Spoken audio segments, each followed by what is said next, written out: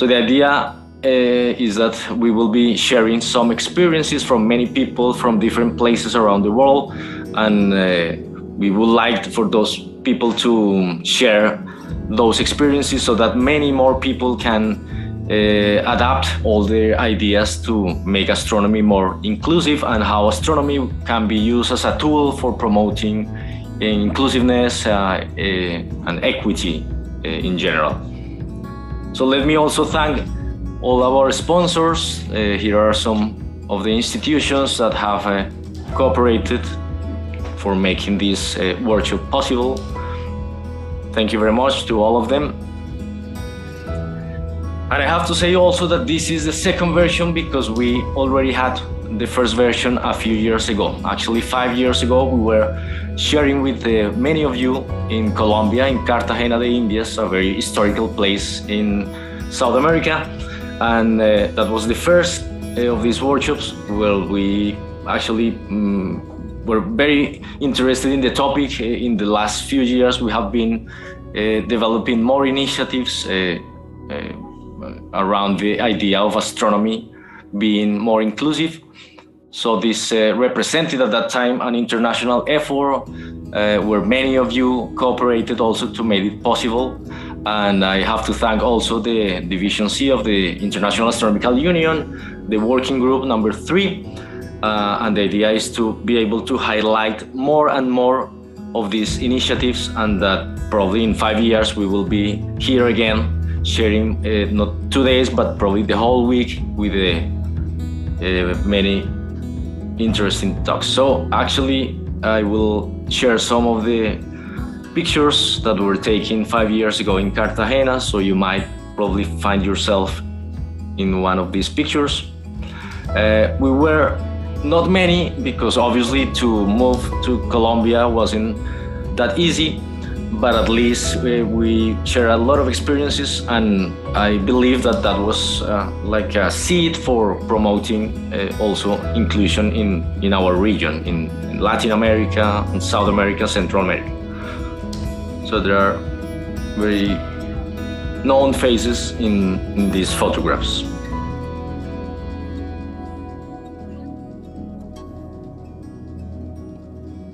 Actually, if you go to the website of the second workshop, you will find a link to all these images if you are interested in just having a look at all the different tools and ideas that were highlighted 5 years ago.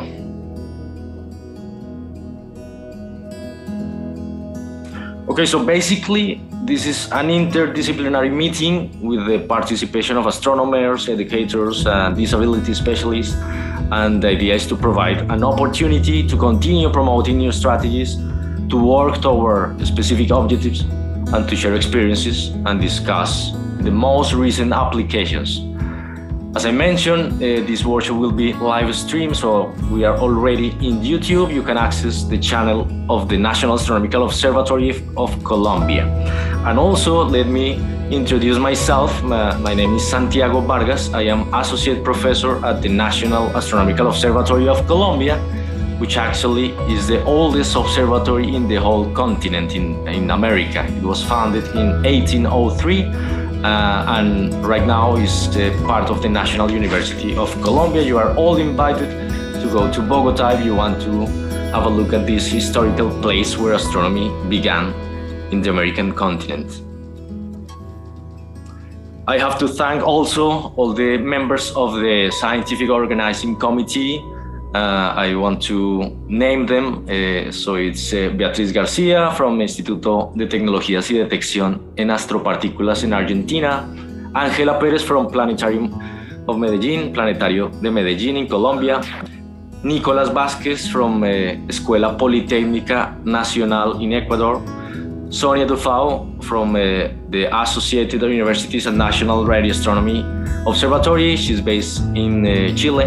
And Gary Hemming from the European Gravitational Observatory, EGO and Rainforest. So thank you very much because you did a great job selecting the contributions. We had a lot of contribution, I have to say, that we planned at the beginning this workshop for 2 days, but we didn't realize that actually will be able to have more days because at least 50, if I remember well, 50 contributions were submitted to be presented as oral conferences, oral presentations.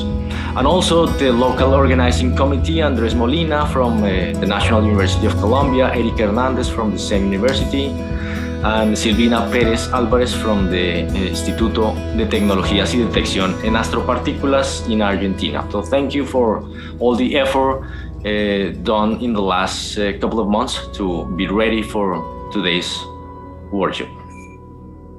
So let me talk a little bit about the workshop. I just want to mention by now that we will be connecting through this link for today and tomorrow, so keep the link safe.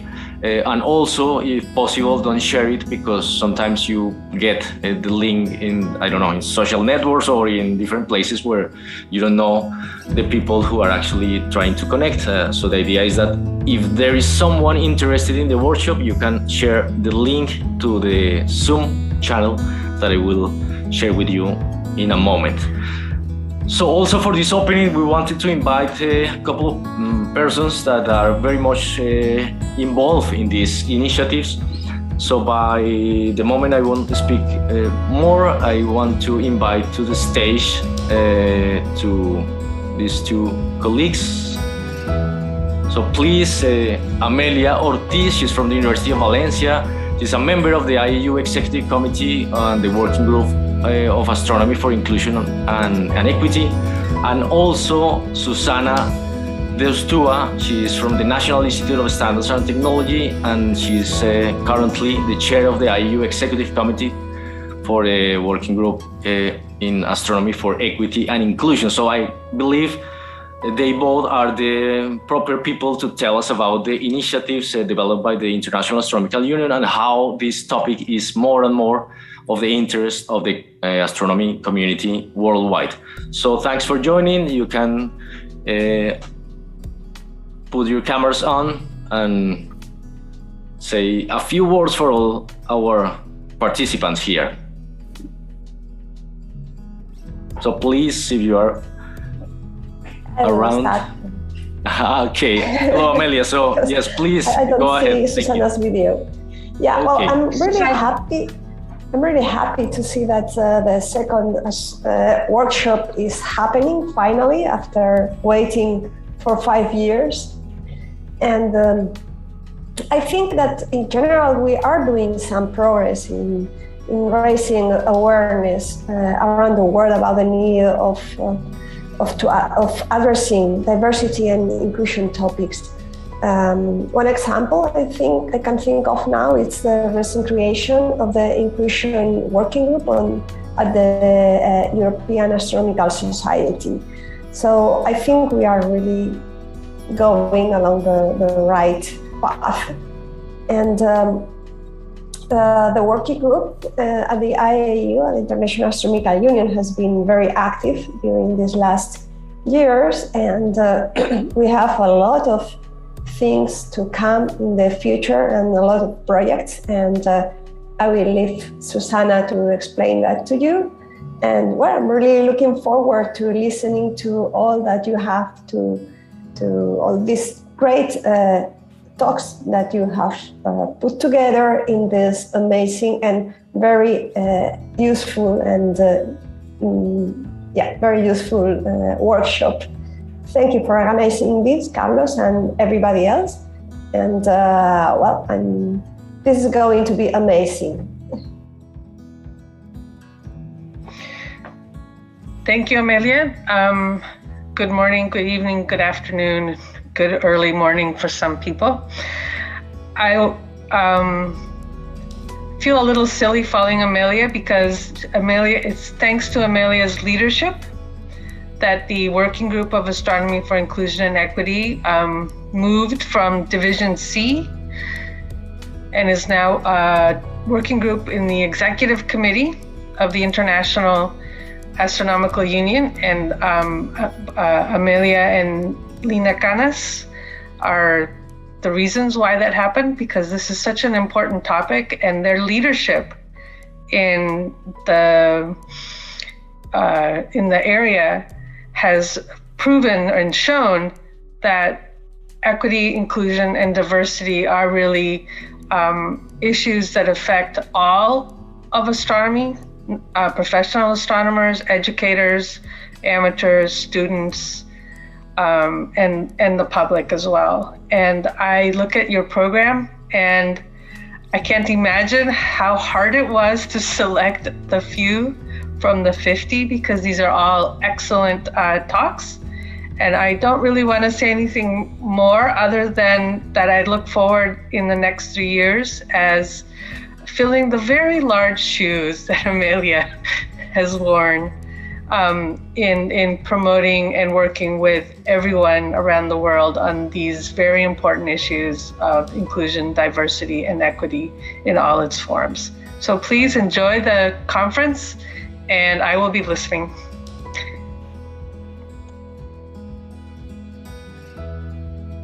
Okay, thank you very much, Amelia, Susana. Thanks. It's a real honor to have you here, and I know you have a lot of interest in knowing also how the astronomy for inclusion is being developed in different places that probably are not the most common ones, but there are many initiatives all around the world that we want to include in this workshop, and that's actually one of the ideas, to be very close to those initiatives and be able to replicate them in different places. So thanks for joining. I hope you also enjoy all this event. So just let me spend a very few minutes explaining a little bit how it's gonna take place this event, this workshop. So mainly we will have 4 invited talks, 2 today and 2 for tomorrow. Every one of these, it's about 30 minutes, and we will have some time for questions and answers. And also we have a total of 20 contributed talks, 10 every day. Those presentations will last for about 12 minutes, so that we can have at least 3 minutes of questions and answers. Actually, I will take this opportunity to remind the speakers that we want them to keep on time, just to make sure that the agenda doesn't change too much, because there are people from different places, different time zones. So I know some of them have also another events at the same time. And also I have to mention that we receive poster contributions. There are 11 of them, and you can go straight to our website. The exhibition, the poster exhibition, is already uploaded there. So you can use this link, https://tiny.cc/2WAI, or you can also use this QR if you want to just take a picture or something. So please visit our poster exhibition, and if you go to the website, you will have here on the right the link to the posters. And also in the website we have the embedded video for this live streaming, so you can share even the YouTube channel, or you can share the website. Talking about the timing, we will have this timing alert. So for speakers having these 15 minutes contribution talks, they will be alerted about the timing by using a very small window on the right. Actually, you will probably see it right now if I share it. Let me just make sure. Okay, so now I activated the small timing alert. So the idea is that we try to keep the time as it is planned since the beginning. Okay, so just to mention also that the program of the conference, of the event, is uploaded in our website. You can have a look at the different conferences and the different topics, and also the time. Just bear in mind that this is GMT, so don't get confused depending on where you are. Just do the proper calculation of your times. And this is the program for today. So we will be going all day till 16:45 GMT. And tomorrow we will change a little bit our starting time. So for tomorrow, this is in a Spanish version, sorry, but there are Well, actually, we will be using both languages in this event, Spanish and English. So for tomorrow, we will have the opening session at the 16:30 GMT, and we will go for 4 hours till 20:45 GMT. So just make sure that you don't miss any of the interesting topics by knowing what the time will be in your places. Okay, so next, I want to give just a rough overview of the participants. So we had 375 participants, almost 170 from the academic side. We also have students and journalists, science communicators, and others. So this is great to have all this diversity also in the people interested in this event, and also different nationalities from the USA. Well, we have Latin America here also very well represented, India, and so on. But basically, you will recognize all different countries and participants from these countries in this map, where all the countries participating are colored. So the gray ones, we don't have representation from them, but basically we are covering a large number of countries, and this is a very interesting new because there is a motivation in many places to be part of this initiative. So thank you very much for registering and being part of this workshop.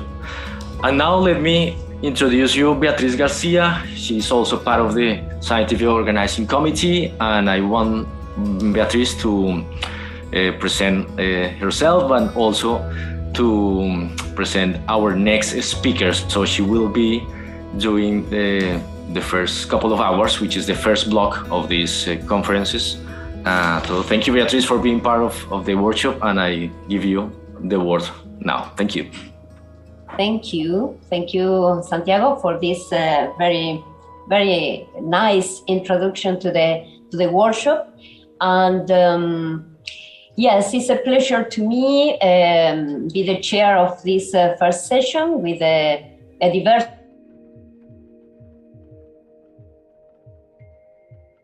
talk by Gary Foran. He's a good friend of mine. I knew him some time ago, and there is a lot to talk about Gary Foran, but permit me to introduce him as a person. He grew in Sydney, and when he was a teenager, developed some problems in the vision, and he had night vision lost. And he was able to obtain his PhD in chemistry.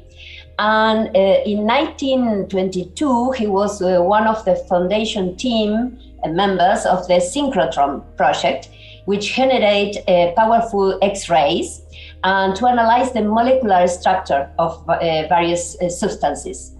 And he worked in that field for more than 20 years. But after he turned 40, his visual field began collapsing inward, and after his retirement in 2010, he was in 2015 that Gary heard a radio interview where another good friend, Professor Jeff Cook from Swinburne University of Technology in Australia, starting to talk about a new project, a sonification project to transform the visual data. Astronomy is essentially a visual activity, to sound.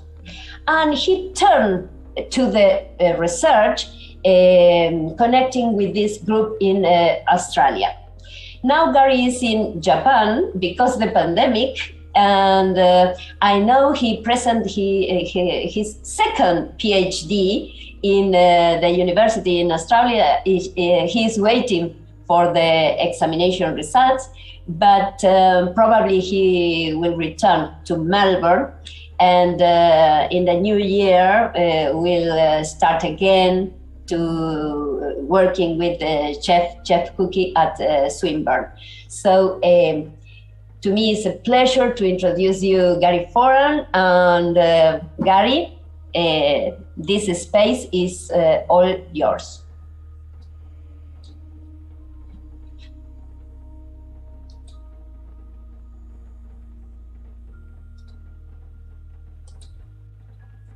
Gary?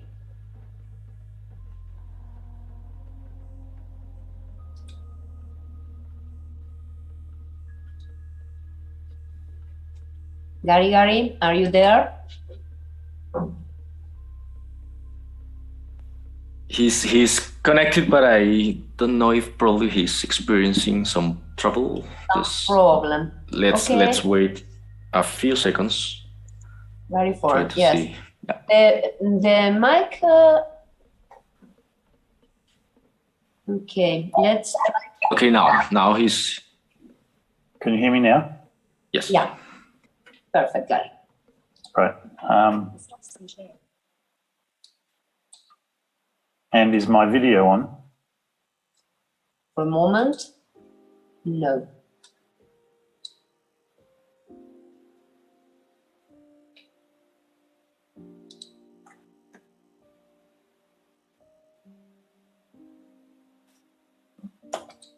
How's that?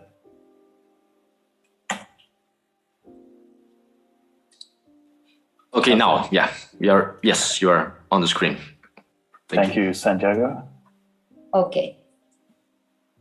Okay, so thank you, Beatrice. Thank you, Santiago. Thank you, everyone, for the invitation. And it's good to see a few familiar names and some new names. And some of you might be a little bit familiar with what I'm about to present. It's not changed a lot. It's changed a little bit in recent times, but I'm very grateful for the opportunity to be here and share and to show you some of the work that we've been doing, why we've been doing it, and a little bit of the outlook for the future. I do have two requests before I begin.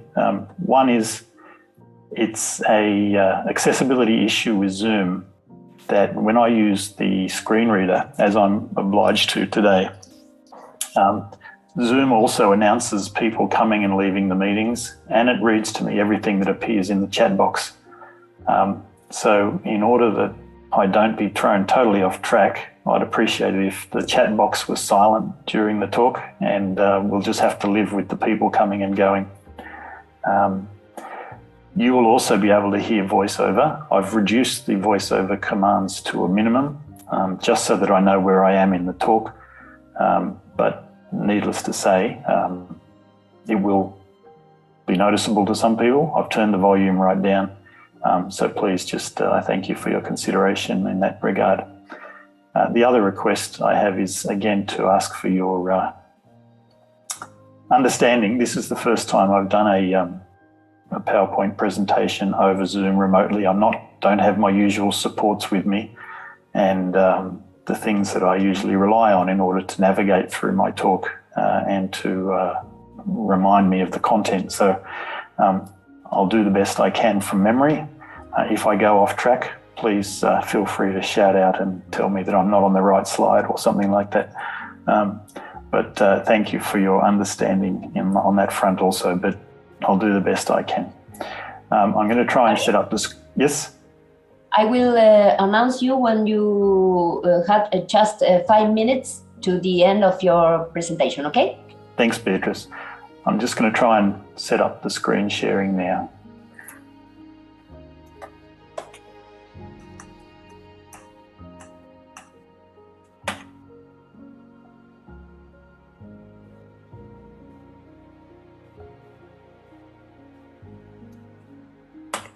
Started screen share. Zoom share toolbar window. System dialog. Mute button. Viewer screen sharing. Zoomers has new system dialog. Participants can now see your screen. Microsoft PowerPoint. PowerPoint. ABCS_Bogart menu bar. Apple. Power edit view. Insert format. Arrange. Tools. Slideshow. Slideshow menu. Play from start. Command shift return. Play from start. PowerPoint slideshow. ABCS_Bogart November 2021. Window. Slide 1. Layout area. You got everything there, Beatrice? Yes, Gary, perfect. Thank you very much.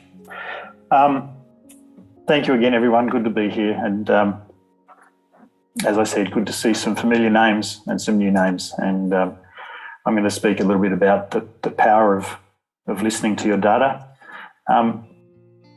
Some of the focus of what I'm talking about today is accessibility oriented. Some of it is oriented towards, shall we say, mainstream or not necessarily accessibility oriented issues. But the point I hope to make today is that these are actually one and the same thing. And ultimately, efforts towards accessibility are in fact an effort on everyone's regard. And in fact, everyone can benefit from them. So this is the team at Swinburne and the team at RMIT University in Melbourne who have worked on sonification and on the DWF program that I'll describe. Me and Trooper in the middle, of course.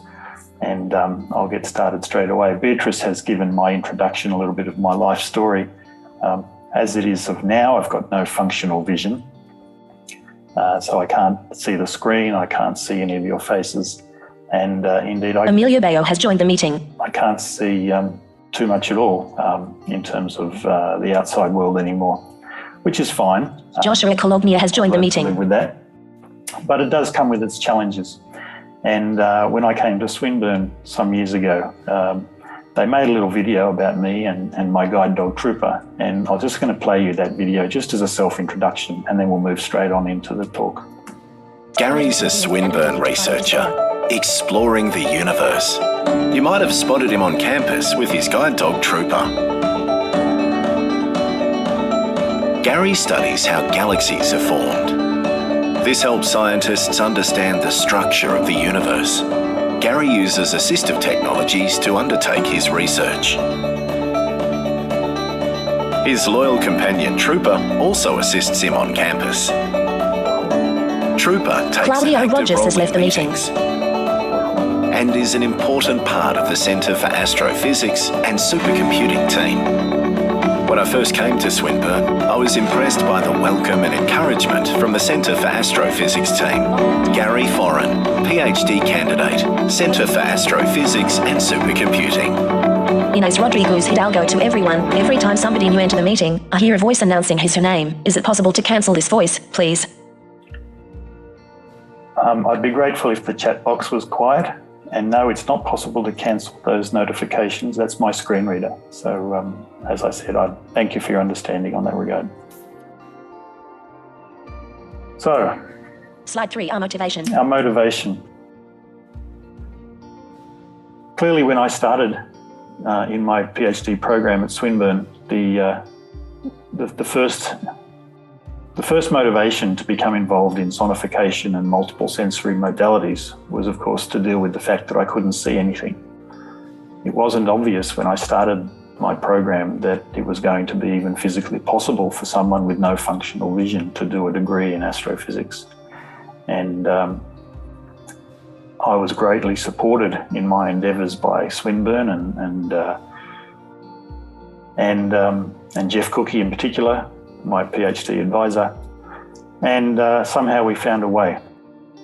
But as we started to work through the various difficulties and challenges as they presented themselves, it became clear to Jeff certainly and to me later that sonification in particular and the use of multiple sensory modalities was Edward Gomez has joined the meeting. That could potentially have benefits to answer some of the present, perennial, and future challenges in the field of observational astronomy and astrophysics. And some of them are listed here, and I won't spend a lot of time on them, but those of you who are involved in the field in research will be aware of the ever-increasing volumes of data that are involved in observational astronomy, the ever-increasing rate at which that data is being collected, facilities like the Square Kilometre Array and the Vera Rubin large survey of space and time.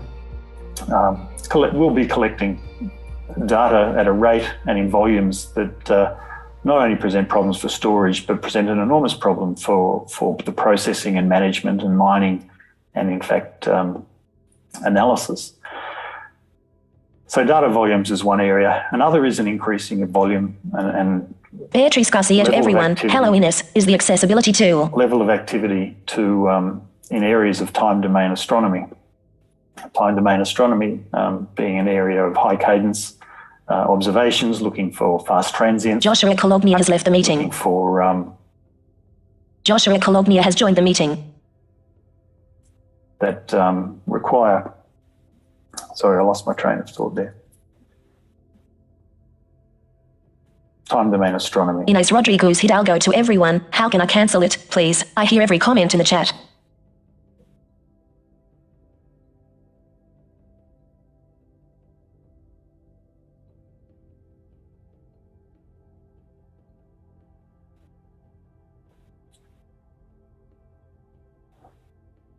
Samarth Jane to everyone. You cannot just mention that, just don't comment. Inés Rodriguez Hidalgo to everyone. It's the first time this happens to me in a Zoom meeting.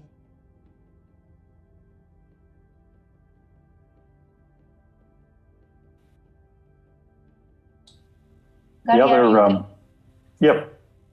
I'm just having difficulty hearing. Yeah, we have some tool that we hear for the first time. Is announces about each action we made in the Zoom platform. Madden Srirmurti to everyone. I can't hear to Gary. Daniel Gastalu to everyone. Is por la tecnología de lector y pantalla del desertant. Sepud tolera. Juan Pablo Achima has joined the meeting. Yes, that's right, Daniel. It's a tool at the laptop or computer of Gary. But don't put any comment for a moment during the talk of Gary in the chat, and try to be in the Zoom platform and in a Zoom room to avoid these announces. Okay, it's not a big problem. Go on, Gary. Thank you. I'm sorry. Beatrice. That's all right. Thank you. I it's just one of those things. So there are existing areas of astronomy and astrophysics that can benefit from sonification and multiple sensory modalities, and I'll move quickly on. The last one written there, but of course it's not the least in importance, is of course the social responsibility of inclusion and accessibility in the field. And multiple sensory modalities and sonification in particular is one area that can address that need. Slide for the merits of using multiple sensory modalities. The merits of using multiple sensory modalities. Juan Pablo Achima has left the meeting. To everybody, but when introduced to the advantages, it becomes clear that there's a synergistic advantage in melding multiple sensory modalities, and in fact, it's the way that we deal with objects and events in the real world. There's a reason why we have 5 senses. And so that in a field like astronomy and astrophysics, which is so dominated by visualizations and by the visual medium, it's not always obvious that there are benefits to be had from mixing our sensory modalities. It's well known, in fact, that mixing sensory modalities, and the more sensory modalities that can be brought to bear on a problem, the better that information is perceived, the better it's interpreted, and the better it's remembered. So there are good reasons why, for everyone, multiple sensory modalities are a good idea.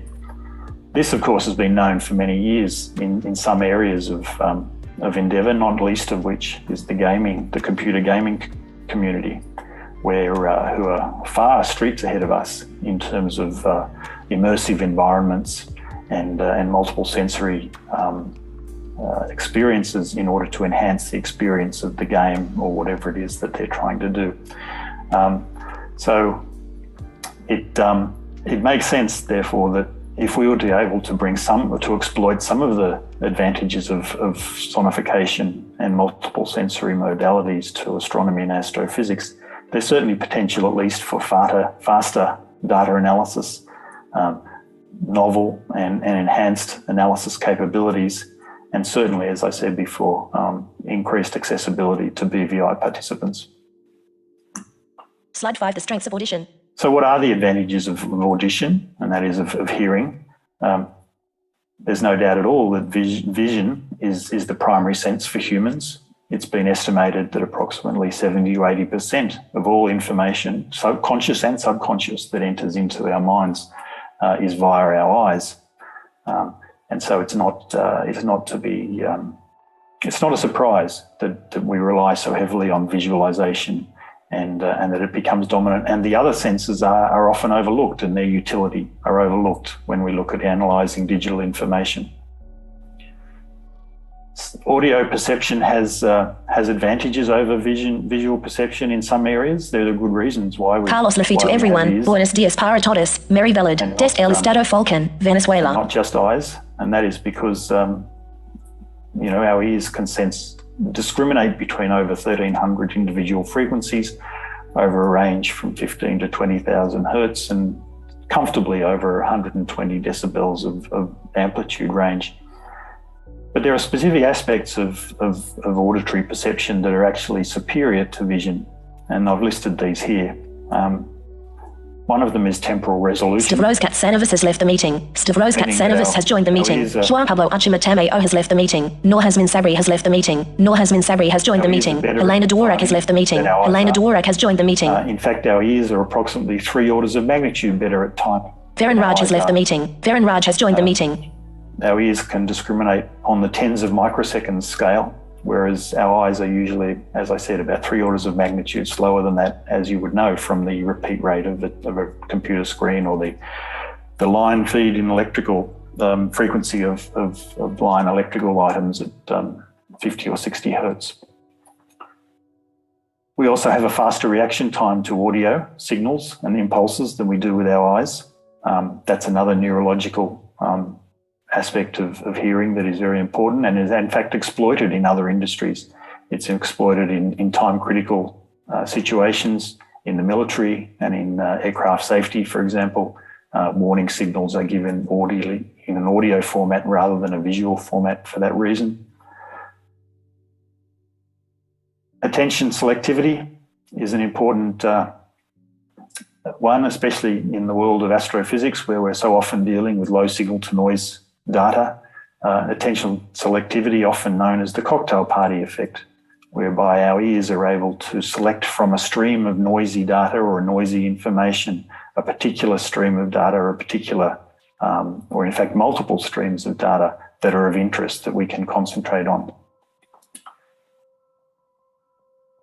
Hearing has also got a better spatial range and is better for an aspherical event localization. Unlike our eyes, which only look forward and only have high resolution in the very central few degrees of vision. Hearing, for example, goes in 4 pi steradians. Juan Pablo Morera has left the meeting. Juan Pablo Morera has joined the meeting. And has an angular resolution of about a degree in that 4 pi steradians, meaning that we can isolate events and localize them to a much higher, across a much greater spatial range than our eyes can. Our ears are also able to interpret multiple streams overlaid on each other. The example of harmonics and of chords in music is a good example, where our ears can in fact discriminate, untangle, and meld as appropriate multiple streams of information. And that in fact is an area that we seek to employ in our sonification work. So what have we developed to try and take advantage of these advantages? Starsound is our basic tool. This is the most advanced tool that we have. The host has assigned you to type closed caption. Zoomus has new window. Starsound is a custom-built. Enrique Pérez Montero has left the meeting. That has been developed for sonification of time series or linear stream data. It's not limited to one-dimensional or one parameter. It can work in multiple channels, but in fact it works best in time series or in spectra or in anything that's moving forward in one direction. As I said, it was built with accessibility in mind, so that while the shots that you can see on the screen and the nature of the program is that it has a graphical user interface for sighted users and plots, etc., that people can work with if they can see them. It also has equal functionality through a text-based configuration file that can be edited with your text editor of choice and screen reading software of choice.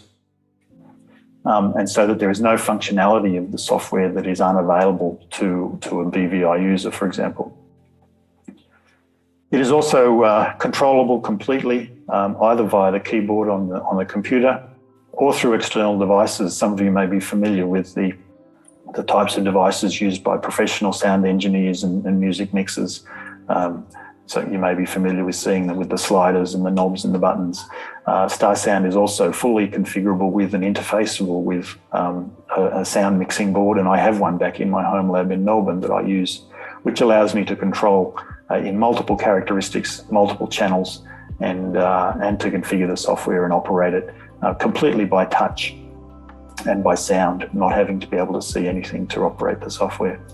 That's on the input and the operation side. On the output side, the software works on a parameter mapping paradigm whereby it can map multiple channels of data and fix them to audio characteristics that range from amplitude, that's loudness, through frequency, that's pitch, but can also assign characteristics to each channel or each pulse, such as attack and delay and fade, tremolo, distortion for noise simulation, and it even has a suite of pre-programmed musical instruments for aesthetic reasons.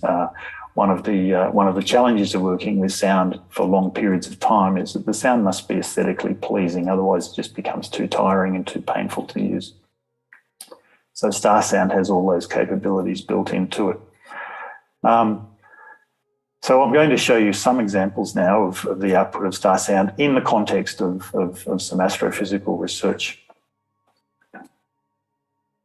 Animating DWF World 15. The first is the DWF program. DWF is the Deeper, Wider, Faster observational program headed up by Jeff Cookie at Swinburne. DWF is a fast transient search program that uses 50 observatories around the world and in space, not all simultaneously, some of them doing simultaneous observations, others on call for follow-up and for triggering. DWF spans the electromagnetic spectrum from radio to gamma. It involves particle detectors in neutrinos and cosmic rays, as well as gravitational wave detectors across all 7 continents, including Antarctica. So it's quite a massive program and is a big deal to put together and to run. And sonification is one of the DWF is one of the drivers for the sonification project. Slide 8, case study 1, DWF data analysis challenges. The challenges of DWF are that it is a fast transient search, and if the transients that it finds are to be detected, analysed, Joshua Cologne has left the meeting. In real time, then they need to be handled both quickly and with a high degree of confidence. DWF generates Chiamizo Macula has left the meeting. An image a minute. They are usually stacked over a 3-minute period for depth, and then put into light curves over a period of some minutes after that. So on the Francesco Di Renzo has left the meeting. scale of minutes, there are sometimes hundreds of candidates being identified, and certainly over an observation Mauricio night, Chacon Pachon has left the meeting. 1,000 or more candidates that come up for processing. As I said, those need to be processed, they need to be triaged, they need to be ranked, and they need to be prioritised if we are to follow them up in near real time. Enrique Perez Montero has left the meeting. Enrique Perez Montero has joined the meeting. We don't want to go triggering large telescopes and space-based assets on candidates that aren't well verified. So there's a need not only for the supercomputer to do its work and to provide the first pass at candidate identification, but there's also a need for human intervention, and that's where sonification comes into the picture. Perceive is a software tool that's also been developed. This is a web-based, browser-based tool that in fact has been written by one of our team members. While it doesn't yet have sonification built into it, what it does allow is for both professional and citizen scientists to take part in the DWF program as part of the data triaging and management prioritization process. Sarah Roberts has left the meeting. Sarah Roberts has joined the meeting. It's not an accessibility tool in terms of multiple sensory modalities. It's certainly an accessibility tool in bringing citizen scientists into the program. And Rowan Ginela has left the meeting. Rowan Ginela has joined the meeting. To the program. Slide 9, case study 1, sonification of a flare star. So a flare star is one of the sort of transient objects that we often detect in DWF. This particular example is one that we found during a run that I was involved in, and so I sonified it just for the purposes, and I use this as an example. It's a simple example, but it's a good one in that it shows a flare star observed through DWF. The vertical axis is the flux observed through the imaging camera. The horizontal axis is time, and the feature of this flare star is that it rises 5 magnitude in luminosity in just a minute, and then fades away over about a 30-minute period. And if you sonify the signal, the light curve of that flare star, it sounds something like Animating this. flare demo MP4 with play.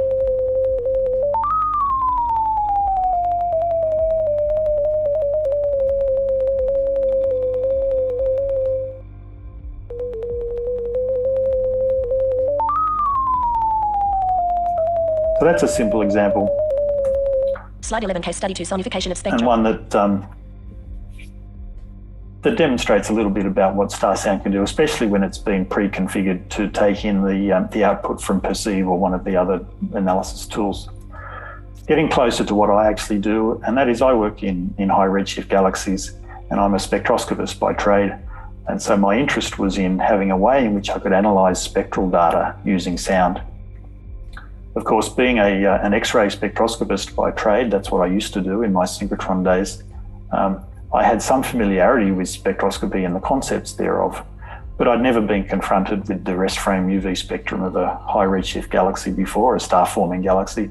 And while I could hear in words what the spectrum should look like, it wasn't until I was able to sonify the spectrum and hear the features of the spectrum that I was really able to get, in my mind's eye, a picture of what the spectrum looked like, the meaning of the various features that I had been described to me, and to start to understand the spectroscopy of the galaxies that I was interested in. What we have here are the rest frame UV spectra, one in what we call Lyman alpha in absorption and one in Lyman alpha in emission. And the first thing we're doing when collecting spectral data from these high redshift galaxies is to verify the spectra. And so by using the sound, the initial goals of using sound to analyse these spectra Rivers was to at asu.cas.cz has left the meeting. Was to identify the spectral features, mainly the Lyman continuum break, the Lyman alpha emission feature itself, and other absorption and emission features that may show up along the way. And that was the goal of doing this. And so I'm going to play you now some spectra of the rest frame UV spectra of the LBGs. For you to hear what I hear and what I heard the first time I was able to sonify these. Slide 12. This is the Juan Pablo Morera has left the meeting. Juan Pablo Morera has joined the meeting. 4 minutes to the end. The feature of the emission, of course. Sorry? Gary, you have 4 minutes to... Thank you. Jake Noel Store has left the meeting. Jake Noel Store has joined the meeting. Francesco Di Renzo has left the meeting. Francesco Di Renzo has joined the meeting. The Lyman alpha in emission, which you heard then. And if you had very good ears, I'll play it one more time. Not only can you hear the Lyman break and the Lyman alpha in emission, you can also hear the Lyman beta break if you listen very carefully, which is between the continuum break and the Lyman alpha feature in emission. Rewind, animating LBG emission while we play. You got to be quick, but it's there. So that's what it sounds like in emission. In absorption, we get quite a different response. Slide 13. Animating LBG. Juan Pablo Morera has left the meeting. Juan Pablo Morera has joined the meeting. I'll play that one more time so you can hear the difference between the absorption and emission. Zeus Amoy Lucas has left the meeting. Zeus Amoy Lucas has joined the meeting. There it is. So with a little bit of training and a little bit of practice, you can hear quite clearly the difference in the spectra in absorption and emission. Farron Raj has left the meeting. And and obviously identify the spectral features that are needed for a redshift determination, or at least a rough redshift determination. Slide 14, unknown. This is what I see when I see the spectrum, and Animating LBG absorption alive in this play. is what I hear. That's, of course, an absorption spectrum, in case you picked that up, but I won't dwell on that. I'll move on. Slide 15, ALK. Slide 16, Lie alpha versus galaxy properties, multi-parameter The main space. part of my research is Lyman alpha, the spectral properties of Lyman alpha and how they relate to the properties of galaxies. Lyman alpha is a resonant line and is related to many other galactic properties. The key point of my research is to try and link those relationships together in a way that allows us to make statistical and predictive or predictions about the nature of galaxies on a population basis. Morphology being a particularly good one, as you can see there. Lyman alpha in absorption and emission is quite closely related to galaxy morphology, and so that's the nature of my work. Slide 17, Lie alpha versus galaxy properties, multi-parameter It's space. also related to large and small scale structure and the photometric properties of the galaxies. So by analysing the photometric properties of the galaxies, we're in a position to make predictions about a whole range of other galactic properties. If only I could see the spectra, or in fact the plots. An important feature that's been part of my work is relating the Lyman alpha properties of the galaxies to the Marta Garcia-Benito has left the meeting. To the kinematic properties of the galaxies, namely that Lyman alpha absorbers have been found to be strongly rotators usually.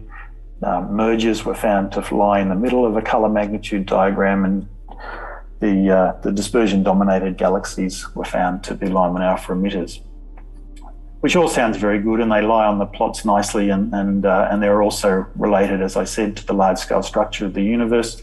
So there's lots of correlations that can be found there, except I can't see the 2D plots. Slide 18, Vox Magellan V1. So Vox Magellan was the second tool that we developed. Vox Magellan is a 2D tactile software utility, so that the thing that it has over Starsound is that it relies on the basic premise of Vox Magellan is that a 2D image is mapped onto the touchpad of your computer or some external device, which serves as a tactile map of the image that you wish to interrogate. It can be used to interrogate 2D plots, or in fact any image at all, and I'll show examples of that. Animating Vox Magellan. So this is an example of the colour magnitude diagram with the different kinematic types mapped onto the colour magnitude diagram. And while you can see the cursor moving around on the image, imagine that's your finger on the touchpad. So with the image projected on the touchpad, I can move my finger around and identify different galaxies with different properties on the image or on the plot. Juan Pablo Moreira has left the meeting. Juan Pablo Moreira has joined the meeting. Multi-dimensional aspects of the data, so that it's not only what you can see on the plot, but I can map other channels of data so that while it's a 2D plot, I can be in fact listening to multiple dimensions of data space, and you can hear those different dimensions in the changing tones. There's a harmonic component there that's going in and out. There it is. And so that I can use that to map different properties of the galaxies, not only their kinematics, not only their colour magnitude, but things like their star formation rate, their mass, their age, or other properties. Slide 20, Vox Magellan, images and IFU spectra. The other application of Vox Magellan, as I mentioned, my research relates to mapping kinematic properties with Lyman alpha and relating that to other galactic properties and environments. And this is a zoomed in image of a high redshift galaxy. It's pixelated because it's zoomed in very close with an integral field unit spectrograph. And the colours of the galaxy are not real colours, of course, but they relate to the velocity of the gas as it rotates around the galaxy, with blues being gas moving towards us, red being gas moving away from us, and the other colours in between being gas that's not moving as fast or as stationary relative to the observer. So what Vox Magellan allows me to do Animating pure time cost to 405094 fast. map Animating across, fade. first of all, I can find the outline of the galaxy in the image by moving my finger around the outside so I can get a sense of the size and the shape of the galaxy.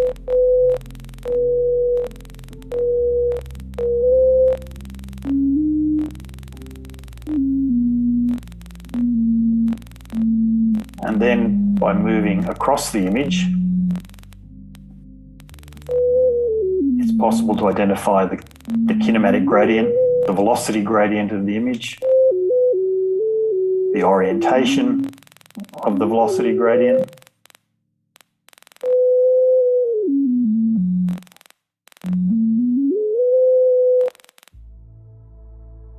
or in fact, if it's a case where there's no velocity gradient, that too is obvious. Slide 21 Vox Magellan, images and IFU spectra. This is an even more sophisticated example of the same thing. In this one, we actually encode a repetition rate so that the repetition rate of the sound corresponds to the velocity of the gas. And there is a tonal shift between positive and negative so that not only can I identify a velocity gradient, I can get a sense of how big the velocity gradient is and which part of the galaxy is red and which is blue. Animating pulse rate cost 405094 MP. Animating picture 6 with fade.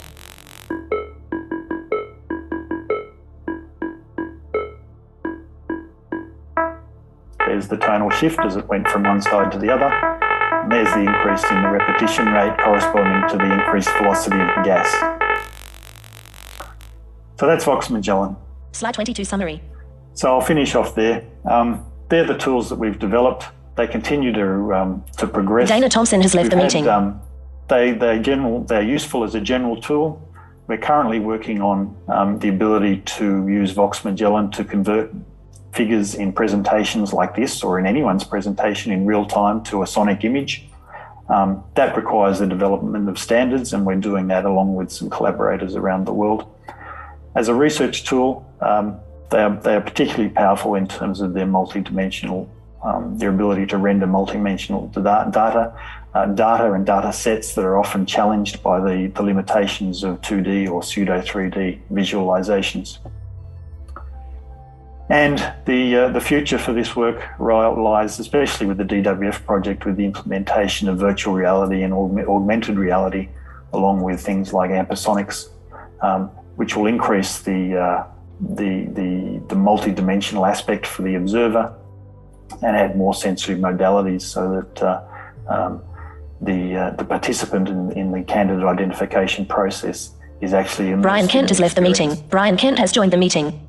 I hope I've been able to show a little bit about how sonification has helped me, some of the potential that it has for helping everyone. And I want to finish the... Zeus Amoy Lucas has left the meeting. Zeus Amoy Lucas has joined the meeting. A quote from the global head of accessibility at Apple Computers, who described... Louisa Valdivieso Casas has left the meeting. Described this as, in fact, an unexpected surprise when she discovered that accessibility is actually for everyone, and what a thrill it was for them when they discovered that by meeting someone's accessibility needs, they actually found applications well beyond what they ever imagined, and in fact potential for everyone to benefit from the better design, the enhanced design. Marta Garcia-Aravis has left the meeting. Marta Garcia-Aravis has joined the meeting. Capability. So that's where I'll finish off. I'm happy to answer some questions, and I apologise for the disruptions. End of slideshow. Click to exit layout area.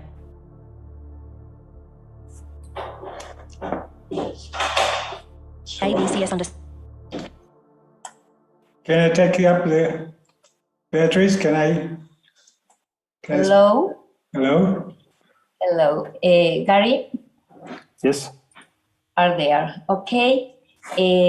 Thank you very much for your amazing talk. It was fantastic, really. I know very well these developments, and I assure that this the future, in fact, is the future for not only for the people who cannot see, but for everyone, because the multisensorial detection of the features in the data are the new approach to the analysis of the data. Well, we open 10 minutes period of questions. Remember, you know now that, that the assistive technologies permit that the question and answer space and the chat space being here by the people. So if you enter the room, you go out the room. If you put questions or suggestions or comments in the chat space, Gary will hear everything. So the idea is, if you want to make the questions in loud, please open your phone and the camera and put your hand on. We will try to follow. We are 77 participants in this moment, so open the phone and the mic and make your question, or put the question in the chat. So, may I ask something? Yes. Hello, this is Madan. So I'd like to ask you something. This is for everyone. Okay. Now, the eyes don't see, the nose doesn't smell it. It's on the brain that does the detection part of whatever information, right? Hello? Yes, thank you for your question. I didn't catch the question. Did you catch that, Beatrice? No, my question is, what about if we send the signals directly to the brain instead of hearing sound or light or anything? Why can't we work directly on interfacing brain with the signals that you receive from the space or anywhere? That would be like a gift to everyone. And besides brain-to-brain communication, if we develop, then there would be no barrier of language as well. My point is, why can't we just go into the brain itself, in the sense, alter our brain cells, make some artificial adjustments in the brain, and then let the brain do the observations by itself? I think that would be wonderful if we could do that. But I don't believe that the technology exists at the moment to do that. Yeah. But then we should start working towards that kind of a technology, especially because nowadays these brain surgeries are becoming more and more successful. So all we need to do is to identify different parts of the brain that actually deal with these sensory things like smell, sound, touch, speech, or vision. That would be really a wonderful world if we could involve brain to do all the stuff that we want. I agree. Thank you. Gary? Oh, sorry, madam. Yeah? Hello? Are you finished, madam? Yes, I'm finished with my suggestion, but I would like to see the day when I would be my brain would be equipped by such sensors. We have another question, Gary, is from Hugo Alberto Jasso. He's asking you about the number of astronomers who can benefit with these technologies. If you know the number of these astronomers which can use or are benefit with the technologies that you use. The point I guess I was trying to make was that the utility of this approach is not limited to people with poor vision, but in the hands of someone who is trained and is prepared to put the time in, the multiple sensory modality approach, either by sound, by tactile feedback, or by immersive technologies, in the right application, it could benefit anyone. That was a point I was hoping to make. In terms of visually impaired astronomers that I know, they are few, but they are out there, and in fact, I find more and more. The more people I meet, and the more people I hear from. So,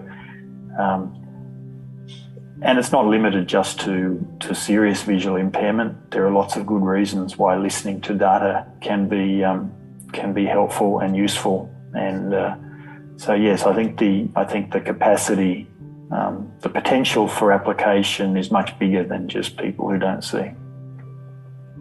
Yes, indeed. Stavros? Yes, first of all, it was really impressive, I have to say. I'm the director working here with Wanda, as Merced, as you surely know.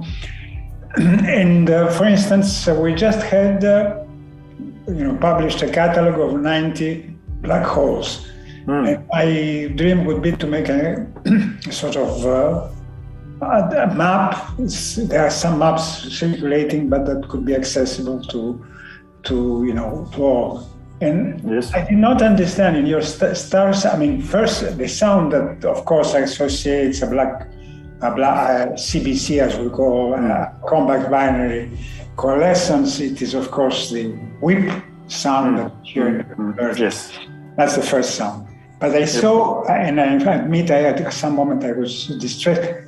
I saw what you did before the Vox Magellan, where you had, a galaxy, and you were pushing on each of these red, and what were the sounds accompanying that? What were the processes that were sonified? I wanted to understand. So you want to know what the sounds were, or what the properties were? The processes that you sonified when you were touching each. Oh, the process. That was. They were different kinematic types. I see. Distributed on a color magnitude diagram, if I remember correctly. I see. So the feature of Vox Magellan that's really neat is it can work in two ways. You can either feed it data in arrays or vectors, and it will pixelate that data, that digital data, into an image which it then sonifies, or it can just take a 2D image, like the IFU map, the kinematic, the kinematic map that I showed last, and just do a sonification on the pixelation.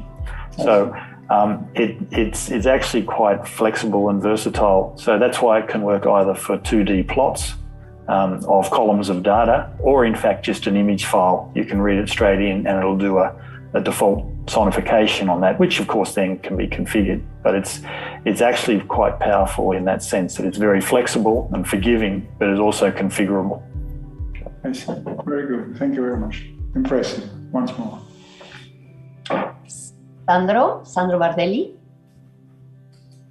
Thank you, Gary. Thank you, Gary, for this talk. I would like to ask you, from visual inspection, you are related only a few dimensions, essentially 3 dimensions with colors, and then not much that.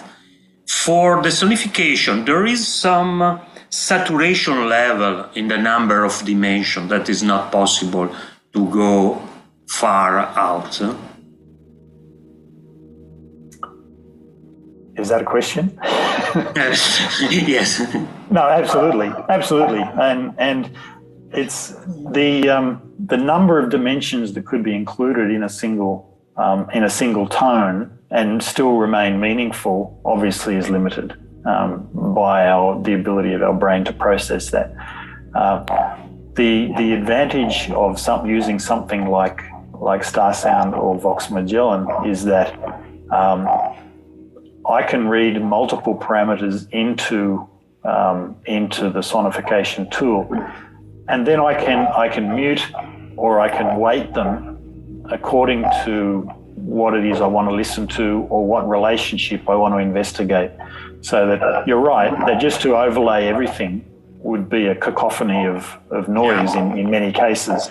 But the flexibility to read in multidimensional data and then select what you want to listen to for any particular galaxy or for any particular data point, and then switch quickly between those weightings or those data streams of interest is one of the powers. So that in that sense, it is more efficient than doing 3 or 4 or 5 or 10 different 2D or pseudo 3D plots or animations trying to access the same number of parameters. So it's another modality that gives you a way to investigate multi-dimensions in a more, well, potentially a more efficient way.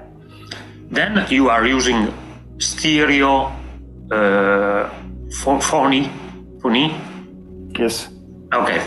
Yeah, the default mode is stereo, but that's limited really only by your sound reproduction equipment.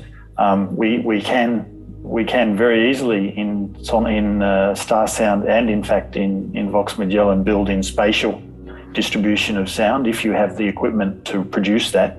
So you can Vox Magellan in particular can give an up and down dimension and a left and right dimension. And using sonic morphology, they call it, you can actually get a depth sense. So that there are a lot of sonic tools that the sound engineers know that I don't know. There's a lot of secrets they have, but all of those are really limited only by, not by the software, but by the limitations of your sound reproduction equipment. Thank you.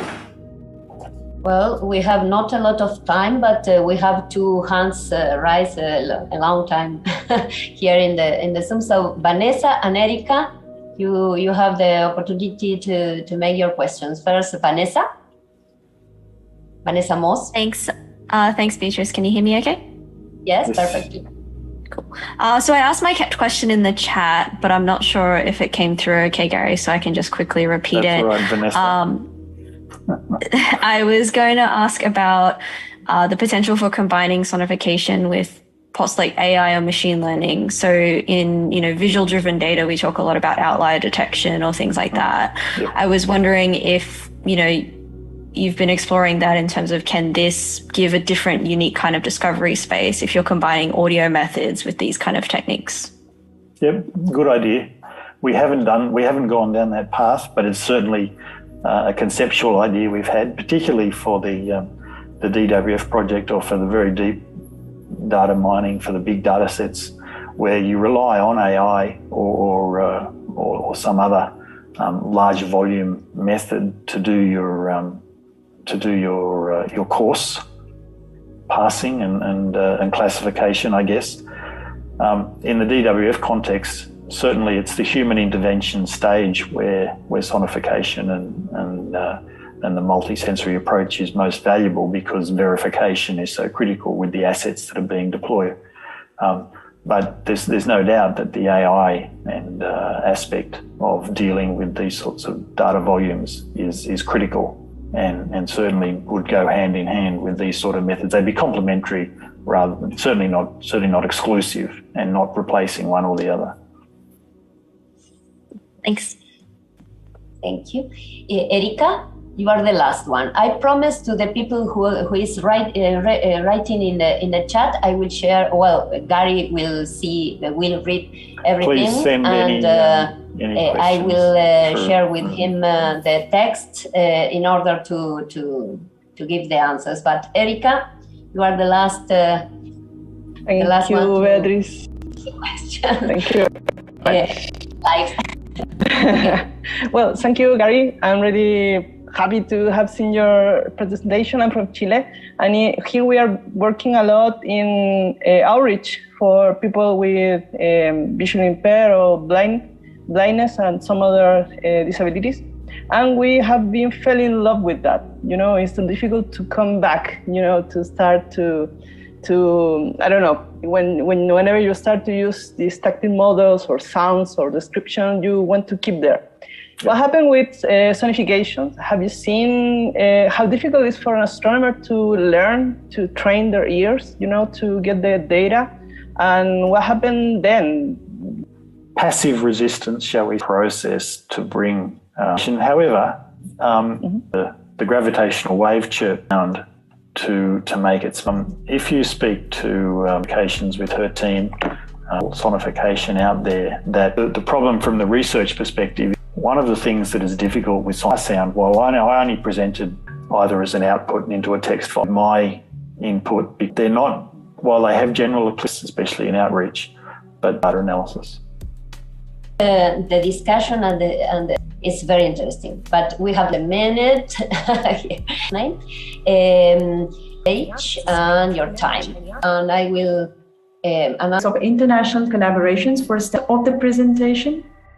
Diplomacy with international and with an aim to be a school curriculum and intending to and this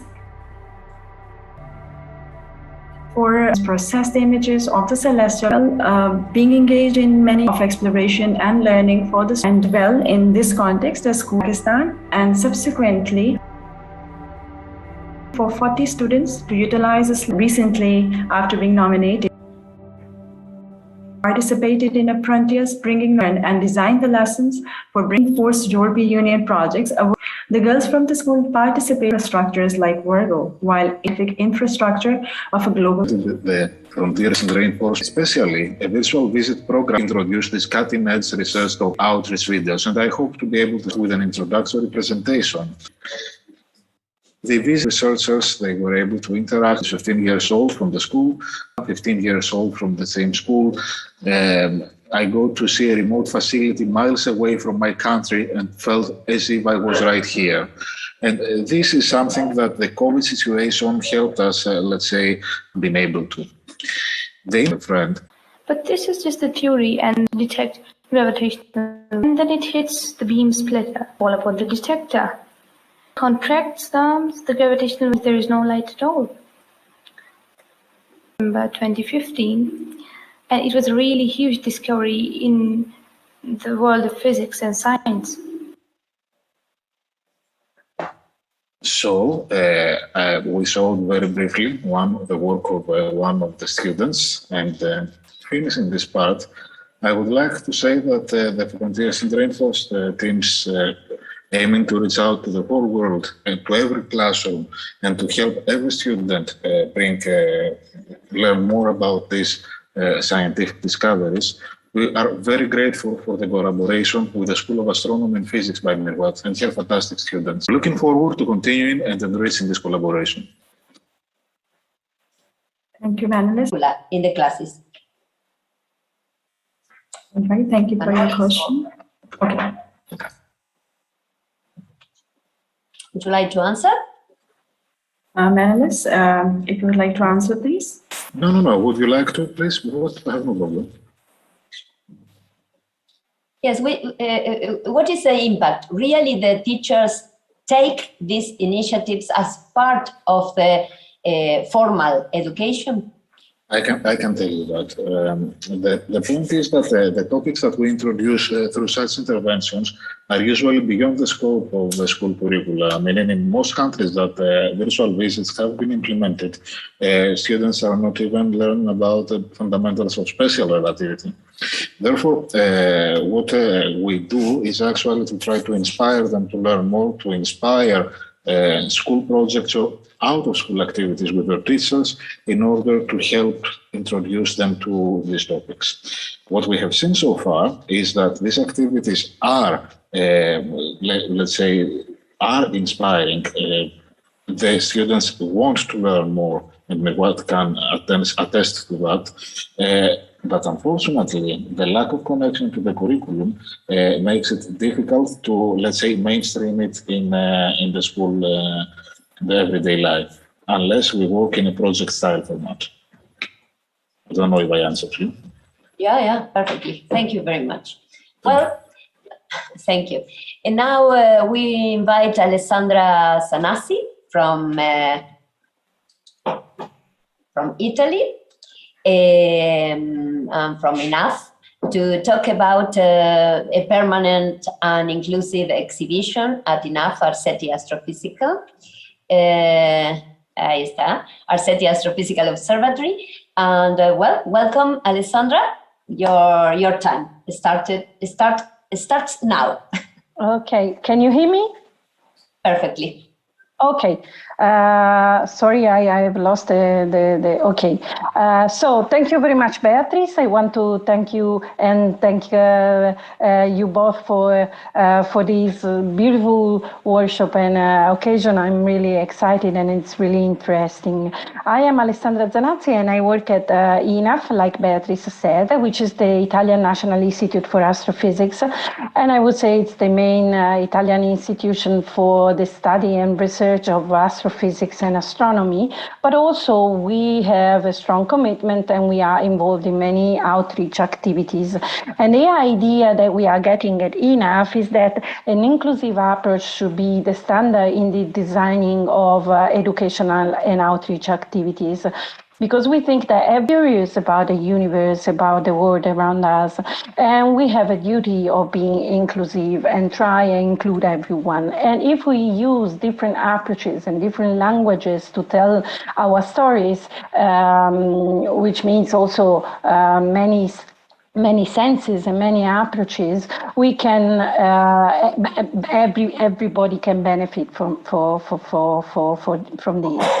And so we try and apply the so-called universal design, thinking about activities and resources that have the maximum possible usability without any need for adaptation. And I would like to talk about a practical example that we carried out in Florence, where I work at the Arcetri Observatory, with a sort of permanent exhibition, something which is a small exhibition, of course, but it's also intended for blind people, And this is hosted inside the historical dome of the historical telescope in Arcetri, and is built, of course, on Moon of the Touch of the Universe project or other similar activities.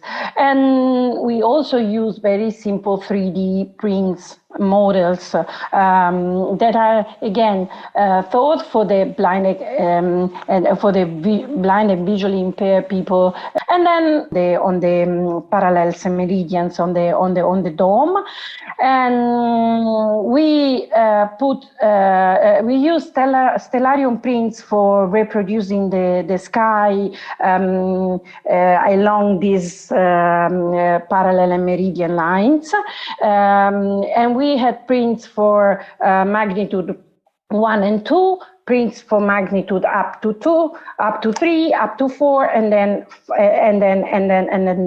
5.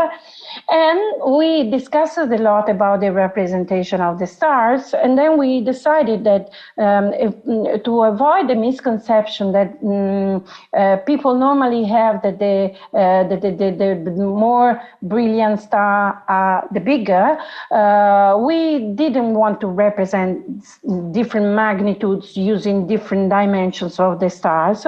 We use different haze of the star, and so we use 1 pearl for the magnitude 3, 1 pearl and a half for magnitude 1 and 2, half pearl for magnitude 4, and then for magnitude 5 we use some beads of the same diameter as the pearls. We have 30 stars of magnitude 1 and 2, the most brilliant, 80 in magnitude 3, and 200 magnitude 4. And then magnitude 5, there are really more, but we decided to put only the one that were necessary for recognizing the most important constellations. These are a few pictures of the polar region and Orion and Taurus. You see with the different magnitudes for the star, we were really accurate with that, and we it has sun guide on the walls of the stars. That is the idea. in the future, what we are planning to do, we would like to have more testing and evaluation, because the thing is that we did the pandemic, so we had to stop any other activity in the meantime. So now we are going to keep going and test again and evaluate. We already did some, but of course we want to do more, and maybe for sure, not maybe, more exhibits. In particular, we are working in Bologna at INAF on another multisensorial dome, multisensorial sources, astronomical sources, through the help of interactive devices. So introducing sounds, vibrations, and also tactile features, of course. And the current study actually is about not over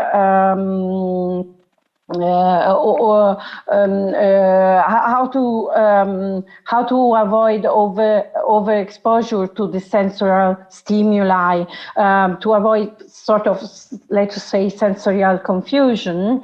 And we are working at the moment with we are involving also experts, cognitive psychologists, sound designers, so that we have advice and consultancies from outside INAF.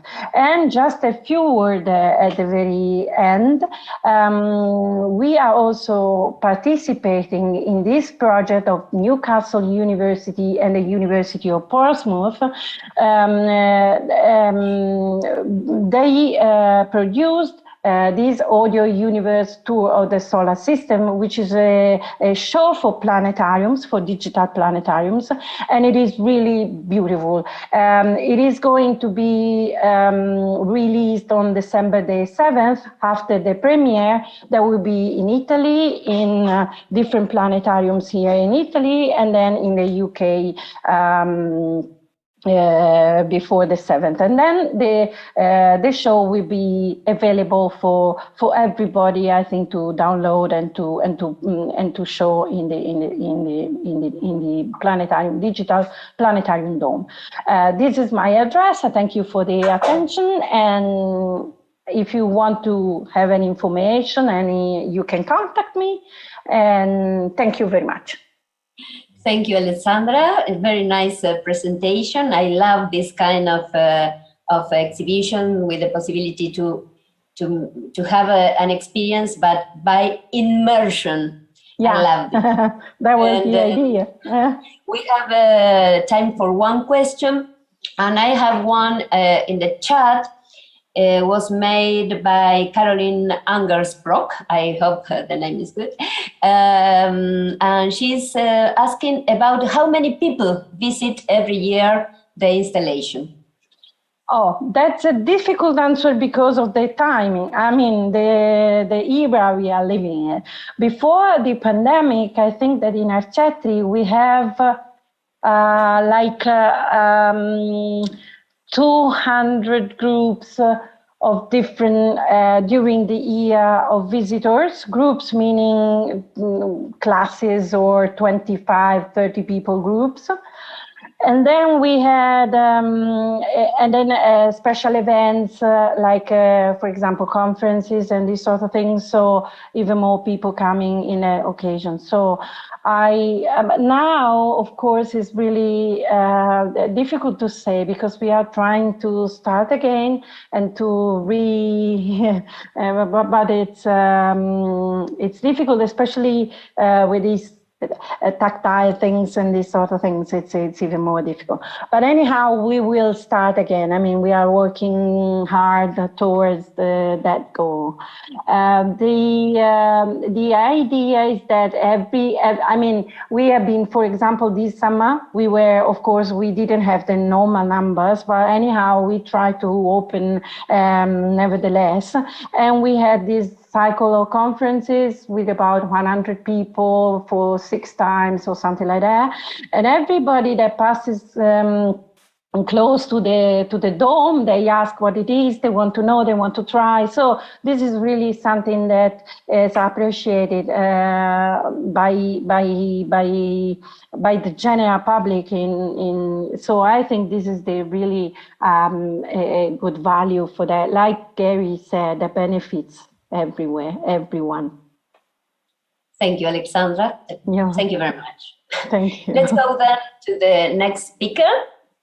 Is Rubén García-Benito, and he will share his talk, Painting Graphs.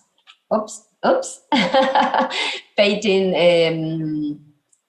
well, are we there or not? Painting Graph with Sounds, CosMonic Sonification Project, that's it. So, Rubén, your time. Thank you. Can you see my screen? Yes, yes, I believe so. Oh, sorry, but I think I forgot to. I'm not sure because I am watching I see the official screen for the workshop, the Q&A. Now, yes. Okay, perfect. Okay, so there will be some sounds. So if in the first one you don't hear anything, please let me know. I'll try to see if there is something wrong with the configuration. Okay. So I'm Rubén García-Benito from the Instituto de Astrofísica de Andalucía in South Spain, in Granada. I am very glad to have the opportunity to show you our work here, which is about CosMonic as a sonification project. Sonification has been around for many years in our lives. For example, with auditory icons, when you empty your trash in your computer. Could you hear that? Yes. Or with your favorite system, like this. So these are events, sonic events that are conveying some information, in this case, some kind of event that has been successful. Or nowadays, when you are parking your car and you have this device is telling you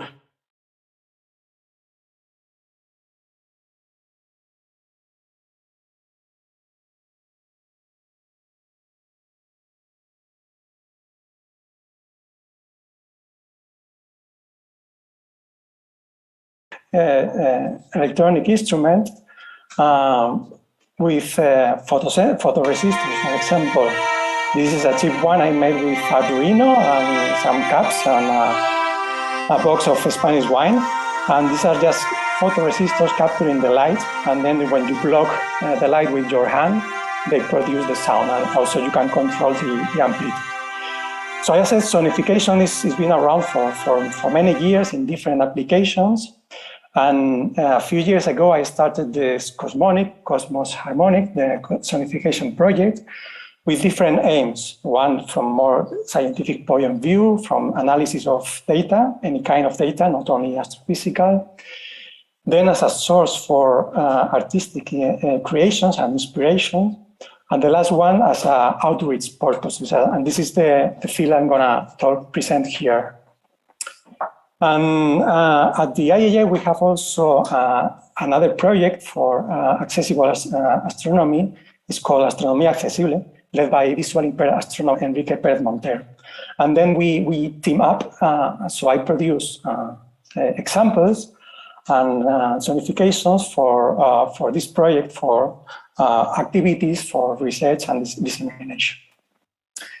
The motto or the leitmotif for CosMonic for this project is to create simple examples in their acoustic dimension, so they are easily understood. The idea is to paint graphs or plots with sounds. And we want to present this also in a combination with visual information, with a video. So we have the sonification plus asynchronic animation. In this way, we convey different information through different channels. And then people who cannot see, they can listen to the data, or people who cannot listen, they can see the data. And for the general audience, I think it's very good to employ different dimensions of the information, and they create synergies from the visual and from the audio point of view. To this, in CosMonic, we have a channel, a YouTube channel, one in Spanish and the other in English, and all the examples are released in these channels, which have detailed information from the video, in the description of the video, and also short audio descriptions at the beginning of each video. Let me show you just a few examples. This is a very simple one, a very classic. So we are using here parameter model, parameter sonifications for describing the rotation curve of M33 and try to convey this idea of the need of the dark matter and a dark matter model if we want to explain the velocity and rotation that we measure. So we start from the center of the galaxy, and then with time we go to the outskirts, and then the sound, the pitch, is telling you the velocity rotation. M33 rotation curve sonification.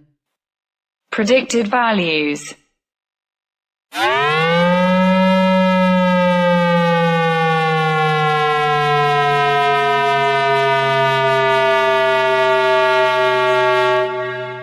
Observed data.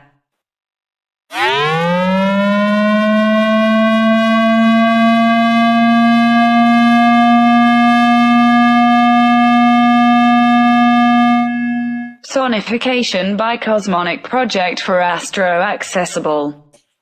In the next example, we are going to listen to an example of exoplanets, so it's occultation.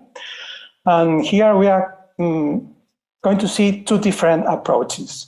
The first one, as you see, as you know, when you are taking the data, so through time you take different events and you are scoring the flux or the luminosity of the stars, and when the planet goes in front of the star, then there's a small dim of the light of the star. And we plot all these different events through by coming with the pitch. Okay, so pitch goes with luminosity.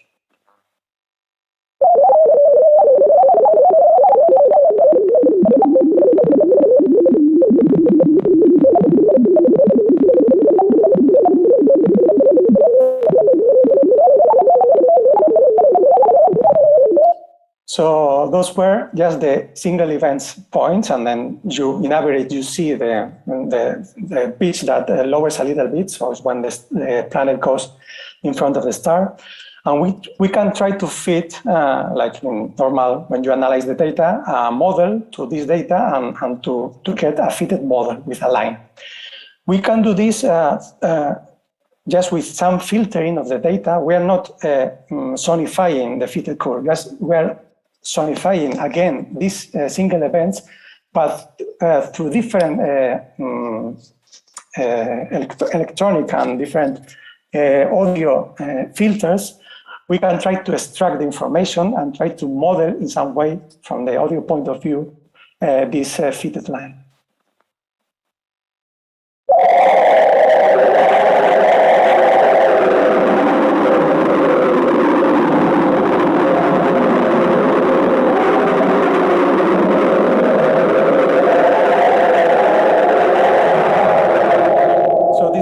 Same data, but with this different filter. It's like applying different colors or representations.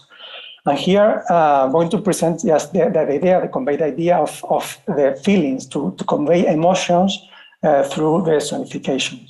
For example, in the first one, it's more appealing for kids, just a simple, funny, easygoing sound, while the last one is more a dark sound. It's more appealing, for example, for composers or colleagues that work with creativity with sound, electronic sounds. And the last example is about a rather more complex example. Is we are here representing multidimensional data. In this case, two values. This is an example of the stellar evolution, so one star in the Hertzsprung-Russell diagram, and also tries to convey or to give another kind of feeling or emotion. Stellar evolution. Star of 20.0 solar masses. Luminosity is frequency. Temperature is vibrato. Time steps of 1 million year.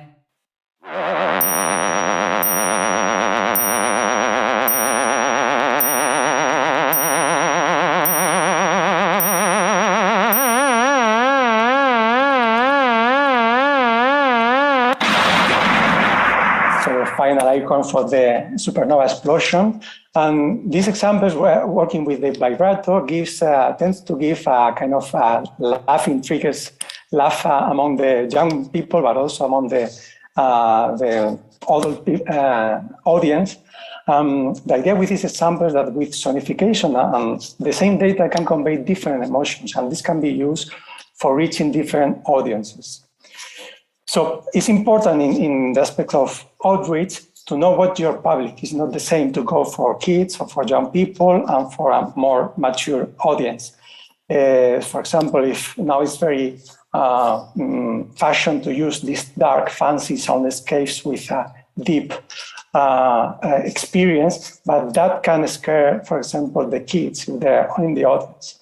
But for more adults or for more mature audience, they might want to have a more exciting experience and this dark sound. Okay, so it's important to know what your people and what you want to convey with this. Also, for not only for the outreach, but also in terms of the analysis of you want to use this for science. We are trained in interpreting very complex plots, okay, through many years, and we are not aware that these are very complex. But with the sound, we can also try to explain these rather complex plots. But for that, we need to be trained as well as we have been trained with the visual experience with the ear. And then I think it's important for the very young ages to start with this ear training in the schools, in the high schools, and even in the university, because sonification is here, is among us. It's going to stay for many years. And I think it's nice that we are trained into more complex dimensions of the sounds, because we could extract more information from all this. And finally, let me finish that we must be inclusive also in the musical, in the aesthetic point of view. There are more sounds than 12 sounds in different cultures. Also, we can explain this data from very different aesthetics points of view. And I think this is important for sound artists, from composers, from different cultural backgrounds to let them explain and express their view in different aesthetic environments. And that's it. I hope you enjoy my talk, and I'm ready to take any questions. Okay. Thank you very much, Rubén. It was an amazing job. We have one question by Amelia Ortiz. If you want, Amelia, you can make the question yourself.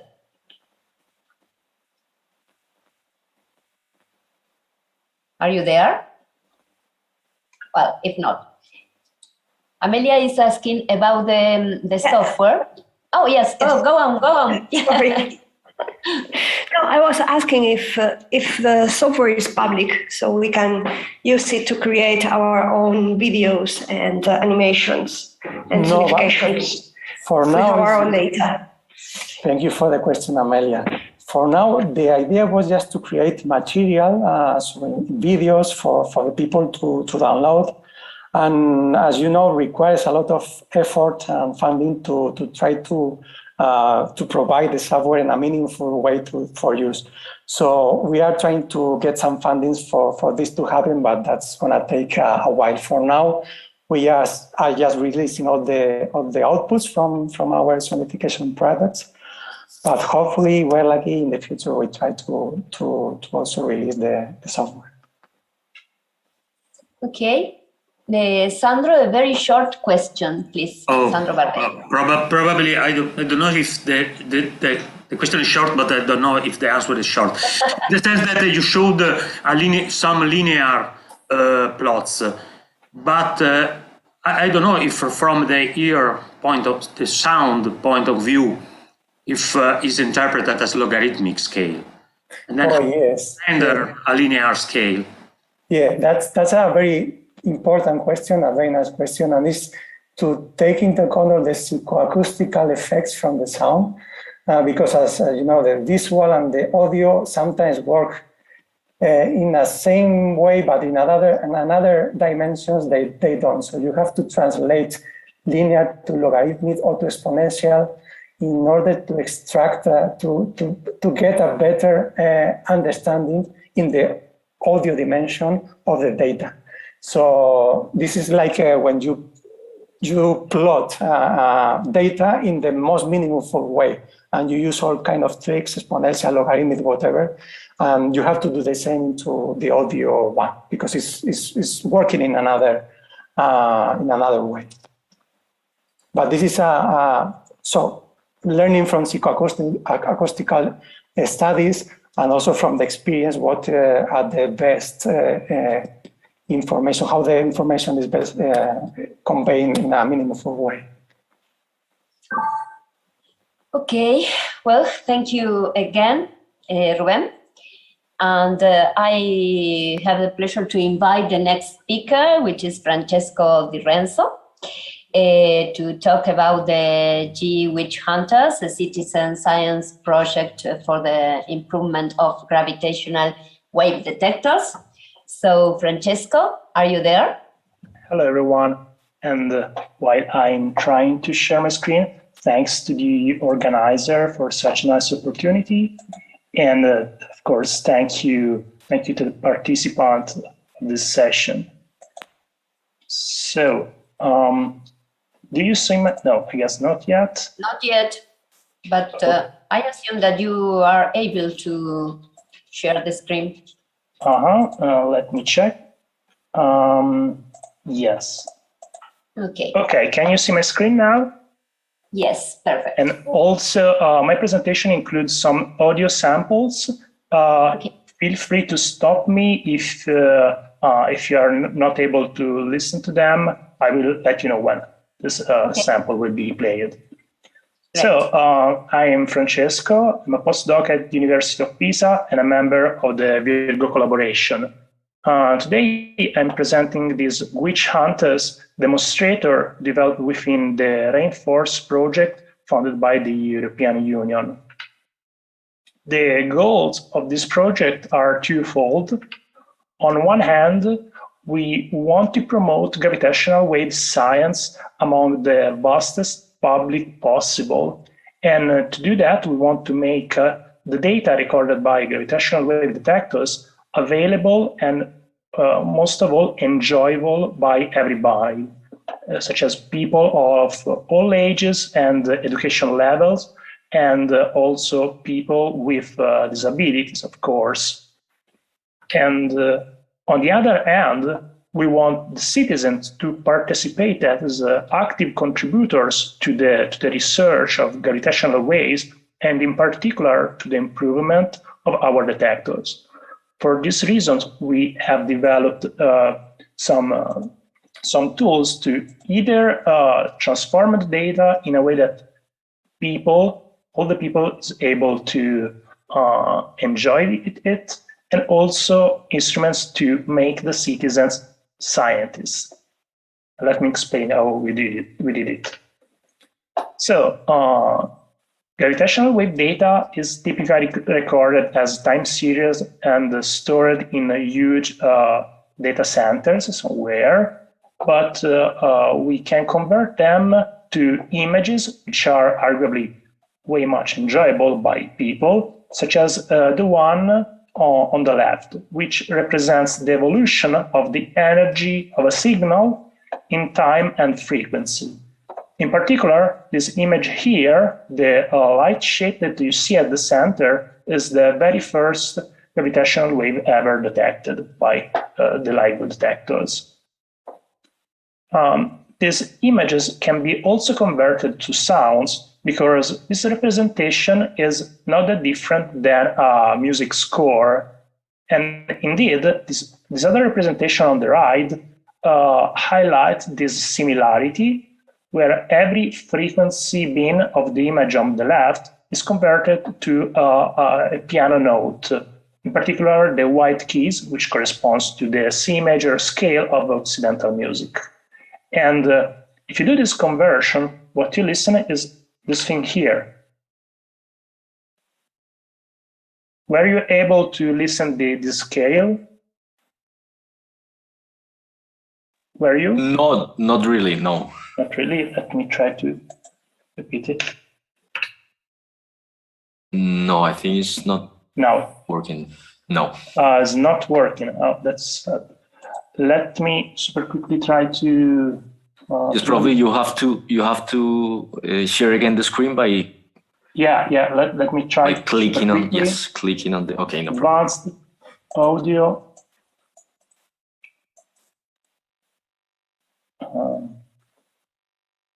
Okay, let me go back and play it again.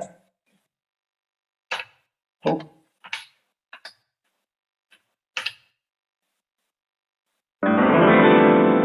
Yes, good.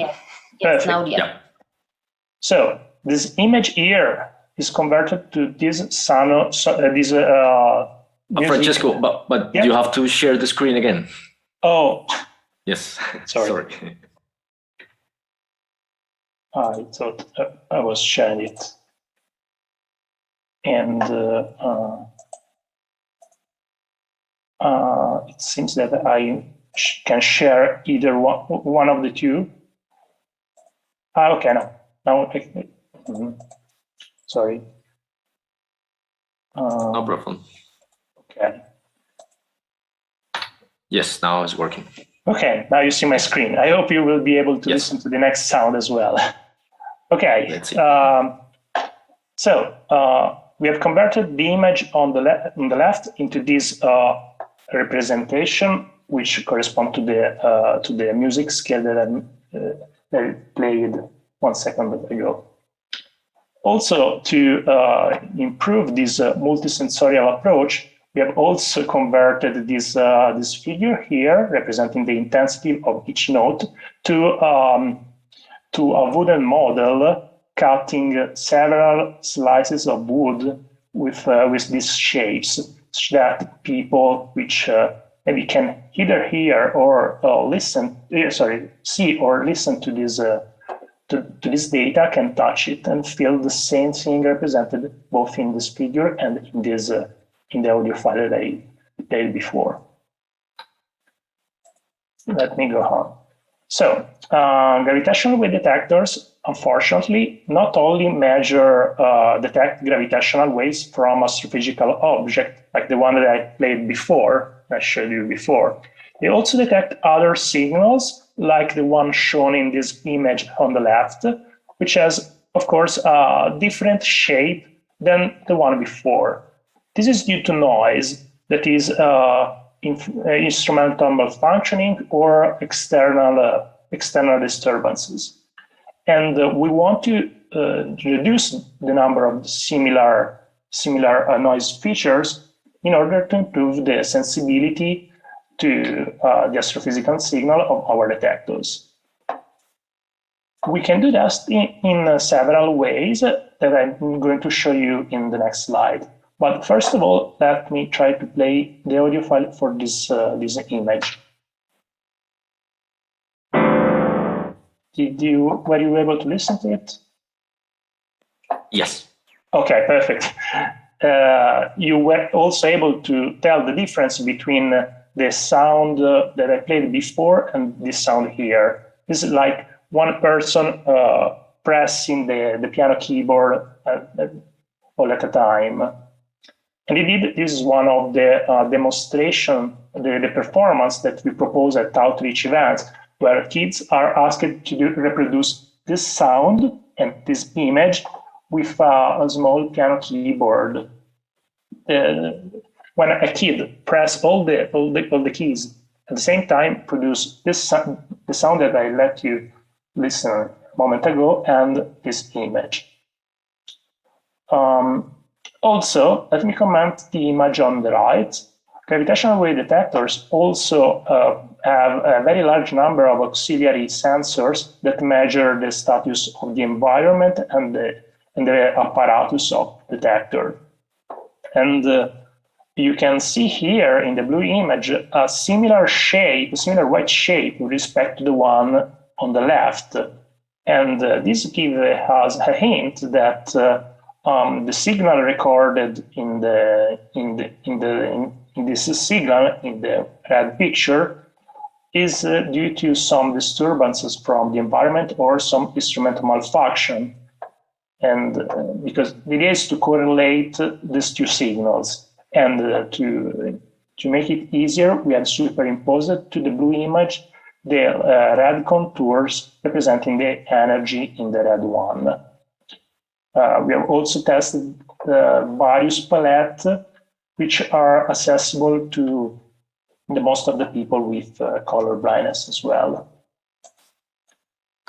And this is the sort of data representation that we propose on our GWitchHunters demonstrator, which has been officially launched yesterday on November 16, sorry, not 17. I put the wrong date on this picture here.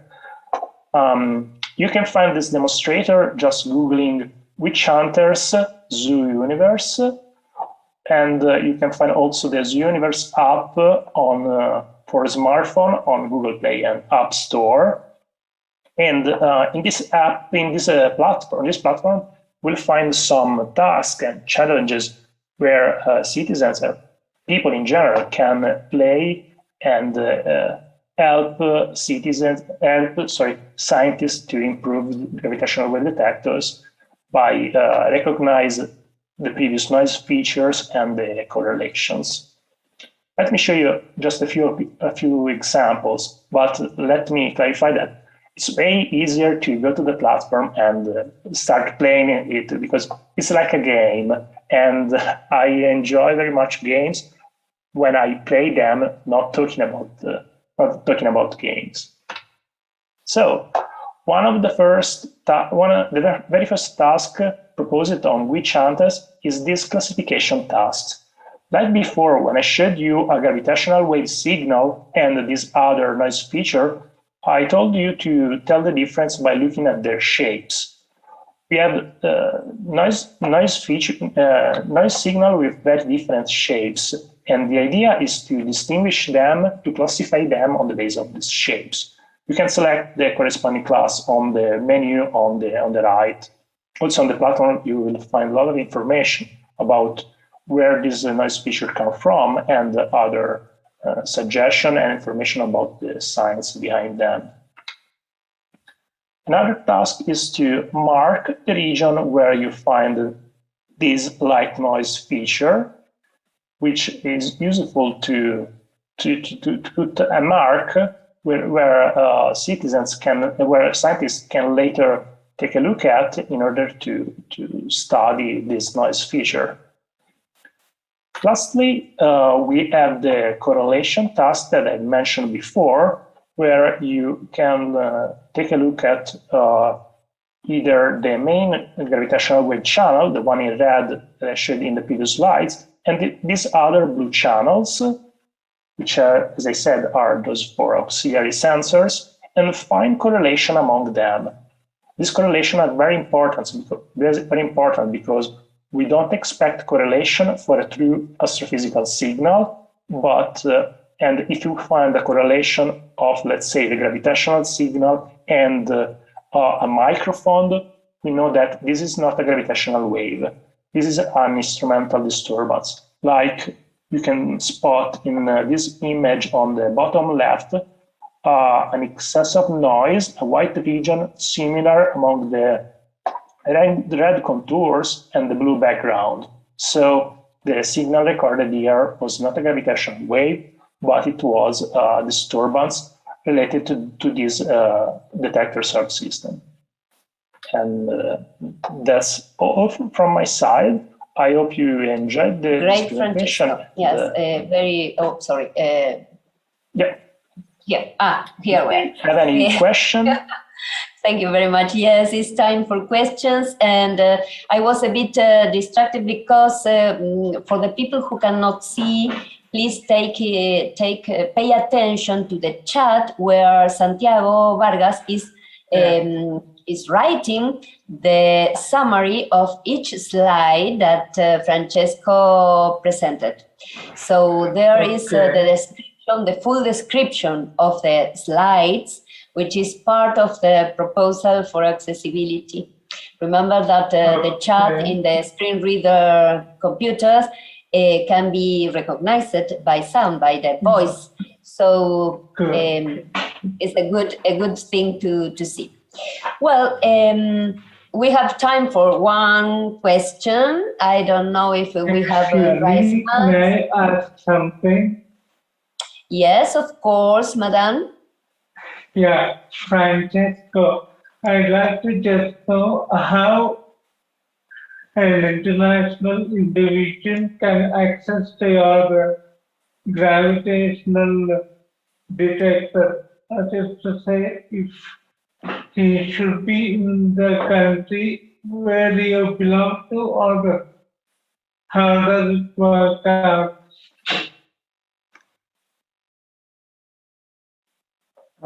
I admit I'm not sure I understood fully the question, but correct me if I'm wrong. No. I mean, I'm an Indian, but I am interested in gravitational observations.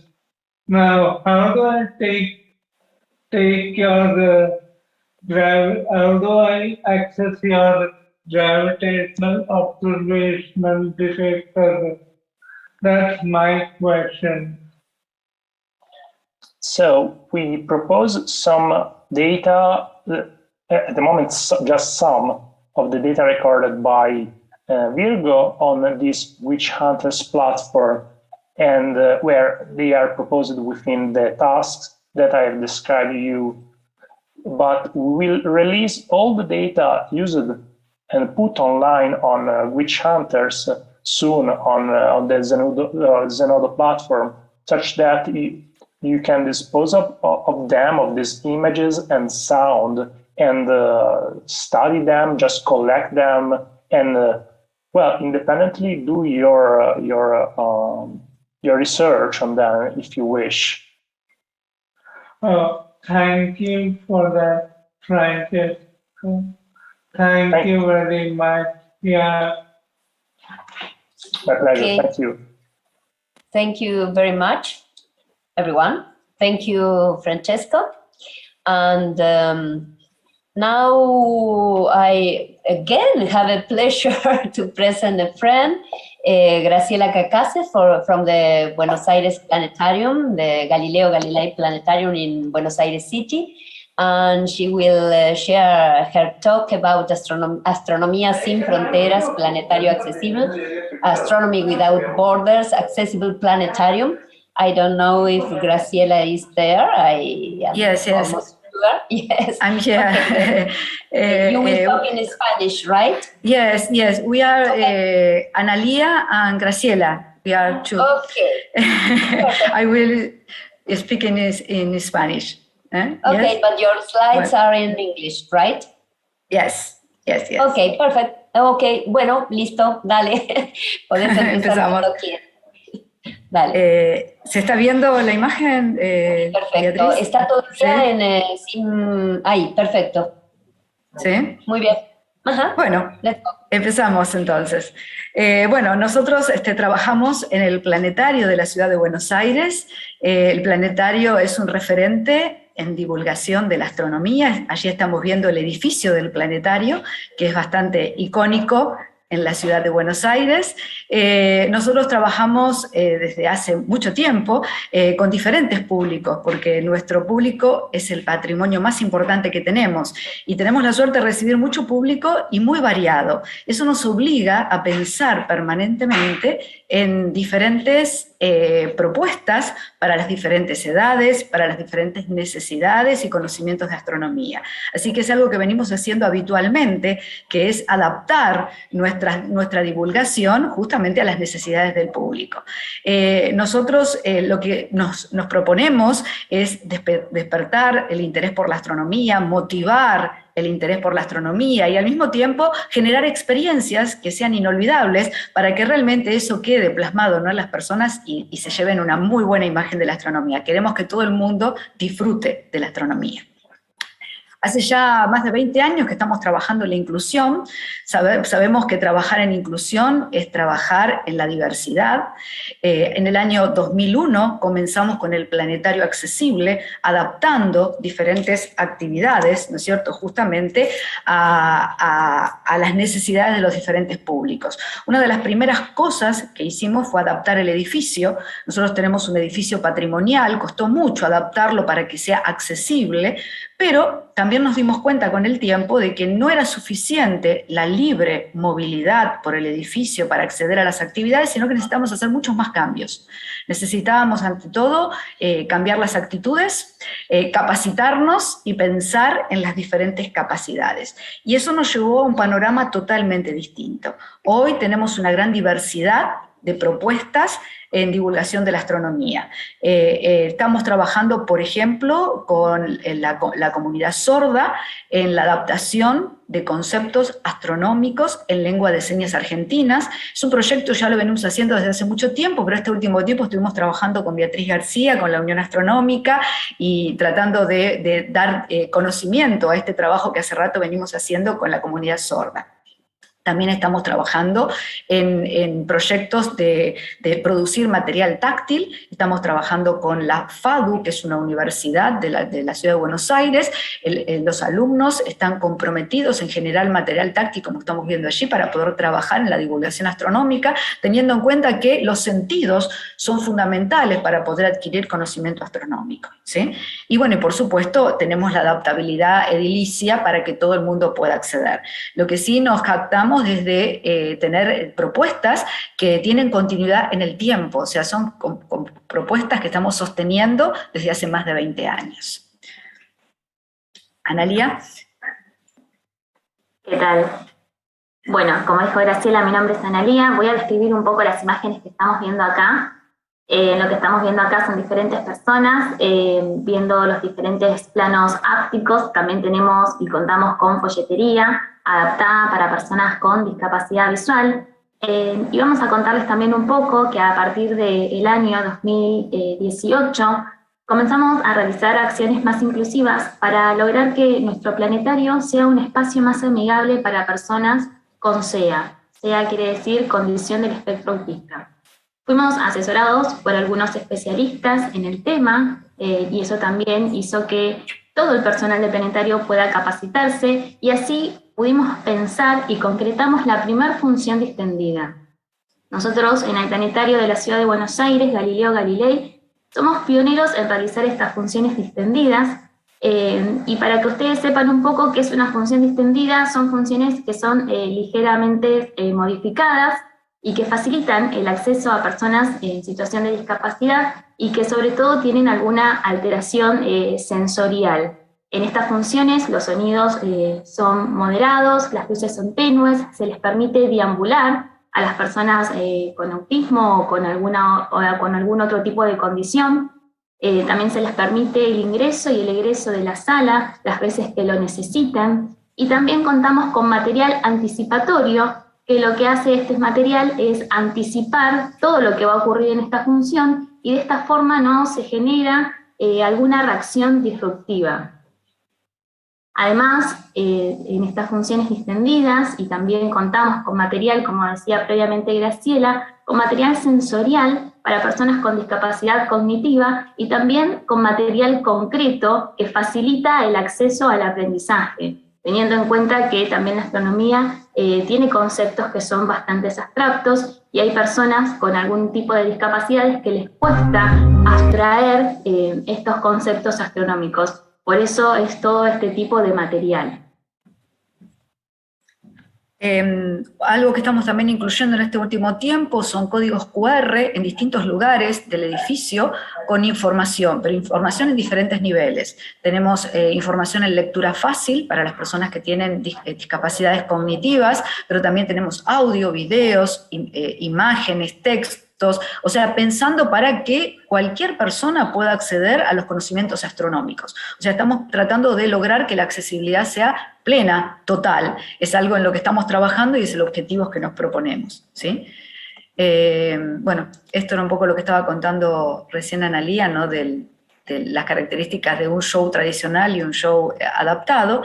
Y bueno, la pregunta que nos hacemos siempre es qué cosas tenemos que cambiar permanentemente para que la astronomía sea inclusiva. Nosotros pensamos que tenemos que ser instituciones, en este caso el Planetario, que sea flexible, que tenga capacidad de cambio, que pueda adaptarse a las necesidades de las personas que nos visitan. Y eso nos da un cierto dinamismo y es algo que estamos todo el tiempo modificando y adaptándonos a esas necesidades.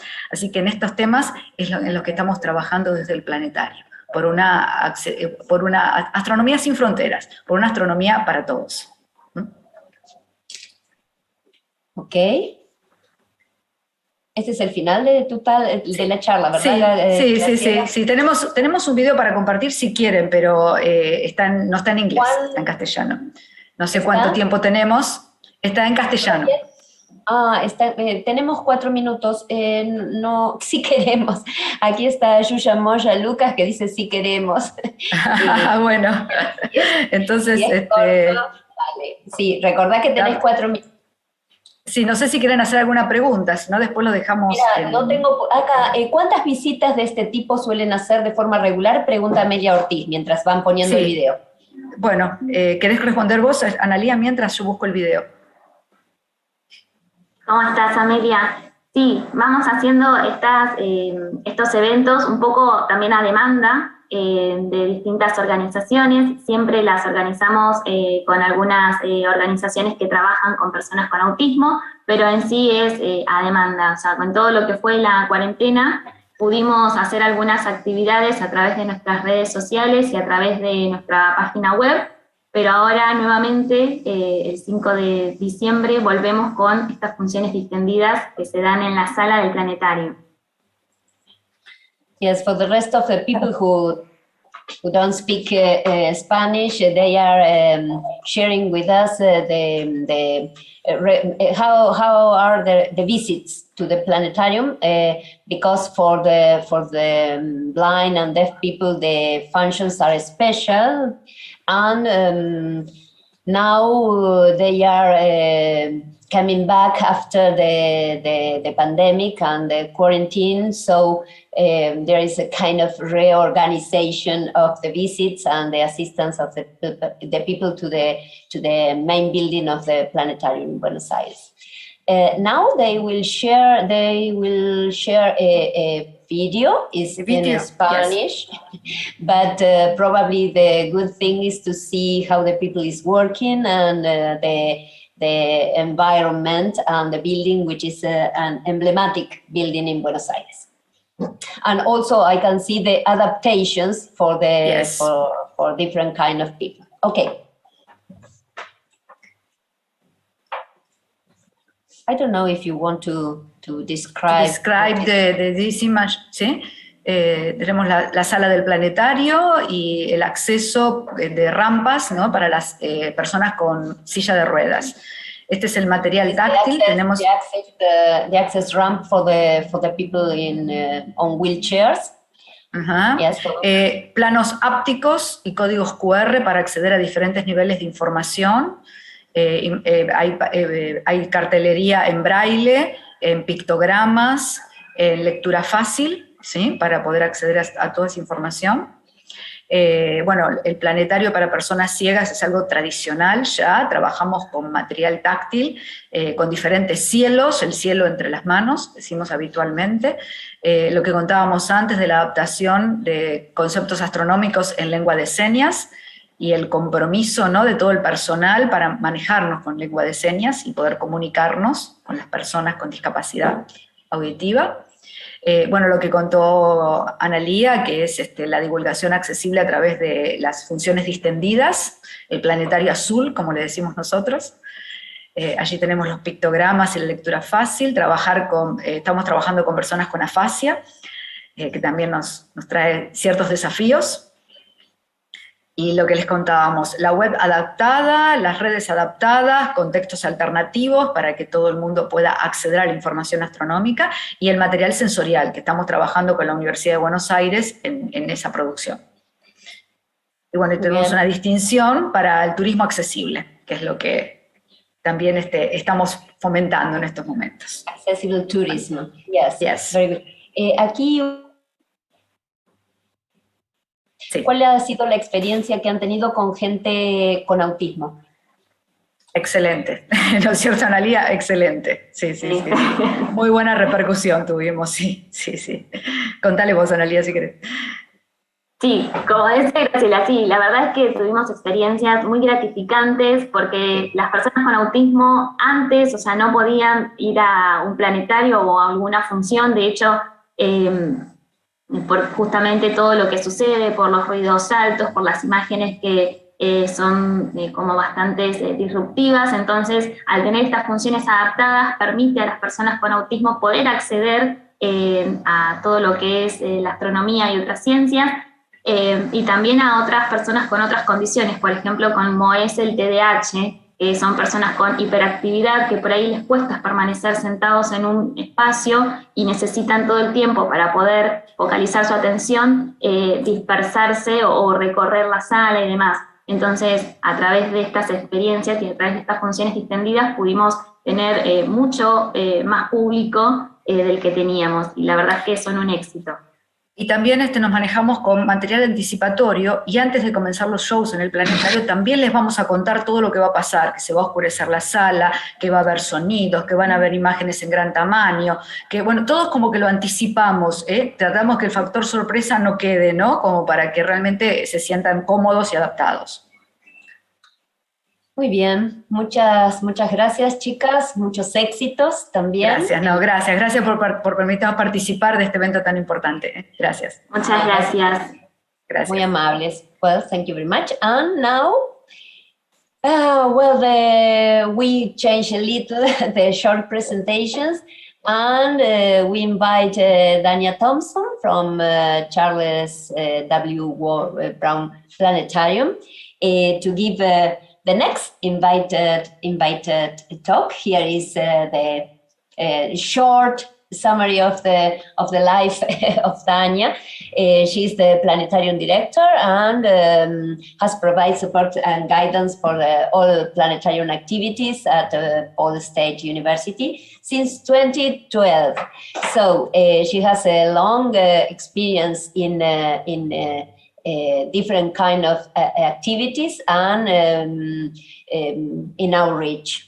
So the idea is to hear about what we do matters, fostering inclusion and belonging in the workplaces. So, Dayna, you are ready? Yes, you are ready. Okay. Yeah, thank you. This is your time. Thank you very much. Thank you so much. And I do have a co-presenter with me, but let me go ahead and start sharing my screen since you allowed that here. All right. So it is Dayna, D-A-Y-N-A, Thompson here, and my pronouns are she or they, either is appropriate. And I, again, am the director of the Brown Planetarium at Ball State University, where I'm at right now. And here's my contact information. And I know on a deep level that we cannot do this work alone. And one of my collaborators who I do a lot of equity, diversity, and inclusion work is here with me to co-present this talk here, and that's Danny. And I'll let Danny introduce herself.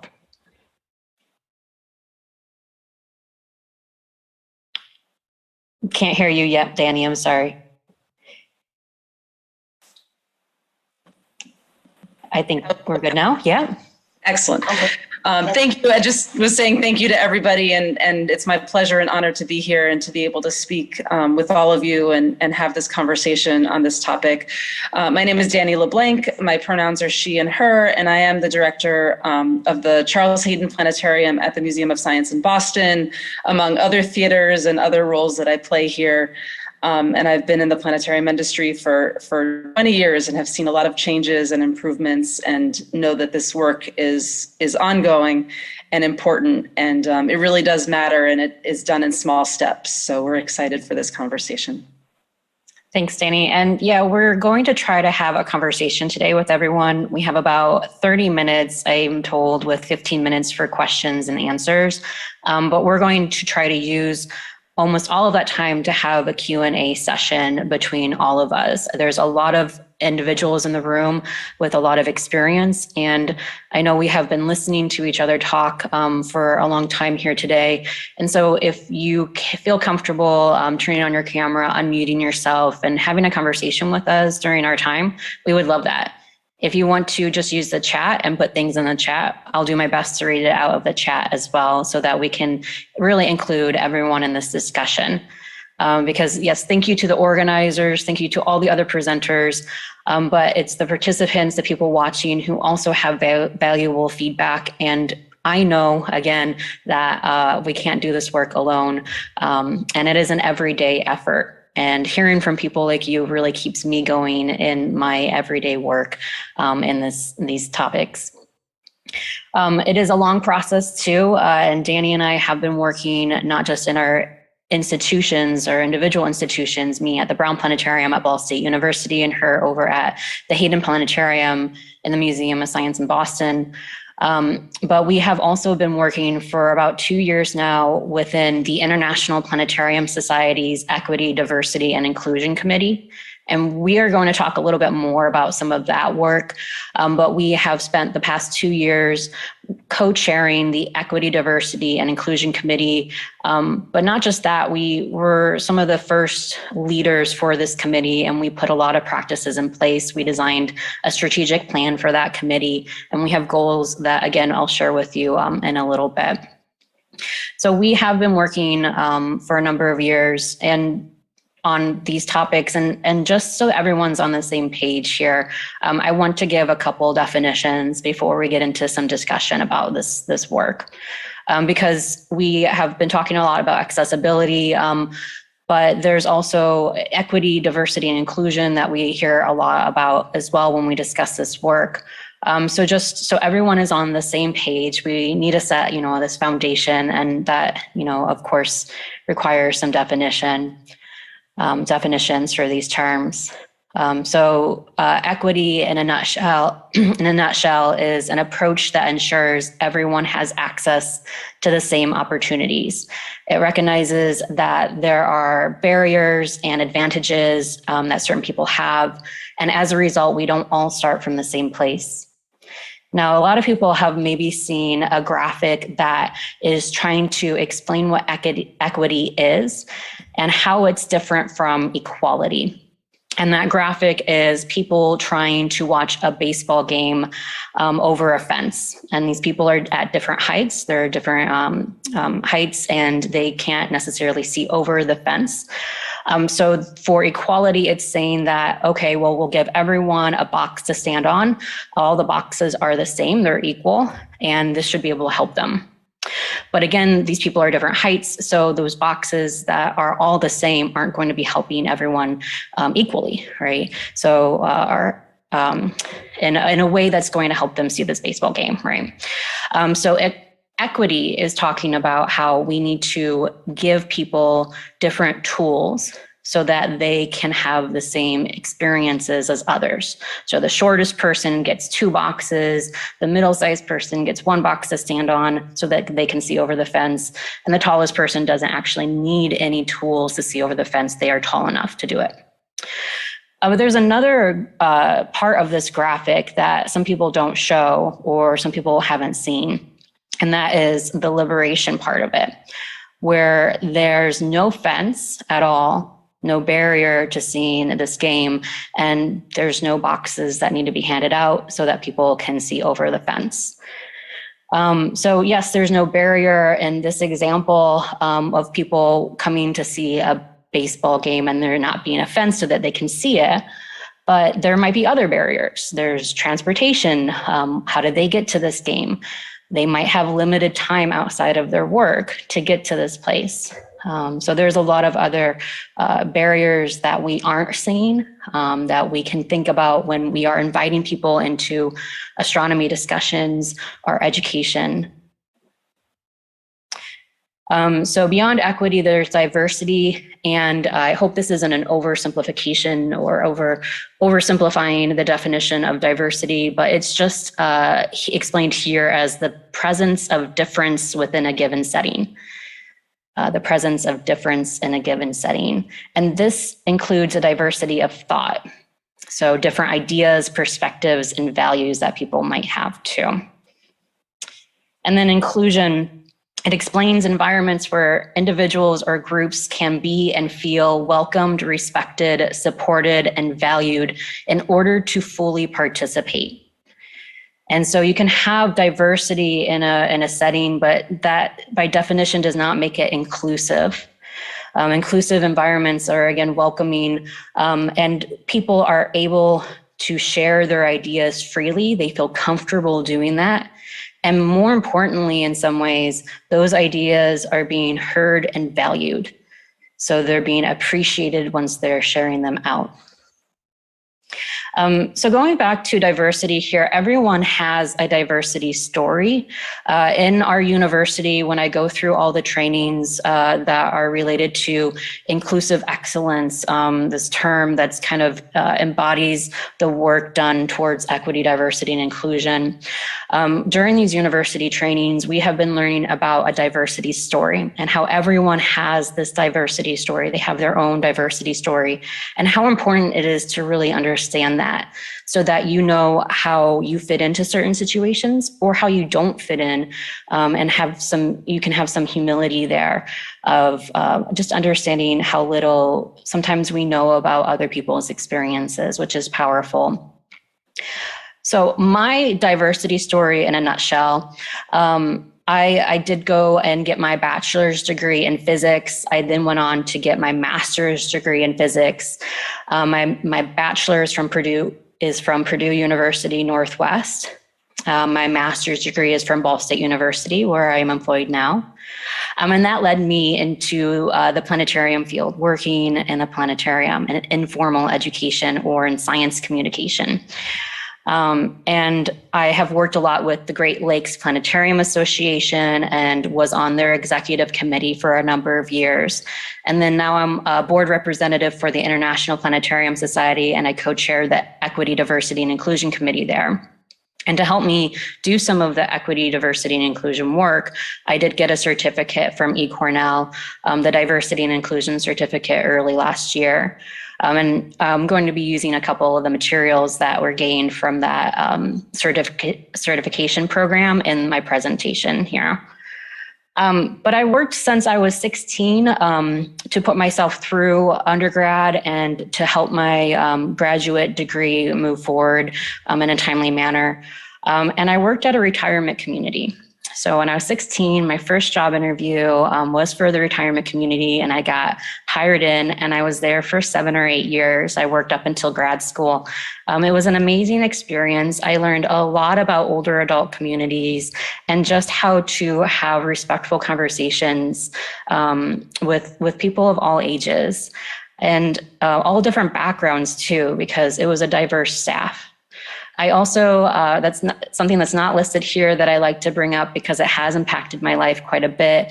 I have been playing roller derby for the past 5 or 6 years when we're not in quarantine anyway.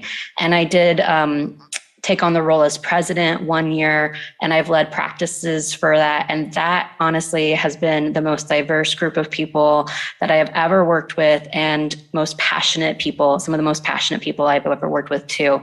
And it's, as you know, it can be a challenge to work with a lot of passionate people who have really strong opinions about things, and trying to make sure that we are moving together as a group and no one is left behind in the conversation. So all of these different experiences have really made me passionate about the work I do. And beyond, you know, these experiences, my home experience, my parents didn't go to college. I didn't know what really to expect when going to college. My sister, fortunately, was showing me around. I had to ask her if there was bells to get out of class. Like, I had no idea. So financial accessibility has always been important to me, making sure that the activities we are doing with people coming into our venues are something that they can find easily at home and they don't have to pay a lot of money for. That's always something that I'm thinking about. But then just also the different backgrounds and the different education level that people have, and trying to make sure that we are, again, all starting with a really good solid foundation when having difficult conversations. So I do bring those experiences to the planetarium. As I mentioned, this is my dome, a beautiful dome from the outside, and then the inside of it as well. We are barrier free. We do try to offer as many options as possible for people who are hard of hearing. And we have headsets and other things to help with this at my dome. But everyone has a diversity story, and I'm going to let Dani share hers with you. Thank you, Dayna. I'd never seen the inside of your dome before. That was cool. I think it's just so important for people to be able to bring their whole selves into their work, and that's how we reach our maximum potential, and when we can bring all of us and all of the different aspects of our lives into that conversation. I think that's incredibly important. So let me tell you a little bit about my own story. So I grew up in New York, in a pretty privileged town. I came to Boston for college. I also studied astronomy and physics. But when I found myself in college, this was about 22 years ago, in that program, there might have been about 30 people, and there were only 3 women in the class. And we were all kind of progressing from year to year together. And I always kind of felt like the outsider. Nothing because of the classmates, just in my own head. I always felt like I was different, didn't belong. And all my professors were, most of my professors were also male, and like, I just felt like the outsider. And I think what I discovered later, after college, much later, through the internship that I got at the Museum of Science, which is actually what started me on my trajectory here at this place. I've been here for 21 years in different roles, and eventually getting from intern to my current position as the director of immersive theaters. And through many roles to get there as well. But I had very strong female mentorship, and I just started to understand how important that was. Not only were they strong female mentors, but they also were very, very vulnerable about their own strengths and limitations. And, and we were able to talk openly about that. And what I discovered over time is that my colleagues here now and others in the field other women in the field have very similar stories, just about, having challenges of the content. Physics is hard. It's not something that is often talked about, and there isn't always a support network. And so one of the things that I try to do now as the director is, we have a strong internship program here, and I really try to be honest with people and talk to them and just try to do whatever I can to make their voices feel heard, make their challenges feel heard. And we have some strategies that we'll talk about that assist us with that. And I'm sure many of you also have strategies for that, and hopefully in some way relate, no matter what your own diversity stories are. But it's just something that I didn't realize was so common until I got here. And that has helped me become who I am and where I am. Back to you, Dayna. Thanks, Dani.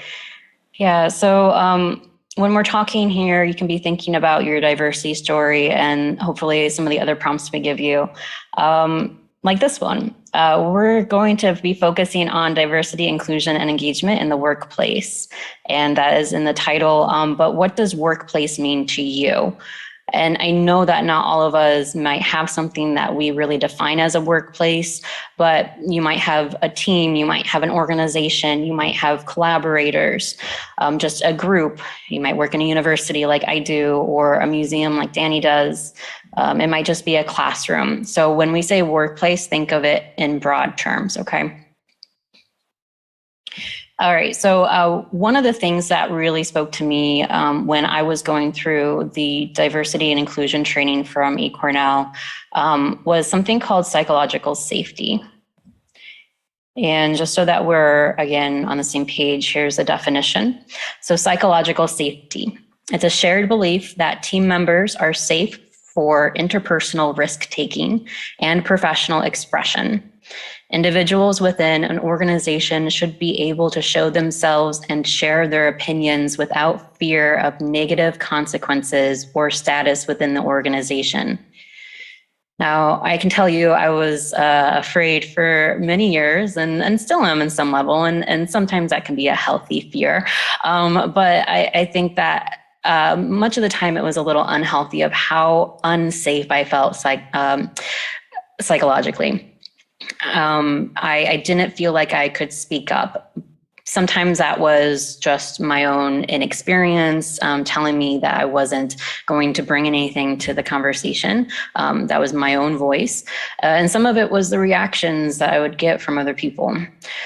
So we have some methods that we can share with you that we have done to help our students, employees, what have you, feel like they can really contribute in a meaningful way, and that every comment is appreciated.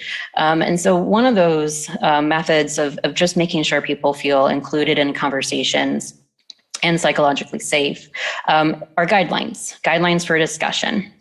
So here's some examples. Here's some simple things that we can put on an agenda at the beginning of every meeting or what have you, just to remind people of these things, because sometimes we know these things and we forget.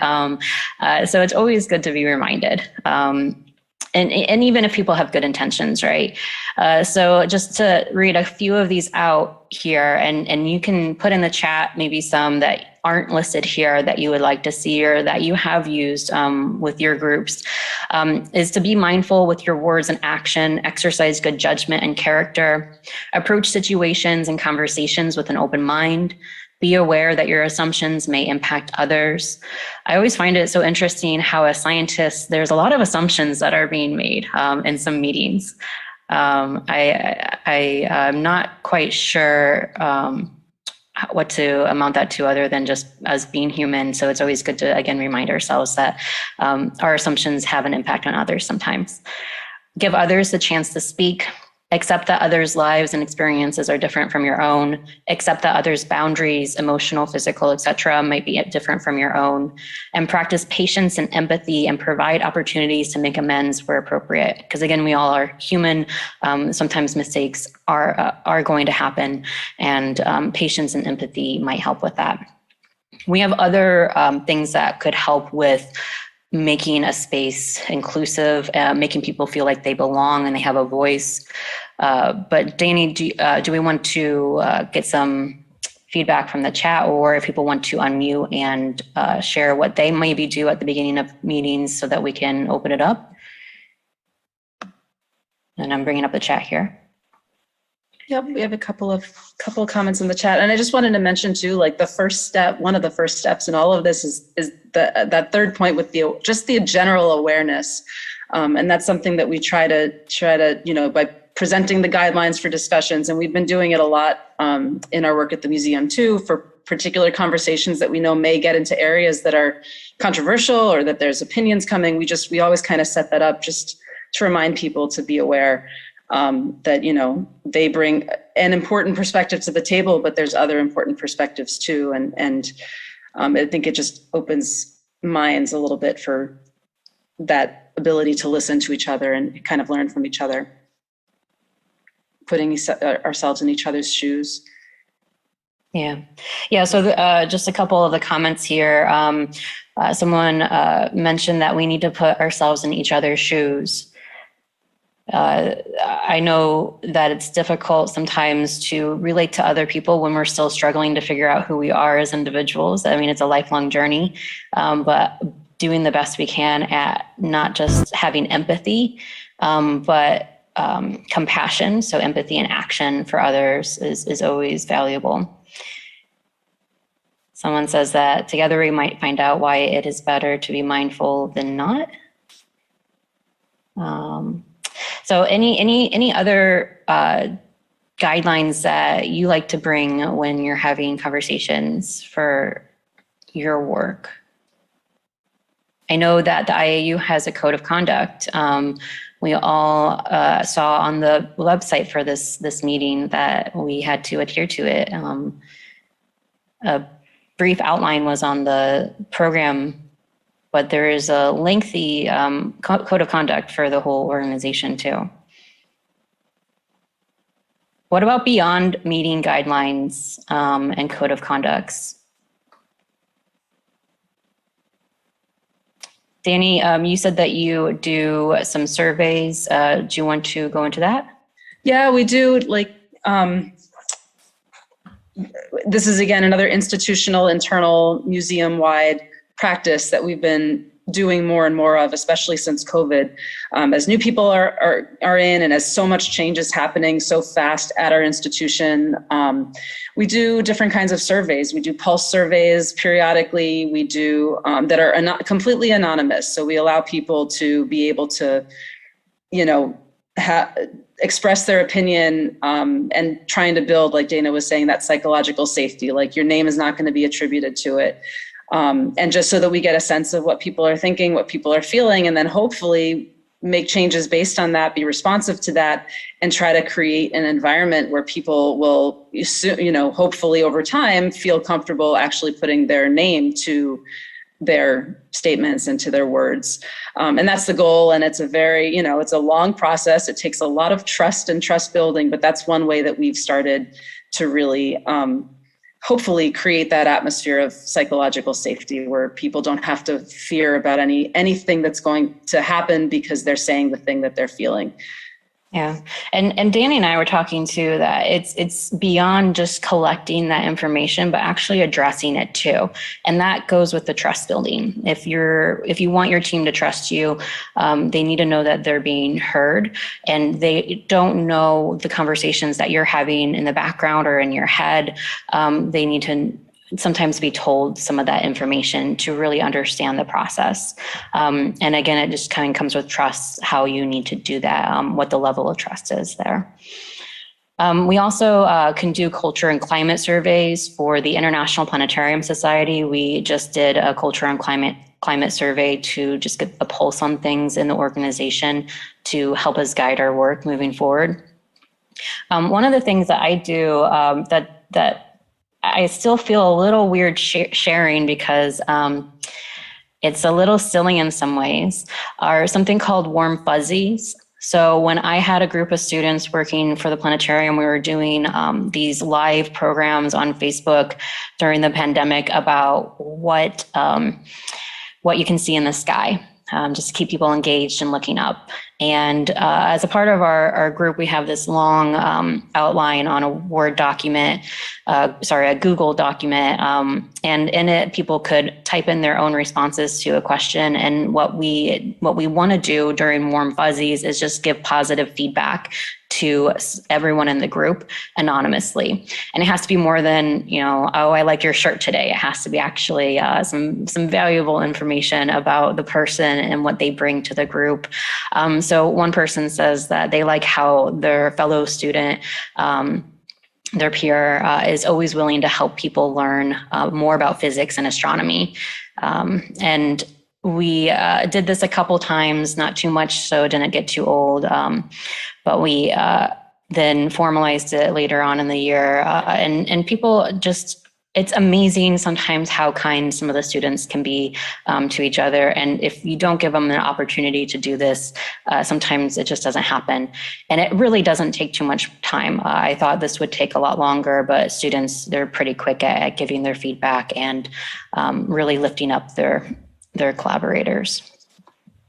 And I can answer the question in the chat about whether people are answering the surveys about inclusion more now than they were before. And it's actually interesting. It's kind of the opposite. The first time when we started getting those surveys out, there was a tremendous amount of feedback that was coming in at the beginning. And I think because there'd been so much pent up thoughts and perspectives that hadn't had the platform to get heard, that we kept on hearing, people would just go on write paragraphs about answering to these questions. And then I think what happened was that we had more of these surveys. There were many things changing and many different topics. And there was actually a drop off in the response. So I don't know if that was just, maybe we hit survey exhaustion, or maybe people had the platform. And so maybe we were responding, maybe things were improving. I think we're finding a good groove and cadence now of just the right amount of surveys on just the right amount of topics, because you also don't want to elicit responses to something that really can't change for whatever reason or isn't going to change. That is just disingenuous, and it's not something that will help with the trust building. So it's really asking the right questions at the right times where you can implement the right responses or, and respond authentically to those things. And I think it took us a while to figure that out. The other thing that I'll say that has helped us is for specific topics, we'll also bring in external professionals who are able to facilitate conversations that are particularly challenging or difficult for us. It might be about race or other difficult or very sensitive topics that you really want to have a professional engaged for. And we've done a few of those as well, and that's becoming something that's part of our regular practice as well. Yeah, we're fortunate to have a lot of training at Ball State with professionals, and there's a number of people in the room to help with difficult conversations, because sometimes people get very emotional over some of these conversations and they have to leave the room, and someone has to follow them just to make sure that they're okay emotionally. And it takes a lot of trained people to be able to support that. So inviting people who are more experienced with some of these topics is always an option. One option anyway. So another thing that we just wanted to mention here, and kind of to remind people why we're opening it up to you all to give your experiences, to share some of your ideas, is that it just takes a team, right? There's no one way to do something. It's never a copy and paste job. One thing that works for me at my institution isn't always going to work for someone else, even if it's pretty similar, because we can give everyone these tools, but sometimes the tools don't work for a situation, and they also might not work for an individual. And these things need to be authentic. When you're building trust, when you're trying to get people to open up and engaged, it really needs to feel authentic. And if it's not comfortable for you, it's not going to jive right, or it might not jive right. That's not to say, though, that it might not eventually, and it might just take some practice to get there. But I think that you will understand the difference. So let's go ahead, not to rush things through. You can always put more ideas in the chat, but let's go ahead and start with the next prompt here. And I mentioned it, but let's dive into engagement. It's an individual's sense of purpose and focused energy evident to others in the display of personal initiative, adaptability, effort, and persistence directed towards organizational goals. When we talk about reaching out to our communities to educate them, to learn from them, we talk about engagement at Ball State. That's a big term for us.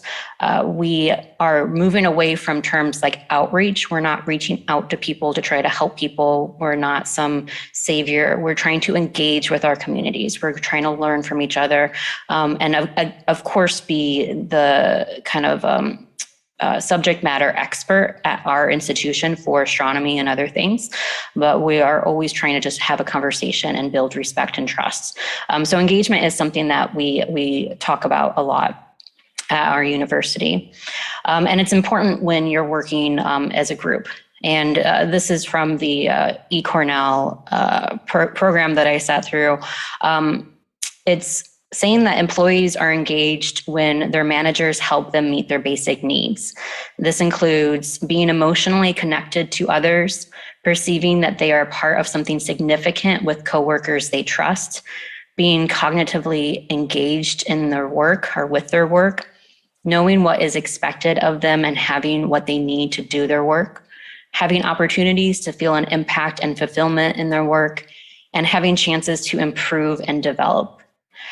Are there some examples of what you do to maybe speak to one of these points here? So I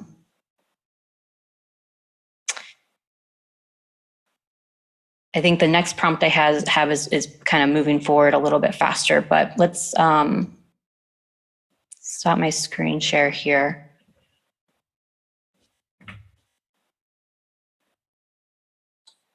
Yes, remember that now we are using your question and answer time, but okay.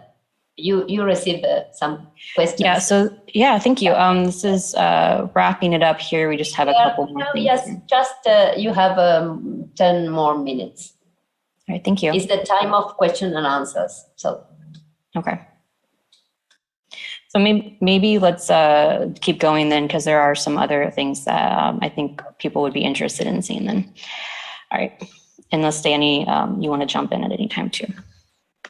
Okay, so one of the things here is making sure people aren't feeling burnt out. And one of the simple things you can do to make sure people are engaged, to make sure that they're emotionally connected to others is one of the things that I struggle with, and that's small talk. Just asking them how their day is and really listening, saying thank you. I do say thank you quite a bit. I say thank you after almost everything that is done in response. And those small things can really add up.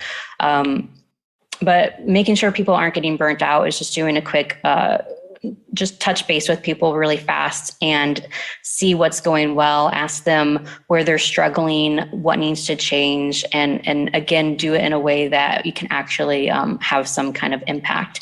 And sometimes asking if they even want that thing to change.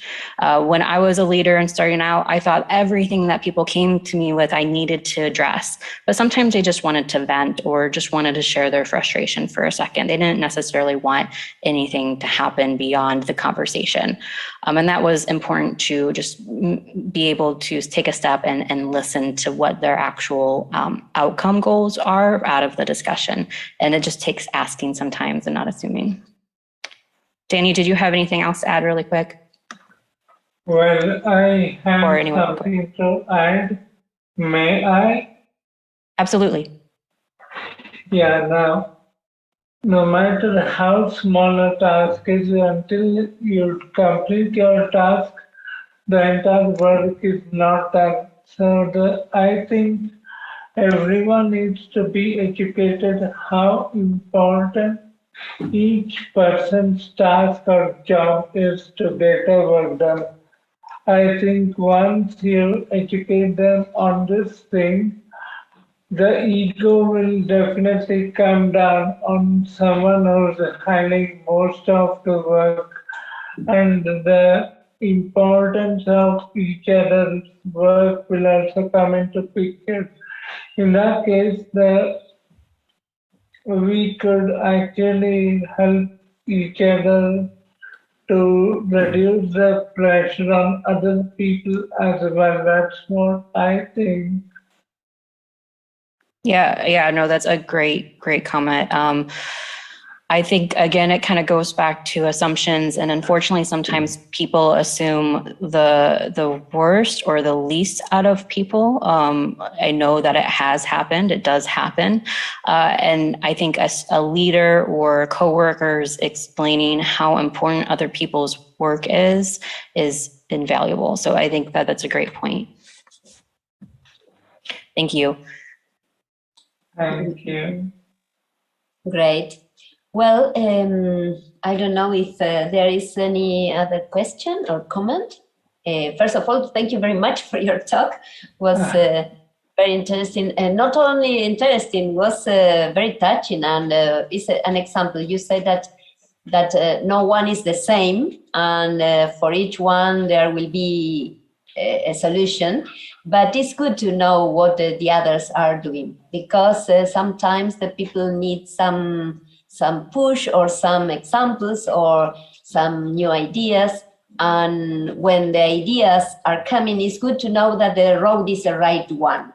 So to me, it's great to hear these things, because I am of the generation with a lot of problems to express emotions, ideas, to speak in front of the oldest teachers in the university, and a woman. So imagine that. We need to break the barriers, as you mentioned at the beginning. We need to change the mentality. We need to help the people to produce the change, and the change started by each one. First, we need to change ourselves to change the rest. So thank you for presenting that, because it's amazing, and it's a job for each one here in this meeting, I think. Thank you. Yeah, and we did have just a couple more slides. If we have maybe 2 minutes. Yeah, we have one question from Erika, and you have 2 minutes. Of course. Great. Yep. Erika? Hello. I'm so agree with you in every sense, but I think maybe the students, for example, in science, they should know this too, not only from a personal perspective, but also for all the knowledge that you have shown us. Are you giving talks for them? Are you trying to reach them I don't know how to say that. Are you doing that? Yeah, trying to reach the students. I try to make an impact whenever I have my meetings with them. Sometimes we have, again, the training on campus that I invite them to. I let them know about so that they have access to that. One thing that we do have at the university is a colloquium series. And one year I got someone to talk about stereotype threat and imposter syndrome. And I hope that had an impact, because when I saw that the first time, it was like a little light bulb. I felt like I belonged in physics and astronomy in a way I never had before. So there are some invited talks, and I think that you need to do more of that. This is, again, an everyday effort for some of us more than others, but it needs to be conditioned and brought up at least every year to people. Thank you. I don't work in a university setting, so I have less access to students at that level, but we do, from the museum, from the public facing side of us, engage with community partners that often work with young people that may be in high school, maybe in middle school, in those formative, important years. And we try as often as we can, like we'll do career panels, we'll do talks with them in small groups, and just, I try to bring that vulnerability, to that talk, just so that they know, because they're all going through it too. And I think that it's important for them to hear that even, us quote unquote grown-ups don't always we have the same. For everyone, yeah. Yes, exactly. And so I think that has been reinforcing. And I've had a couple, same as with Dayna, I've had a couple of sessions that have been really like, we're sharing our stories, and then they're sharing theirs. And it's like, this is really good connections there and important. So thank you, Erika. Thank you. One thing that we do on the university, or here at the university too, in my planetarium, and other planetariums have this program too, because we created this guided meditation program for our planetarium. And I have it up on our website so that anyone can download it and play it in their dome if they have the technology to play what we call full dome content. It's also in 360 degrees on YouTube, so you don't even need a dome. And what it does is it is a guided meditation, but it starts with understanding how folks in NASA, astronauts, use some meditation tools like deep breathing to help them do their work, because that's a pretty stressful job, being up in space and working in space. And it gives just people hopefully another tool that they might be able to use. Some people don't understand how meditation fits into the planetarium, but we're hoping to continue the conversation and explain to them how it does. And we formed a partnership to do this. We've partnered with Working Well, the Counseling Center, the Office of Health, Alcohol, and Drug Education. And we also have other partners like the Art Museum and the Orchid Greenhouse here who also do meditation programs, so that we're a unified effort. We're unifying our efforts on mental health. I know that we are almost out of time, and I do want to take other questions. One of the last things we did want to talk about was our work with the IPS. We have a new code of conduct that I would encourage you to check out if you are interested. And I have been working with the IAU's working group on international collaborations on how we can redefine some of the things that we are doing within the IAU as far as code of conduct, and perhaps including a glossary of examples, a glossary and examples in astronomy to teach people what certain terms are, but then also what how we see these in astronomy. So for one example is cultural appropriation. So to adopt an element or elements of one's culture or identity by members of another culture or identity, and how in astronomy, we're not always seeing people being communicated with and doing this respectfully. So seeing the definition, but then how also it impacts us in the field, not just people who are really close to it, but everyone in the field, I think will hopefully be able to convey some of these messages in the code of conduct in a new way. If you think that this is a good idea, share that in the chat. If you have any questions and we still have time, we can certainly address that. Yes, please share the document, because I can read their decolonization.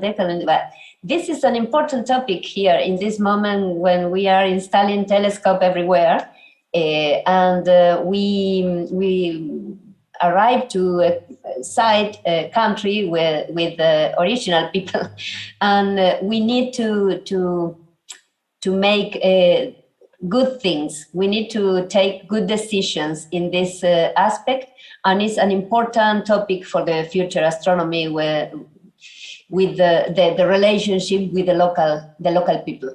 Then if you want to share the document, I will be very happy to, not just to read, but to spread the word.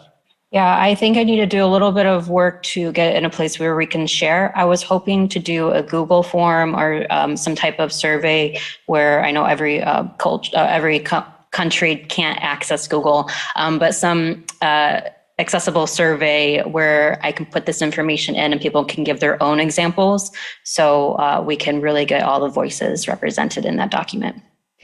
Perfect. Thank you very much. Very, very nice. Well, we have not more time for your space, but thank you very much for the talk. It was very, very inspiring, really. And thank you both, So now we are inviting the next speaker, which is Erika Labbé from Chile. And the title of the talk is Astronomía Online para Personas con Discapacidad Visual, but I know that she will give the talk in English. So welcome, Erika. Muchas gracias. Thank you very much. Remember, 12 minutes plus 3 for questions. Okay, I will share my screen. You let me know if everything is working. Perfect. Yeah, it's working. Right. Okay, I will try to put this full screen. Great. Okay, well, thank you. I am Erika Labbé from Universidad Diego Portales at Chile. I'm an astronomer and outreach coordinator, and I also belong to Grupo Astronomía Inclusiva. I will tell you more about that. This talk is about online astronomy for people with blind and visually impaired people. And in this image, we can see an illustration of a computer over a table. In the screen of the computer are the words Astronomy Workshop. And on the table, you will find a plan, some books, but also some of the actual models we use on this experience. A paper model for one of the antenna, ALMA antenna, ALMA observatory antenna, an orange, and also a pile of plates. I will tell you more about this. So the first question that we had to face at the beginning of this inclusive astronomy trip is how do you do astronomy for visually and blind and visually impaired person? So, sorry, I started in the wrong way. Sorry, no, it's not working. Okay, there. So the key thing about this is that you have to talk about astronomy without seeing, without showing any image. And how do you do that? So at the beginning, I'm talking about 5 years ago, we start using tactile models. As you can see in the image again, the same antenna, ALMA antenna paper model. We also use a lot of good storytelling. We have to really work on the story. And we use a lot of interaction with the public, not only pass them the models, but also move the models in their hands and answer questions. It was very interactive. Every one of these experiences was very, we learned a lot about that. Actually, I can show you some of the few things, of everything we learned. We learned to co-create. First of all, we have to create this experience with people with disabilities in order to make it right from the beginning. Many times we have to start from scratch.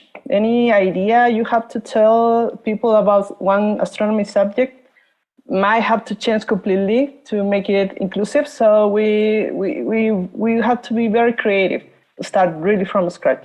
And we have to collaborate, not only astronomers, not only people who know about astronomy, but also teachers, also designers, also people who are good in storytelling.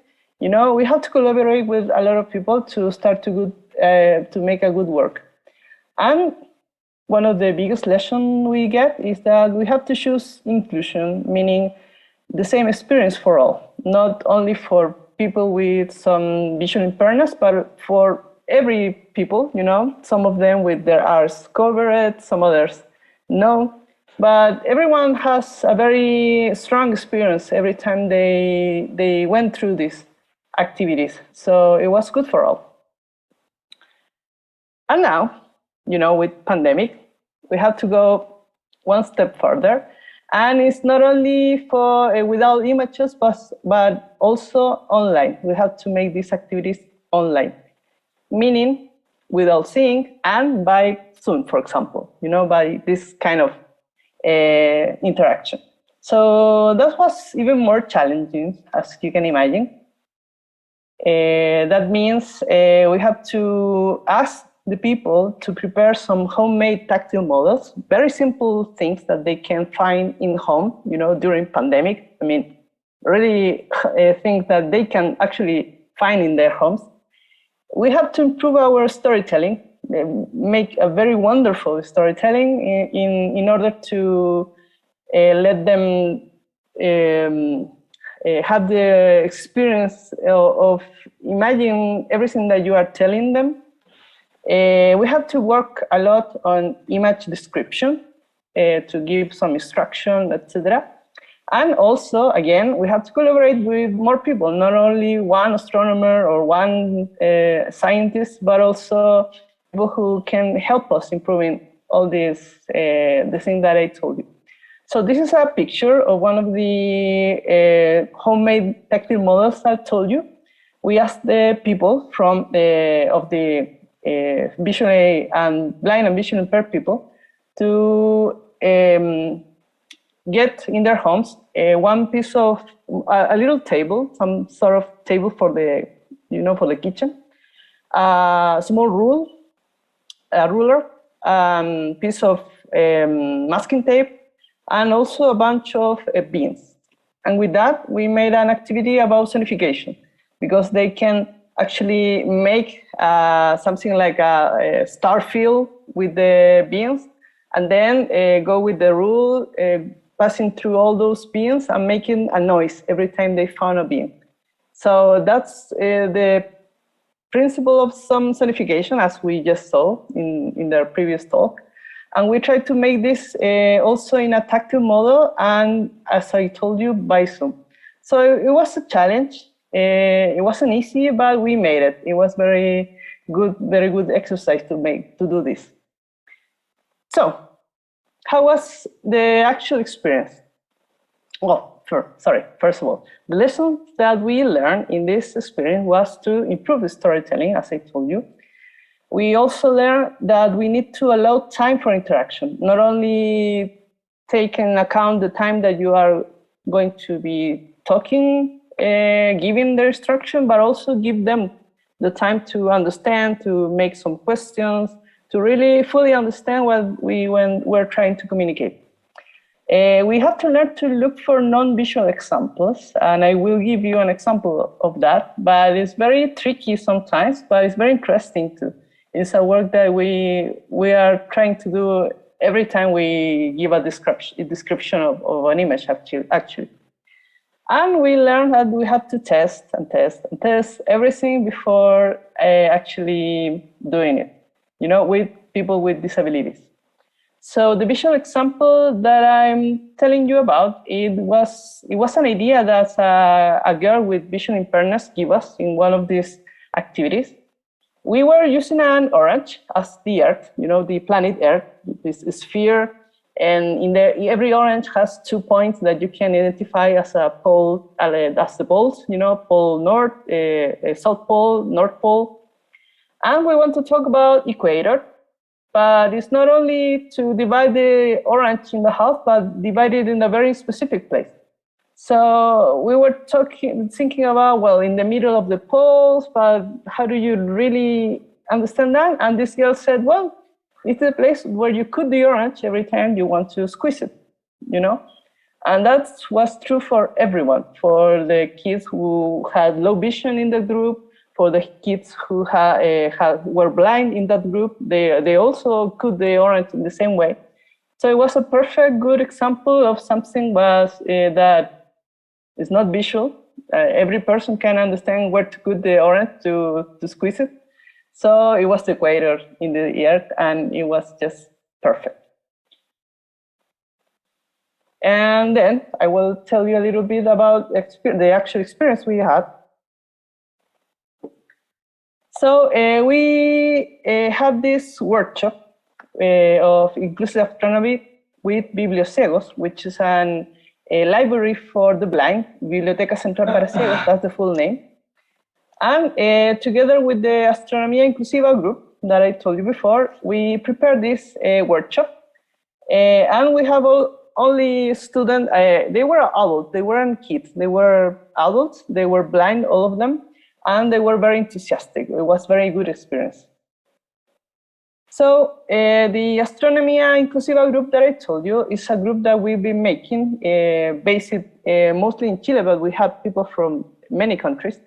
We are now about 110 members.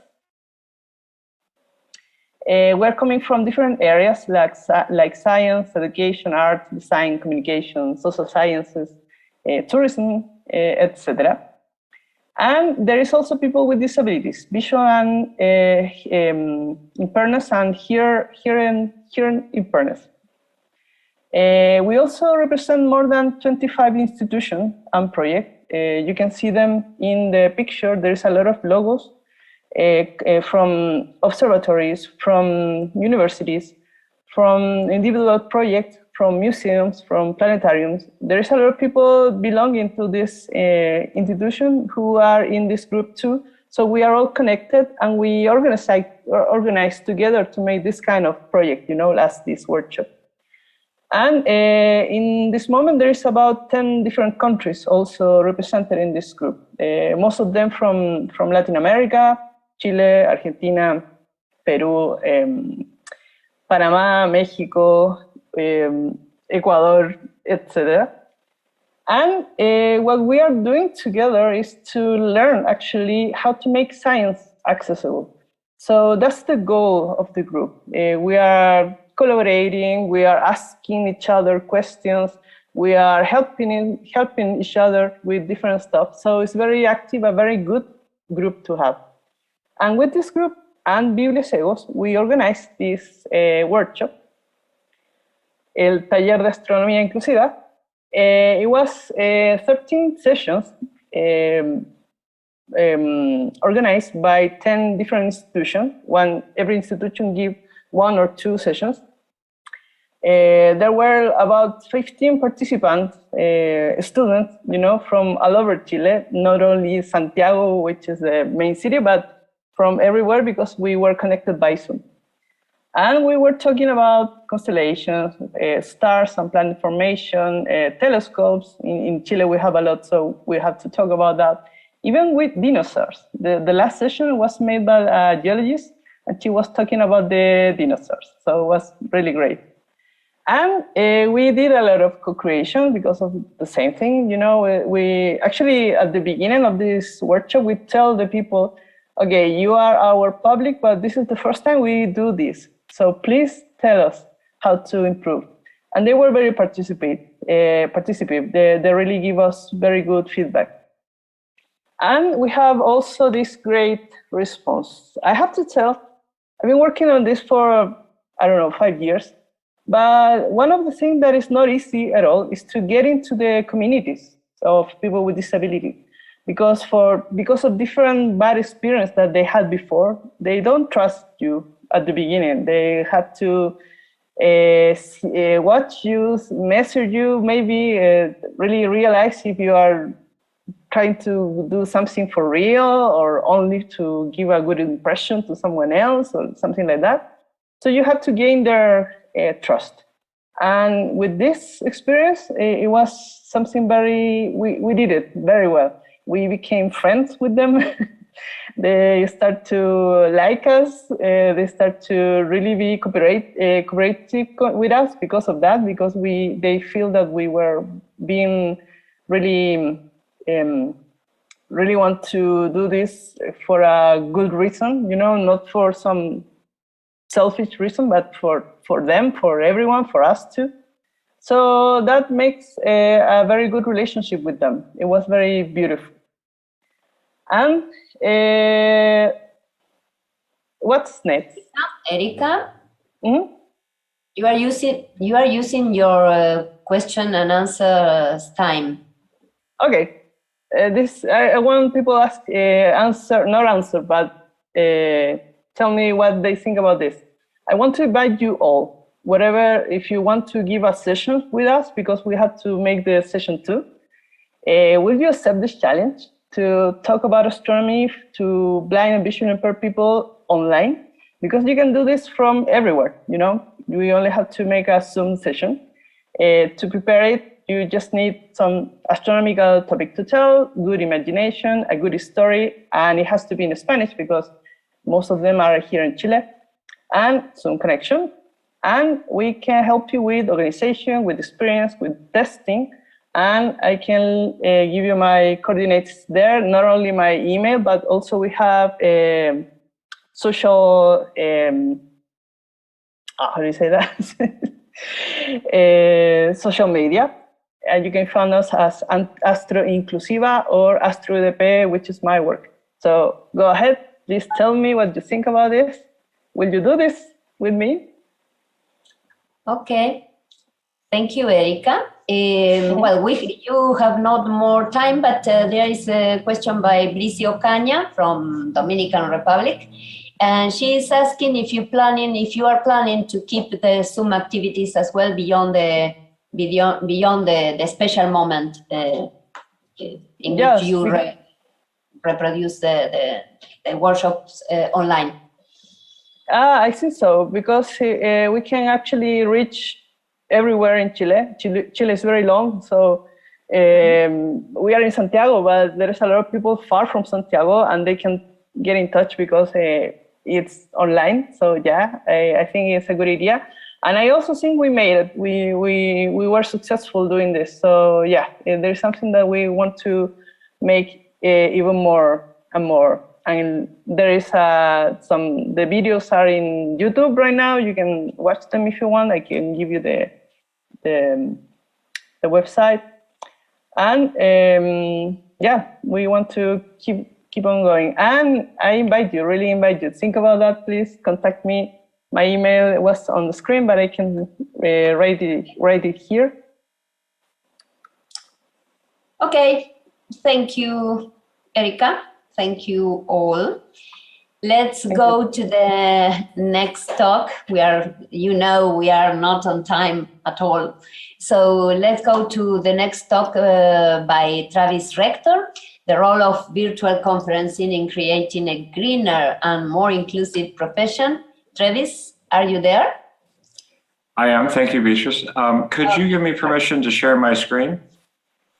Well, I have not the power to do that, but Santiago has. Yes, you have it. You have it now. Okay. Thank you very much. Okay.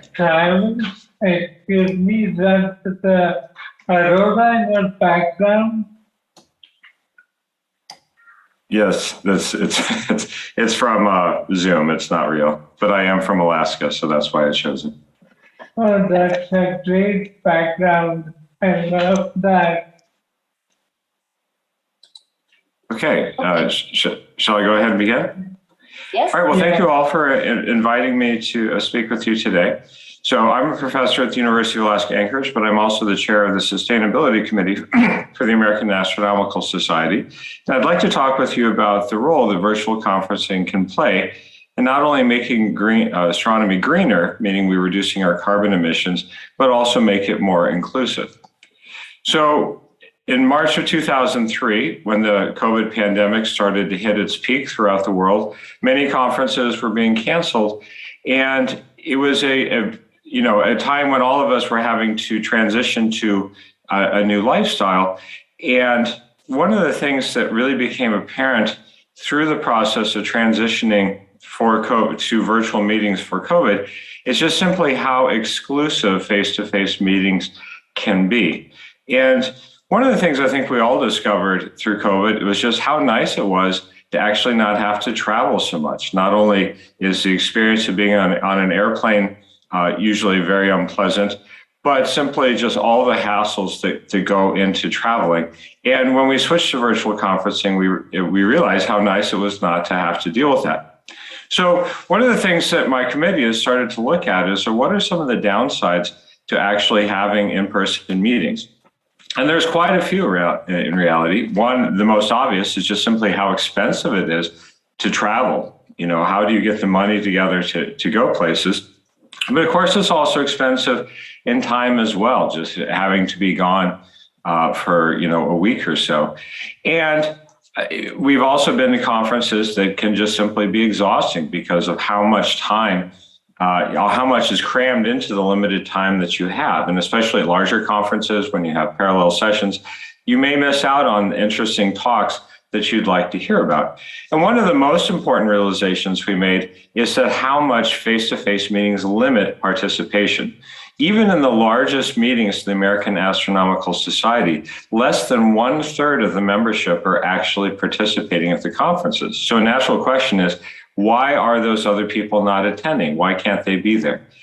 And there's quite a few reasons why people can't attend face-to-face meetings. The first and most obvious is expense. Many astronomers do not have travel budgets that allow them to attend the conferences they'd like to go to. Many astronomers also have work responsibilities, whether it be teaching classes or service or other things that make it very difficult, if not impossible, to be gone for a week or so.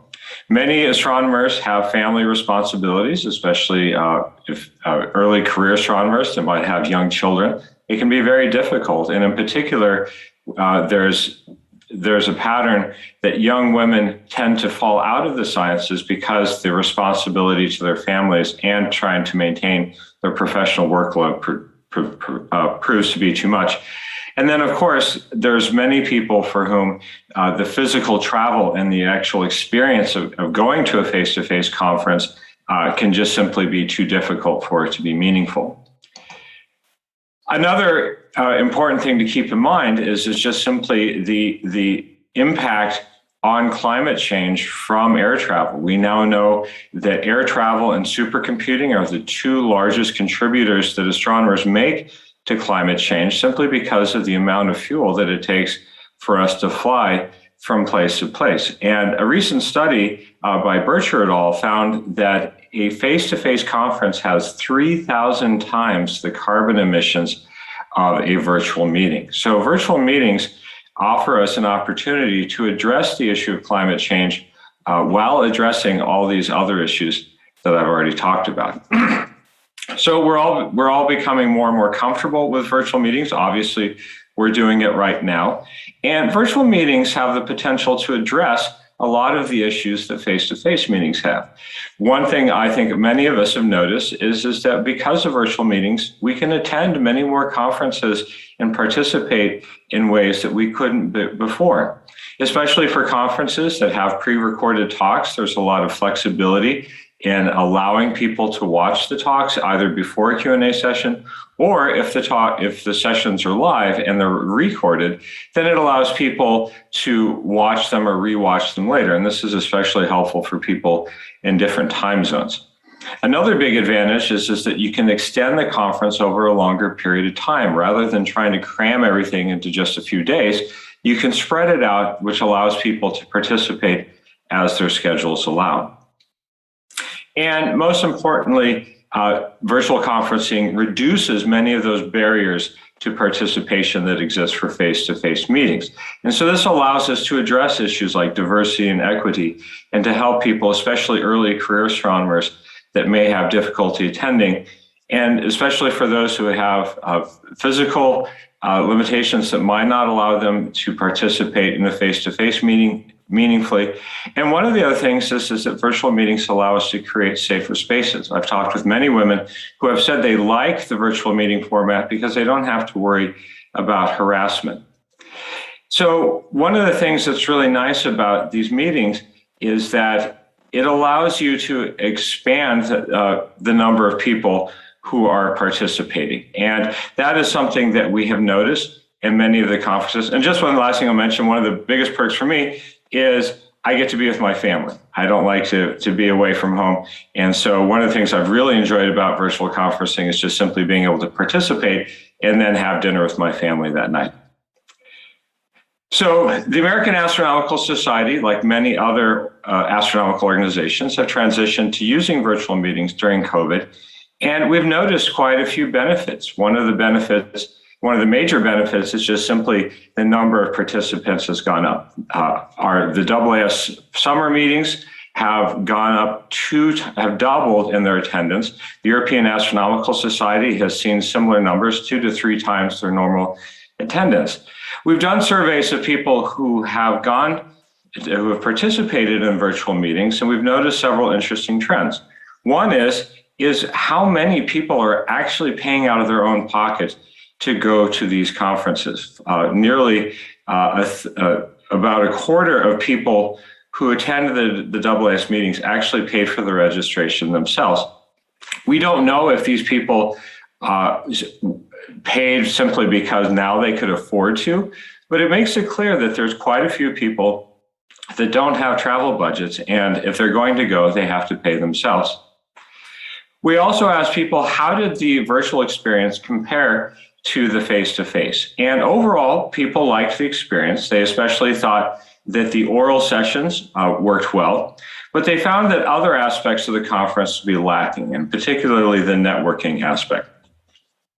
And so the overall experience, they said, was about comparable or maybe not quite as good as a face-to-face meeting. But interestingly, the far majority said that it was likely or very likely that they would attend another virtual meeting.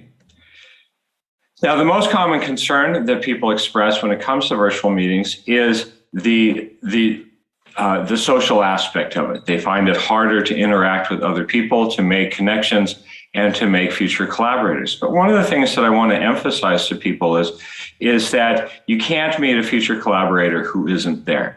And so when you're at a face-to-face meeting, you need to keep in mind that there's a lot of people that you'll never meet simply because of the barriers that are in place that I've talked about. Another thing I like to emphasize is that what we call a virtual meeting is changing rapidly. Right now, we're trying to do things as the way that we used to. There's new formats out there that we can try as well. So for example, the nearly carbon neutral model is a new model that kind of flips the organization of a virtual meeting on its head. And this is a model that may work better for many people. There's also the use of new technologies like Glue, which creates virtual reality environments so people can interact in an environment that feels more natural, like it feels more like face-to-face. So one of the things I like to emphasize to people is that we're in the very early stages of virtual conferencing. It's very much like the very early stages of television. When television was first invented, people didn't know how to do TV shows, so they did radio shows on television. And over time, the technology improved and it became clear of all the new things that were possible. And I think that's just very much where we are with virtual conferencing. And so just as a reflection, just think about how much computing power can improve in a decade. And I think over the next 5 years or so, we're going to see that virtual conferencing offers us a lot of advantages. So change can be scary. People get used to doing things in a particular way, but change can also be good. It's an opportunity for us to think about how we do things in ways that we can do it better. So changes in astronomy, these changes like virtual conferencing are ways to make our profession more inclusive and more productive and better. But one of the things I want to emphasize is that these changes can also widen existing inequities. So for example, people are discussing the idea of using hybrid conferences where you have some people attending face-to-face and some people attending virtually. Well, if not done properly, the people who are attending virtually will not have the same experience or be able to interact at the same level as those who are face-to-face. And then that'll further widen the gap between the haves and have-nots. And so one of the things that's really exciting about this is it's an opportunity for us to make our profession better, but we also need to be careful that we don't widen these existing gaps.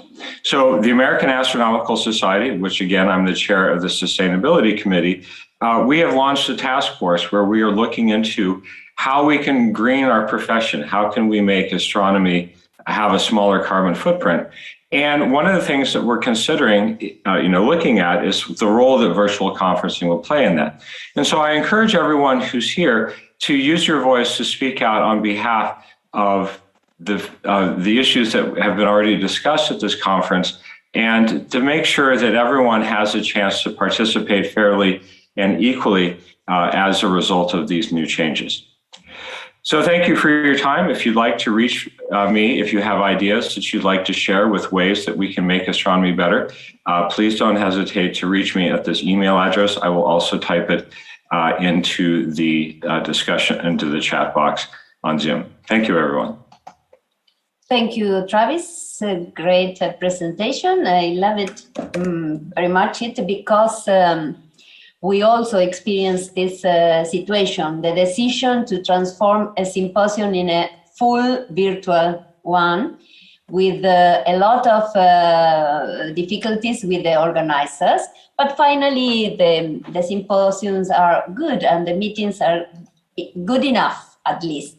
And yes, more people can assist. But I have here one question for you in the chat by Chiamiso. Can you make your the question your own? Chiamiso, I think is good the pronunciation.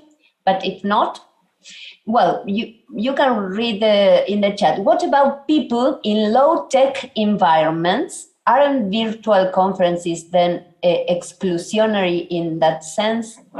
Yes, it's the connection problems, Travis. What do you think? That's a very good point, and I appreciate that you bring it up. I feel that if someone is in a low-tech environment, there are several ways to address it. One is by using pre-recorded talks, so you don't necessarily need the same bandwidth that you need for live presentations. This also addresses time zone issues. so that if a talk is at at 3 in the morning local time, then you can watch it at your convenience. And I think that for those people who experience the technology barrier, they probably also experience the travel barrier to an even greater degree.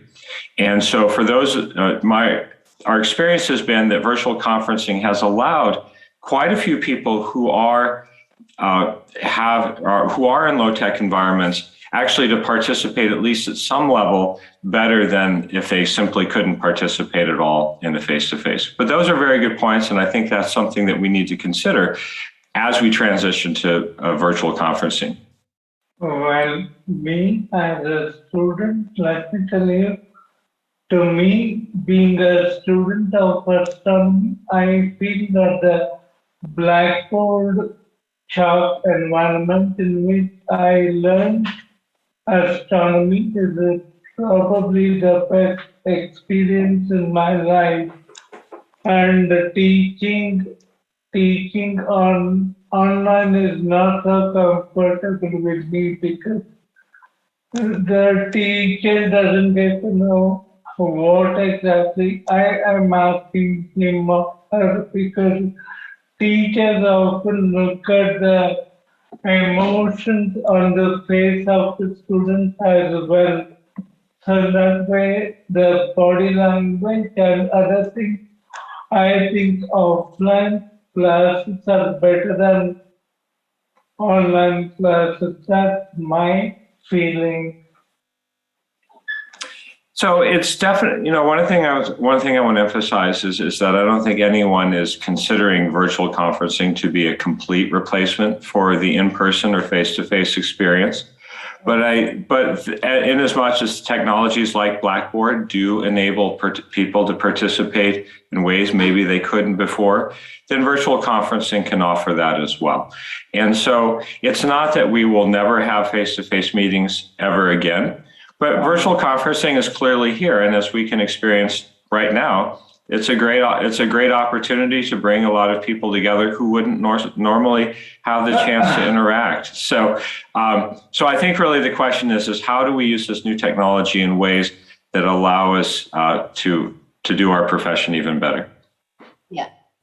So I guess it's better that we have the hybrid sessions before we completely switch to the online classes or online discussion. Isn't that better? Well, I think there's different ways that it can be done. As I mentioned, the nearly carbon neutral model, it allows people to to pre-record talks. They can submit questions in advance. It allows the speaker to think about those questions and prepare responses to them. And so, that's an example of how it may work better. Now, I'm noticing a comment here about how virtual meetings are not necessarily more inclusive if you're blind. And that's something that I think is very important for us to think about, is how can we make this experience more inclusive for everyone? And so it's not that any particular technology or delivery method is going to be perfect, but what are the things that we can do to make sure we can include everyone in a way that's meaningful? Well, in that case, I think there's one particular situation where you can opt for an online class. That is to say, when your teacher or someone asks you a question and you don't give a proper reply, you may not feel so embarrassed on an online class because not everyone will be watching you. Okay. Yes, and that's a good point. Well, we have no time, but I don't want to stop the discussion before to say what Enrique Pérez Moreno is writing in the chat, and it's about the difficulties to use more than one technology to be part of the meeting, and he expressed that he's not so sure about that the virtual meetings are more inclusive. And in this sense, I think the main problem right now is the technology. We need to improve the accessible or the assistive technologies. Well, we have no time, but as you can see and hear, this is a point. It's part of the discussion, and it's part of the problem is what we need to solve, the problem we need to solve. Well, without any more time for questions, I introduce to you the next talk is by Sandro Bardelli. The title is Sony Cosmos. So Sandro, your time. Yes. Okay, I'm sharing the. Okay. Sorry, I start invitation from the beginning. Are you okay? So, can you hear me?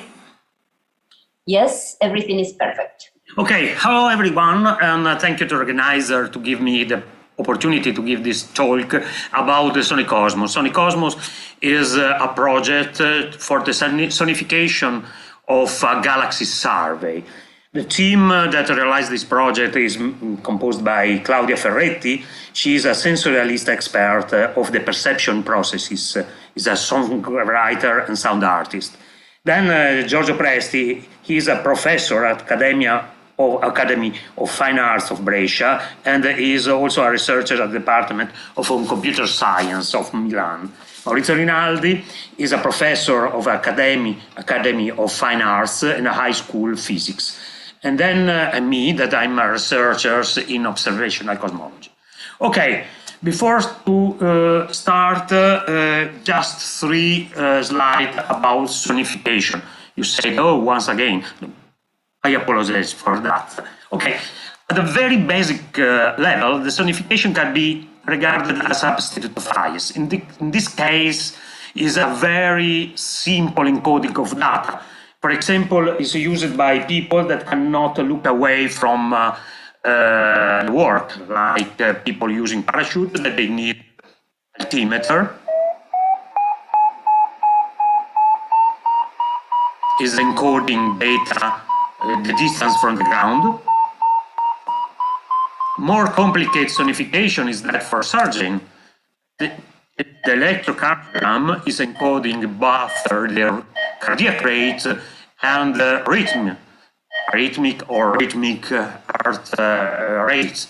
And then for people that are visually impaired, to have the possibility to cross the street. This is a very basic sonification, but as shown by the other speakers, sonification has to be more than that.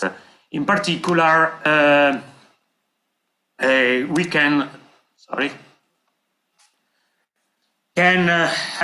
give a general picture of data. For example, if you want to plot the number of cats in picture of cats in internet as a function of time, you can draw this simple graph.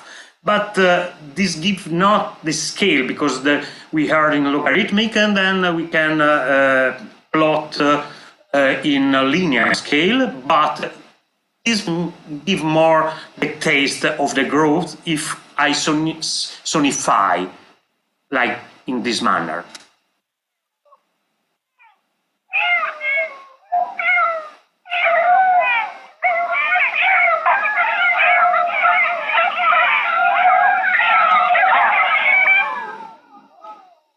Okay, this is a way to interpret a general picture of the data. This way is not new, in the sense that you can even find this approach to sonification also in the movie that is Contact. Hope you can hear.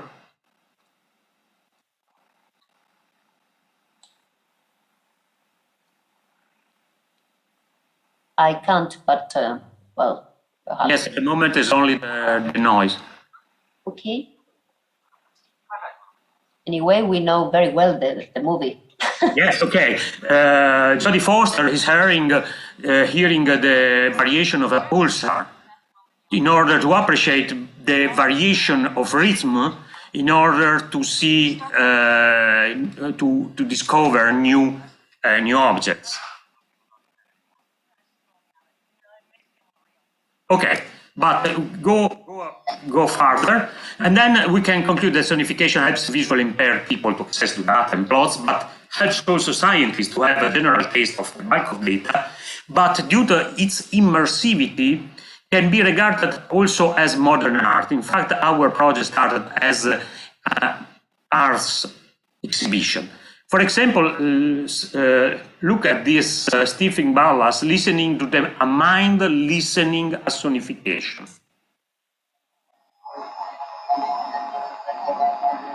Now we are going into the complexity of the activity of brain. Okay, but we are astronomers, and then we have to go to some another topic. This is the observational cosmology. In that we want to see how galaxies within the universe are evolving. Not the standard model or Big Bang model, but given this model, how the galaxies are evolving within this framework. And then we can tell a history at the 380,000 years after the Big Bang. The distribution of matter was very, very smooth. This is the cosmic microwave background. Okay, you are used to see this picture, but this picture is very tiny, 1 part over 10,000. This means that the real visual things is that. But from these seeds, very small seeds, will grow galaxies, cluster of galaxies, and all large-scale structure that we see today. And then this is due to the evolution, mainly driven by the gravity, both of visual and the dark matter. And then from a certain point of the universe, there is some contribution of the dark energy. But how each point in this simulation is a galaxy. A galaxy is 400 billions of stars. But we can ask ourselves how the single galaxy is evolving. And then we think, within the colder matter standard model, that galaxies are growing from smaller pieces, and then they're attracting gas, and then at a certain point they are forming stars from this accretion of gas. But this is in theory. At a certain point, this galaxy will form in a strong way a lot of stars, and these stars are transforming hydrogen in carbonium, oxygen, all the stuff that we are made. Okay, look at the fact that the galaxies are growing from smaller things, smaller galaxies. This is evolution of galaxies like ours, like the Milky Way. Okay. In order to study if this is true, because we have, this is only theory, we enterprised a large survey, spectroscopic survey, aimed to obtain spectra of a huge volume of galaxies in order to reach large distances from the VLT. This is a facility of the Very Large Telescope at ISO in Chile. We observed a very small pieces of sky, the pieces that called Cosmos. That was an enterprise, a collaboration, worldwide collaboration to observe this field. It has been observed by satellites, by space telescope, by ground telescope at the same time. I described the Zeta Cosmos with the Simon Lilly. It's composed by 60 astronomers that obtain a spectra for 18,000 galaxies, but we will sonify only 8,000 in order to have a homogeneous coverage in Redshift. And we ask ourselves how to appreciate the whole evolution of the content of the universe, taking account as a result of the sum of single galaxy evolutions. Because it's not easy, because normally we have to focus on the global characteristic of galaxies, but we have to say that we have an ensemble of different galaxy characteristics. And then we have to encode some data. Obviously, at the moment, we found only few data, few galaxy characteristics. For example, I have to mention that, remember, if you are looking distance, that means looking in the past. So when our travel will start from here, then this means that from now, and we will reach a distance of between 7 and 6 billion of years. Then a small piece of the life of the universe we cannot access in a very huge, with huge data to other parts of this of the life of the universe. But what we'll see, okay, the position of this in the sky of the galaxies is encoded in the stereophony, and we cannot appreciate because probably you have not the technology, we have not a stereo output. And then, okay, okay, just 1 minute left. Okay, just to here, I have to show the encode. I encoded the mass, this increase in mass.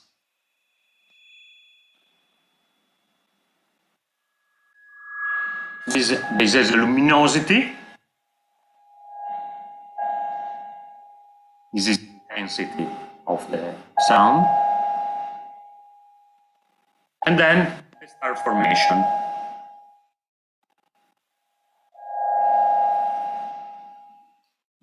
Okay, quick.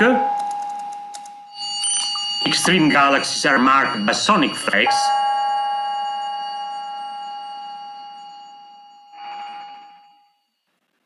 Okay, and then what we will hear? We will hear that in the last 8 billions of years, the star formation decreased a lot. We will entering now in a phase where the universe is switching off. From a huge star formation era, we are going in a relatively dark era. And then this is the sonification. We are going in the past.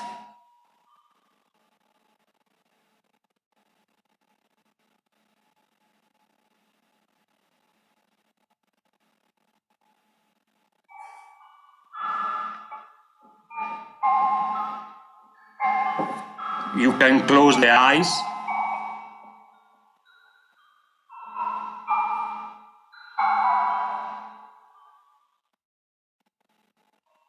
Now, when we jump to 2.6 billion years ago, you can better appreciate the star formation rate. This means that how many stars are formed per year. This is the effect of the large-scale structure, where the galaxies are together, are clumped. Then you have huge voids, divided by matter.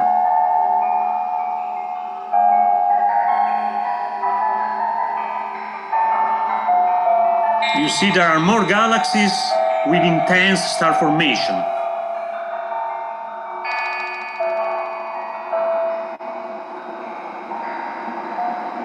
You can hear a background that is increasing. The background is the average of the quantities.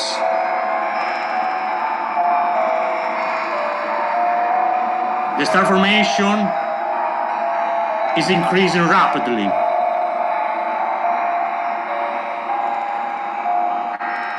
Most metals and most of the carbonic season are formed at that time. We need the star formation because we are made by these elements. We have an increase also of high rate of star formation. There's a starburst.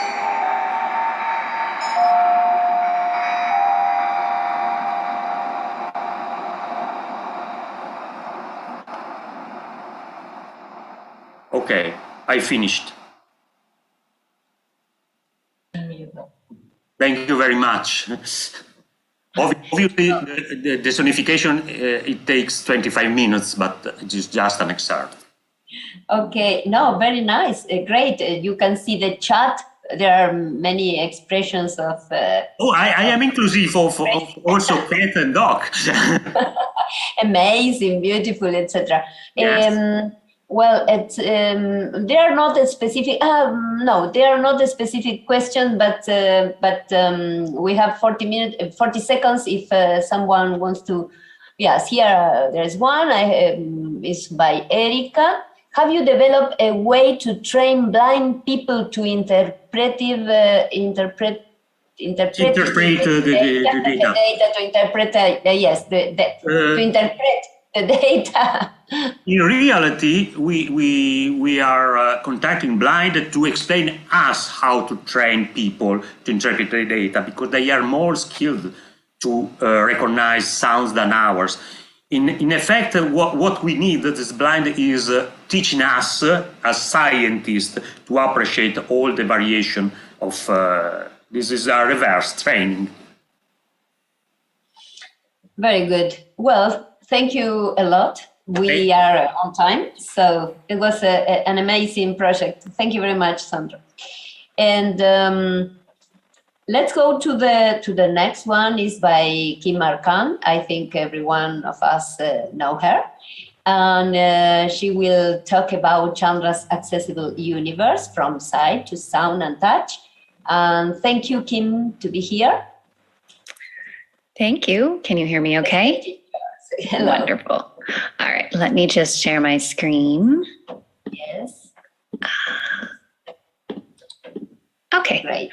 So I just wanted to first thank you for having me today. My name is Kim Arkand, and I am working on NASA's Chandra's Observatory from the Center for Astrophysics, Harvard and Smithsonian. And, you know, for the first 10 years of my career, pretty much, I was very focused on taking the data from the Chandra X-ray telescope and creating images with it, like this image that's on my screen now, which is of the exploding star Cassiopeia A, this beautiful stellar debris where it's been color-coded by chemical emission. And it was, I think, a lot of work to sort of situate myself in how to do data visualization, period.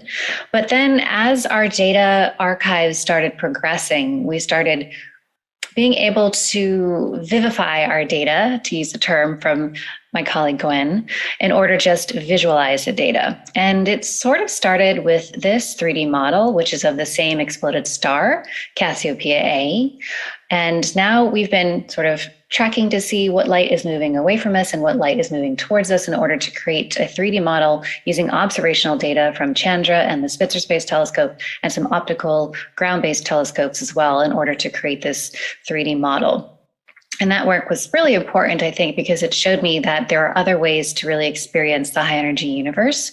And we could sort of manipulate and massage that process of visualization or vivification to create something new.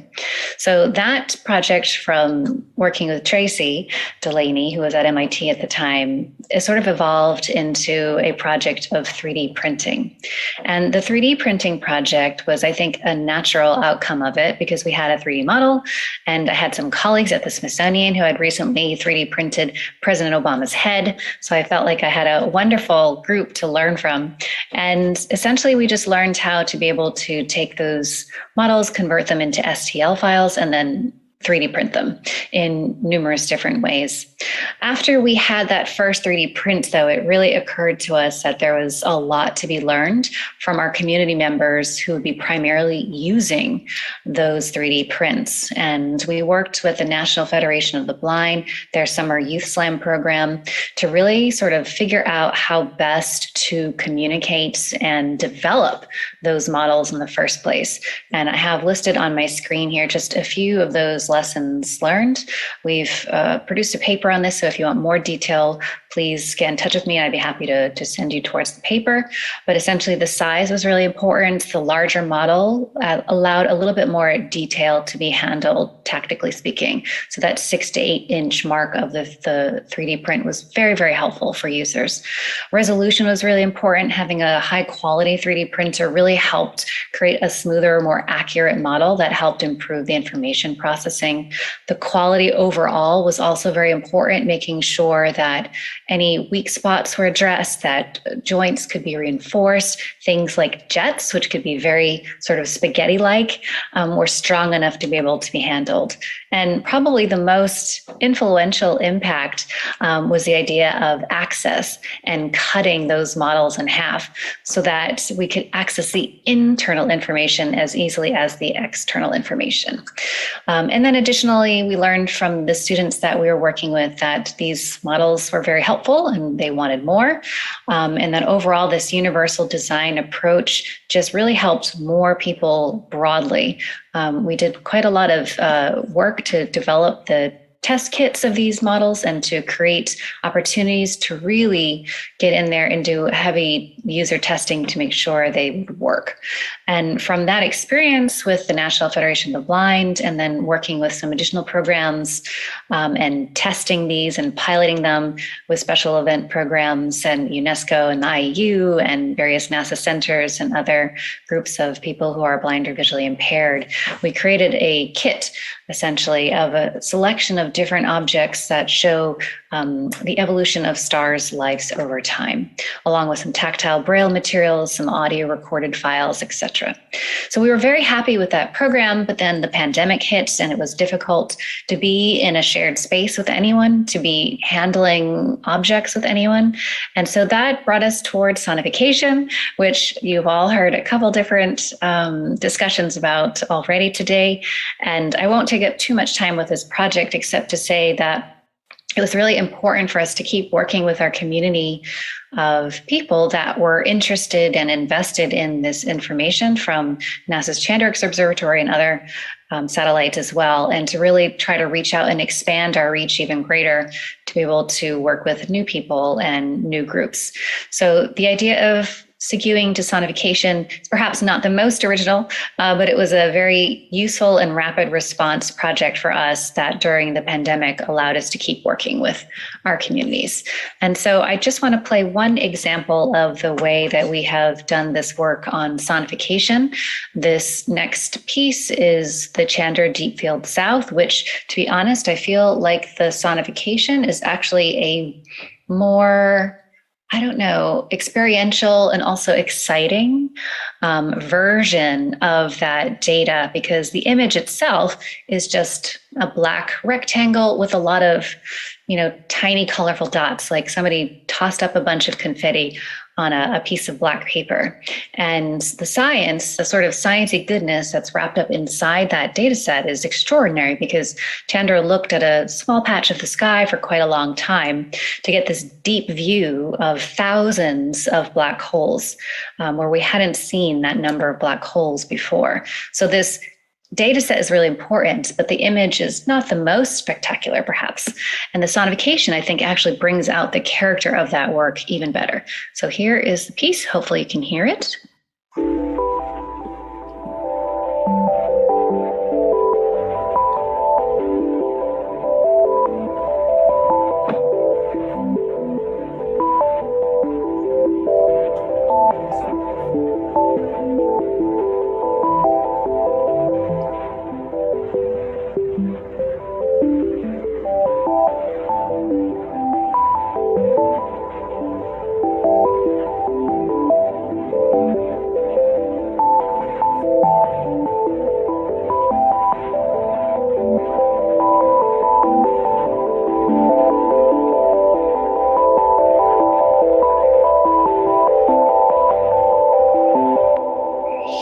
So I really think it's effective in that piece. Essentially, the different sounds that you're hearing are just the different tones are representative of the various energy levels. So the lowest energy material and the highest energy material are accordingly the lowest energy sounds and the highest energy sounds, with the middle range in between.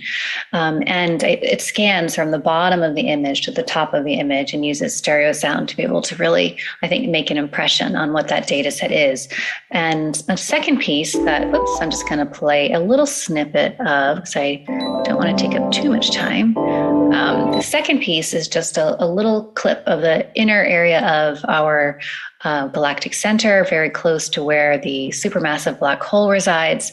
And this is a compilation of data from the Chandrax Observatory, the Spitzer Space Telescope, and the Hubble Space Telescope, why I really like the sonification in this case is because each different kind of light is mapped to a different sound, with the infrared light as a piano, the optical light as a sort of violin, and the X-ray light as a plucky kind of xylophone sound. And then as you're approaching that bright area where the supermassive black hole resides, there's a sort of natural crescendo from that high energy material, particularly, really just getting very excited, if you will. And being able to hear that versus just see it, I think is pretty exciting. So here is just that little snippet around Sagittarius A star, our very own black hole.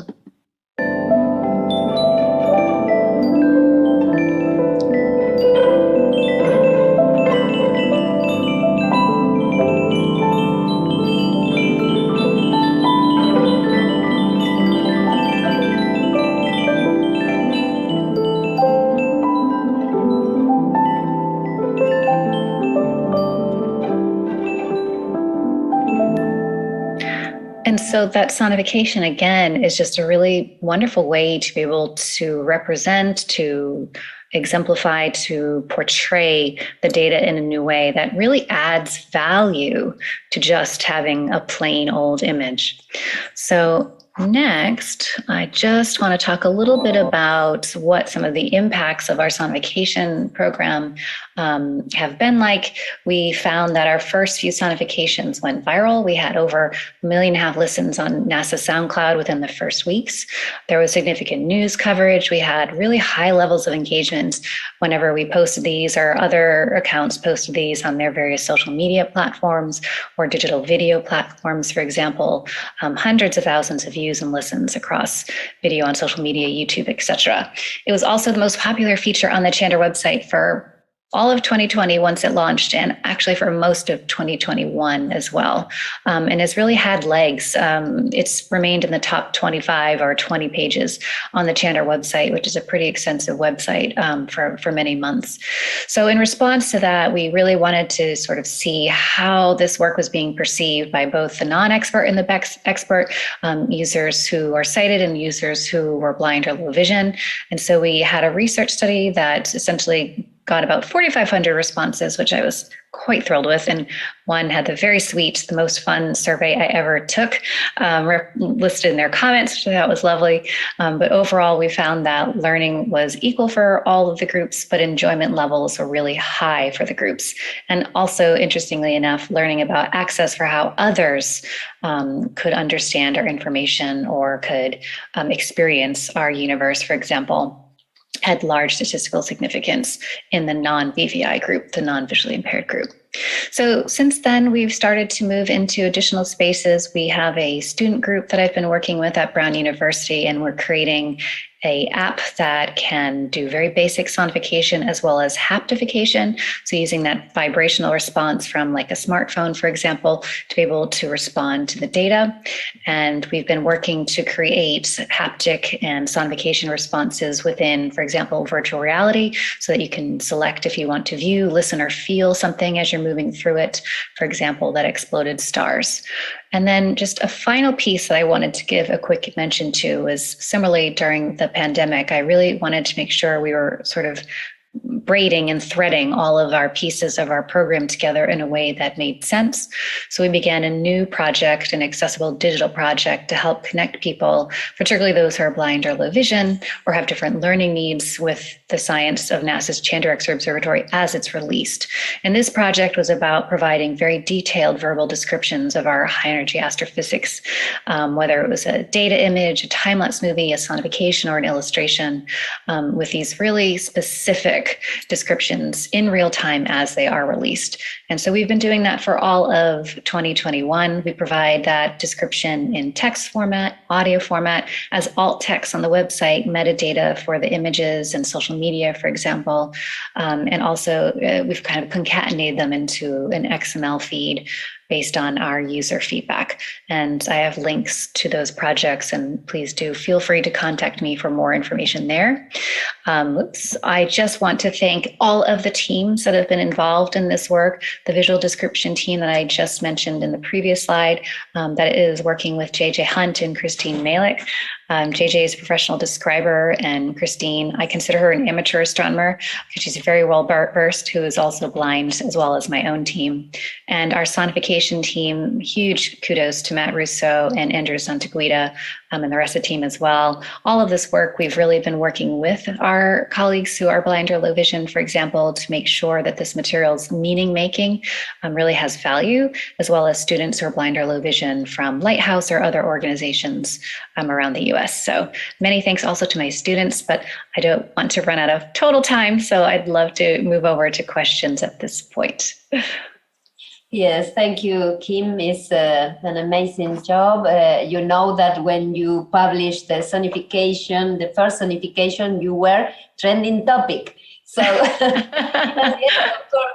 all over the planet was talking about the sonification of the Chandra data.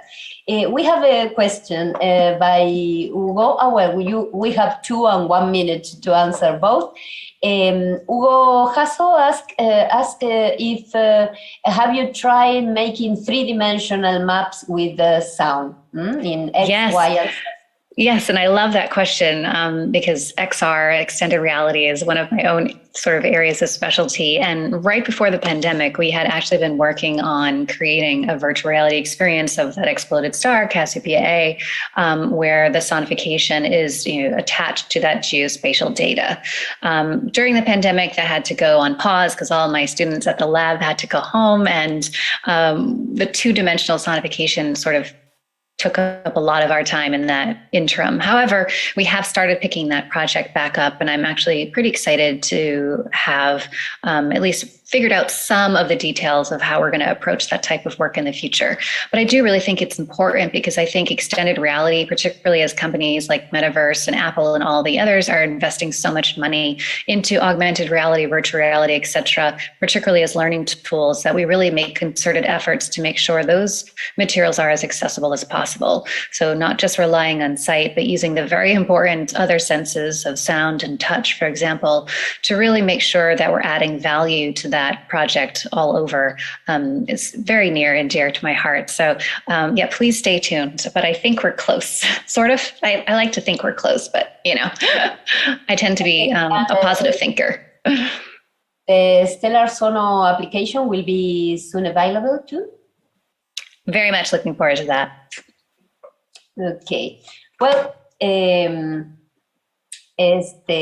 this is, well, thank you very much, Kim. We will be in touch and, sailing all the time the Chandra website to see the news. Thank you. Now it's time for the last talk of the day. And it's my very, very dear friend Kumiko Sudasato from Japan. Well, who speaks Actually, Spanish. not from Japan now. Oh no, you are in Hawaii, right? Hawaii, yes. Hawaii, well, farther. Yes. To Argentina now. Yes, in the antipodes. She will talk about dissemination of the Touch the Universe tactile exhibition. And thank you very much, Kumiko, to be here. at that time, which is very late, of course, or very early. Early, yeah. Thank you so much, Beatrice. Okay, wait a moment, I share my screen. Can you see my screen? Yes, perfect. Okay, thank you. Okay, so I want to start. Thank you so much, Beatrice and Santiago and all organizers for giving me a chance to present our work.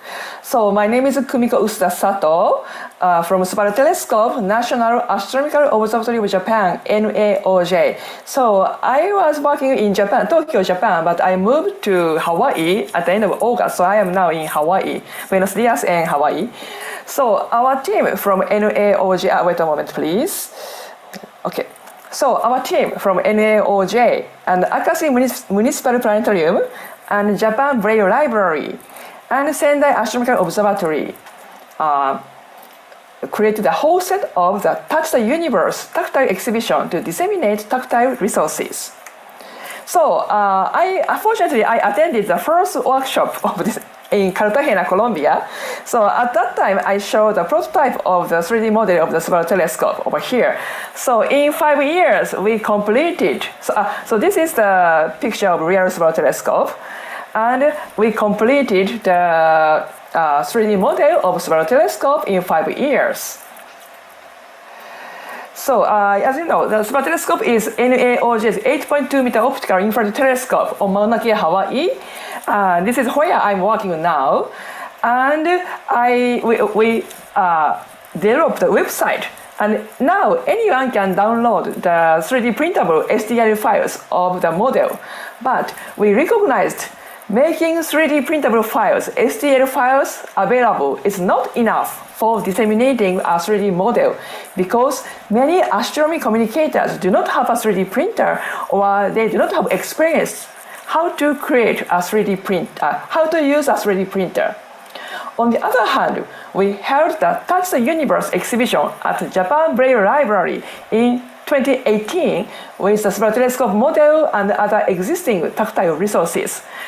For more details, please read our CAP journal. And this is the flyer of the first exhibition, Touch the Universe, at Japan Braille Library.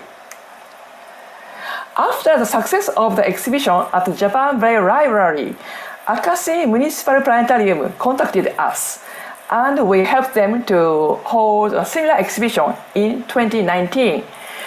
So these are the pictures of the special exhibition at Akashi Municipal Planetarium. And then last year, Sendai Astronomical Observatory contacted us to help them. So this is why we, the 4 institutions, started collaborating as a project team to break the barrier for museum staff members to hold a tactile exhibition. Fortunately, we won the grant from the Japan Science Museum Association in the last fiscal year. The PI, primary investigator of this project, is Yasuhito Suzuki from Akashi Municipal Planetarium. Using the grant, we created a whole set of the Touch the Universe tactile exhibition like the one held at Akashi in 2019 in these images. We already completed creating the whole set, the phase 1, at the end of this March. As phase 2, we will launch an official website of this project and share resources and additional information. Through phase 2, we will increase awareness and expand the national network of inclusive astronomy in Japan. So this project consists of 4 institutions: NAOJ, our research institute, and Japan Braille Library, Akashi Municipal Planetarium, and Sendai Astronomical Observatory. The right image shows the core members. Each institution has different strengths, and we think we could establish a dream team because, for example, NAOJ is a research institute, and we can provide 3D models of celestial bodies and the telescope. The lower left shows the 3D models of the 2 asteroids, Ryugu and Itokawa. Japanese spacecraft went to them and were successful in sample return. An NAOJ researcher created these asteroid models at the same scale using the latest surface topography data. This is the strength of NAOJ as an astronomy research institute. On the other hand, Japan Braille Library is an expert of the blind and visually impaired. They provide know-how and tips for developing tactile exhibition and communicating with visually impaired people. Actually, they have their own tactile exhibition, Tactis Museo. And Akashi Municipal Planetarium and Sendai Astronomical Observatory are science museums outside of Tokyo. They are experts in communicating astronomy with the public, and they are already communicating with people with disabilities. They also work with local governments to expand the network in their cities. For example, when Akashi Municipal Planetarium held the special exhibition, the local government helped them to create the Braille explanation. We also have collaborators or resources inside and outside of Japan. You may already know a Touch of the Universe, an international project for tactile astronomy kit. Amelia Ortiz-Hill from the Valencia Observatory, Spain. Maybe Amelia, hi Amelia, hola, ciao. Hi, Spain provided 3D printable files and additional information. Using their files, we created the 3D models of the Moon and Mars. You may also know about Universe in a Box, an educational kit of the European Universe Awareness.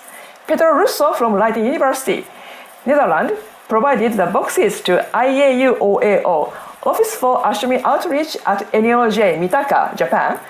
And Lina Canas, my best friend in Tokyo, the director of IAU OAO, kindly donated one set of the planet balls. With the Japan Braille Library supervision, we put each small ball in a transparent bag like this, and added a printed and Braille label on it. And inside of Japan, Professor Shin Mineshige from Kyoto University, his collaborators developed tactile images of the Moon, Jupiter, and other celestial bodies using the dots, and published multimodal astronomy textbooks. We borrowed some of tactile images of celestial bodies. So these are the 3D models, tactile models in the exhibition set, Touch the Universe. From the top left to right bottom, we show the 3D models of Earth and to asteroids Ryugu and Itokawa, and the Moon and the Mars, and to kinds of super telescopes models, the detailed version and simplified version. Each model has a description panel, like the top right, with both printed and Braille letters. We also added tips about how to touch and understand the models.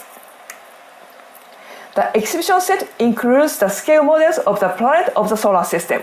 The top left shows the handmade model by Akashi Municipal Planetarium. This is one of the most popular tactile models. The knots of the ropes represent the locations of the sun and planets. Each knot has a printed and Braille label. The top right, as I showed before, the little size of the planets with printed and Braille labels. The lower images are the Jupiter tactile image with its description. So we already completed creating the Touch the Universe exhibition set and delivered it to the office of the Japan Science Museum Association. Now we are starting phase 2 and hopefully phase 3 soon to provide additional resources. At first, we will create an official website and upload audio guide and movie files with QR codes so that museum staff members can use the files at their exhibition. Also, we are planning to upload tips for the exhibition and communication with blind and visually impaired people. We believe that these resources can make museum staff members feel comfortable and confident to hold their own tactile exhibition. Next, as phase 3, we would like to provide inclusive astronomy workshops as requested by museum staff members. The purpose is not only to help them hold their exhibition, but also to expand the national network of inclusive astronomy. Through the network, we hope to improve the exhibition set and workshop upon their feedback. Actually, due to the COVID-19 pandemic, we are working very, very slowly. So now we are just planning most of the phase 2 and 3. But the whole set of the exhibition itself looks popular among science museums in Japan. The Japan Science Museum Association receives requests from 3 independent museums to use the set. The first one will start in Tokyo, will start their special exhibition in December 2021, actually next month. And the second one, requested from the western part of Japan, will start in January next year. The third one will start, the third one is Sendai Astronomical Observatory, will start their exhibition probably in March 2022 or later. As phase 2, we are actually working very, very slowly, but the project team started creating audio guides and a video. We recorded the welcome message from Mr. Nagaoka, the director of Japan Braille Library. Actually, he's a scientist and also he's blind. And he says, "Welcome to the Touch the Universe exhibition," and reading the Braille draft. So, in conclusion, we, the Touch the Universe project team from 4 institutions, NAOJ, Akashi Municipal Planetarium, Japan Braille Library, and Sendai Astronomical Observatory, created the whole set of the tactile exhibition. And many museums can hold their exhibition through the existing borrowing and lending system of the Japan Science Museum Association without using a 3D printer. So it should be helpful for museum staffs and break the barrier to communicating visually impaired people with tactile models. Through this project, we will expand the national network of inclusive astronomy. This is our ultimate goal. Thank you very much. Muchas gracias for listening to our presentation. My talk is that all. Muchas gracias. Great, Kumiko. Thank you very much. Muchas gracias. Thank you very much. Gracias. We are in the question and comments time. I don't know if someone, you are receiving a lot of congratulations for the work from Amelia. Thank you so much. You can see the chat. Everyone is. I'm so happy. Yeah, I'm happy to see. Actually, so I at first I initiated this project to create the 3D tactile models almost alone, just inside of NAOJ. But I was struggling to how to disseminate the model. But after I collaborate with Japan Braille Library, the expert of visually impaired, they have very knowledgeable and they already have many resources for visually impaired. And then once we created the whole set and make a whole story of the Touch the Universe, Akashi and Sendai, many museum people contacted. And then we, yes. Hi. I have a suggestion to you. Okay. Excuse me? Please say again. I have a suggestion. Yes, please. Yeah. You created wonderful models out of the materials that were available to you. First of all, what was the material? Was it a clay or something? Excuse me.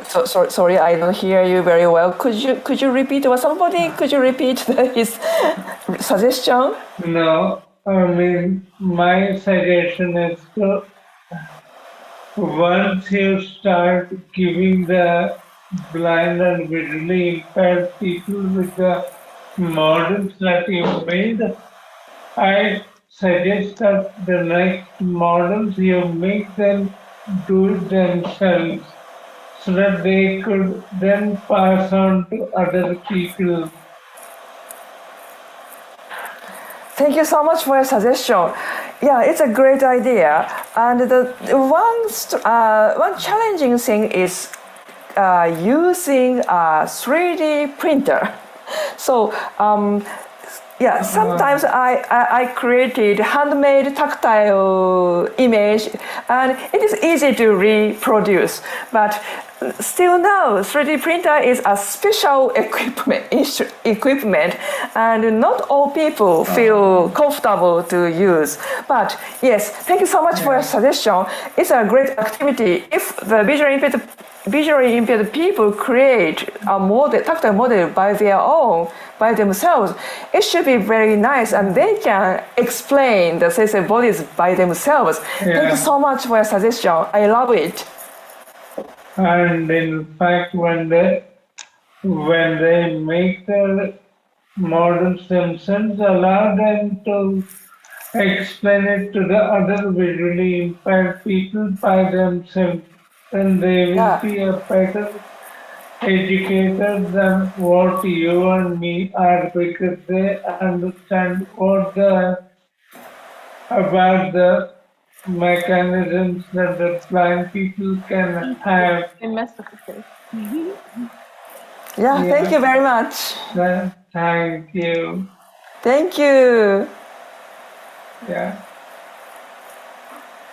Okay. And by the way, if I visit Japan, I'll definitely make it a point that I'll visit your observatory as well. Yeah. Thank you. Thank you. Maybe we can make both, so that during the special exhibition with 3D printer models, we have some workshop. Let's make this like this solar system model or something with low cost material. Yeah, thank you so much. That's a very good thing. Yeah, thank you. Great idea. Yeah. And see you next time. I will share your idea to my team members. Thank you so much. Thank you very much. Well, we are finished this first day of the workshop, and I give the time for the last words to Santiago. Santiago is there. And, yes, thanks, Beatriz. Thank you very much for moderating all these wonderful presentations. Thanks to all our speakers. I believe we have evidence, the motivation, and all the important efforts that you all are doing to make astronomy more inclusive and to reach all communities. So I would like to thank you all, and also all the participants. I hope you agree that this has been a very fruitful first day session of this workshop. Thanks again to all the institutions, all the participants. Also, I want to thank this scientific organizing committee, Beatriz, Angela, Nicolás, Sonia, Gary, and also our local organizing committee, Andrés, Erika, Silvina, and all the institutions and people involved in supporting this workshop. Thank you very much. Remember that we will have conference proceedings to be published in the Revista Mexicana de Astronomía Astrofísica, who is also one of our sponsors here. And well, I know we have been here for almost 5 hours, but just let me remind you that we have a poster exhibition that you can access from our website. So please take a look at all these posters. You can access them by entering into our website. In the right-hand side here, you have the link to the poster exhibition. Well, this is basically the final slide. Remember that tomorrow we have another conferences. We have 2 invited speakers and again 10 contributed conferences. So please make sure that you know the time, because we start a little bit later. So it's 16:30 GMT. So don't forget that these times are here in GMT, so that you don't miss any of these conferences. Thank you very much. That's all I have to say. So see you all tomorrow, and thanks for joining.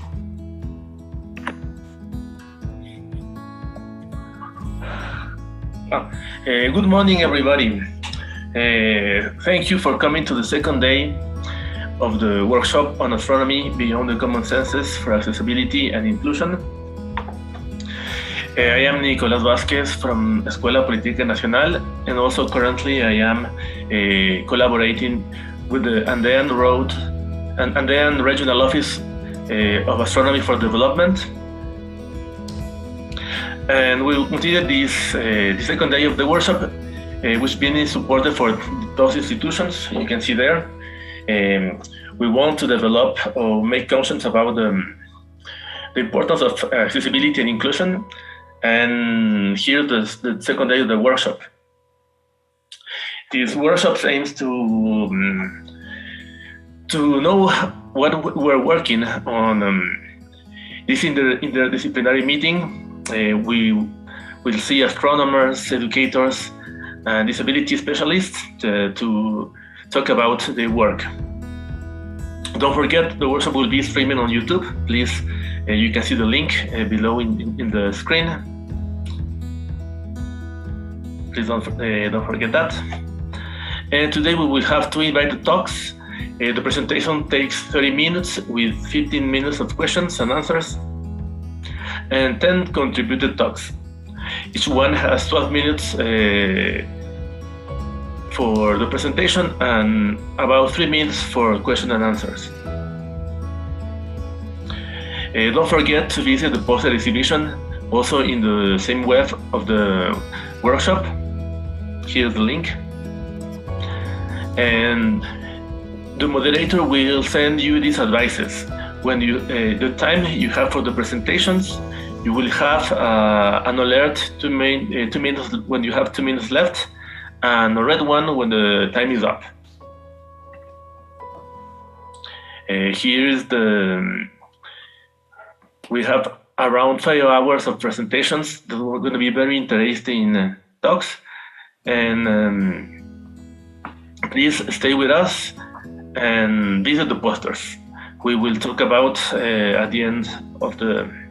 I hope we can have a little time to talk about what we learned in the closing of the workshop around 9 GMT. Welcome again, everybody, and we are waiting for our first speakers. Maybe I think I will now give the talk to Beatriz, who will be conduct the sessions today. Hello, Beatriz. Welcome. Hello. Thank you for Thank you, collaborating with us. Yes, always. Thank you for the introduction, and we invite you to the first talk by Stavros Casanevas. To me, it's a pleasure and a real honor to have this invited speaker here. Stavros is a professor at the University of Paris Diderot and the director of the European Gravitational Observatory, and since 2018. He has served as director of the Laboratory of Astroparticle Physics and Cosmology, and co-director of the Laboratory of Excellence University Earth. And he was a member of a lot of collaboration, European collaboration and international collaborations. But for this special, in this special moment, for us, he is the coordinator of one of our sponsors and organizers, the Rainforest Program, which is a very important citizen science project, which join several programs, several international programs, and I am sure that Stavros will describe better than me. So thank you, Stavros, to be here, and the stage is yours for your talk, from the sublime to the beautiful. An excellent title. Thank you very much. Thank you very much, Beatriz, for this invitation. It is something that we're doing together, and I really enjoy enormously. And so let me First of all, explain my title. You know, in Kantian philosophy, sublime is the things that you can only see, and they are so far that you cannot have any other feeling with them, and to produce some terror from time to time, surprise, terror. This is the sublime. But the beautiful is something that's inside, it's close by. You can not only see it, you can hear it, you can touch it, you can feel it, etc., and that's the beautiful. So I would say that that's how astronomy and astrophysics moved from the faraway stars that were sublime and fascinated the humanity so many years to starting to feel at home somehow. Of course, still it's quite far, but at home with the multi-messenger and the multi-sensorial possibilities that this opens up. That's therefore my introduction. And here I would make the publicity of 9 posters we have, and I will have to find a way to quantify them. And the first one is a possibility. Recording in progress. That, you can, grosso modo, divide the images of the sky in 3. The one of the constellations, the mythic one. Then how we saw the universe as a geometric universe, where you would see light points moving around in a dynamic fashion. You can say this is from Thales to, let's say, Galileo, Newton, etc. And the recent universe, where we see it is again a landscape. It starts to reminding of constellations because it's full of dark and violent phenomena that we try to measure with our detectors. So, I'm a funny introduction. I mean, the different senses is an old story. Of course, Zeus communicated with the people with Hermes, but also dawn, lightning, and rainbow were his messengers. And then the pre-Socratic philosophers that tried to sense the universe, to perceive the universe, they were, let's say, biased with different kinds of messengers. For instance, Thales, to measure the pyramid, used light and shadow. Then, of course, Pythagoras, as everybody knows, used rhythm. Sorry for the error. Rhythm and harmony. And then Democritus was the most extreme. He said in order to interact, you have to touch. And that's therefore atoms and vacuum, atoms moving inside the vacuum. These days, we try to use all 3 kinds of organization of the universe. And that's what I will try to show. Then, of course, I thought I had a little bit more time. But anyway, you know the story. We tried for a long time to find a rhythmic universe. Kepler was still on it. Then Galileo was more. Actually, there is a funny story that he was influenced also by tennis. That was important at that time, the trajectories. So trajectories inside the space was his thing. And then Newton gave the laws of gravity, where he said that space is an immobile sort of framework within which objects move. And then when they told him, okay, your gravity laws, where are they based? He said, I don't know. Hypothesis non fingo. Then we had, of course, Maxwell, electromagnetic waves that in the beginning were thought as the formation of some liquid, we could say ether inside space, but then we discovered with the Michelson-Morley experiment that it was actually electromagnetic waves were propagated into the vacuum, which is very interesting and again gave a new view of the universe. And of course, in the late 20th century and the beginning of this one, photons of high energy, neutrinos of high energy, and high energy cosmic rays, not to say about the gravitational waves that I mentioned already, have become new messengers. So this slide says exactly the same thing I said in the previous slide. The fixed time that Newton had in mind and the empty time, the empty place that Maxwell was finally, the electromagnetic waves of Maxwell were moving. Then comes the Einstein's theory of gravity that says that space-time is a deformable medium. Therefore, when you have, I'm sorry, I thought I had the big something moving, but it's not moving.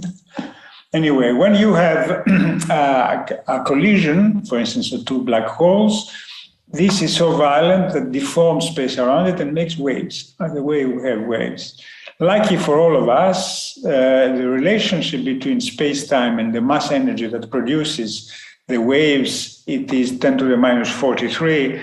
So the space-time is not, it's a difficult thing, first of all, to detect the gravitational wave phenomena, and let's say that the 10 to the minus 3 is delta L over L. So that is how a distance between two objects that are in free fall changes by gravitational wave, the constants.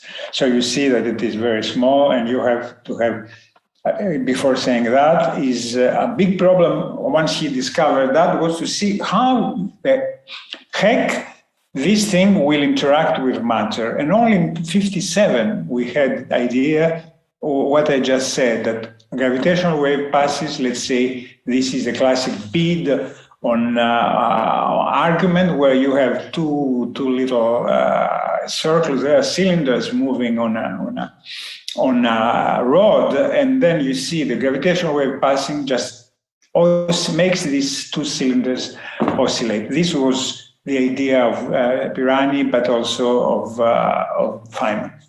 Okay, so can we try to be Marconis of gravitational waves? Yeah, again, it doesn't, I'm sorry, it doesn't move. Why it doesn't move, I don't know. I hope it's not repeated. If you get in your room and you take two things of one tone and you make them run one around the other, the final change of distance you would have in any object around it would be 10 to the minus 35. Again, very much away from what we can detect. But if you go up in the sky, then you take 3 black holes of 30 solar masses, and you have them turn around each other at a distance of 100 kilometers, nothing, and a frequency of 100 hertz, you get a delta L over L, this perturbation of 10 to the minus 21. And strange as it seems, this is something we can detect, is 1,000th of the diameter of a proton. And what are the sources that you have gravitational waves? This coalescing binary system, two black holes, a neutron star, two neutron stars, a black hole and a neutron star. Continuous sources, a spinning neutron star that is slightly asymmetric. And then you have these forms, these above forms, you can have a template. You can know how it is. I mean, you have the form of it.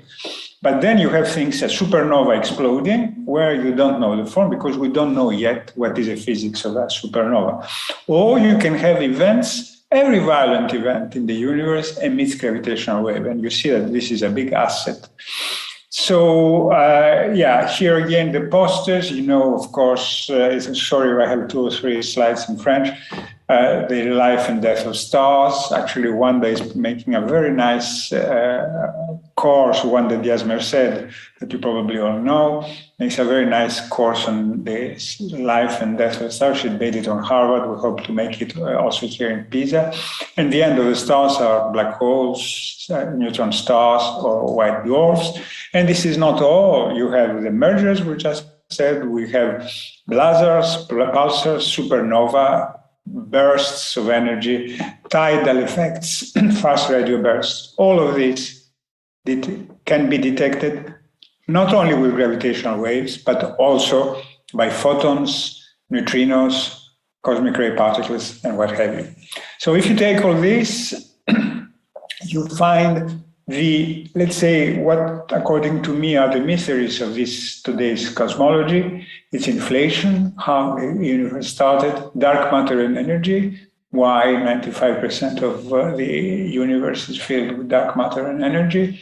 Why? Then the other 5%, it's even another mystery, why it's matter and not antimatter, because we know from inflation they will produce in equal quantities. So when we say we know the standard model of the universe, we know exactly what we don't know, how matter dominated antimatter, dark matter and dark energy.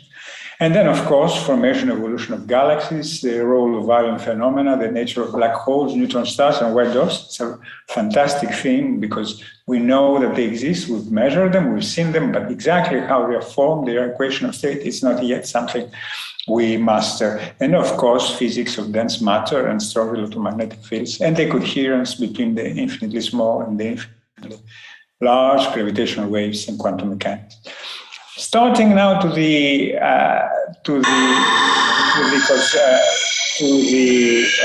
sonification part, let's say, it's an anecdote.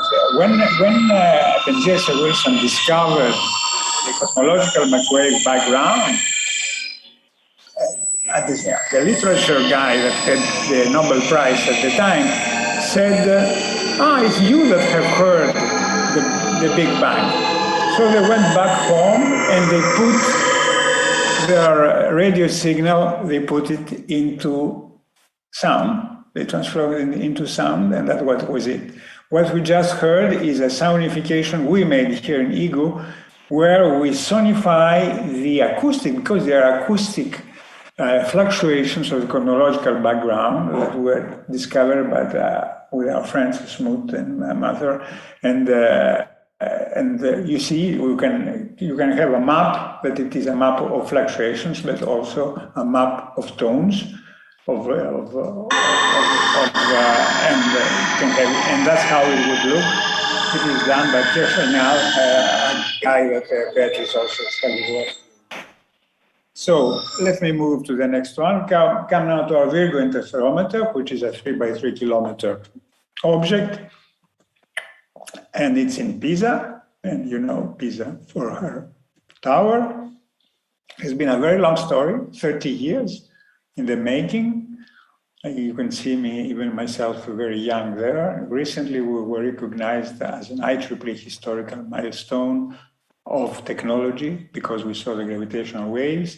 And I reminded you what we saw. Before that, let me give you the image of our interferometer.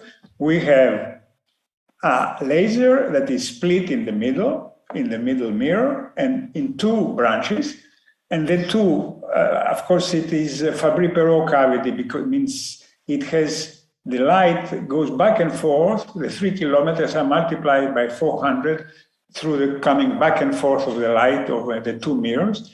And at the end, there are as you can see below, they either come in phase, the two come in phase, and actually in the normal operation, we make that the two waves come in phase. And when a gravitational wave that is transversal, it changes the distances of the two arms, of course, they take them out of phase. And where you were at what we say dark fringe, that is light on light was darkness, you start seeing some light. Of course, it's never darkness because you always have noise, and the noise will make it change it. And of course, then whatever you have, you make a Fourier analysis of this style, and you get a plot, frequency versus the noise. And there are three fronts that we look at.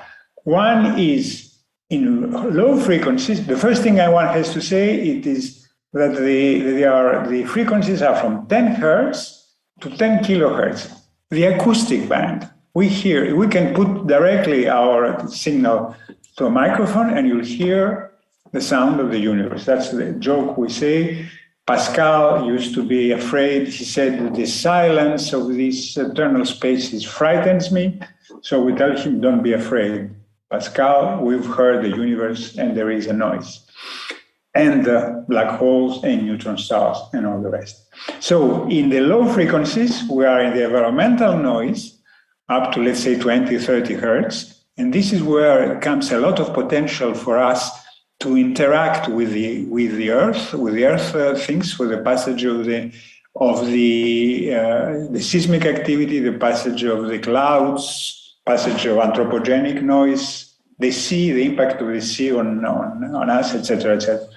Then in the middle frequencies around 100 to 200, you have the thermal noise, the mirrors. Their mirrors, as they move through temperature, gives you noise. And then at the end, you have very few photons and high energy. And that makes us fight against quantum noise with a lot of technology, which I don't have the time to go through because I want to go really to the things that are interested today.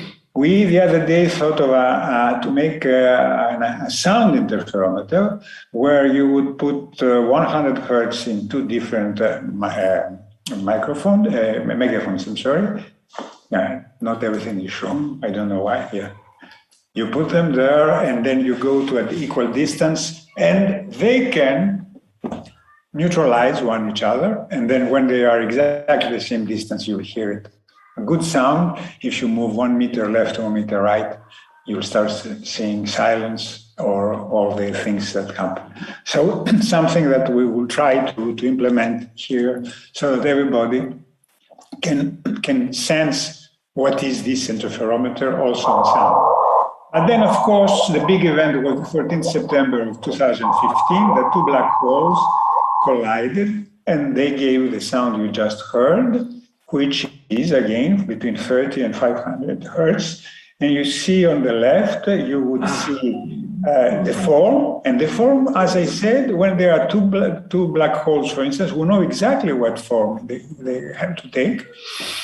And this is what we saw. You also see something I will tell later on, that when these things pass from the Earth, for instance, the Earth vibrates. But of course, you cannot see it because of gravitational waves. Of seismic waves. Okay, that was one thing. So here is a plot where it shows the form and what the information this form brings. It brings the frequency evolution of the inspiral, the masses, where they are, the distance they are, and many other information. Of course, sometimes not exactly alone, you have to disentangle things. And then something that was fantastic is in 17th of August of 2017, we saw two neutron stars colliding, and this was not only in gravitational waves, we saw it in X-rays, and then we very fast, we were three interferometers operating, LIGO, two LIGOs and Virgo.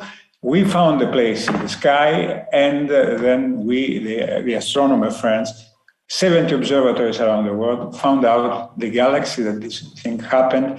And then we were able to follow how the light coming from there evolved from blue to red. Again, this is subject to sonification. It's a fantastic thing to be able to measure something that happened. I don't know, I keep forgetting the millions. 150 million, I mean, it was not megaparsecs, it was 40. Yeah, I think 150,000 million light years ago, being able to see it second by second. That's a fantastic thing. So it's that's what we got. And this brought us an enormous amount of information on how the nuclei are formed, information on cosmology and on how the Hubble constant changes, the density of nuclear matter and what have you. These days, we are at 90 events. We just published it 3-4 days ago.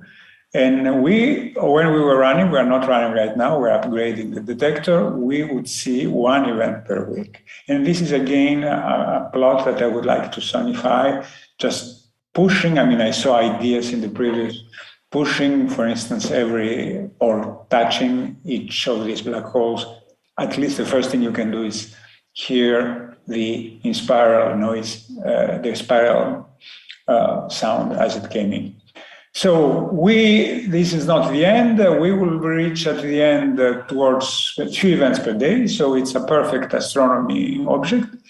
And then something else that I have to say, I talked about the inflation at the beginning, and I have to repeat here that every event that is a phase transition or a violent event, some kind of string or kinks of the matter to matter domination transitions, the nucleosynthesis transitions, the quark and hadron transition before the recombination world that you probably know at 400,000 years, all the matter became neutral, therefore the universe could start. Before that, it was in a plasma phase.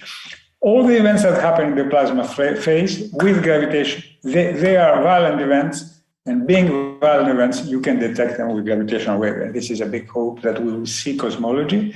And of course, we will also see all the visible universe, starting from the 400,000 years of the, let's say, recombination wall, till the 14 billion years of today, that we have the galaxies and the stars as we know. And actually, it is right now we see up to redshift of 2, and we'll go up to redshift of 100 with the third generation. So I mean, again, it is not the same thing that we're seeing all the time. The third generation, if it is on Earth, it is always 10 to 10 kilohertz. Then you have in the space, you see different frequencies. You go down to the -4 hertz, and that means you see other kinds of black holes, the black holes that are at the center of the galaxies, and that's a very interesting thing. And the thing that is missing, and that's another program I like, and I just mentioned it here, is ideas to go to the moon, and through the vibration of the moon that has only the seismicity 3 orders of magnitude less, be able to see how a stellar mass supernova up to, let's say, 150 solar masses, supernova turns to a supernova that is very, very big, let's say 1 million solar masses. And all this will be becoming a very interesting topic of research, what's called EMBH, intermediate mass black holes, that we will probe with this. We had recently a very nice workshop, and you have here you can hear many things happening, even some art things. Why go to the moon? I don't want to spend time because I want to go to the things I want to tell you, but I want to show you first the science and then go to the art part. So why go to the moon? Because I said no atmospheric effect, no seismicity. Because it's far, you can localize where the signal is coming better. You can analyze in multiple frequencies and all that. And the first idea we had is simply deploy on the moon two arms of fiber, good fiber that is well put on the surface of the moon, sensing the vibration of the moon. And we think, all the technology. There's difficult things also. Of course, it's not something that we can, because, for instance, the sun changes very often. The seismicity, it starts moving, deforms, the temperature deforms the space, and that's one of the problems we have, energy problems, etc., etc. So what I just said, we have 3 complementary, and you see that Earth, Moon, and space, and you see that they all go to redshifts that are quite 1,000, the beginning of the visible universe. And also, as I said, beyond that. So we made also something that I think we have to make, again, something about sonification. We made a wavelength piano that starts from one hit per the story of the universe, a La that was said, and it's an Om, you might say in Indian, Om that starts in the beginning of the universe, 1 per the life of the universe, to a frequency that it is what is called the Planck energy frequency, which is many. And you see that you have many maps, and the new things that will come to us will be how we will compare the different maps with the different probes, which are gravitational waves, optical telescopes, electromagnetic telescopes, radio, neutrino detectors, and all that. And you see the acoustic, the visible, all the senses, I would say all the frequencies, will gather them together. And this is a big tendency of modern, let's say, astrophysics. And that would give us access. Another poster, I will not go because I said of the problems that we are searching. So gravitational wave has an impact on all fundamental science. I've said that again and again. I will not go through, but I want to go now to the things that come with it. And I call it always the 4 cosmos. Not only understanding the universe, understand where we are in the thin place we are, 10 kilometers above the surface of the Earth and 10 kilometers below the surface of the Earth. This is where we're living, the surface we're living, and we use it, as you see, you understood, we use it to see the cosmos. We have it. We need all these astroparticles. They are embedded into the climate. So climate change, alerts and all that is our work. Multi-messenger physics then immediately brings to mind multisensoriality, as I said from the beginning. With multiple senses, we can see the universe. We thought that the domination of the visual should go away. And also something else that comes is a little bit more philosophical. We thought that the senses were secondary with respect to space, time, and matter. Probably we have to rethink that, because probably senses play a role. Each sense creates a proper space. And of course, all this is matter for education, citizen science, art and science. So I said about it, I said that everything impacts on our detection. We have to understand the sea waves, they hit the nearby shore 15 kilometers from here, and they make noise to us. And we discuss with ecologists, because climate change increases the impact of the sea waves and increases erosion. Seismic noise, we can have seismic alerts, radio waves, electromagnetic waves, cosmic rays, and even the atmospheric, the clouds that pass, they have mass, and the mass changes the position of the mirrors, and we have to monitor it. And this can be also a predictor of some natural catastrophe. We have developed a worldwide low latency alert system. In 1 minute, can say to everybody that we saw a gravitational wave, and so we compare around the Earth. Why not use this also for natural catastrophes? For instance, an example is we have 1 kilometer fiber network that we deployed, and with it, we can use it to see how sound goes around this 3 by 3 kilometer object, this interferometer, and we can, by having these fibers, every 10 meters a different acoustic sensors, we can make an acoustic camera and then isolate even where the sound comes from. So all this, I let you imagine how we would be able to use in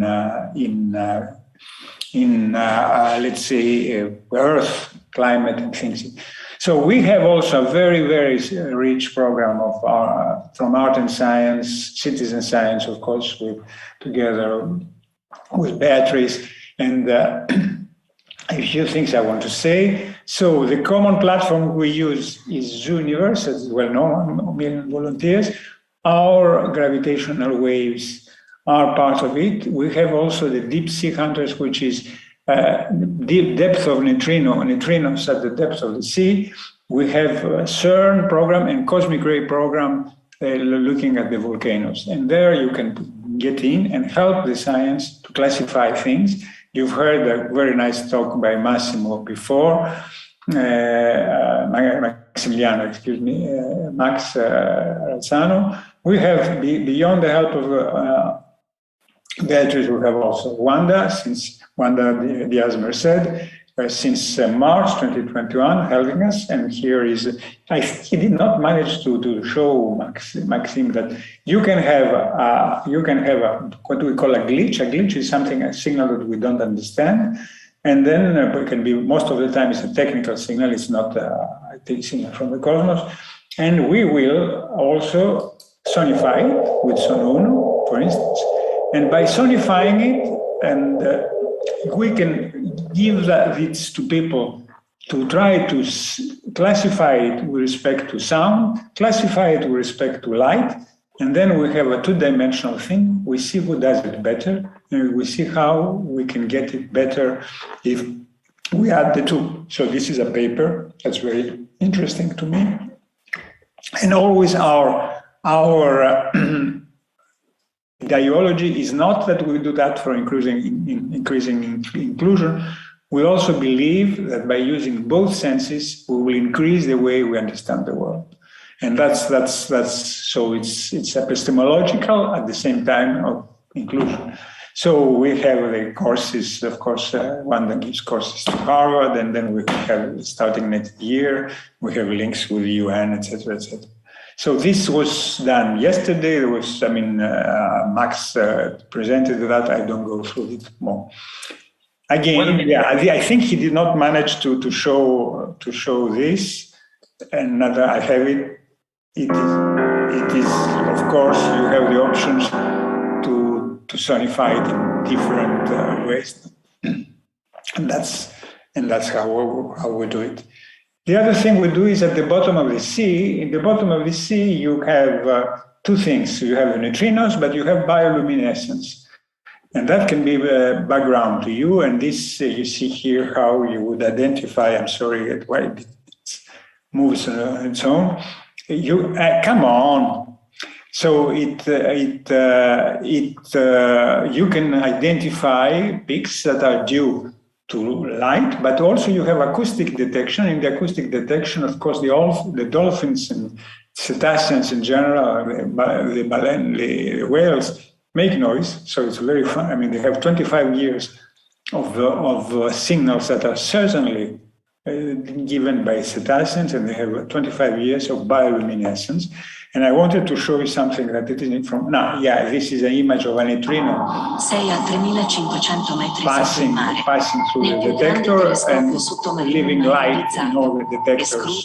And that's how we detect a neutrino pass. And where bioluminescence is a background, and I will show you with a very fine camera, sensing one photon. You see it's completely dark, and suddenly you see a little thing start emitting light, and this again we have to sonify. And then the funny thing about it is that around, let me go faster, run around a second guy comes, or guy or gal, I don't know, they start discussing. They are 1 millimeter objects, these things, and they're discussing, what are they saying? God knows. So we will want to also sonify these things. We will get down to two cameras, very sensitive, and see how they move in space at the same time. The biology, things that the biologists, when we show them, they have never seen them. This happens at 3,000 kilometers below the surface of the Earth. And you know very well that the bio things that are in the sea, they are much more than what we are. And the other one is about cosmic rays. I will not say anything about cosmic rays because I want to arrive to where I can stop wherever you want. We made also, all this is of course something about art and science, very interesting. We have a good friend called Thomas Saraceno, who is an Argentinian, of course, and he also likes a lot of spiders. It's some of the 10 best artists in the world, written in and who has created this space, also with our help, because they are gravitational wave sounds sometimes, where you enter and you touch some strings, and by touching the string, you are embedded in a space, and you leave the space by touching the screens. That's one way. The other thing we did was, I stopped this. The other thing we did is here you are inside our detectors, all this, and there was a lady, and also with her husband, they played music, and the music, we registered it directly with gravitational waves, because as I said, every sound creates for us noise. This was not noise, this was a work of art. And then in the passage of the new year, this year, we together with Saraceno, I hope it is visible, we made this arachnophilia. I don't know how much time I have to present what Barry Barish, the Nobel Prize, said. What we do is study the rhythms of the universe. Gravitational waves, which is what I'm known for, and something predicted by Einstein a little more than 100 years ago, have produced all kinds of sounds of the universe. And we heard the particular sound of the collision of two black holes. So I stop it because it is very interesting, and I want to show you something else also in the same place. I invite you to go. We made it together with Barry and also the Saraceno, and that's the most fantastic thing is the trailer where Saraceno registered how there you have to have earphones to understand how spider understands the world by touching things and how it moves. I don't know if you can hear the sound.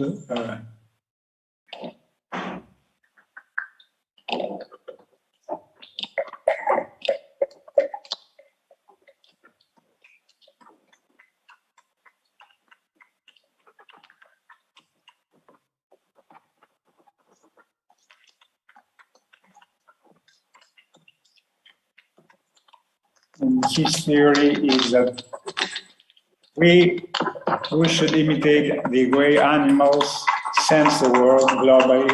So there was a discussion we made. I don't know. I don't want to go through it further. It's just publicity that you go and see it, and it's fun, I think. And then we made this exhibition. These are the final slides I have. An exhibition we call the Rhythm of Space here in Pisa.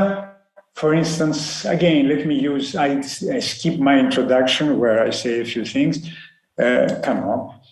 For instance, it is again spiders. It's oh my God, heroes. Whether you're building dynamic network models or forecasting real-world behavior, Neo4j's new graph. So again, how to entangle the universe in a spider web. Here we have another characteristic. You have a spider web illuminated by a red laser, and then you see the different parts of it, how they move, how they entangle, how they... And especially shows a true spider web in 3 dimensions, illuminated laterally by a red laser. So the laser cuts out 2-dimensional projections of 3-dimensional space and questions the issue of how spaces fall. Okay. They are very advanced. And then another one, a fantastic one, together, but again by Thomas Saraceno. It is how sound, there is sound coming from below, and then you have particles, and they start dancing and they form structure.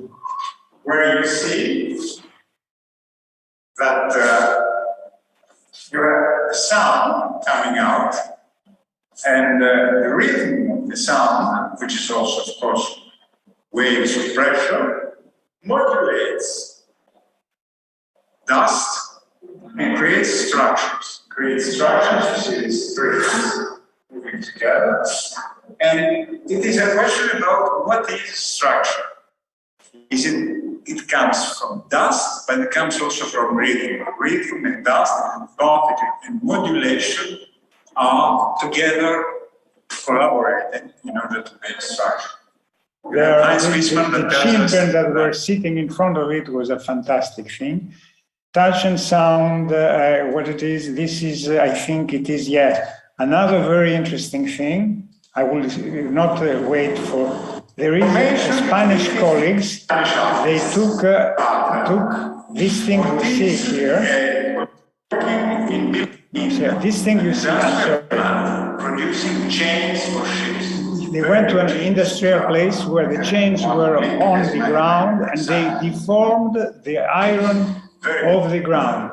Then you have a work of art that you can touch, and they pass also a laser light together it, and they produce sound. So you have something that is on the ground, they were deforming the ground. A deformed space by big chains, industrial chains, and how you hear it through music of another artist. And by scanning it, follow the deformation of the ground, and then sonify. And this is the music we are listening. The sonification of the deformation of the ground, of the power factory, chains, etc., etc. And this is a fantastic one with Lillian Lin, a great artist who made Gravity's Dance is called, and where you enter in this room, and once you enter, a sensor understands you enter, and you have this skirt, cosmic skirt, that starts going around, turning around, and then at the end becomes gravitational wave. That was a fantastic, it was a key work of that. I don't want to put the text with it, I just wanted to show it. And then the last one, sound and gravitation waves. Yes, I don't know if coded sound I will skip.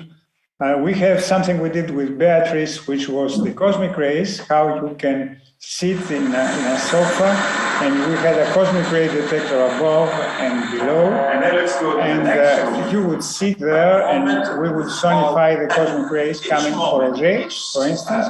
No, we used the cosmic rays that were passing from the detector there, but this the idea, the first idea was a ray, of course. And then there was music, and we were sitting on the cosmic, and this, I say, if you detect cosmic rays, it is like odor of the universe, because what is odor? Particle entering our nose. Again, I skip and skip and skip. Touching the universe, I also like a lot because it is. I think this is it. Yes, this is a potter in Greek island, where with his hands made a black hole that we use in our exhibition. We have two black holes and we use them. And this is another way to reproduce the round, the spherical universe. And pottery, and of course, you have many things like that. And the last one, I will not go further. This is the black hole. And then we had all around it, we had two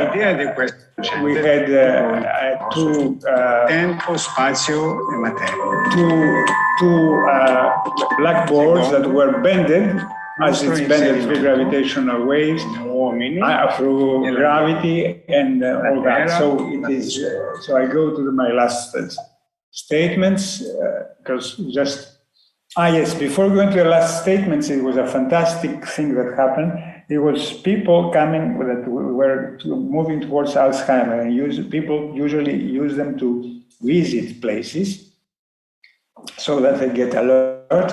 And they wrote this very nice poem by seeing the exhibition, saying reflection. This is in Italian. It's even better in Italian. This is it's called Odyssea in Space. Reflection, spherical core, globe shape, black earth at night illuminated by the moon, abyss full of empty, polished, esoteric mystery, region, emotion, restlessness, oppression, cold pupil of Polyphemus.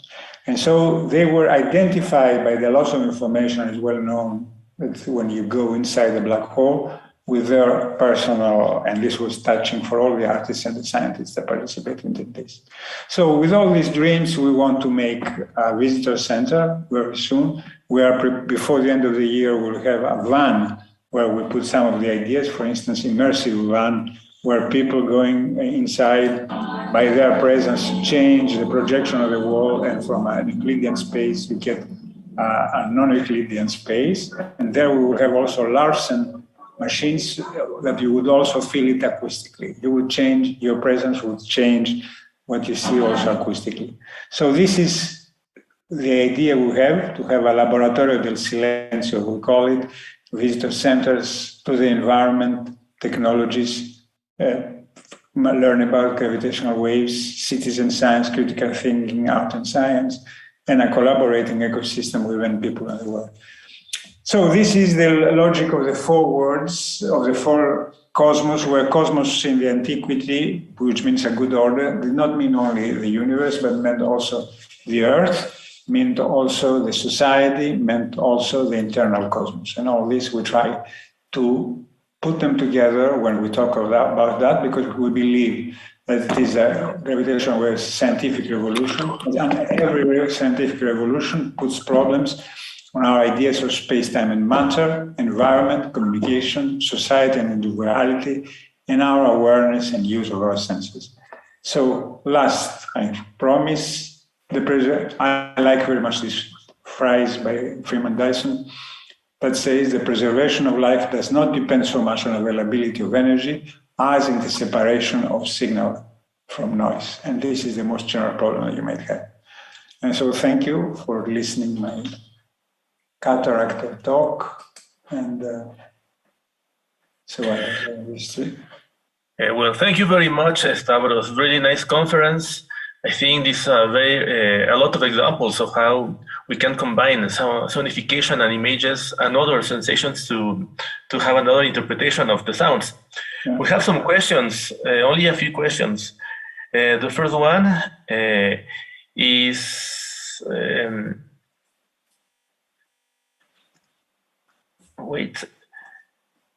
how does sonification predict wildfires? How can you predict what fires? Yes. Fires is more difficult. I didn't say anything about fires. But anyway, you can have these TDSs, the temperature distributed sensors, that are not very expensive. You take a fiber, and each point in the fiber, every 2 meters, 3 meters, is sensitive to the difference of temperature to 0.1 Kelvin. So you can, for instance, deploy these fibers around sensible places. And then you have, you have not only one sensor, you have 1,000, you have camera, you have 1,000 sensors in kilometers. And then they will feel some change of temperature, and then you can even localize it. The way you would do with an earthquake, there is the acoustic. I'm not saying that you will hear it, but it is a vibration, infrasonic. And the way that you could do, yes, seismic or even other things like that. So that's the way. And we propose to use it, in many places, this thing. In underground labs, because they don't have a lot of seismicity. And then you can imagine that it can be a predictor, an early warning of an earthquake. Early warning is always here, it's seconds, not, don't think it's minutes. Okay, thank you very much. You also mentioned that gravitational waves has also an implication on education. Maybe you can tell us how is the impact on education and activities you do from the outreach. There is a impact that have been measured, something like that? Yes. I don't have the numbers with me because we participated in Frontiers, another program where we were with high school teachers, and there we produced a lot of let's say the word I miss let's say products that we explain gravitational waves. A big pleasure was the last time we had people from Sri Lanka, girls' school, that we do virtual visits. I skipped all that. We do virtual visits where the person is live going around the detector, and with a camera, somebody else follows him, and they discuss, and then it shows, but all this is live. It is remote as we do now. And this has a lot of interest in even, countries like Sri Lanka, this, I think, we will continue again and again, and I think it will be very interesting. Okay, our last question from Anaeli Pacheco. She asked, there is anything that surprised you about this collaboration? Which collaboration? The projects on art and science. I think it's all projects of art and science. Yeah, I tell you my thing. Again, I will use a philosopher and that learned me that I think both art and science come from myth. That's why I started with the three, with Zeus. And science, some kind of myth, the myth that tries to explain phenomena through the presence, acts of God. So science tries to explain the phenomena with what was logos, rationality, and things like that. A lot of it is also prediction based on what you know, what's called in jargon Bayesian thinking. Having this data, having this theory, how probable it is that this data and this theory tell me something about the universe. So that's for me rationality. Rationality is not, I know the theory, this is what it is. Rationality is always a guessing and uncertainty.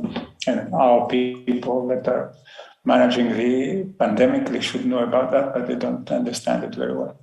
Now, the artists took up the affective part of the myth, because myth made you feel inside the world somehow.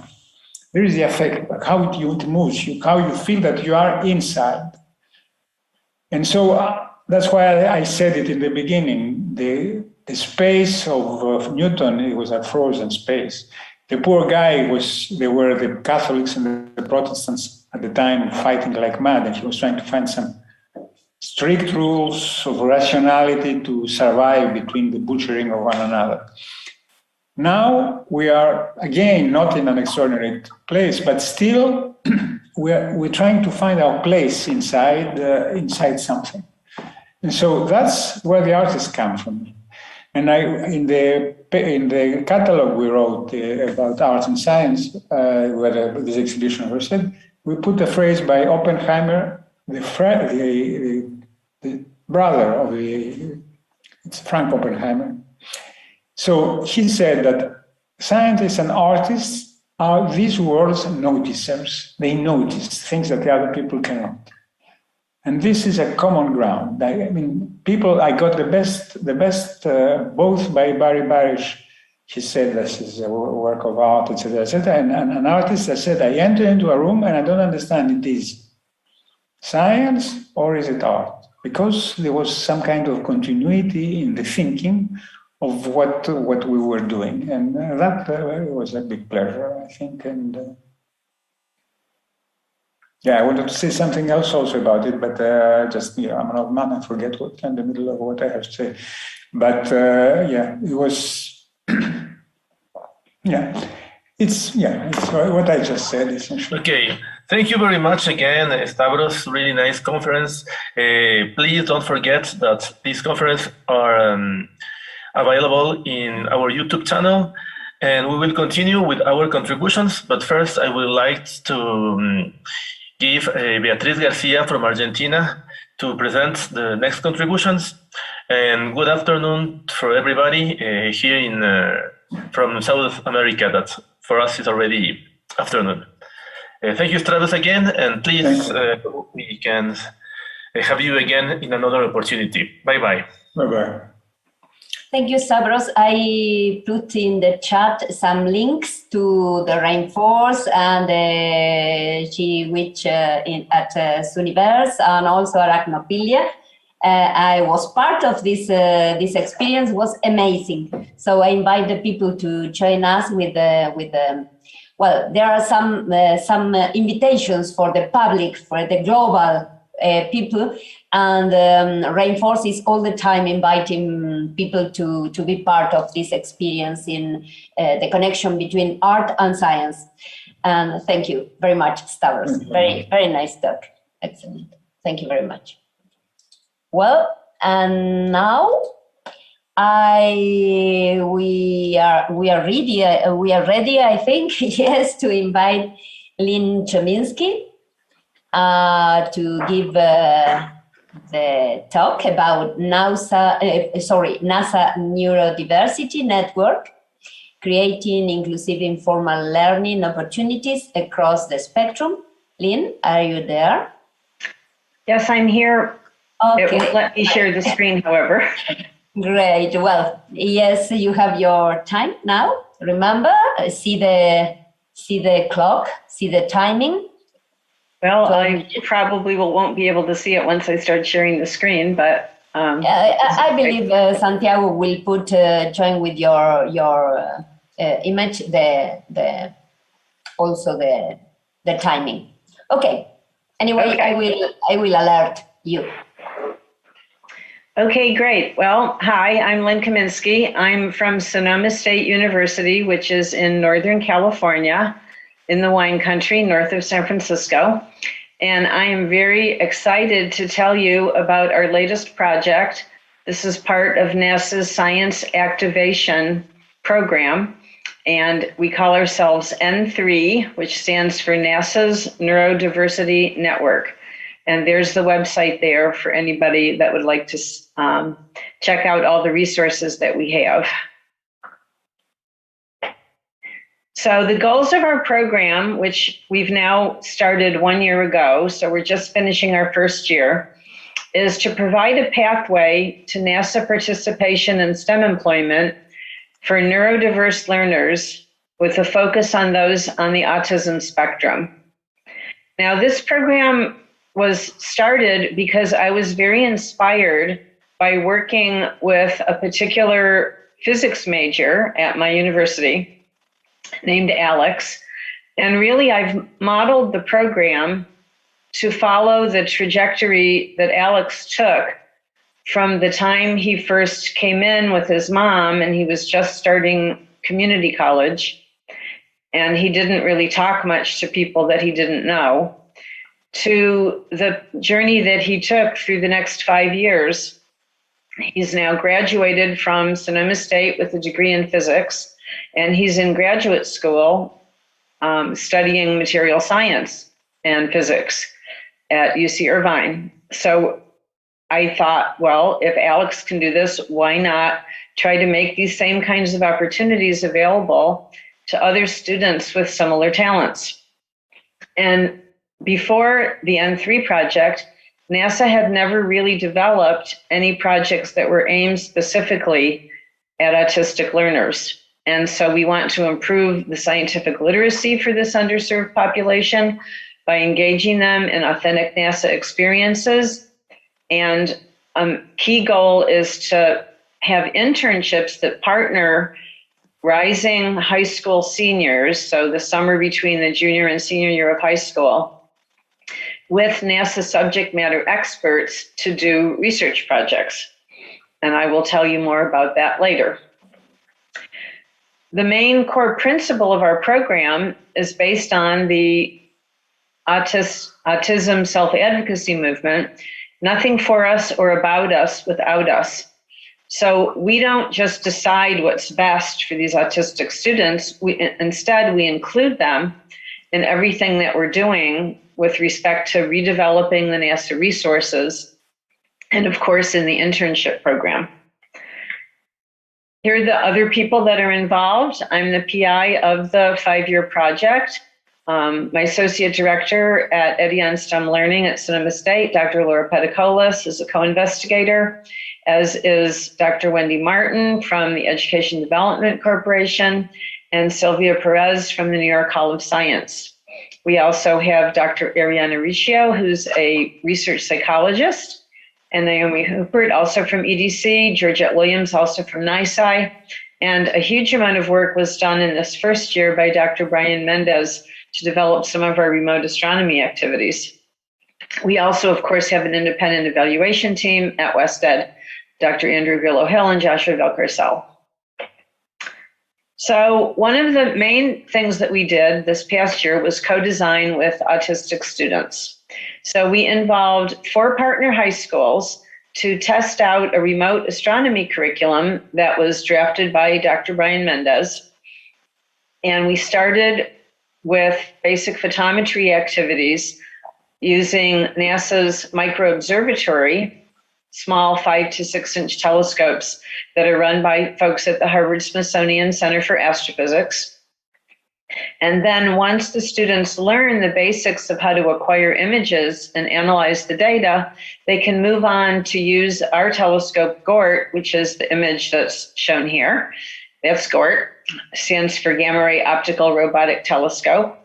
And we have a website, Astronomy from Home, where you can do more sophisticated photometry analysis.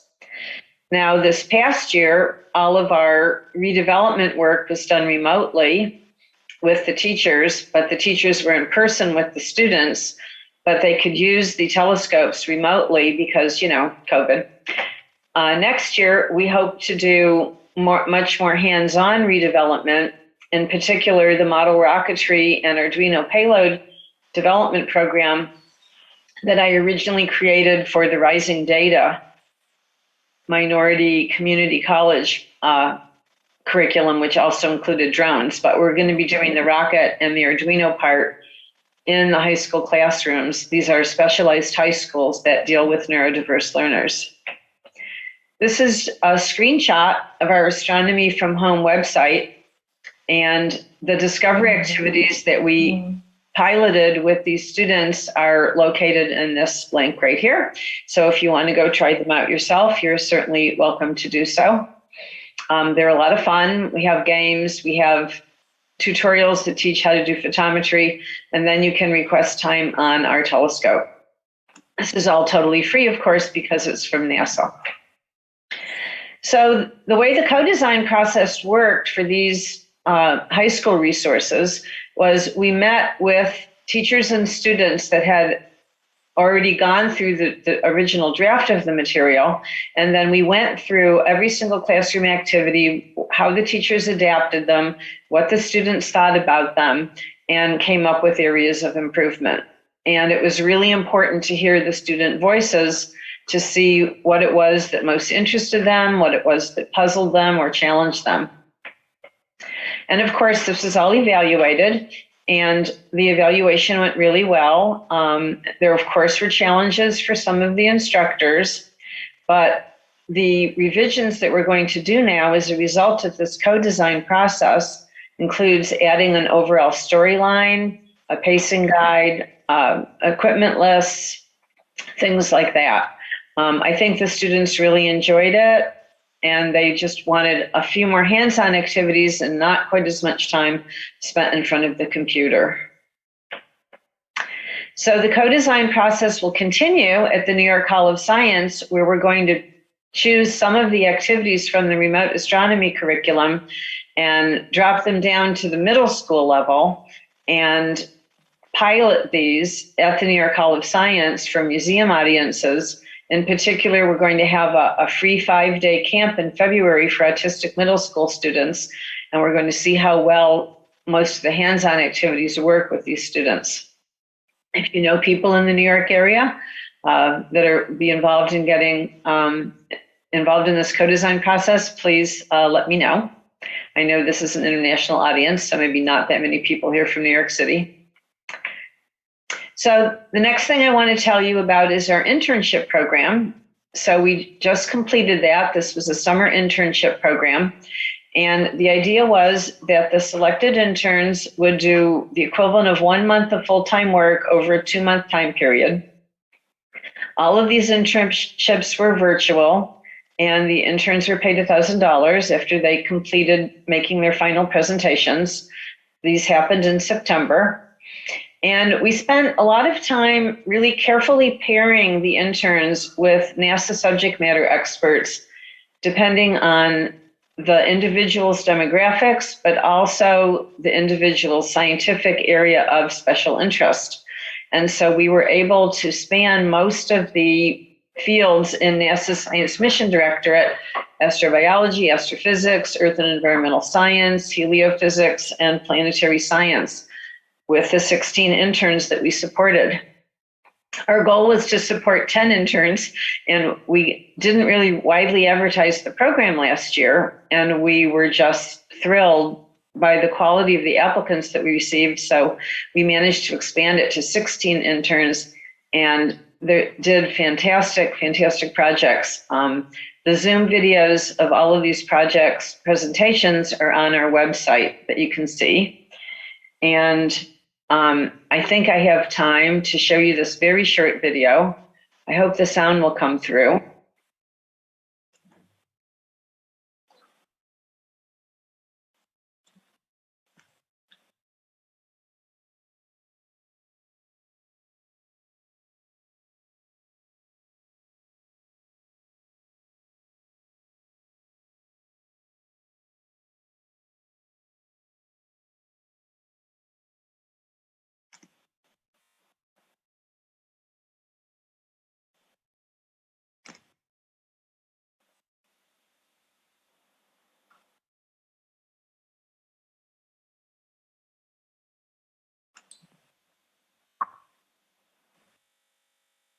Are you trying to share something?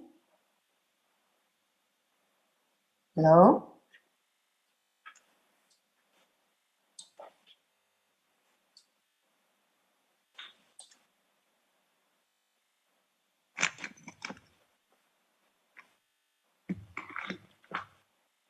Hello?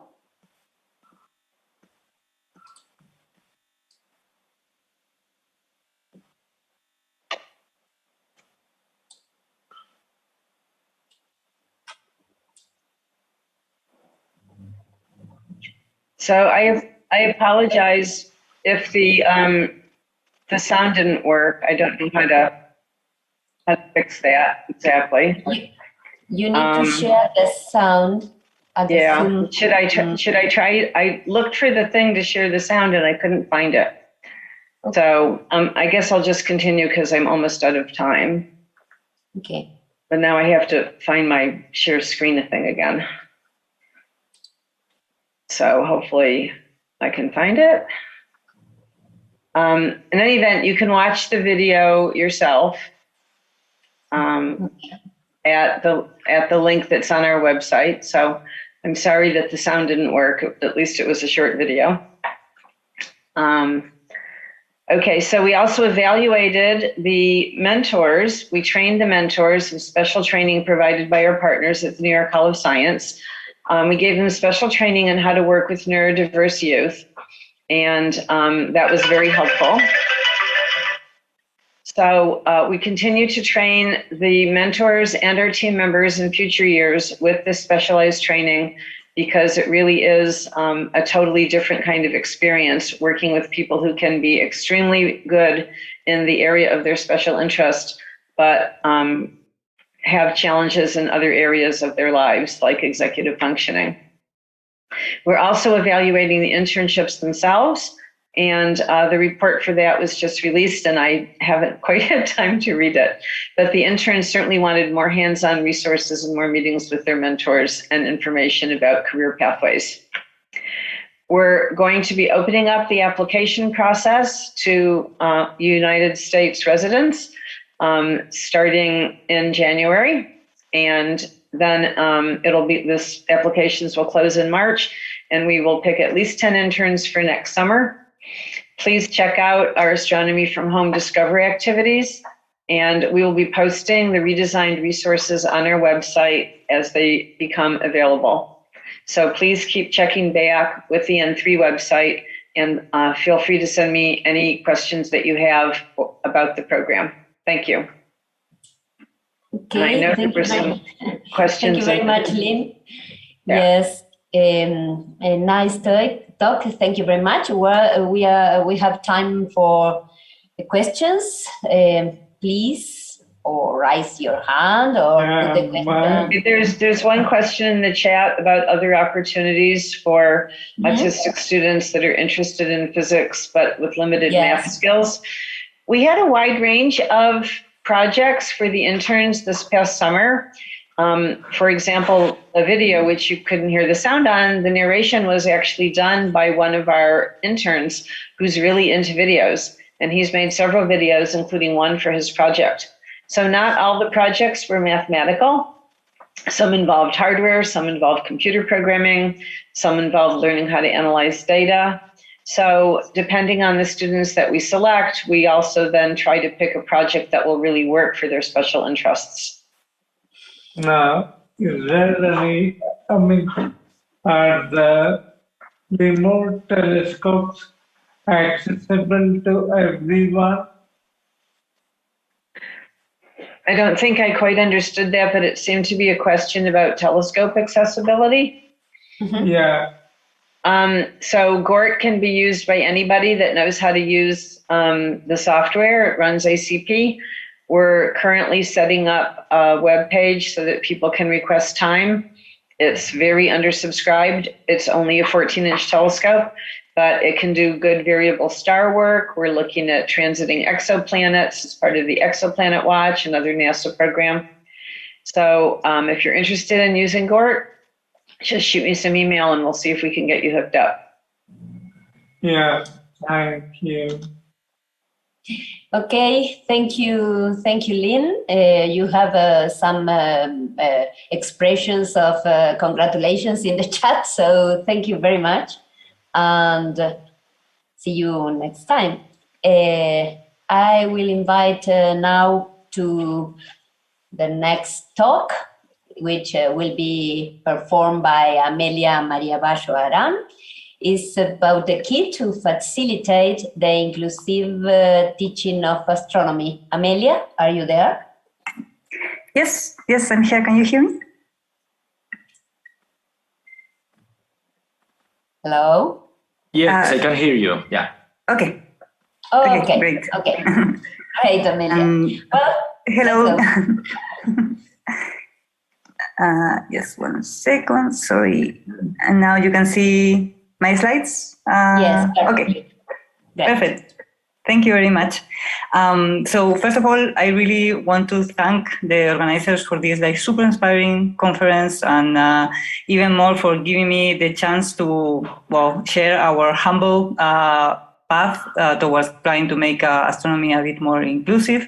This is an effort of a group of people that I will be introducing their contribution through the talk, and it's mostly a talk about our learning process, our mistakes, our very arrogant mistakes, and hopefully lessons learned and doing it better in the future. So first of all, just to set the stage, my research focus on planet formation. So normally I have a couple of slides that are not inclusive to illustrate why we want to study planets. And I say that they are not inclusive because they are mostly videos that we use very often, right, as our tools for outreach, and not only for outreach. And the two videos are, the one well-known, what we are seeing now is the animation of some of the Kepler planets, where we can see the deprojected cartoonish sketch of the different planetary systems found by Kepler, and this is very useful to show the general public how our solar system, one can say that it's kind of an oddity, but also is very good to also explain that we are not really there in detecting things like our solar system, and it's a problem of detectability, not so much of that they are not there. But it is a very useful cartoon where you can see all the orbits of many different planetary systems, and also the size of the planets, and a color that has to do with the temperature. And you can show to the general public that we have a very wide range of planetary systems, and that even though we have all these known planetary systems, we know relatively little about how these things form and how the similar stars can form such different planetary systems. And then normally I go with another video where we show an artist's impression, and in a few seconds we start from the collapse of a molecular cloud, and because things are moving, then we know that the collapse won't be just radial, that the material that is falling onto the star will form a disk around it, and through that disk the star will be feeding, and within that disk this process that we don't understand well will happen, where we go from micron-size dust particles to planetesimals of kilometer size and planets, and also reminding everybody that planets form very early on, much earlier on than we thought, before we had the very good angular resolution observations that, for example, ALMA provides. And as I said at the beginning, I use these two videos very often. They convey a lot of information. They are very nice to show, but of course they totally leave out of the picture the blind community or the visually impaired community.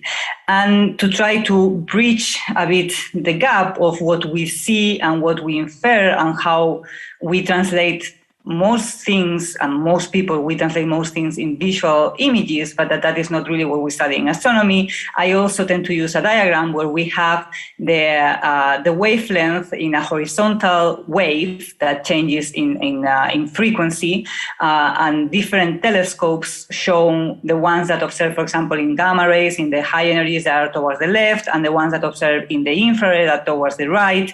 And what I tend to do is I tend to show an image of the same region of the sky, so basically Orion, because everybody likes Orion, or at least I love Orion. So I show the same region in the sky, how you can see it in high energies, and how in high energies you basically can see some nebulosity, but you cannot really detect the individual stars and say more about the individual stars. If you go to X-rays, then in fact you do not necessarily see so well this nebulosity that we assign to Orion, but we can detect the hotter stars and also the most active stars. If we go towards the visible range, then we can see, in fact, the nebulosity, we will see, we will have a much bigger eye. And that is not where we want to start the planet. I mean, that is where we want to start the planet formation, but definitely not in the visible, because we cannot see, in fact, through these clouds. And I continue showing infrared images where you can pierce through these clouds that are forming stars and planets. And even though we are, all of us human beings are absolutely blind to the infrared, that is where, in fact, we want to look at.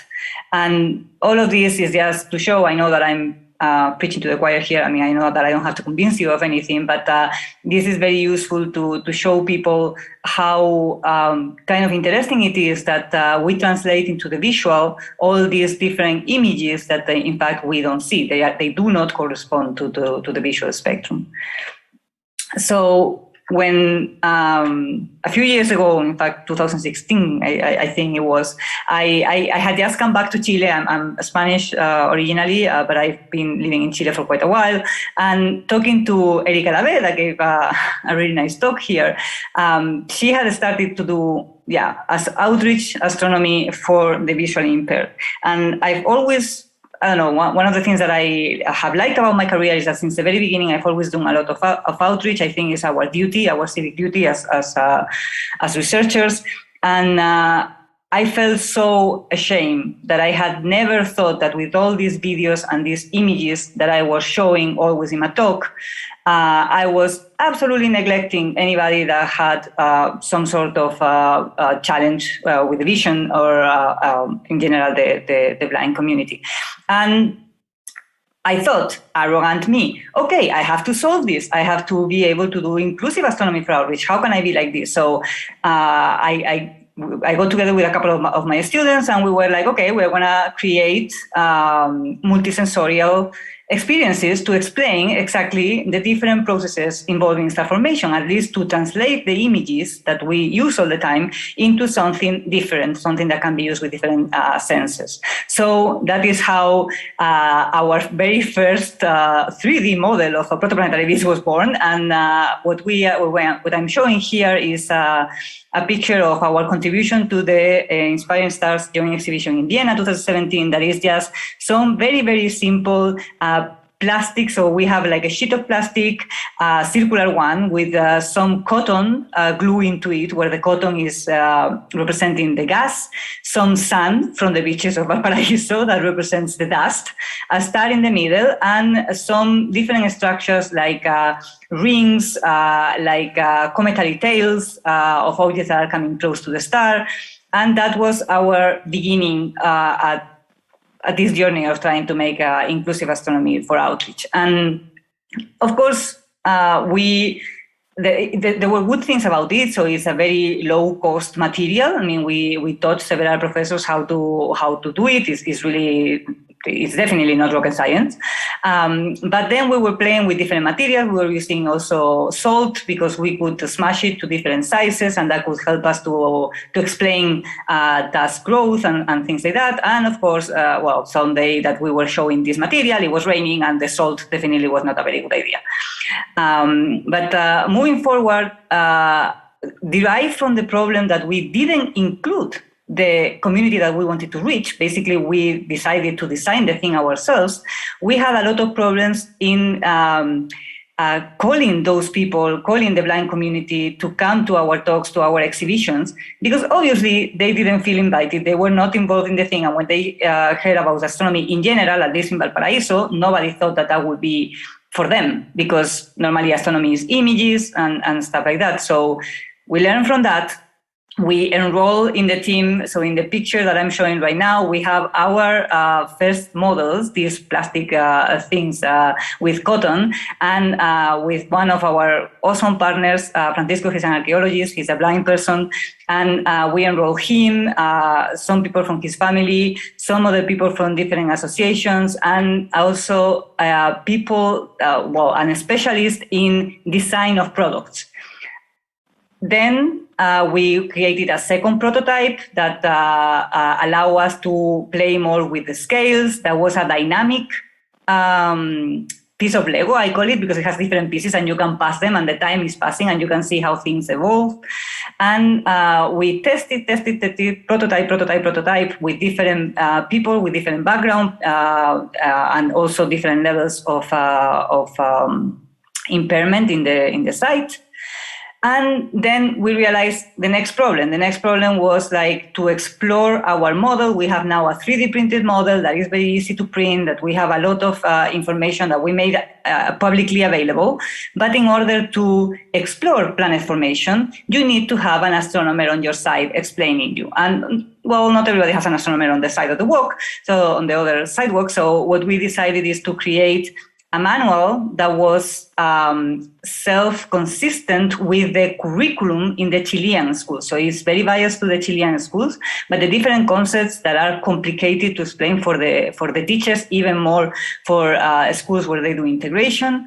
We incorporated them, we showed them in the 3D model, and the whole description of the experience and experiments that the students can do is described in a manual that has been designed through the universal design principles, and that it is printed with large fonts and high contrast, but also in Braille, and helps you to navigate this material on your own or with a group of people, but without the need to having an astronomer with you, and hopefully awakening this curiosity that we all have, and that makes us wonder with things like, for example, how planets form.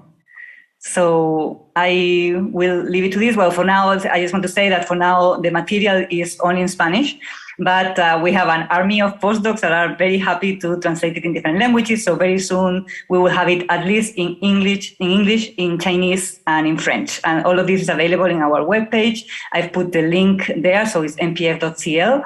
And the manual is there, the experiments are there, and the files to 3D print your own disk, and advice on how to 3D print it so that you can waste the least possible material is also there in the webpage for you to enjoy, hopefully.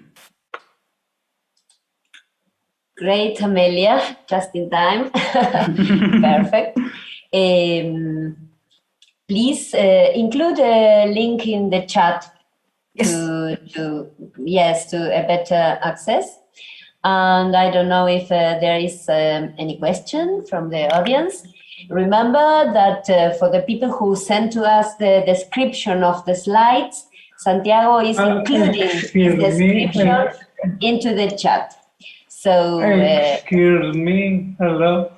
I have something to ask. Yes, of course, Madam. Amelia, how do you plan to show the visually impaired eclipses, the lunar eclipse and the solar eclipse? They are the most spectacular astronomical events that can be seen. So how do you plan to show what a lunar eclipse is and what a solar eclipse is for Sorry, I typed it in the chat, okay? Okay, but I think you were asking about how the blind people interact with the material and how also eclipses can be explained. I think okay, perfect, great. So for the material, this disc is basically you can really think about it like a Lego. So it's like a piece onto piece onto piece, and the different textures and the different volumes of the pieces are also conveying information. So for instance, when the star is very young and at the very early stages, the disc is very fluffy and it's very smooth. So we use different textures also to convey this kind of information. And for the eclipse, in fact, that is great that you asked, because I have a slide about that, how we join efforts with many different people, and thanks to the IAU also, and to Erika that brought the light sound to Chile and Argentina 2019. In 2019, we did, also in 2020, sorry, we did several activities through the whole Chile and also in Argentina. And we had the light sound, I guess most people know, but in case you don't know, so basically this is a very simple, very, very simple computer that what it does is translate the amount of brightness into a tune, in fact, into the intensity and the pitch of a tune. So basically when the eclipse was happening, the tune was lowering in volume and also becoming more grave. And we had it in places where the eclipse was total and in places where the eclipse was partial. And I was one in the places where it was partial. And what we were doing was we were plugging the light sound, to the general speakers that we had, so that everybody will shut up and everybody will just listen. And it was wonderful because people really felt it. We were all feeling the same thing. And it was, as I think we all realized when we try to think about how to convey information in different ways and how to account for the talents and needs of everybody, that we all win. Really, we all get a much richer experience. Yes, I invite, madam. I invite Alison Vierila. I think Alison is connected, to put the link to her poster about the light sound to understand better which kind of device is light sound, and to know that everyone can build their own light sound. It's not so difficult to build at home or at the school. You have another question, Amelia, is by Brisi Ocaña. She said, thanks, Amelia, wonderful work. Did you mention your age target or school grade? Yeah, that's great. I didn't mention it. Thank you. In fact, the disc has the manual and the disc, the material, has different levels. So basically, we have concepts that are taught from 8:12 to 8:18. So I don't know if I can show it decently here. Yeah, here. So here after the index, exactly after the index, sorry that I don't have a screenshot right here, but we have the concepts with the code that Chilean curriculum use for the grade. So just having that table of equivalence, one can translate it into the different educational systems. But there are concepts from age 12 to 18. Okay, well, thank you very much, Amelia. Nice job, amazing results also. Thank you very much. Let's go then to the next talk. Will be given by William Saunders, and it's about Astro Soundbites, an audio resource for informal education. So I invite William to take the stage. It's yours. The stage is yours. Your time. Okay. Just getting things set up here. For a moment, I can see just my face. Okay. Well, now I can see you. Please talk to see your face. Okay, is everyone seeing the slideshow now? Yes, very good. Great. Okay. Hello, everyone. My name is Will Saunders, and I am the co-host of the Astro Soundbites podcast, along with Alex Galliano and Milena Rice. We are all PhD students in astronomy at different universities in the US, and we have been running this podcast for over 2 years. I'm really excited to be presenting here. I've been really enjoying the conference so far, so thank you for having me. Astro Soundbites is a podcast spinoff of the popular astronomy website Astrobytes, which for the past 10 years or so has been producing daily high-level summaries of research papers aimed at an undergraduate science level, though it's used by anywhere from amateurs to postdocs and beyond. I find myself reading Astrobytes all the time to get an idea on a new field. It has over 50,000 monthly page views and sister sites in many different languages and different formats now.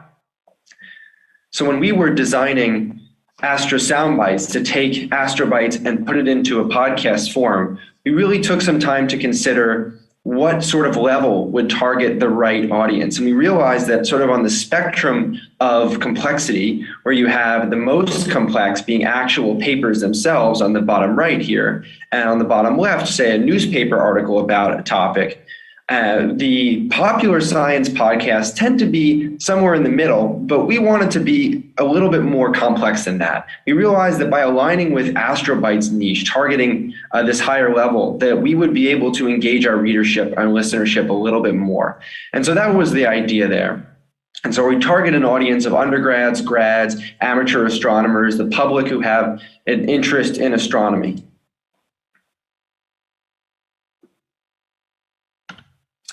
Over the last year, we've spent a lot of time thinking very strongly about how we can improve diversity, equity, and inclusion using our format.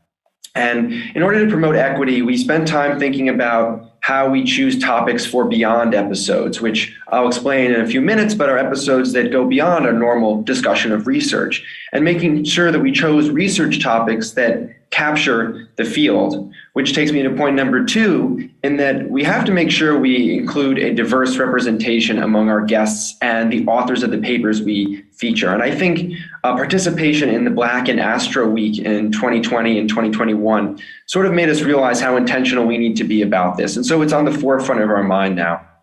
And third, to practice and promote inclusion by doing the things that we can do with our audio that maybe can't be done in the written format with Astrobytes. And that's the way we've sort of moved beyond being just a listener companion to Astrobytes and sort of producing our own standalone content. One of the examples of how we've been doing that is by getting more involved in, I think I may have skipped, I'm sorry, it looks like I skipped this slide, so let me go back. The way our podcast is formatted is to produce an episode every other week between 40 and 50 minutes in length, and we bring research topics together and discuss them. We love to have interviews with as many people as we can. Early career astronomers are our primary focus, but we also include others.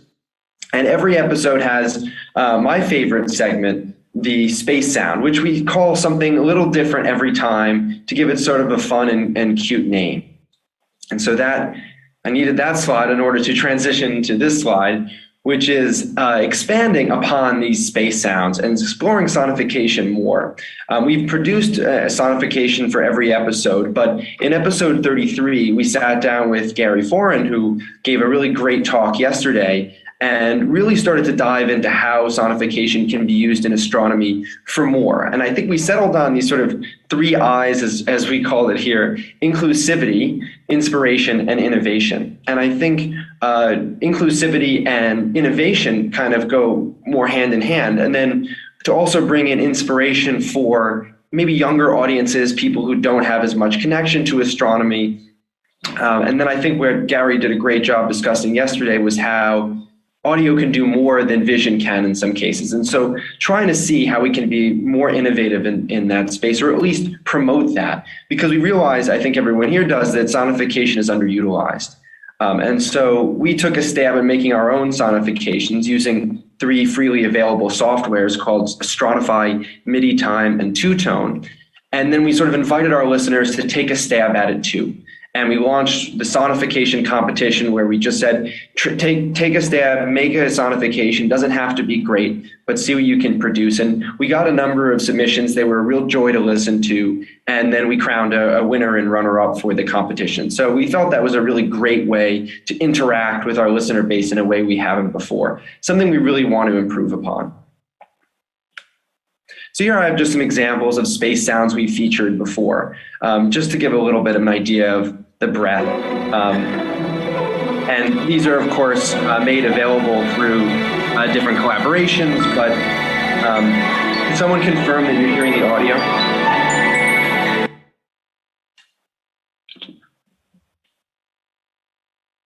Was the audio going through there?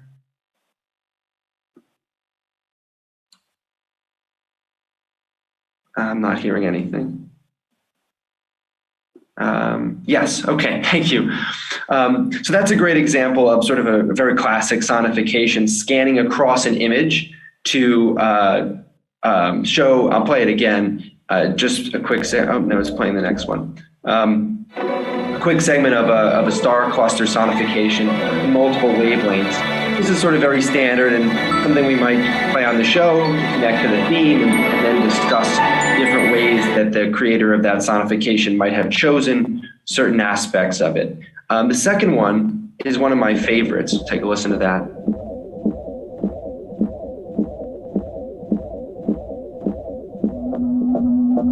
So what I really love about the sonification is it connects the phenomenon of a heartbeat star in astronomy, where you have a close binary with a highly elliptical orbit, to the sound of a human heartbeat. And so that really hits that inspiration node really well, where you can get someone, you know, intrigued in a concept where maybe, in fact, the visual component doesn't work as well, and this really draws someone in. And then last, I'll play the sonification that I produced for the episode, which I have to admit is not very good, but was certainly you know, better than nothing.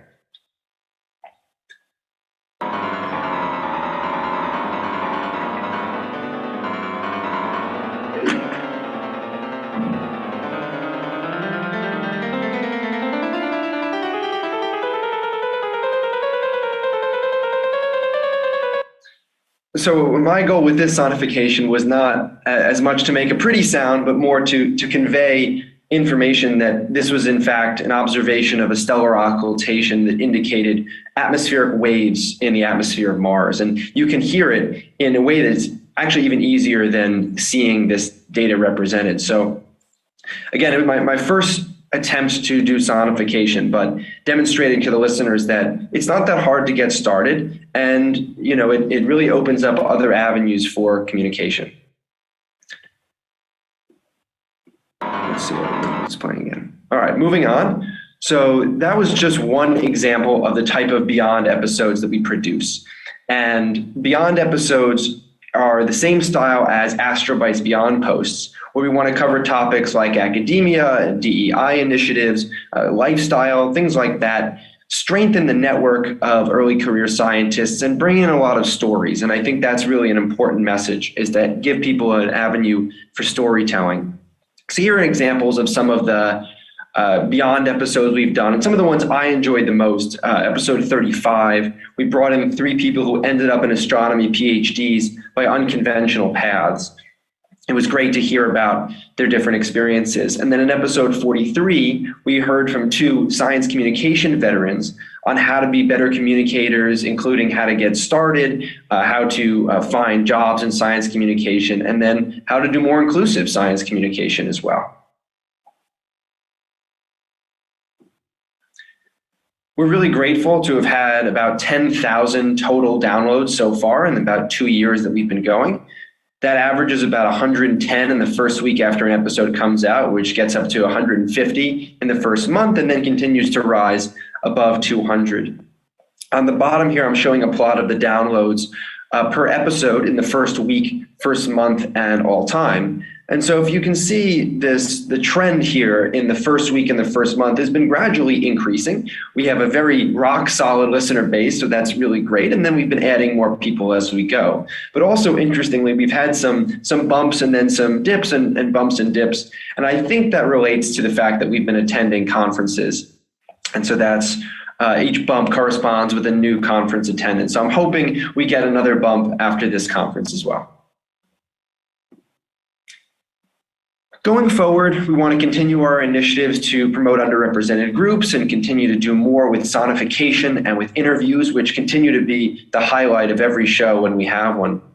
In addition, we want to increase our reach to international audiences. So you can see here on the right about 62% of our audience is from the US. So it's definitely a majority, but not overwhelming majority, which is good. But we want to continue to grow the international audience and pick beyond topics that have a broad appeal, attend conferences and in person as it becomes safe to do so, and then find new and creative ways to promote the show.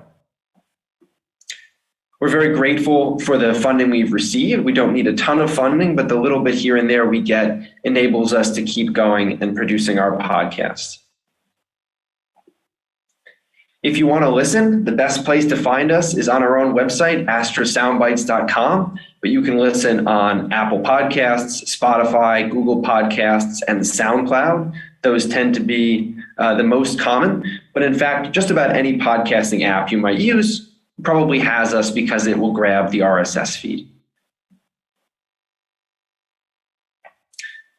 We're grateful for all the people who lended a hand or came on the show to help us make this possible. A lot of people from Astrobytes help us getting started and a lot of people coming on for interviews. And that is where I will leave things for today. Thank you very much. Great. Very nice talk, really. I know the Astrobytes and Astrosoundbites, so it's an amazing tool and resource. So congratulations. I don't know if we have any question in the chat, but great talk. And I don't know if someone wants to make any comment, or we have some raised hand. For a moment, no.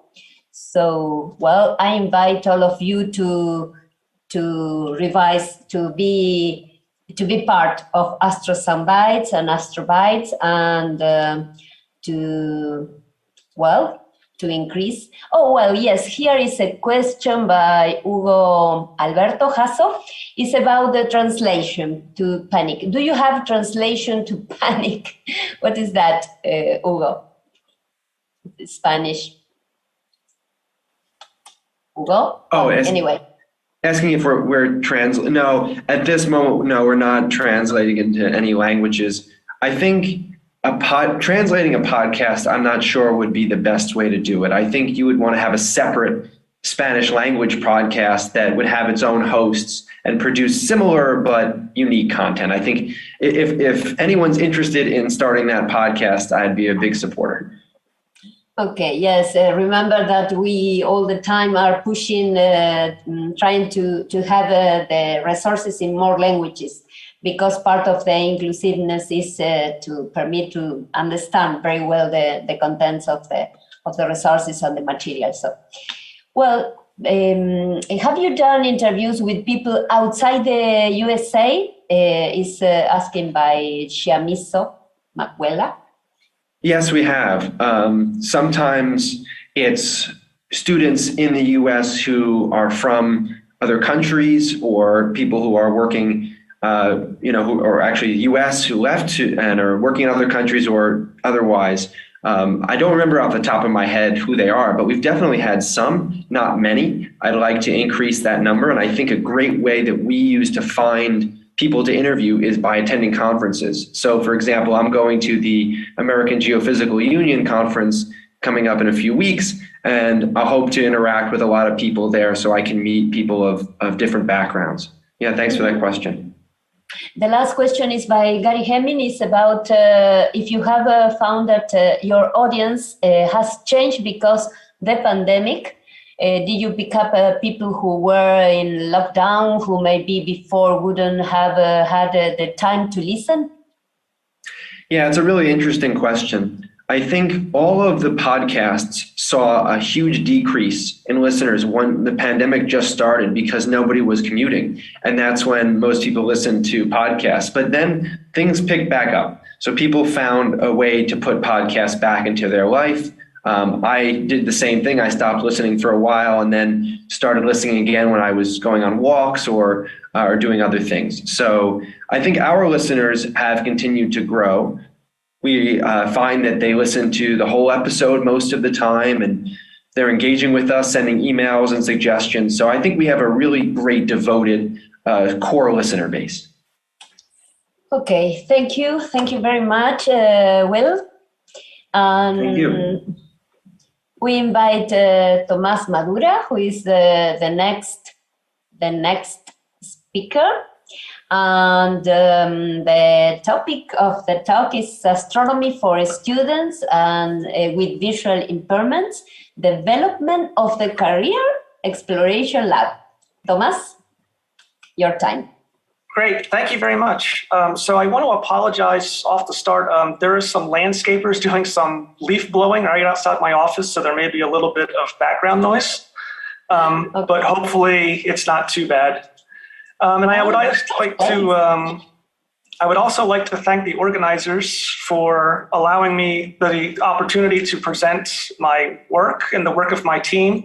I'll talk about my team as I go through the talk, but there are a lot of people who have made this work possible, and it would not be possible without the contributions of everyone involved and of the blind and visually impaired community. So I think we're all familiar with the problem, which is that nearly everything we know about the universe comes from studying light and performing computer simulations, and most astronomy data consist of two-dimensional images or spectra. And we can ask ourselves the question, obviously, can we do better than pretty pictures? And can we teach the wonders of the universe to those with visual impairments? And as we've seen from a number of talks at this conference, the answers to this question are yes, but how? And we've already seen some amazing techniques with data sonification and tactile models. And so I'm going to focus a lot on the tactile side, and specifically using 3D printing to help teach the wonders of the universe to those with visual impairments. I would like to also briefly mention that this work is being funded by a very generous Innovative Technology Experiences for Students and Teachers grant from the National Science Foundation. And so this is going to be a multi-year project. We've done our pilot studies already, and I'll talk about the results of those. But this is going to be a multi-year division of research on learning study where we're actually going to study the effectiveness of the curricula and models that we are developing. So this is our team. It consists of myself. I am a professor of physics and astronomy at San Jose State University in Northern California in the San Francisco Bay Area. We also have Dr. Carol Christian, who is the Hubble Space Telescope Outreach Project Scientist at the Space Telescope Science Institute. Dr. David Hurd, who is a professor of geosciences at Edinburgh University of Pennsylvania. He is one of the main co-authors of the Braille books that NASA has developed. NASA has a number of Braille and tactile books, and David is one of the main co-authors on all of those books. And then we also have Dr. Tiffany Wild, who is a professor of teaching and learning at The Ohio State University, who specializes in research on STEM education for students with blindness and visual impairments. And last but not least is our inspiration for the project, Mr. Kenneth Silverman. Ken is an engineer and patent attorney who works in the Office of Education at NASA Goddard Space Flight Center, but Ken is completely blind. But that doesn't stop him. He is an amazing guy. He does rock climbing. He does engineering. Like I said, he's a patent attorney, and he's just a fantastic and wonderful guy who's been contributing to our project. And he's tested all of our models and all of our curricula as well. So what is this STEM Career Exploration Week? So this is something we've pilot tested first at the South Carolina Commission for the Blind in 2017 and in 2018. These are week-long summer camps for the students. We use 3D printing technologies to help high school students with visual impairments explore STEM careers using tactile astronomy models, and we introduce the students to professional role models who are blind but who have successful STEM careers. So what we're actually doing is the goal of the project is to motivate students with visual impairments to become interested in science, technology, engineering, and mathematics, so-called STEM fields. But we're using astronomy as the hook to get them interested in STEM.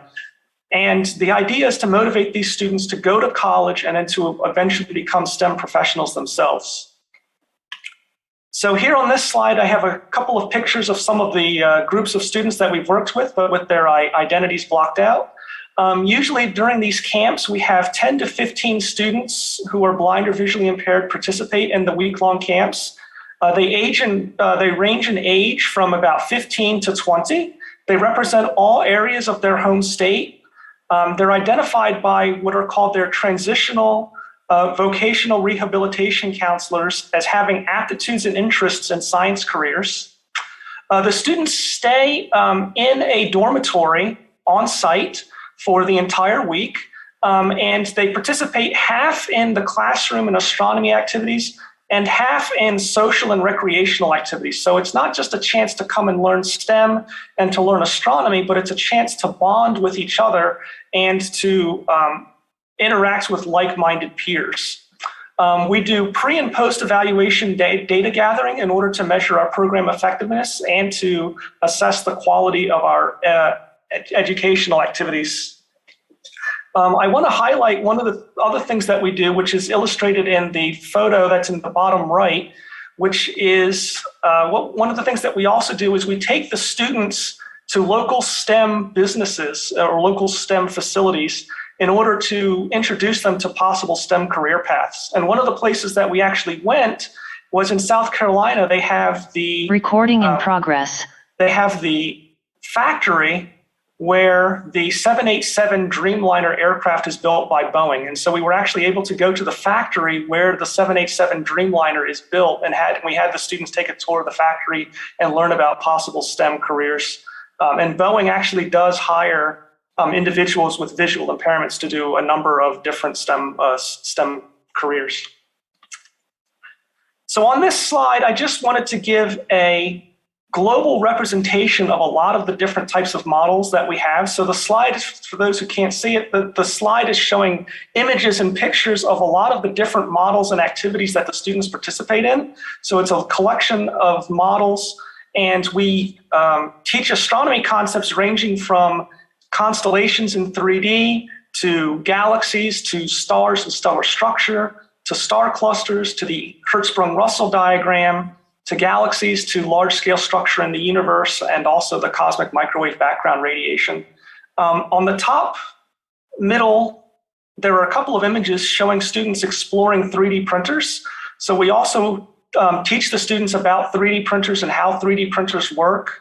And we also teach them how to use 3D printers. And we try to make everything as accessible as we possibly can. Although, to be brutally honest, 3D printers are still fairly inaccessible to the visually impaired community. And so there's still a lot of work that needs to be done. On this slide, we just have a couple of more images of some of our models. On the top is a 3D printed model of the constellation Orion that students can explore from different directions and different angles. The size of the stars represents the brightness of the star. The color represents the temperature. And then you can't see it because the images aren't high enough resolution, but there are tactile features on the spheres that represent the stars to also indicate temperature for those students who can't see the colors. And then we also have some other images of galaxies that have been developed by Carol Christian at Space Telescope Science Institute. These are real galaxies. These 3D tactile models of galaxies are based on real data from the Hubble Space Telescope and other instruments, with special tactile features to represent things like star clusters, dust, gas, the central supermassive black hole, all of that. So again, these are just some representative images showing students exploring the models and giving an idea of what some of the models look like. Like I said, we also introduce students to role models who are blind, who have successful STEM careers. So Ken, the IAU's close friend Wanda Diaz-Merced, some other professional STEM and astronomy people who are visually impaired have come and talked to the students about their experiences being someone who's visually impaired doing STEM or doing science or doing astronomy. And they kind of act like role models and help convince the students that they themselves can also be successful in STEM. And then we introduce the students to other areas of STEM that they could potentially pursue besides astronomy. So these include physics, engineering, biology, chemistry, geoscience, computer science, science education, and then 3D printing. We've also done camps with the Michigan Bureau of Services for Blind Persons in 2018.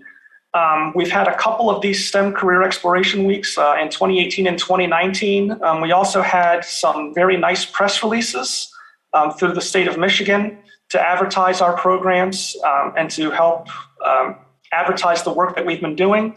But one of the things that I'm really excited about that we did is a special program where we actually had students build 3D printers themselves. So 3D printers have become extremely inexpensive, relatively speaking.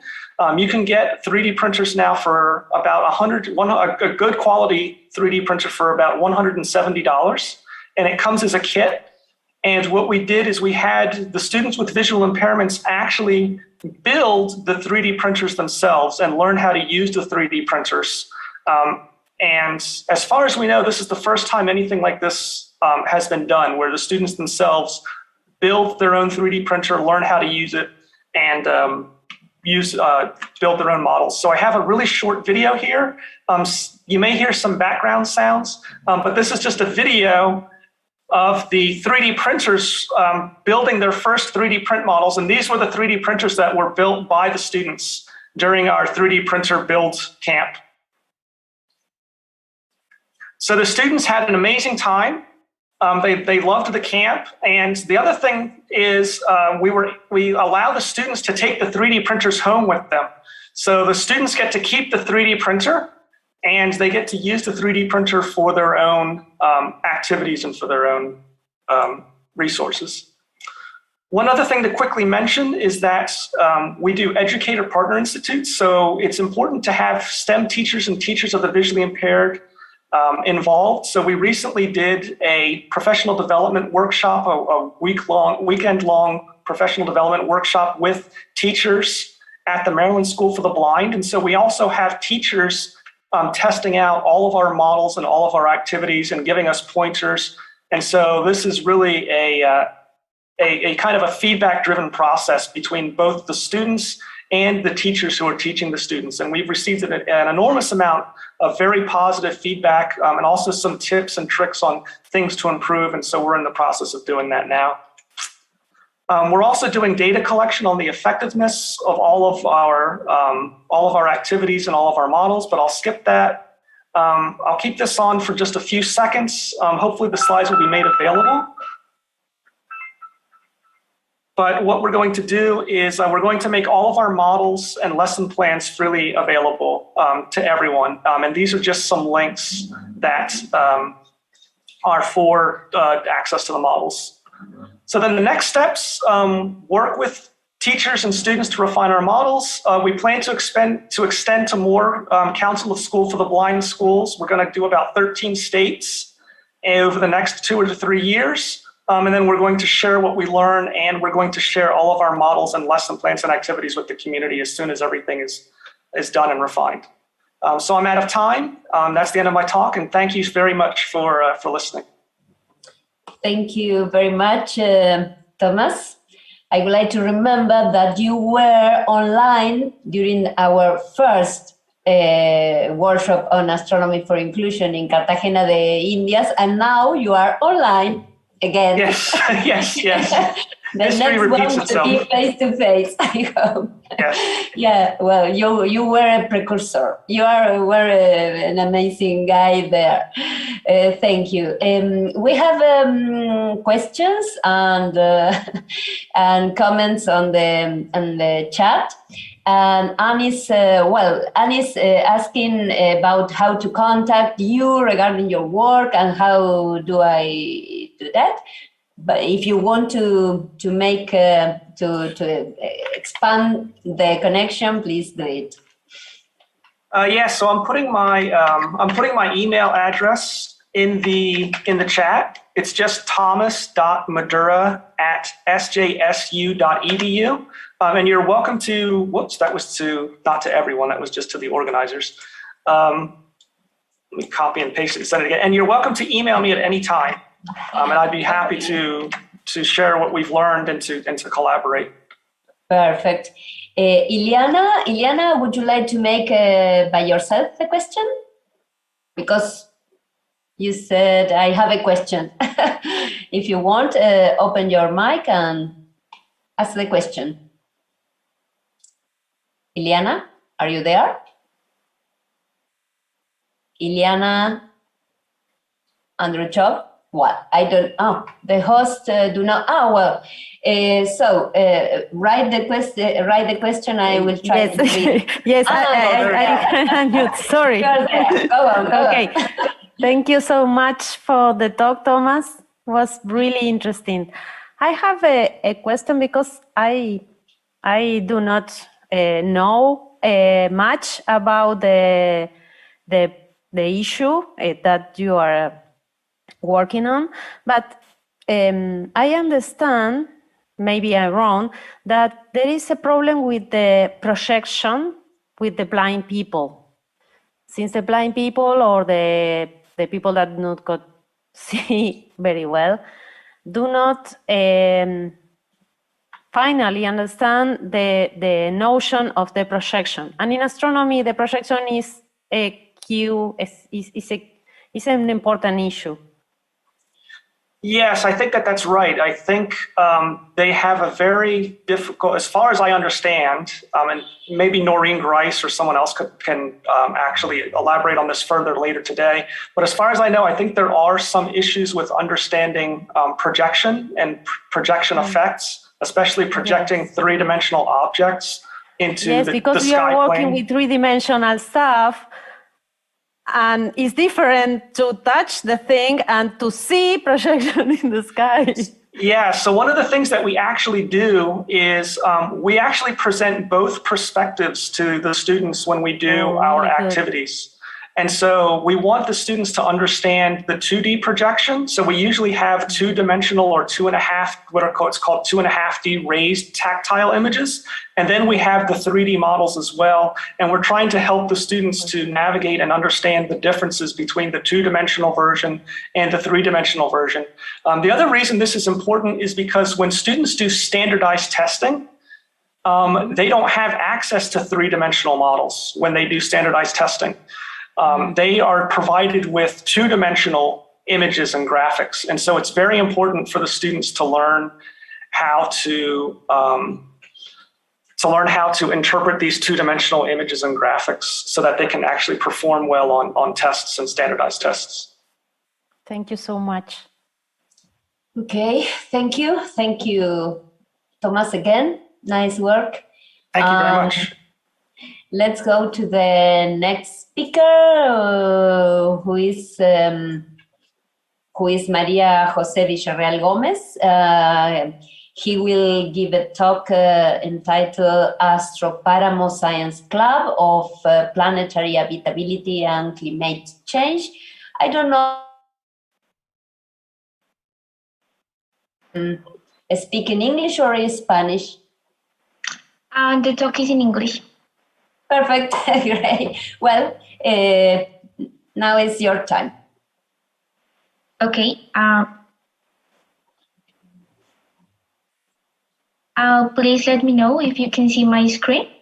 Yes, we can. Okay. Thank you so much for your kind introduction. Hi, everyone. My name is Maria Jose. I'm a student at the Universidad Industrial de Santander in Colombia, and a member of HALE, an astronomy group, within the framework of this Congress on Accessibility and Inclusion in Astronomy. I have the pleasure of presenting you the Astropáramo educational project. So to get started, we all know about climate change. It is a fact with scientific evidence, and every day we have less time to solve it. Consequently, we have begun to wonder if it is possible to inhabit other worlds, or how we could identify another planet similar to ours, and if it is possible to migrate to another planet in case ours is not available.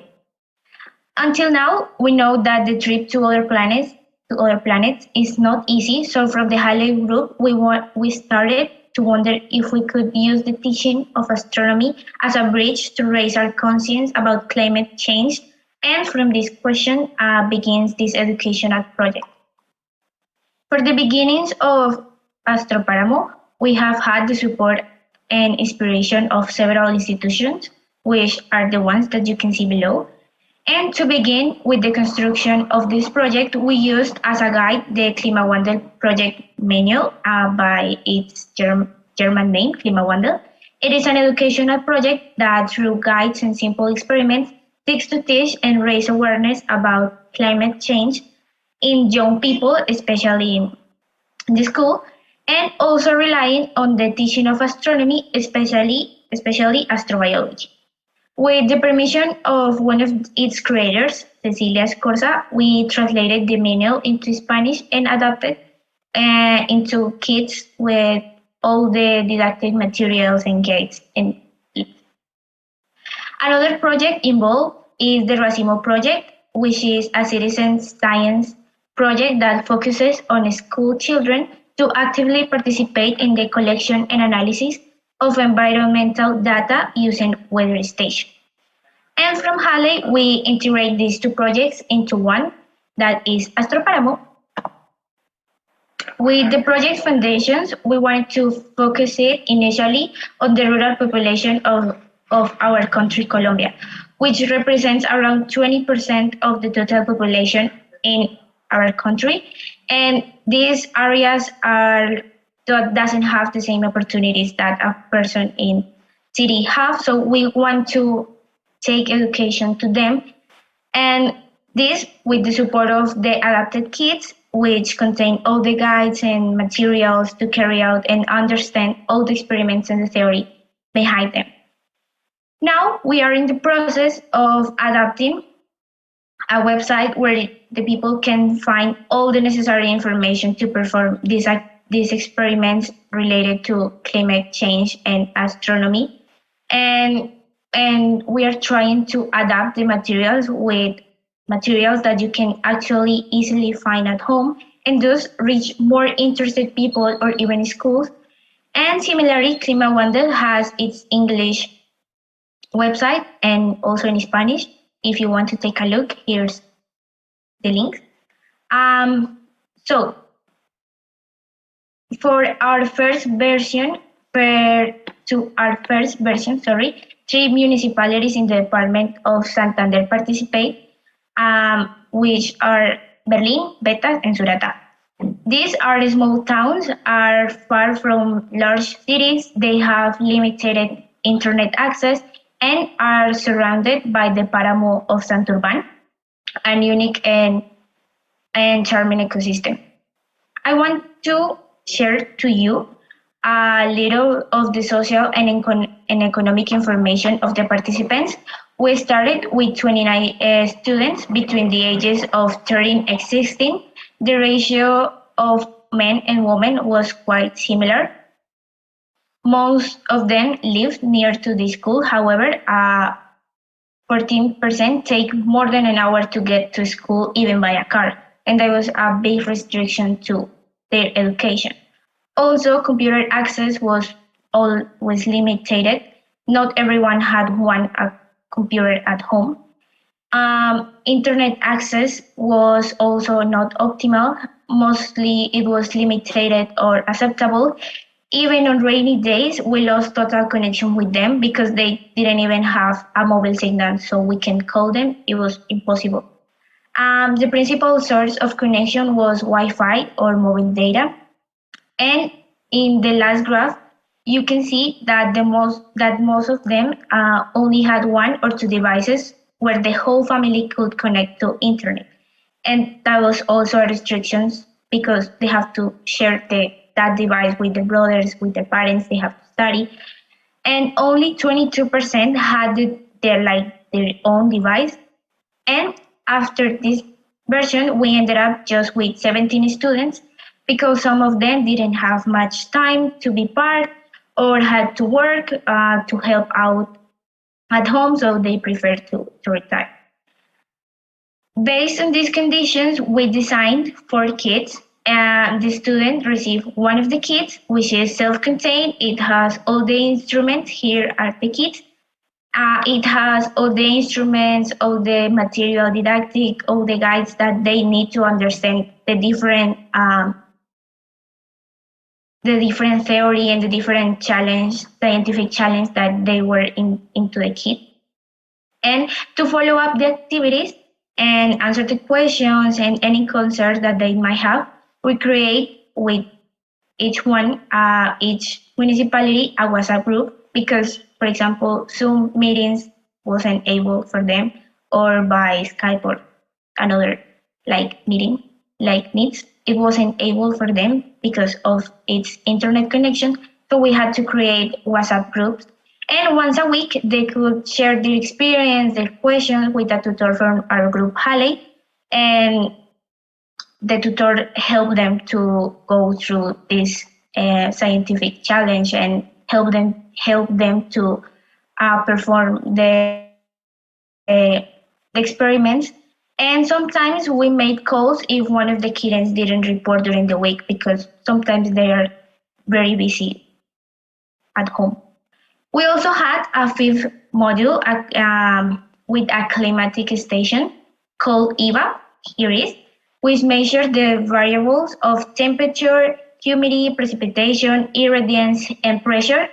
Only one student per municipality had this station. It was provided by Make Sense and Enterprise, a company, sorry. And this station had a Python tool called Benice that allows you to visualize how each of these variables measured by the EVA station changed. It's very important to know these changes, because these are agricultural areas and where the variability in the climate affects the final products of the harvest. So it's important for them to predict times of frost, and this station can help them keep a track of climate change, so we can take care of their harvest. And Benice was, as I told you, was installed just in one computer per municipality. A week ago, we met some of the students. Because of the pandemic, we wasn't able to visit them. So we met students from each municipality. It was a day of socializing with the science club, sharing experience, sharing questions, sharing talks, all they want to tell us. The project was well received by the students and teachers who participate, and they want to continue the next year. In the center, you can see a small collage with some of the experience they carry out, and these were like their favorite. As we carried our telescope and did a solar observation with them, because they haven't seen, some of them haven't seen a telescope in their lives. So we try to teach them how to use it and let them observe it. And here you can see the picture of Nicole. This is one of our students, and this one was the girl who had the station EVA at her home. To conclude, these projects are essential since they offer rural students the opportunity to connect with science with the university, which is often a limited option for them, and they have to stay at their municipalities working in agriculture, and some of them have big dreams. They want to become, for example, physics or astronauts. And also allows them to discover and develop probably unknown talents, and then in the future participate in STEM communities like we are doing right now. And they make it possible to reduce the social gap between urban and rural areas in the country, and offer development strategies at a personal and professional level. And as a part of the team, we hope Astropáramo continues next year, increasing the number of people involved and in the team in order to reach out more Colombian areas. And that was the presentation of Astropáramo. Thank you so much. If you have any question, please let me know. These are the contact information. You can write us any question or suggestion or anything you want to. Thank you. Thank you. Thank you very much. Muchas gracias, María José. And well, it's time to questions. Let's give some minutes to the people. It's amazing to see your statistics about the connection of the people, because a few years ago, probably the cafe internet will be one of the options. And now you have no one at the cafe. All is at home or at the mobile, right? Right. It's an amazing thing because change a lot the profile of the access to the internet, I think. Yes, now they have something they call Punto Digital. It's like a station from the government that gives internet to all the municipality. So cafes, internet cafes are not necessary anymore because all the municipality have their own Punto Digital. But those points doesn't work too well sometimes, and they are just off completely of internet.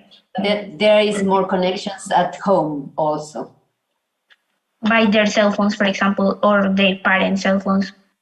Yes, okay. And what about the pandemics? Is the same? This project is part of the pandemics problem, or is a general project for all the time?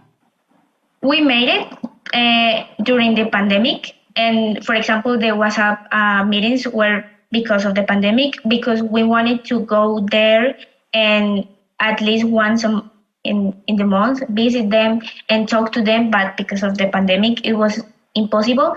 So the teachers, for example, help us to solve their questions, but in the next year, we hope to make it more present and help them with their questions and try to make it bigger. Because as you see, we lost some students during the process. Okay, well, nice. Thank you very much for your presentation. And let's move to the next speaker. Thank you, Maria Jose. Thank you very much. I think it's one more question. Yes, it's from Anaeli Pacheco Blanco. Did you also hear the knowledge these communities have to share? Yes, the next year we're trying to make Astropáramo more specific for every community necessity. For example, Berlin is agricultural area. They have onion and potatoes, so they are always worried about frost, and they are trying to predict those frosts in order to avoid to lose their harvest.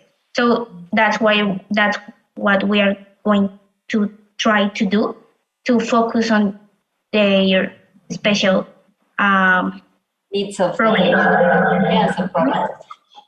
Great. Well, congratulations. Thank you very much. Thank you to you. Next speaker is, we have the second invited talk for the afternoon, and my afternoon at least, is the speaker will be María del Carmen Argudo Fernández. Is an astronomer from the Pontificia Universidad Católica de Valparaíso and a PhD from the Institute of Astrophysics of Andalusia and University of Granada, Spain. And she's working mainly in galaxy formation and evolution, but also she leads the project Astro BBI, Astronomy Educational Kit for the Visually Impaired Community in Central and South America. And we have the pleasure to receive her here in our Zoom room. So María del Carmen, if you are there, your talk is Astronomy Inclusive, inclusive astronomy, Astronomía Inclusiva in Spanish. And now is your time for the talk. Welcome. Thank you, Beatriz. Thank you for the very nice introduction. The honor is mine, really. I'm gonna share my screen. Yes, I can see you. And also with some sound, because I have a video, I think. Great. Oops. I sent, or maybe I didn't submit. No, I didn't submit yet. The slides on my presentation, because there are some links, so people can visit later if they want to look for more information. Yeah, so I'm gonna start presenting. Yes. Okay, so well, I'm Maria Argudo Fernandez, and I'm giving this talk called Astronomía Inclusiva, which is inclusive astronomy in Spanish, and I'm going to talk about this group. I think it's the best group ever, so I'm here just on behalf of this incredible group of people. So this is me. Seeing he and her are my pronouns. I'm an astrophysicist. I'm working right now as an associate professor at Pontificia Universidad Católica of Valparaíso in Chile. I'm the PI of the AstroPBI project, and I will talk a little bit about this. I'm also a member of the C1 Commission for Astronomy and Education, Astronomy Education and Development, Commission of the International Astronomical Union. I'm the current president of the Chilean Astronomical Society, SOCHIAS. So then I'm going to start with this image that we use in our SOCHIAS talk.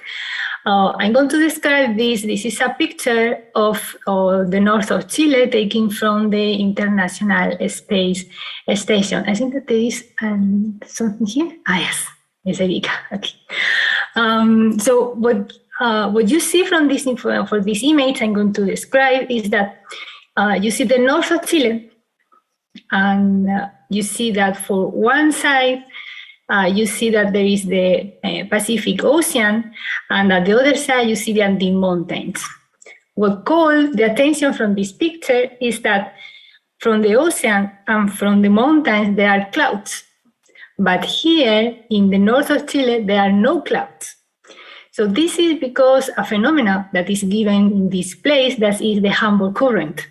And they allow that in this area, that is the Atacama Desert, that is in a very altitude place, the condition of the atmospheric condition is that a lot of cold and dry. So this means that it's a very stable atmosphere for professional astronomical observation. So that's natural then to consider Chile as the astronomy capital of the world, as a natural lab and a place for astronomy. In fact, we saw this number very often. I'm not, so nothing, okay, now, that by 2030, if we consider the aperture of all the telescopes in optical and infrared larger than 4 meters in diameter, the collector, the worldwide observational collector of this telescope, 70% of these capabilities will be located in this area in the north of Chile. Now I'm going to give another numbers. According to the last census in Chile in 2015, when they incorporated some kind of criteria to evaluate the number of people with disability, right now in Chile there are 18 million people. 60.7% present some kind of impairment. So this is about 2.8 million people. Of them, 19 are visually impaired and 9% are hearing impaired. However, this number will be a bit underestimated because according to the International Agency of the Prevention of Blindness, there is 4 million people that are visually impaired in the south of Latin America. This is considering not only Chile, but also Argentina and Uruguay. So we astronomers that are working in the best place in the world to do astronomy, we want to everyone, not only in the world, but also in Chile, independently of their abilities, can have this, enjoy the skies somehow. So this is how, in some years ago, some astronomers located and distributed in different institutions in Chile, we joined together to bring astronomy to everyone, to remove the existing barriers for everyone. So our goals are encompassing in these three sustainable development goals. The number 4, quality education, number 5, gender equality, and number 10, reduced inequalities. Our idea was, if we can do astronomy, that is a science that is so visual intensive, to be available for everyone, and everyone can enjoy and learn, then we can do it with any science. So then this is a picture that you have already seen, that Amelia saw before. Sorry, Amelia, I didn't know that you were so embarrassed by your version, first version of your immersing kit. So I'm showing here, I'm going to describe a little bit. There is a main central picture which shows like a stand with different accessible material for astronomy. There are some 3D printed models. There is the first version of the kit to understand planetary formation.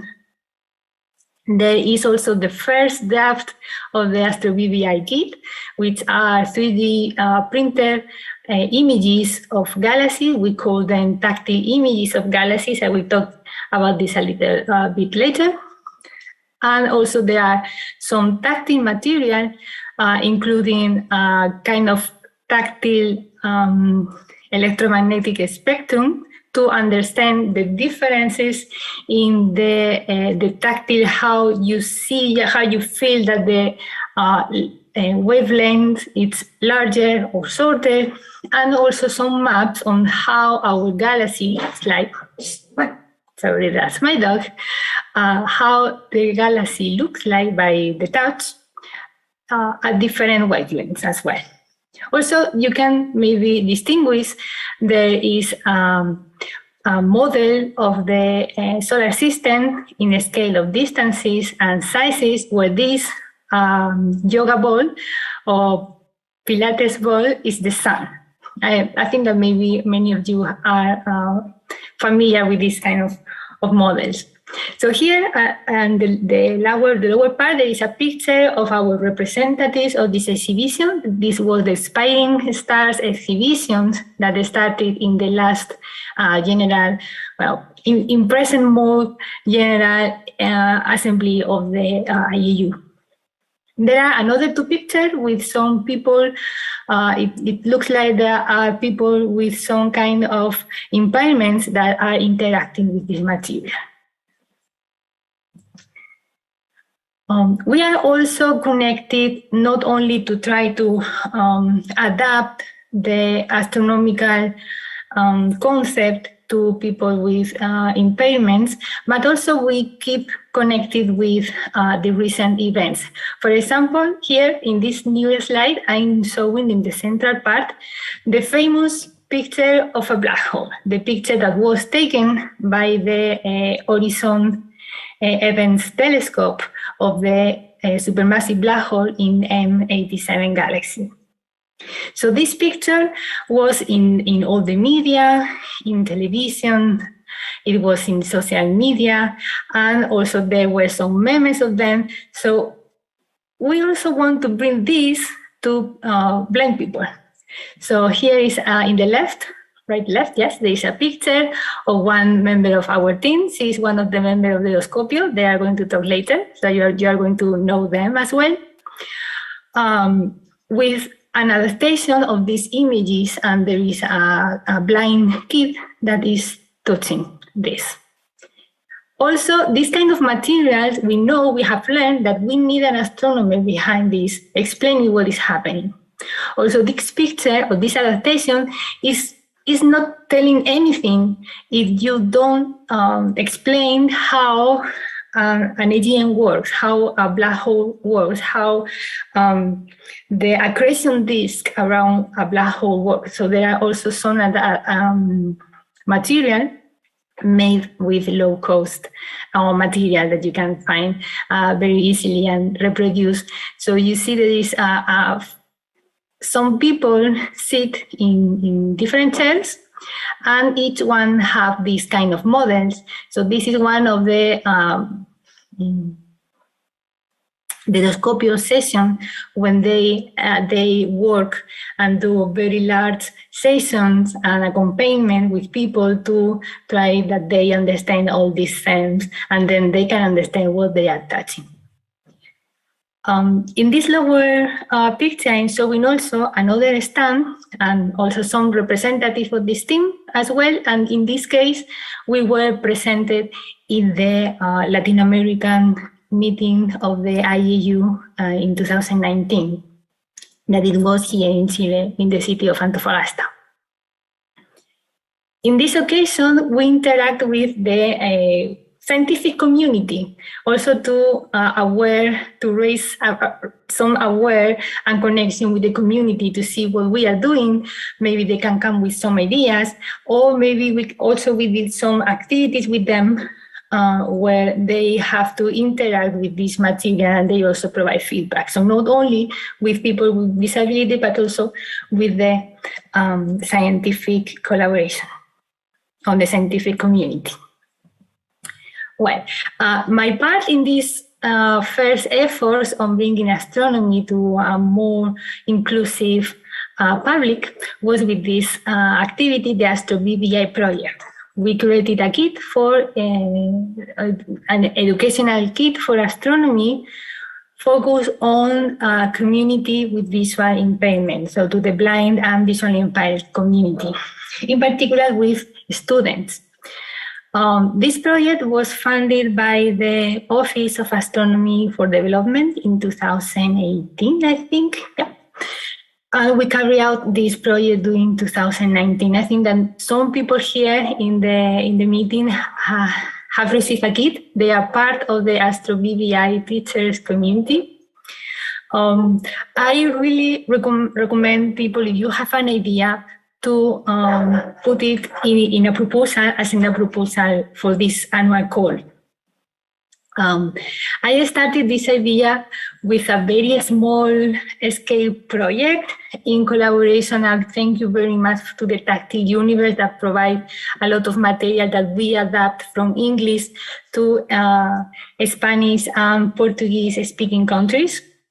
So we started, my idea started with something small scale only in the city in Chile. And then the first conversation saying, no, if you really want to have an impact, you have to do this at a country level. Then we presented this proposal, and they, in the first round, they provide you comments to enhance your proposal. And they say, oh, we know some people that maybe might be interested in your kit, in your idea, because they have done similar things. And then they put in contact with a lot of amazing people with a lot of ideas and very helpful, that also helped me a lot to carry out this project. People in the Planetario of Medellin in Colombia, with Amelia with the Touch of the Universe from Spain, and many other people in many Latin American countries as well. And then we started something like South America, and then we had to move to Latin America because also people in Mexico was interested, and why not Ibero-America, because we also sent some kits to Spain. So here is a link to our webpage. All the material is available. We not only create the kit, but this is like, it has also a guide to guide the teachers. So we focus on providing training to the teachers. We also developed some online workshop with them. And also we have some activities that they can develop in the classroom, starting from many very, very simple terms in astronomy, like trying to help them to explain what it's the apparent size of the object, if they are big but they are very far. So to try to explain perspective, that is something that is very easy for us, the people that can see, to understand this, but it's super difficult for a blind person, and even more for children. So we prepare as a guide 2 different activities, and the last part, the most advanced advanced part of these activities is the introduction of galaxies. You don't start telling children about the astronomy on galaxies. You start with the stars, with the planets, and then we wanted to move for a more complex concept as galaxies. We are also very grateful that we highlight all the impact that we get during the implementation of this project in the first year in a special edition of Astronomy for Development in the Communication for Astronomy to the Public journal. I think that last year or a couple of years ago with pandemic, I'm losing track of the years on past years. I'm sorry. Maybe many of you have the same problem as me. Well, here, this is a special slide for an event that was a super massive, and I also will say was a breakout point for this community, for this Astronomía Inclusiva or Astronomy for All group of people. That was the total solar eclipse in Chile. So Chile is a very large country. To have an idea, we have 40 different degrees on latitude from north to south. So we also see different skies if you look at the sky in the night in the north of Chile or in the south. And so it's not very surprising if I say that we have 3 total solar eclipses in 3 consecutive years. The first one was in 2019. And this total solar eclipse is an event that called attention for many people. All people are looking at the news about this total solar eclipse to know if they are going to have activities, etc. So we bring the eclipse to try to do inclusive activities for everyone. We give special thanks for the people that providing us these nice books, tactile books to explain the eclipse in 2019, the 2020, and the 2021. I think that also that it's included, I don't remember well. Of course, the system sounds. And well, there are different pictures here from people in different locations in Chile where these activities were carried out.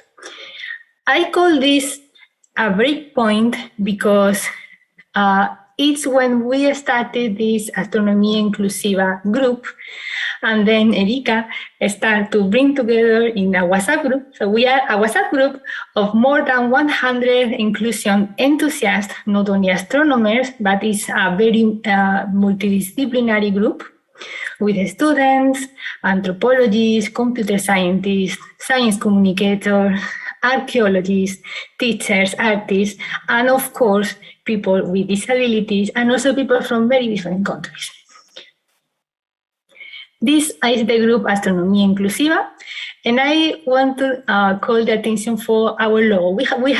We maybe don't have a web page. We are a WhatsApp group, but we have presence in social media, and we have a logo.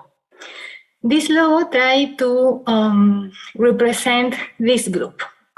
So you see the logo is a hand that is taking a ball. This ball could be any astronomical object, can be a black hole, can be a star, which can be any compact astronomical object with a disk. We know that disks are present in many astronomical objects as well. And the hand has different colors. Each finger is a different colors, and that represents the diversity of this group.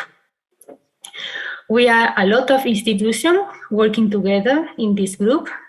For sure, there are many others that we are missing in this picture, maybe others that have come later, and maybe we need a better picture to show this. So I'm going to summarize some learning that we gained in the last years since this project or this group started. The first is diversity. It is the best that is happening in this group. We know that people with different ways of facing challenges can bring creativity and new tools to achieve better solutions. We also have learned, and also we saw yesterday in one of the key talks of this workshop, that equality is not the same as equity. In fact, equality is much better than equity. We also have learned that inclusion is better than integration.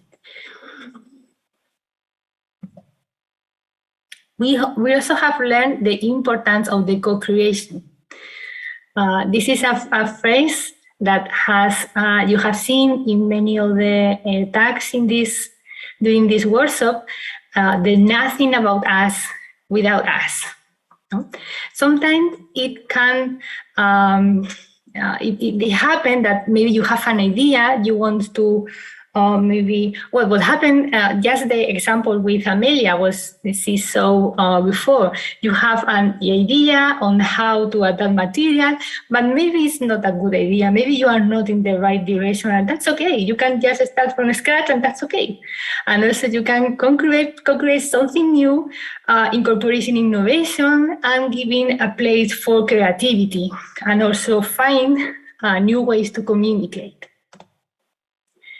Another thing that I like, I think this one of the best things of this group is the collaboration. We don't compete each other at all. We share material, we share experiences, we share all the knowledge, and of course the motivation, because you need motivation. Sometimes creating new material or all the work that is implied behind all those activities, you need motivation to do it. Sometimes maybe you are tired and you need motivation. So we also share motivation. We try to not reinvent the wheel. So it's better to collaborate than working by in separate. And also in that way, we can maximize the impact of these activities, because after all, the goals that we have are all the same. Well, I would like also to use some minutes. I don't know, I forgot to put my chronometer to look at the time. You have 8 minutes. Then it's okay, thank you. There is another project that this has the backup of the Chilean Astronomical Society that is called Breaking the Barriers. In this case, the big aim of this project is to normalize the inclusion, in this case Chilean, sign language in the professional astronomy activities. So I'm going to, well, I added this a link. I'm going to just visit a little bit the webpage, because another breakpoint is the pandemic. And we have to move all the activities to virtual activities. And without the support of this project, it would be impossible to do all the things that the Astronomía Inclusiva project has done. We are working with a foundation, interpreters, a foundation for all the interpreters of sign language in Chile, and we have carried out well. There is many different nature of activities. You have seen Erika was speaking about some of them yesterday. I don't know if they copy, maybe they are going to show more of them. For example, this is an image of in real-time astronomical observation, and you see here the interpreter. Some activities, in massive activities, online, maybe in more, not in a very outreach focus, but more on Chilean,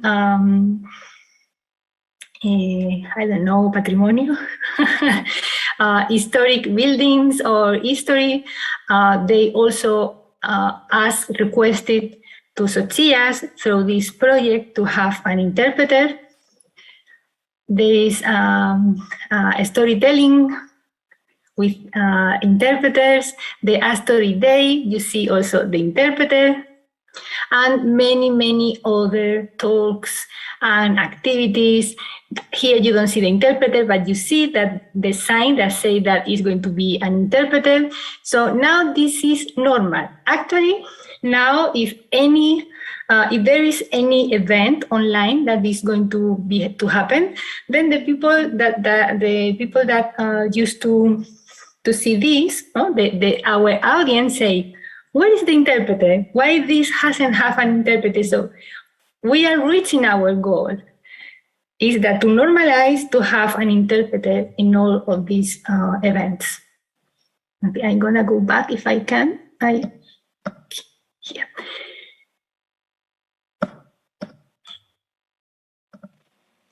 Okay, this is another thing that I have learned. Now I'm going to talk a little bit about what I have learned on this group.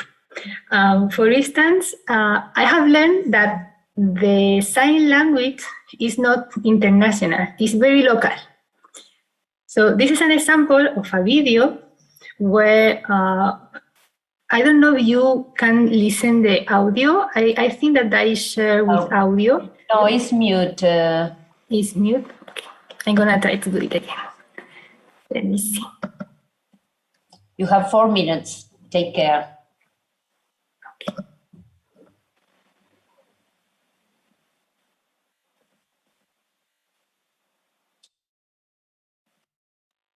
Okay. It was mute, sorry. Okay.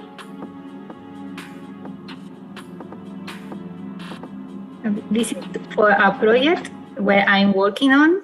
It's están uniformemente distribuidas en el espacio. Forman una estructura en forma de esponja caracterizada por filamentos, muros. It's a bit, the volume is low, but well. Llamadas vacíos. Estos vacíos forman una parte integral de la estructura a gran escala del universo y representan aproximadamente el 60% del volumen del mismo. Los vacíos o voids nacen de la distribución primordial de materia al principio de la formación del universo. Y a pesar de su nombre, los vacíos contienen galaxias. Aunque no sabemos si las galaxias en estas regiones tan poco densas evolucionan de igual manera que las galaxias en entornos más densos, como por ejemplo nuestra galaxia, la Vía Láctea.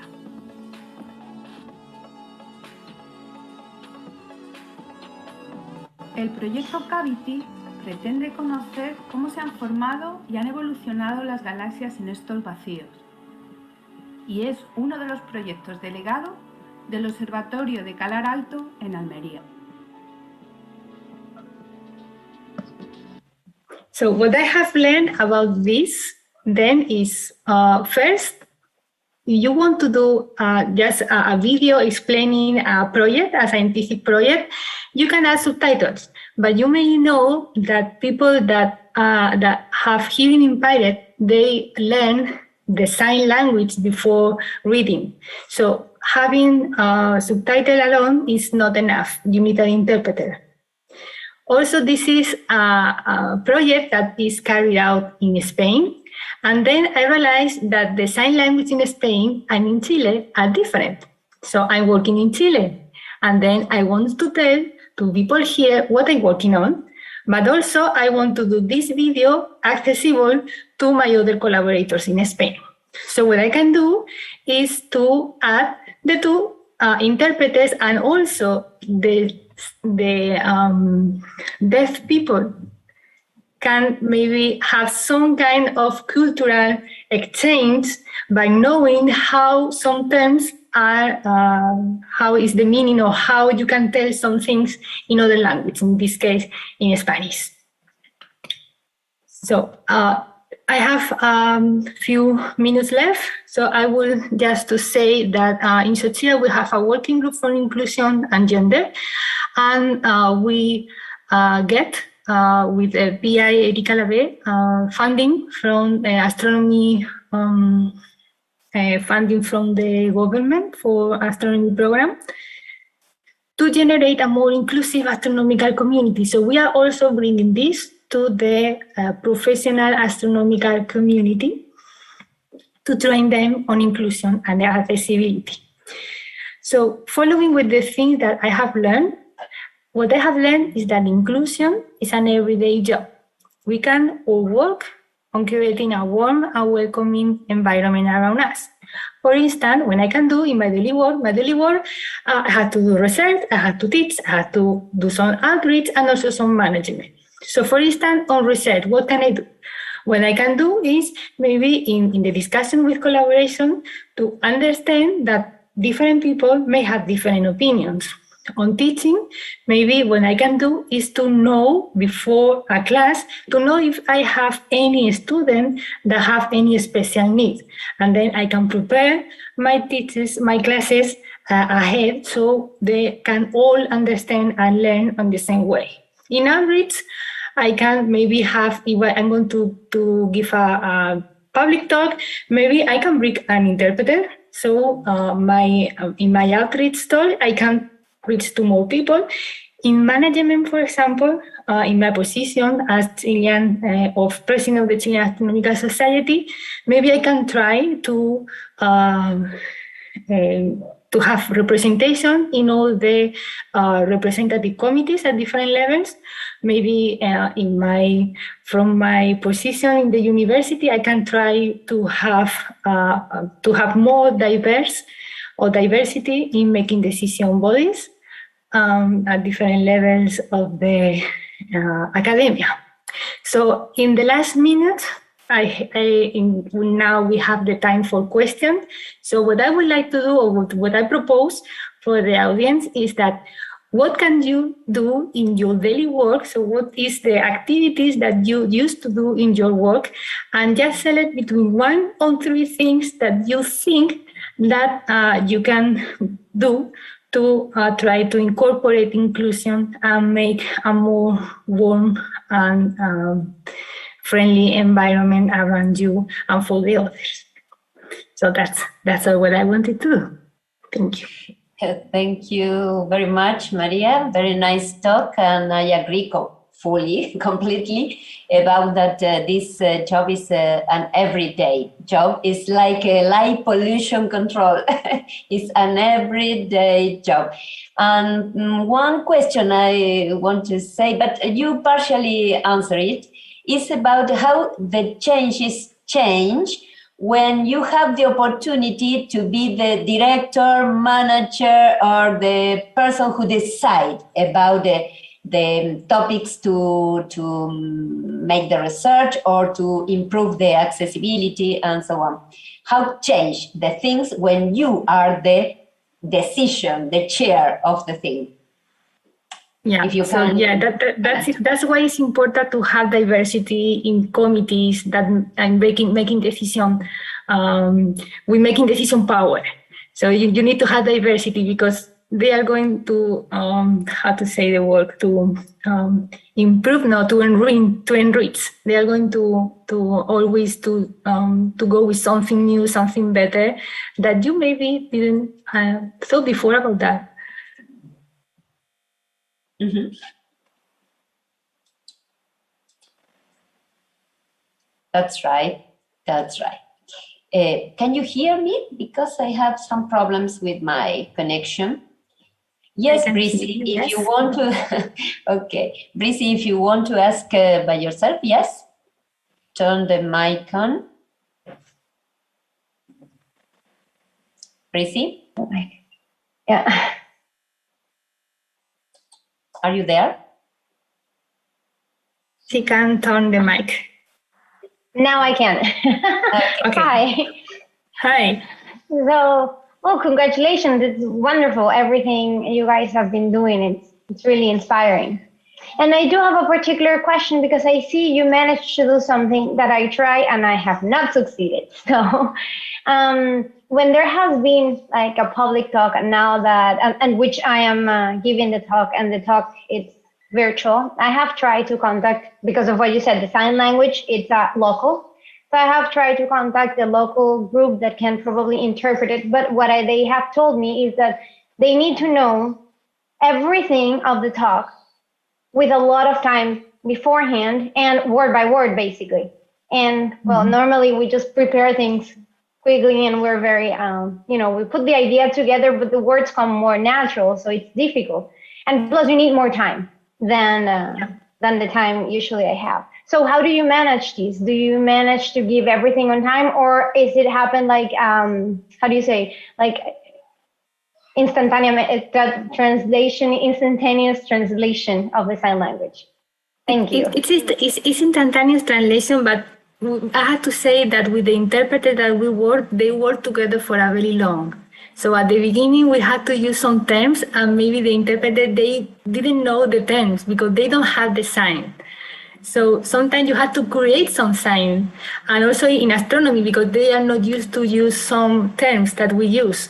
Maybe they have to deletrate to spell the term, but they cannot be like spelling all the time. So you have to do a previous work ahead, some previous work with them. But once you have some session of work, then it's easier for them also. So it's a collaboration work also with your interpreters. Yes, connected with the previous question, Carmen Pantoja is also asking about how many sign language interpreters do you have or do you need for each talk? Well, normally one, but it depends of the time. If it's going to be a very long activity, you have to have at least two, so they can be alternating. So about 15, not more than half an hour each, because they are tired, so they need some time to have a break. So normally one for a normal talk, but if this is a longer activity, it's better to have two. That's right. Well, this was the last question, so thank you very much again, Maria. Thank you for the invitation. No, congratulations for the great job. And let's go to the next speaker. Is the talk will be given in Spanish this time. So it's by John Carlos Mora Martinez, and it's how to use a software to perform photometry, astrometry, image processing in 3D. Well, the title is in English. I hope the slides also will be in English. So, John Carlos, it's your time. Buenas tardes. Buenas tardes. Hello. Good afternoon. Muchas gracias. Voy a compartir pantalla. Perfecto.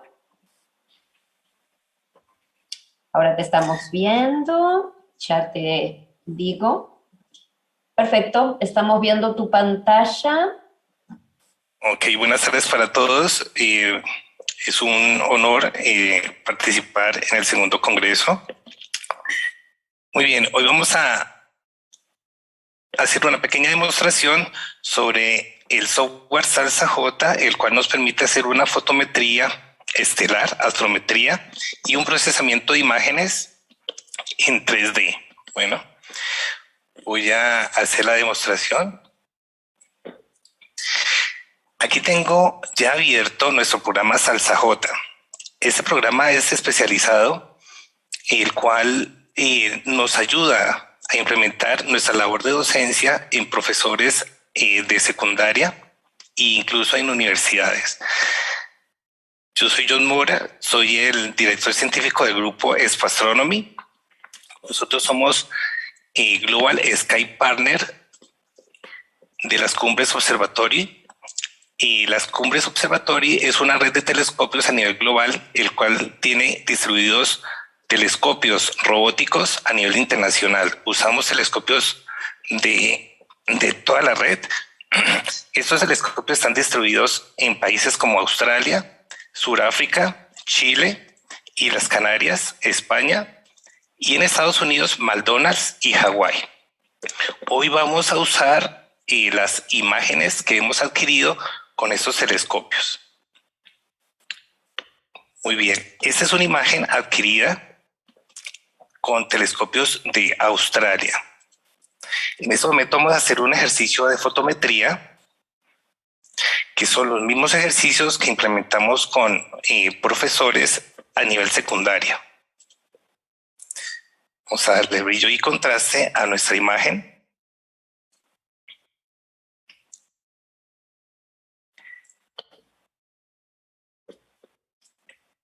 Excelente. Aquí vamos a hacer nuestro proceso de fotometría.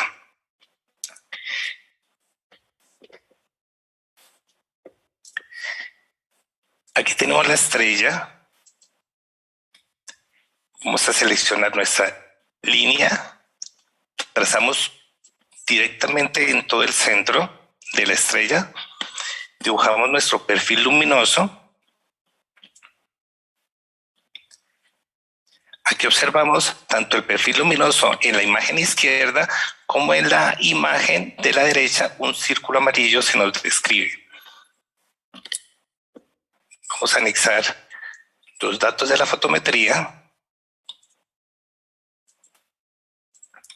a forzar el radio de la estrella. Vamos a ubicar el radio de la estrella. Aquí nos indica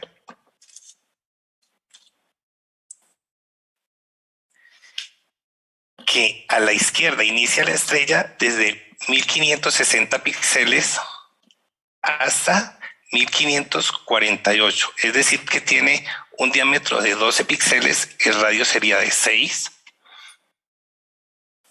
Vamos a forzar el cielo a 12. Y las coordenadas de la estrella la podemos observar en esta parte. Muy bien, nos dice que en el eje X tiene 1541 y 1025 en el eje Y. Verificamos. 1551, muy bien.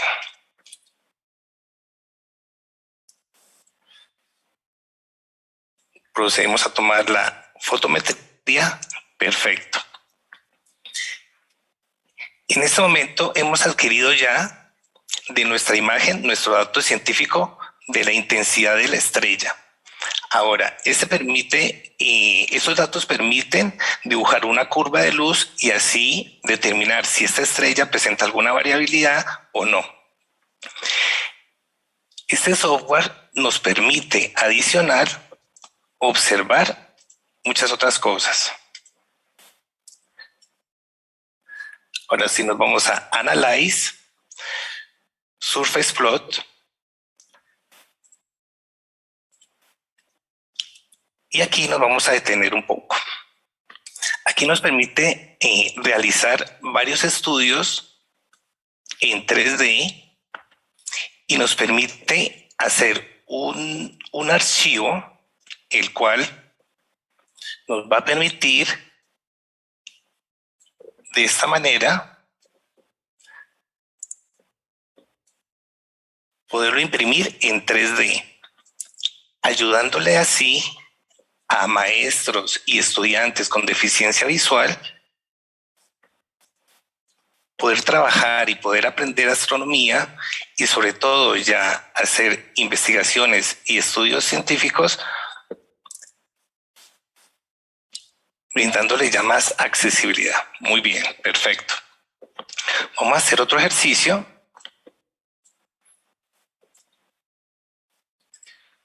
Vamos a hacer un ejercicio con astrometría solar.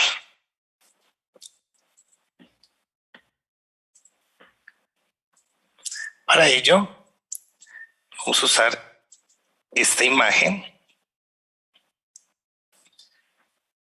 Muy bien, esta es otra capacidad del software StarSJ que nos permite medir y hacer trazos. En este momento ya estamos involucrando al StarSJ para que nos tome el diámetro estelar y así nos permita determinar diámetro solar y después poder medir sus manchas solares.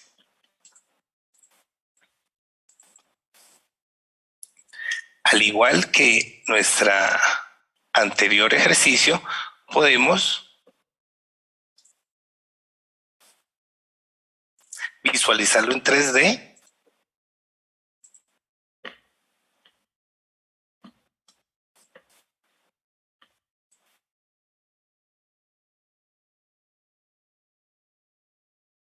Eso nos permite hacer muchos más estudios.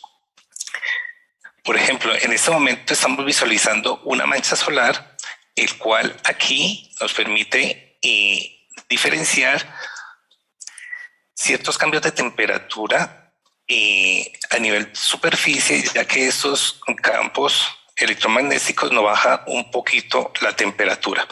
Ahora, estas imágenes también las podemos imprimir en 3D. Esta es la mancha solar.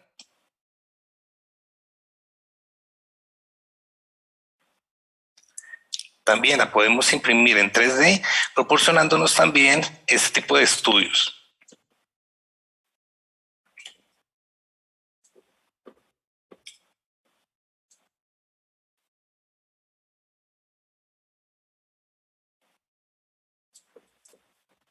Podemos además incluso cambiar textos, gráficas e invertir toda nuestra información. Por último, tenemos una imagen que también podemos usar en nuestras investigaciones y vamos a hacer un ejercicio más o menos como nos queda impreso en 3D. Entonces seleccionamos con la herramienta de rectángulo.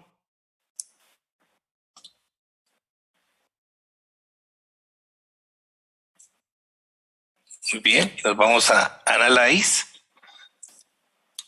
Surface Plot.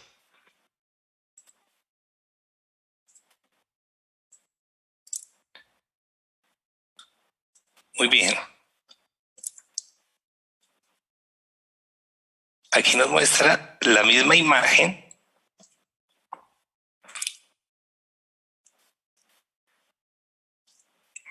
Lista para trabajar y la cual podemos usar para llegar a la impresión en 3D.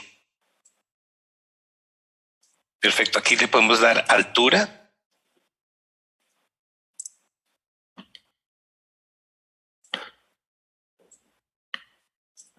Podemos cambiar, nos vamos para grises. Y esta es la imagen que nos va a acompañar en la impresión 3D. Esta impresión 3D, aquí la tenemos.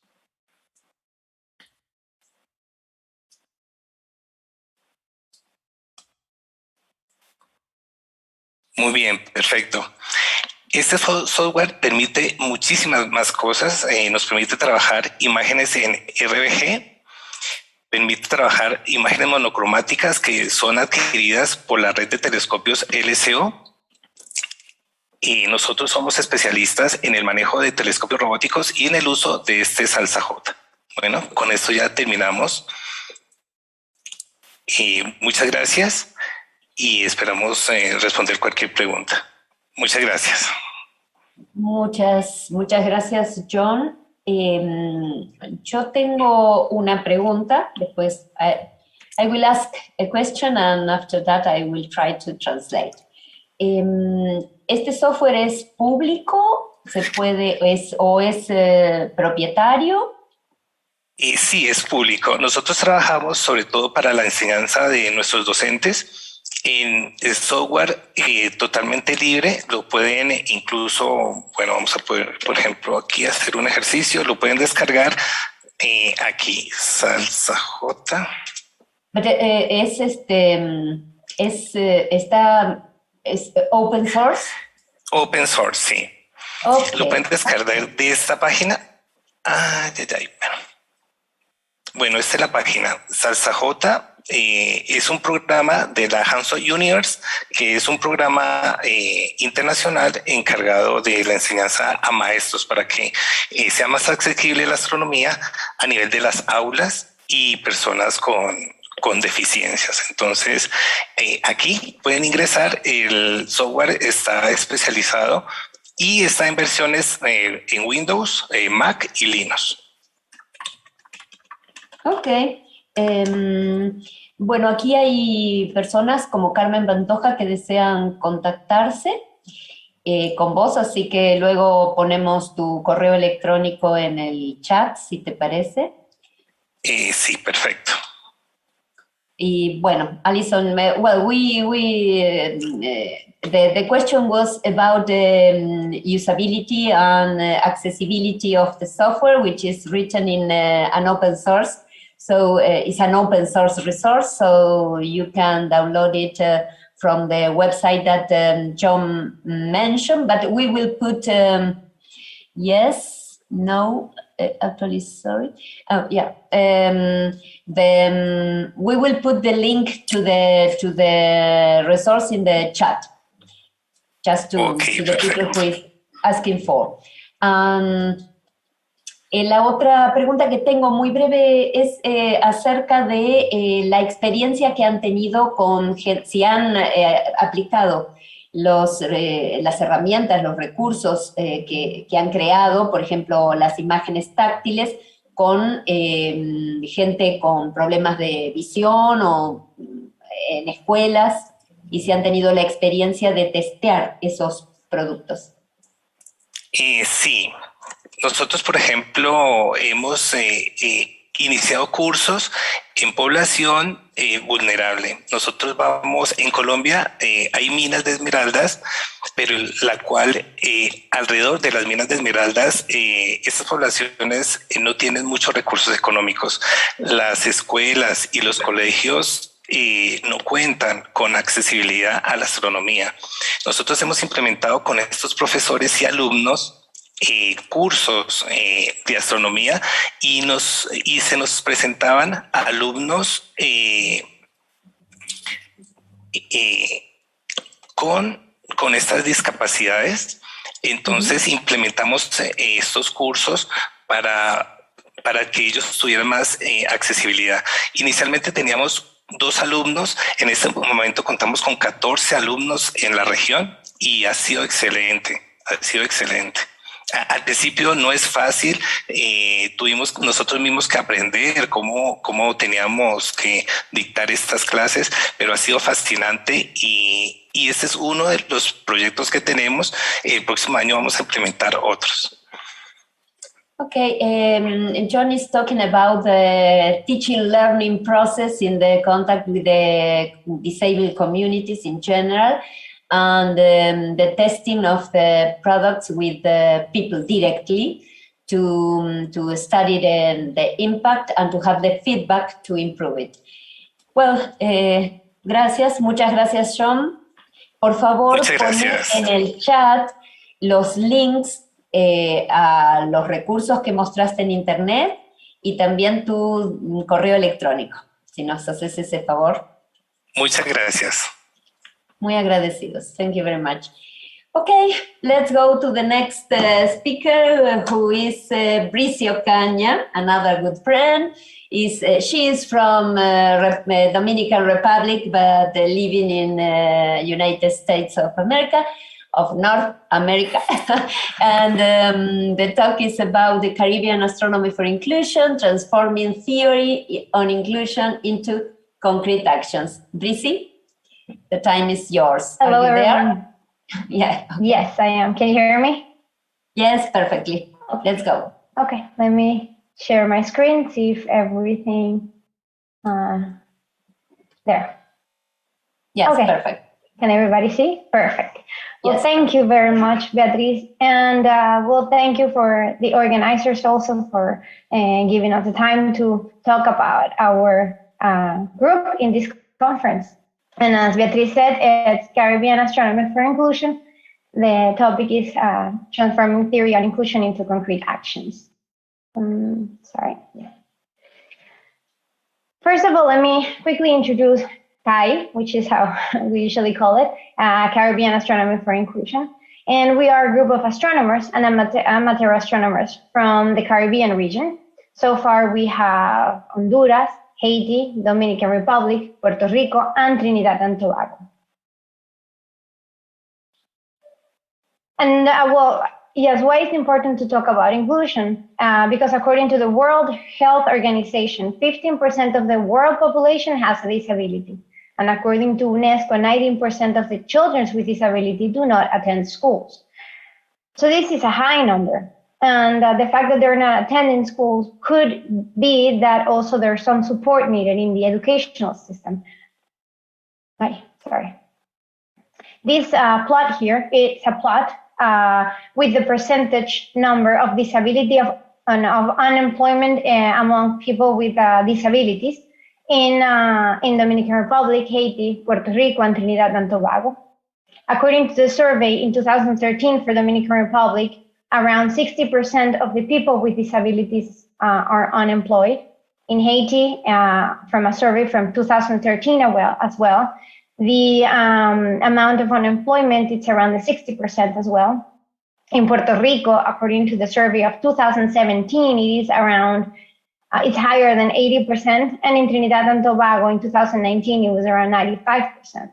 So there is a big number of unemployment among people with disabilities. And we need to think that maybe the people that are in the disability spectrum but are employed could have entered the disability spectrum after being employed or perhaps after finishing the education.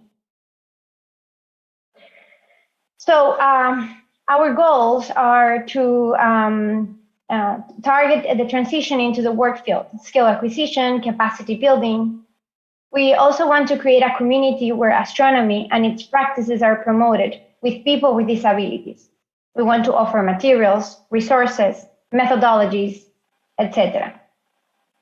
We also seek to increase the accessibility for inclusion and close the gap that already exists in the people with within the people with disabilities in the Caribbean region. And how are we planning to do this? Well, we plan to offer teacher trainings on how to teach astronomy to people with disabilities, inclusive astronomy. We want to create a repository of materials in astronomy for inclusion. All of these materials should be in a web page that we are in the process of creating. And this web page, we want it to be accessible. And there you would have a point of contact for the different countries in the Caribbean regions and also materials. And we want to have enough materials also in the local languages because the Caribbean region, it's a very diverse area. And in the Caribbean, we have different languages as well. So we want to develop materials that are local to the islands as a group and to each island individually as well. So as a long-term action, we plan to expand the connection between the different countries in the Caribbean region. We have representatives or have more representatives in the different Caribbean regions, different countries, and to be able to train as many teachers as possible in didactic inclusive astronomy, offering workshops. So we want to create material for educational purposes. These materials are focused for early age elementary school, secondary and university levels, and everything can be eventually be found in this webpage. Now, you've heard throughout this conference about the light sound, and you can also see a poster, which is in the poster section about the light sound if you want to know more details about it. It was designed at Harvard University and as a tool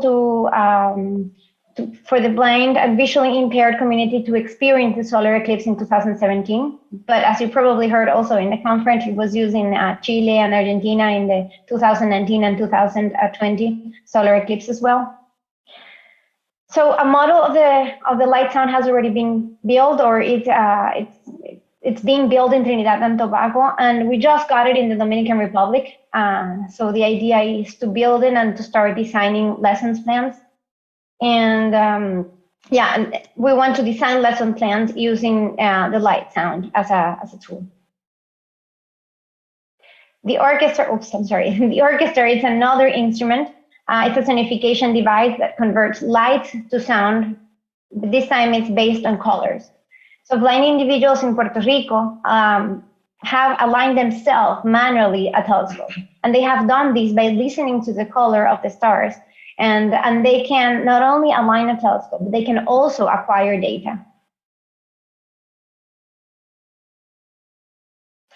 Another tool that it's very useful, it's the CARDIS, which stands for Coordinates and Relative Dimensions in Space. And this is a 3D tactile grid that can be used to address many perceptions problems. And it is a low-tech tool. The materials are really easy to find, and it can be built, people can build them themselves. And it has been designed by Dr. Kathy Eastwood and Wanda Diaz.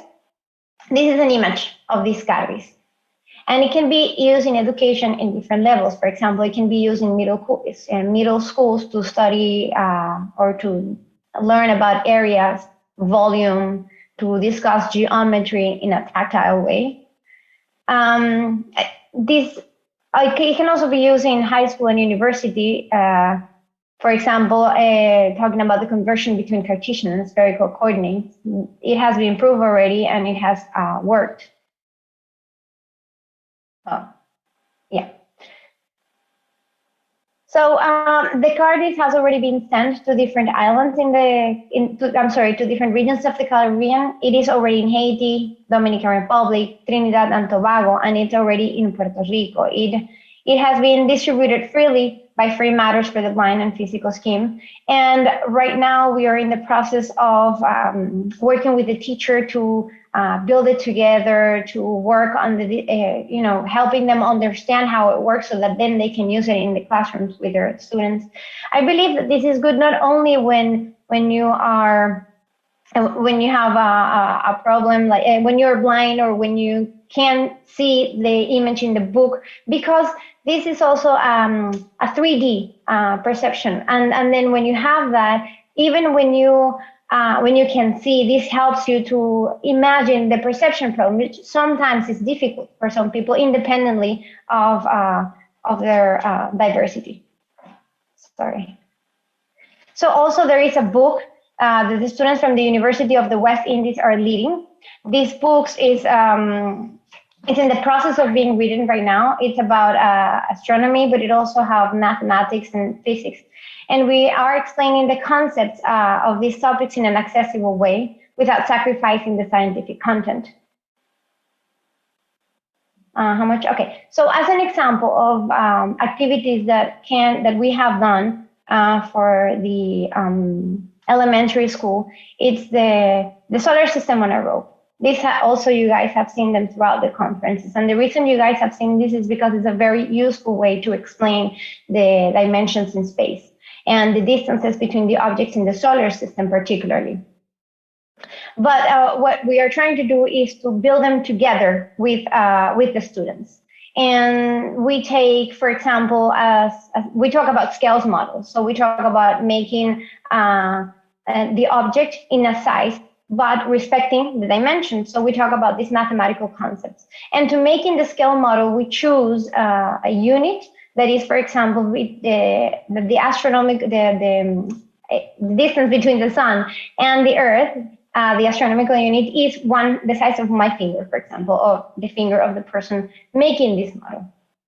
And when you have a distance that is something that you know very well within your own body, then you can relate more to the final distance from the solar system between the sun and the last planet of the solar system, for example, in this particular case. So to see that if the sun and the Earth would be my finger apart, that the solar system would be taller than my entire body, it's an experience. The same, very similar activity we have done with the moon and the size of the moon. If we assume that the moon is the size of my fist, that the Earth is the size of my fist, then the moon is the size of my thumb finger.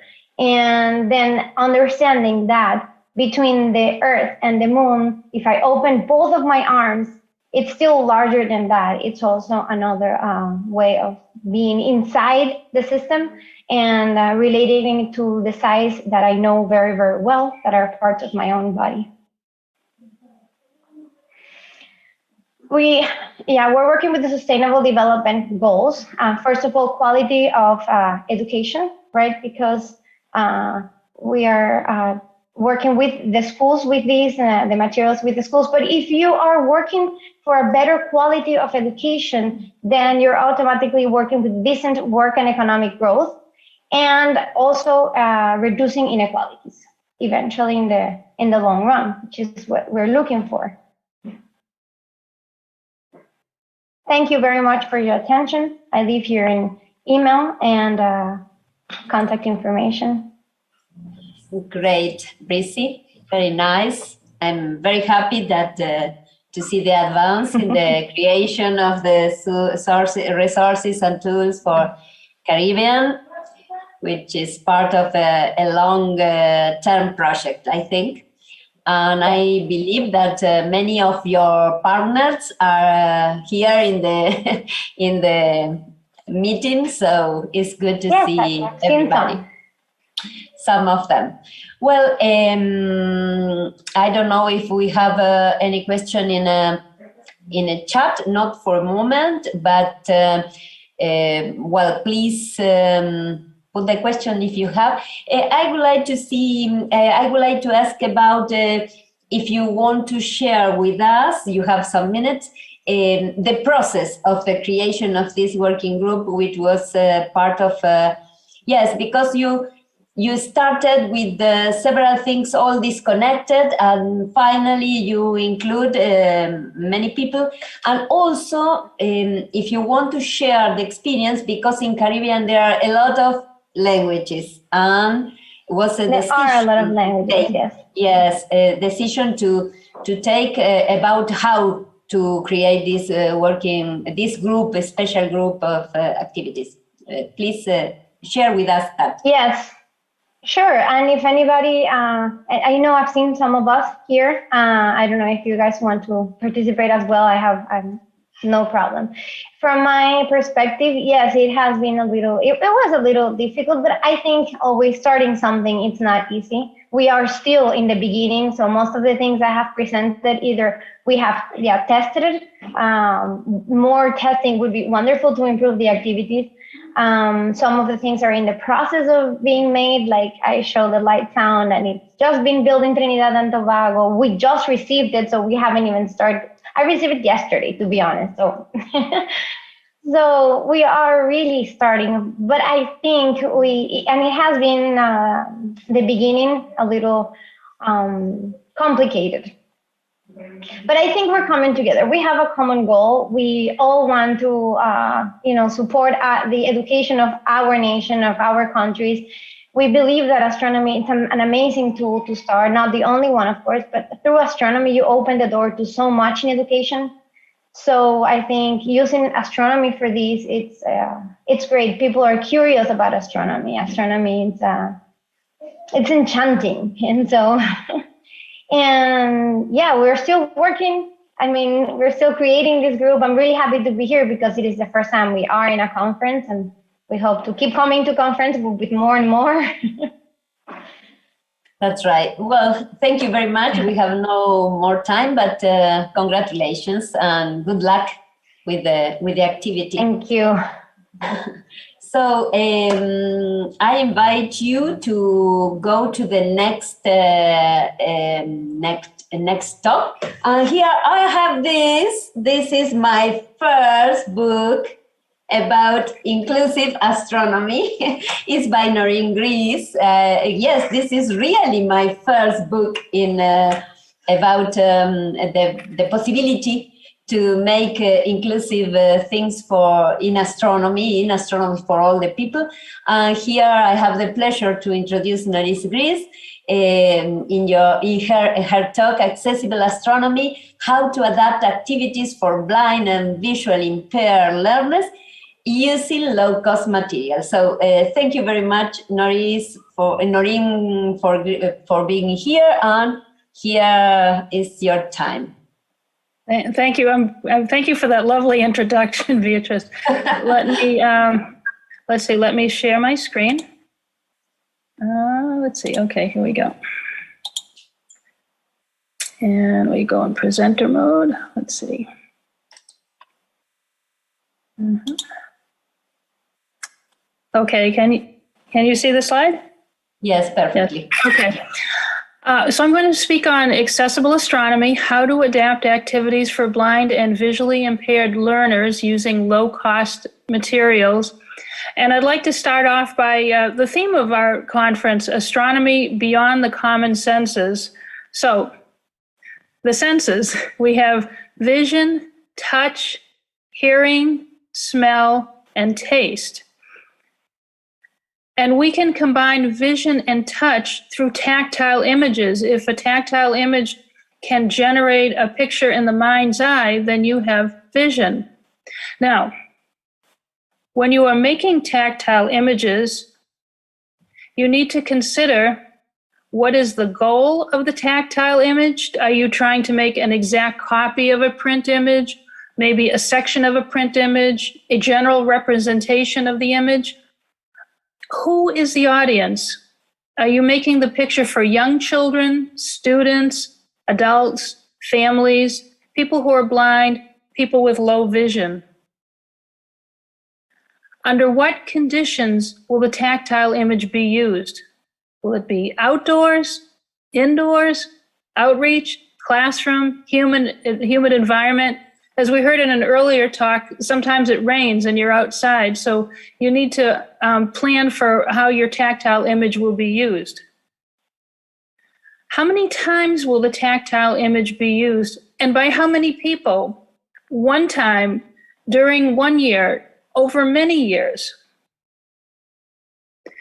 Well, I like to have some supplies available to make tactile images, and so some of the things that I like to have are a pair of scissors, some puff paint, Velcro dots, a permanent marker like Sharpie pen, a ruler, tape, and glue. Now, depending on the type of project you have, you may need different materials. For example, for the flat supplies to create tactile pictures, I like to have rough glitter paper, which feels like sandpaper, is very rough. Textured foam paper. You can actually buy foam paper that has textures already assigned to them. Velcro strips as opposed to the Velcro dots. Rubber shelf liner paper, which feels very tacky and rubbery. And smooth foam paper. Other things to consider when making tactile connections between objects in a picture: yarn, pipe cleaners, glitter glue, beads, brass fasteners, and string. So these are kind of the things I like to have around when I'm making tactile pictures. And I'm talking about not using a 3D printer, just to make a tactile picture, which could possibly be duplicated on a thermoform machine, but at least you would have one. Okay. Now let's get my slide to go forward. There we go. Now I'd like to talk about an example, and the example is the Big Astronomy Project. You may be familiar with that. It's at bigastronomy.org.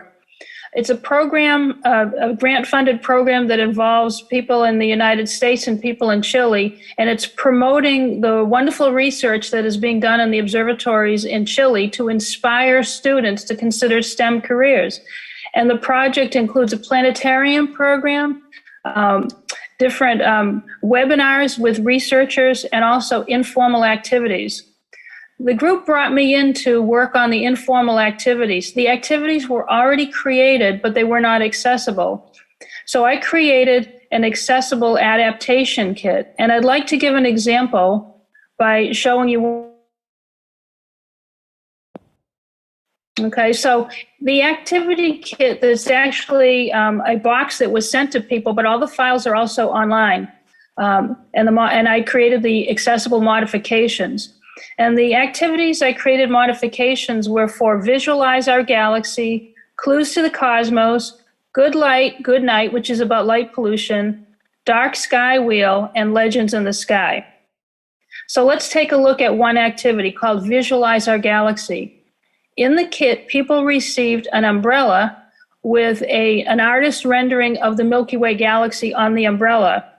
And the challenge for me was how to make this activity accessible. Well, I thought long and hard about the umbrella and to make modifications on the umbrella, but instead I decided to take a different strategy. In the activity, there's a page called Notes for the Presenter. And in that note, it says you can print out a model of the image that is on the umbrella, and it gives you the website bit.ly/bigastro. So I decided to use that printout and make two different versions of the galaxy. This is what the printout looks like. So this is the same picture that is on the umbrella. It's the artist rendering of the Milky Way.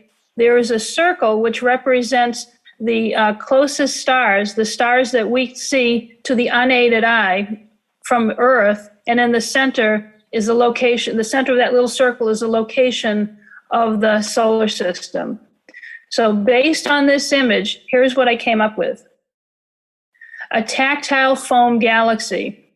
For this project, you need one sheet of, now this is called Stick It, but what it means is it just has a sticky backing, or you could put glue in the back. So one sheet of felt with an adhesive backing, one sheet of smooth foam paper, one sheet of glitter foam paper, that's that rough foam paper with an adhesive backing, 2 round adhesive foam stickers. You want one to at least be the same size as the circle for your galaxy, that circle that represents the closest stars that we see from the Earth.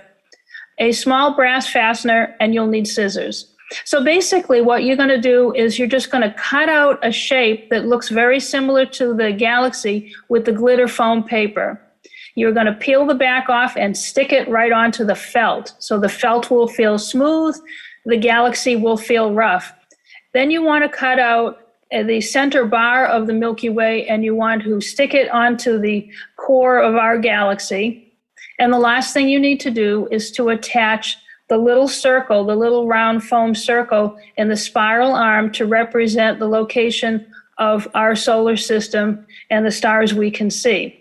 If you have a brass fastener, use that. If you don't, use a second small piece of round sticker and place it on top, a little bit smaller. And when you put it together, it looks like this. Okay, so again, what you have is contrasting textures. You've got the smooth background of the felt, you've got the rough texture of the glitter foam, and you've got the smooth texture of the center bar of our Milky Way, and then you have the location of our solar system and the galaxy. Now, another way you could do this is by making a copy of the picture. I like to print it out on 11 by 17 and laminate it. So go to a store, office store, and laminate it if you can. Then I use a bottle of glitter glue.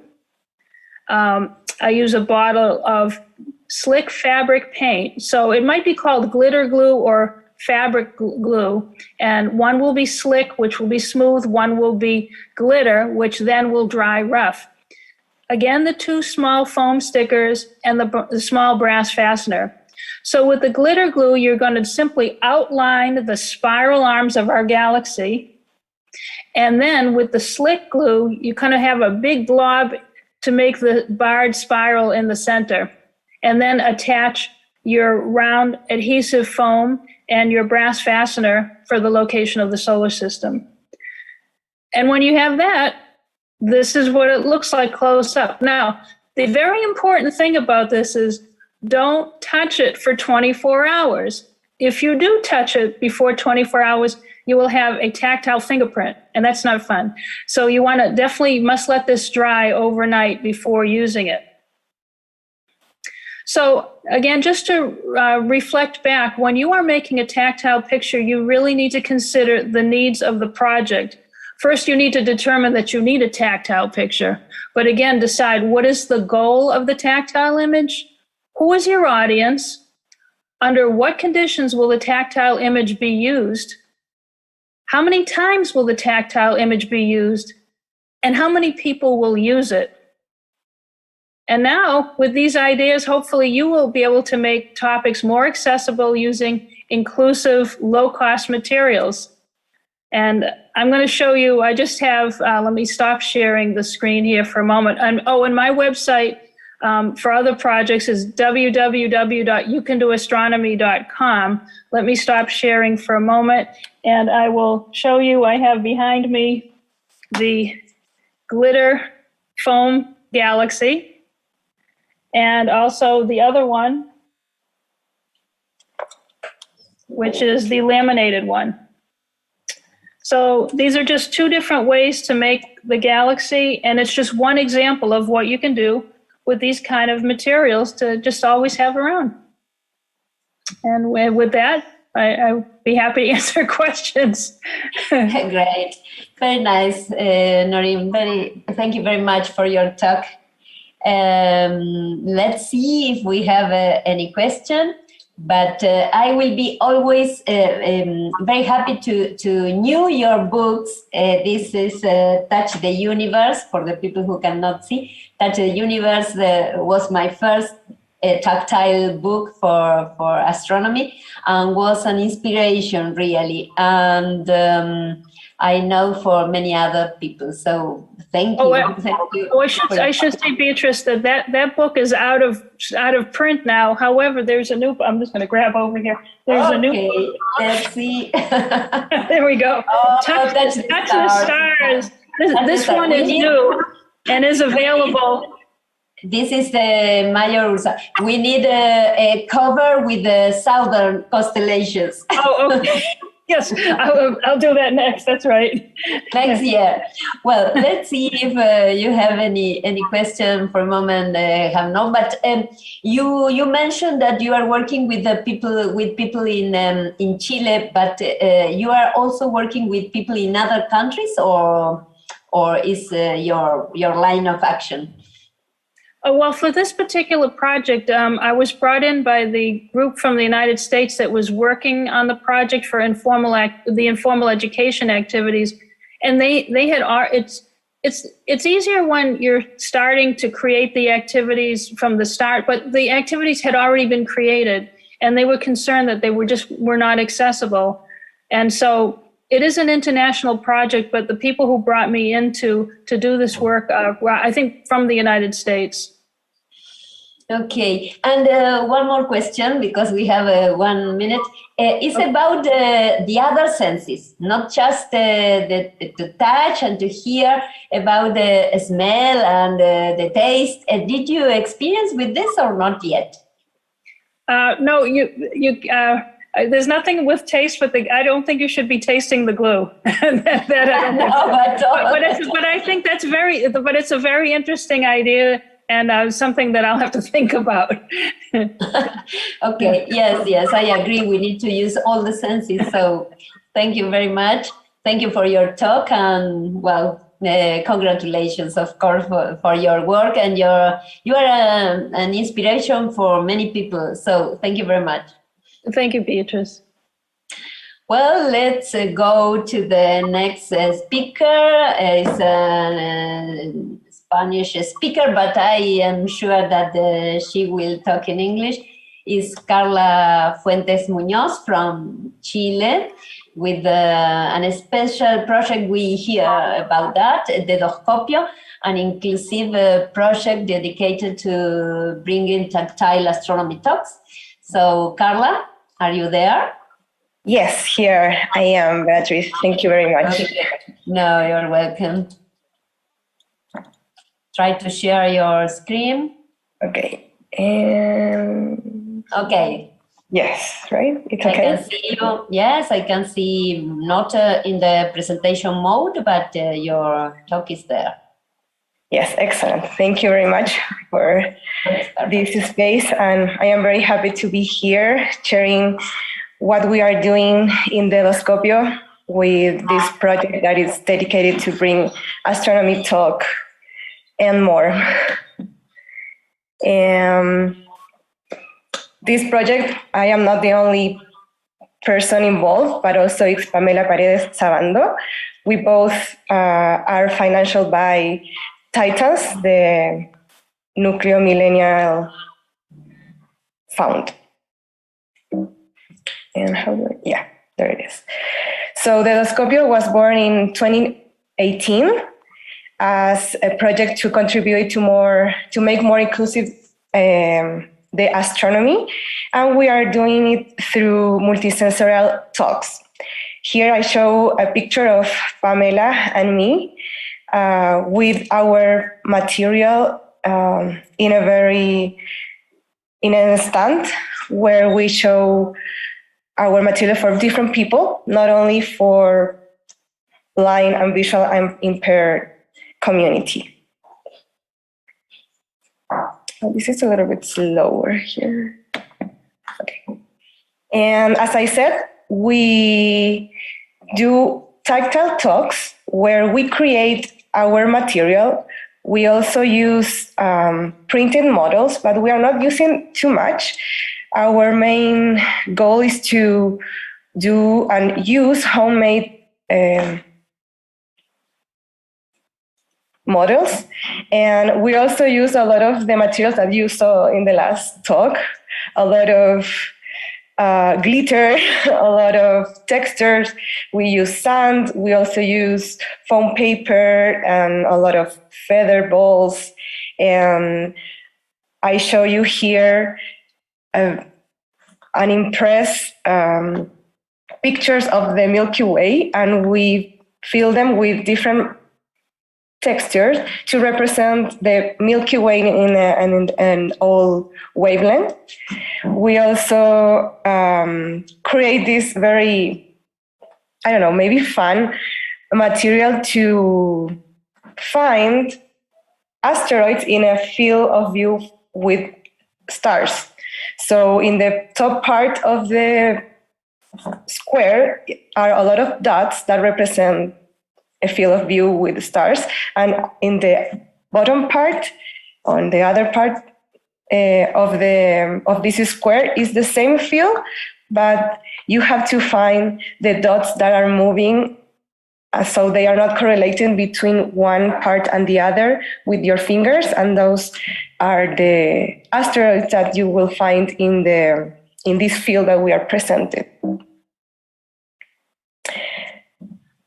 Also, we use, as I said, different kind of materials. Here we present a solar system with the different planets and their orbits. But our main thing that we want to highlight is the asteroid belts. So we represent them with little noodles. And we also want to highlight them with different contrast colors with the background of this material. Also, we use different with wood. We want to highlight the different textures as I show you in this image. So far, we have 6 talks with different topics. So we have the asteroids. We also talked about the black holes. Well, as I said before, the spectral electromagnetic.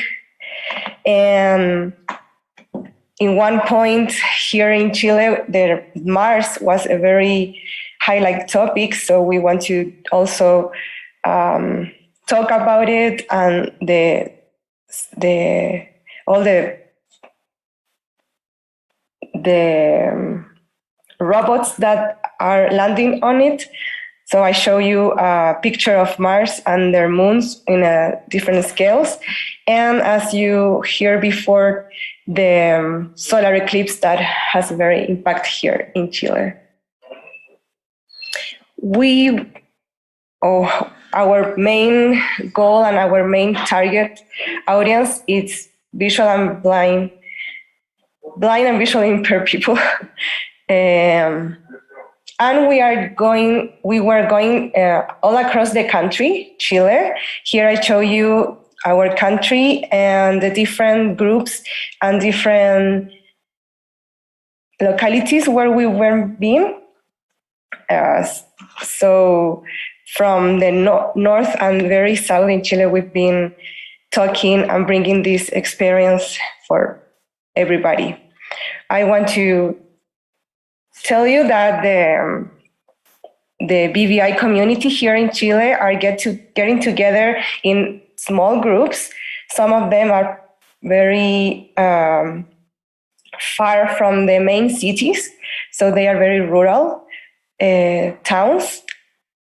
And they get together more or less 10 people in the different localities, and they get together once a week or sometimes once a month just to hang out and share different experiences.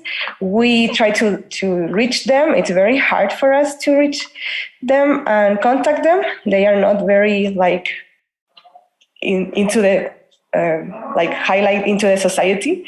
So it's been hard to reach them.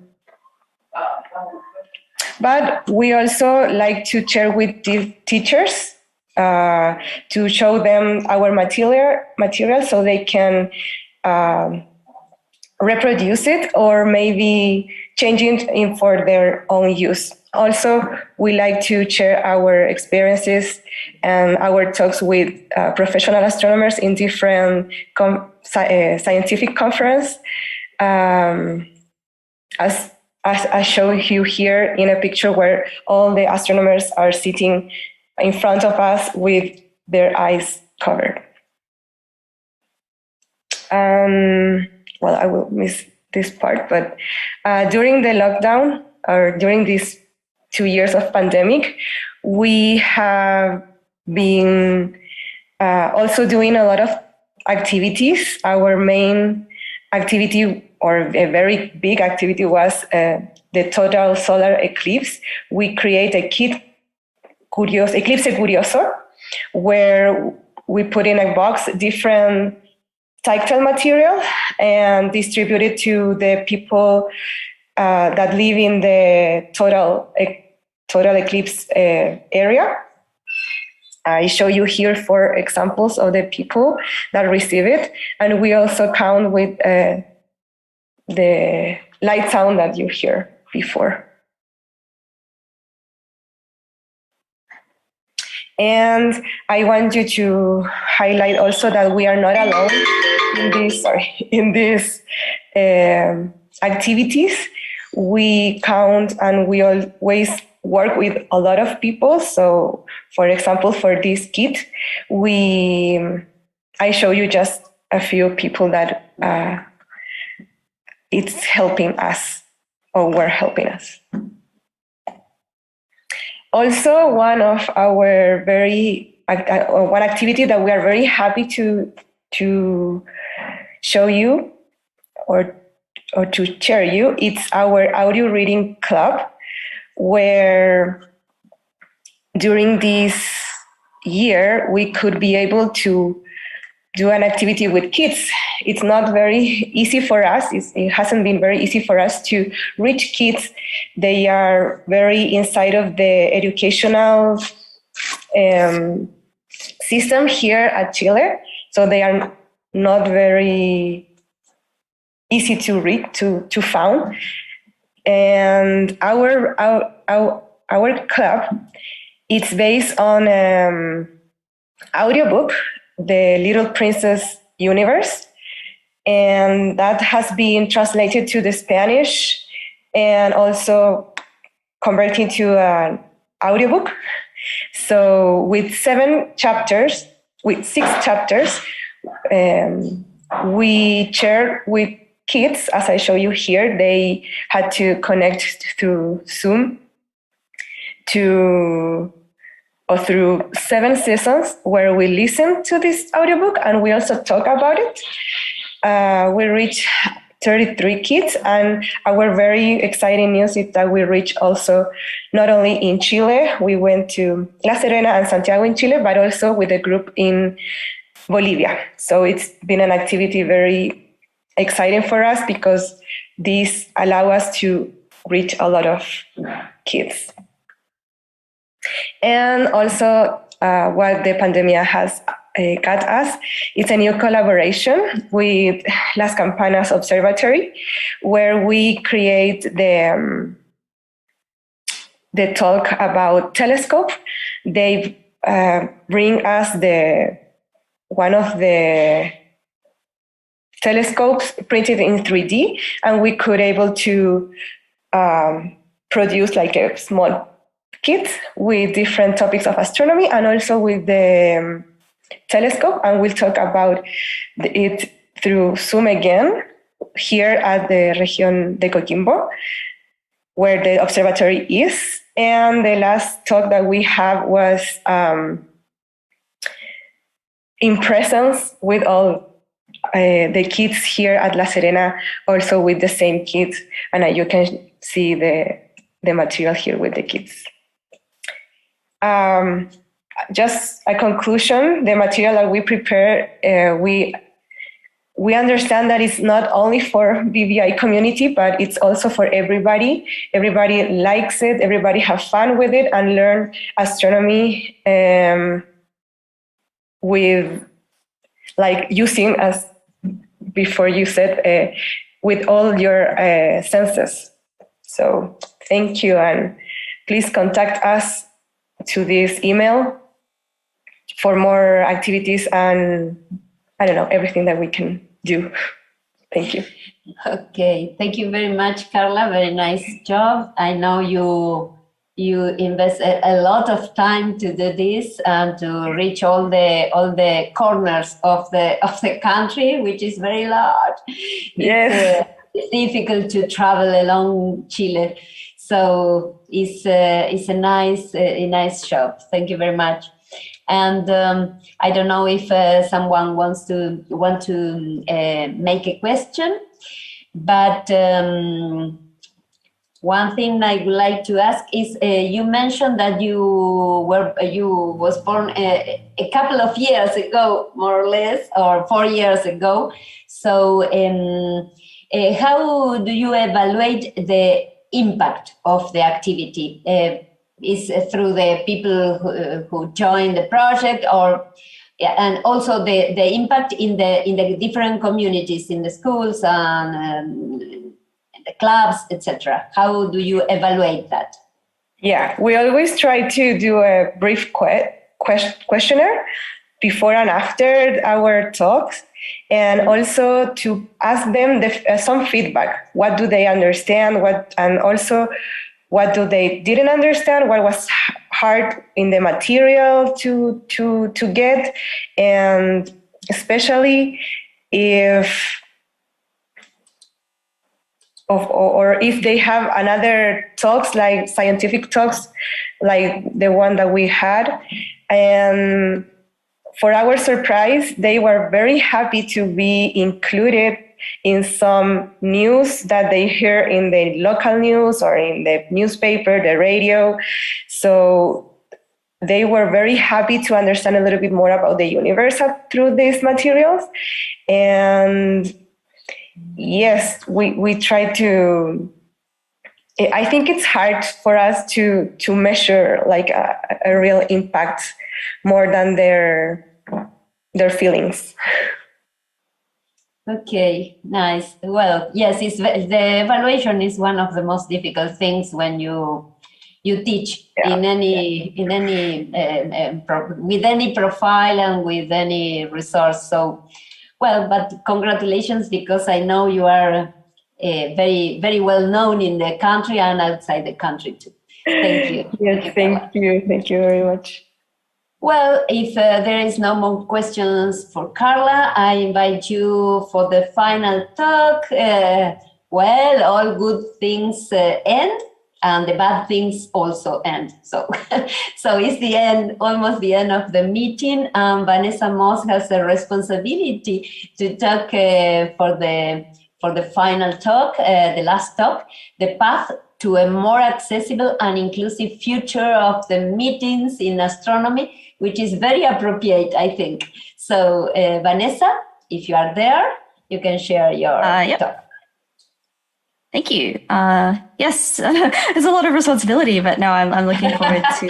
But it's a good topic for the end of the meeting. It's a very good topic. So. Yeah. So I'm just sharing my screen. 1 second.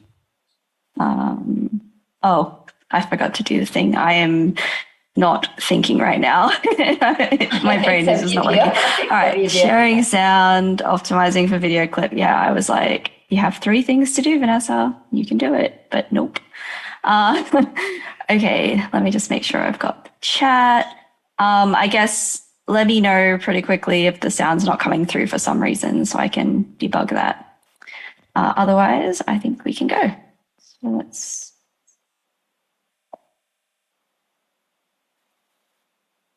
Hi everyone, I'm Vanessa. I'm from CSIRO in Australia, and I'd like to thank the organisers for giving me the chance to speak with you today about what more accessible and inclusive meetings might look like in the future.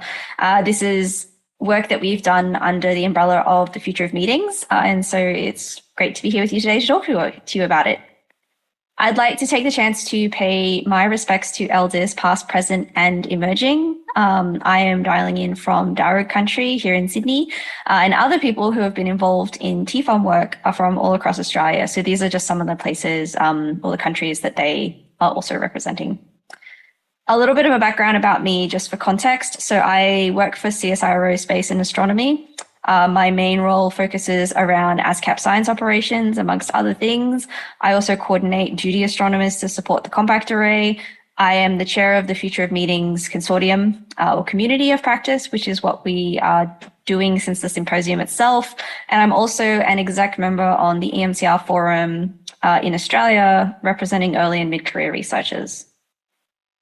A quick overview of this talk. So I'd like to quickly cover our old normal and what that looks like and what it means, for the future. Talk a little bit about the future of meetings and what that is, some of the outcomes for it, and then frame it around what are the implications for astronomy and for accessibility in astronomy, and what are some next steps that we can take.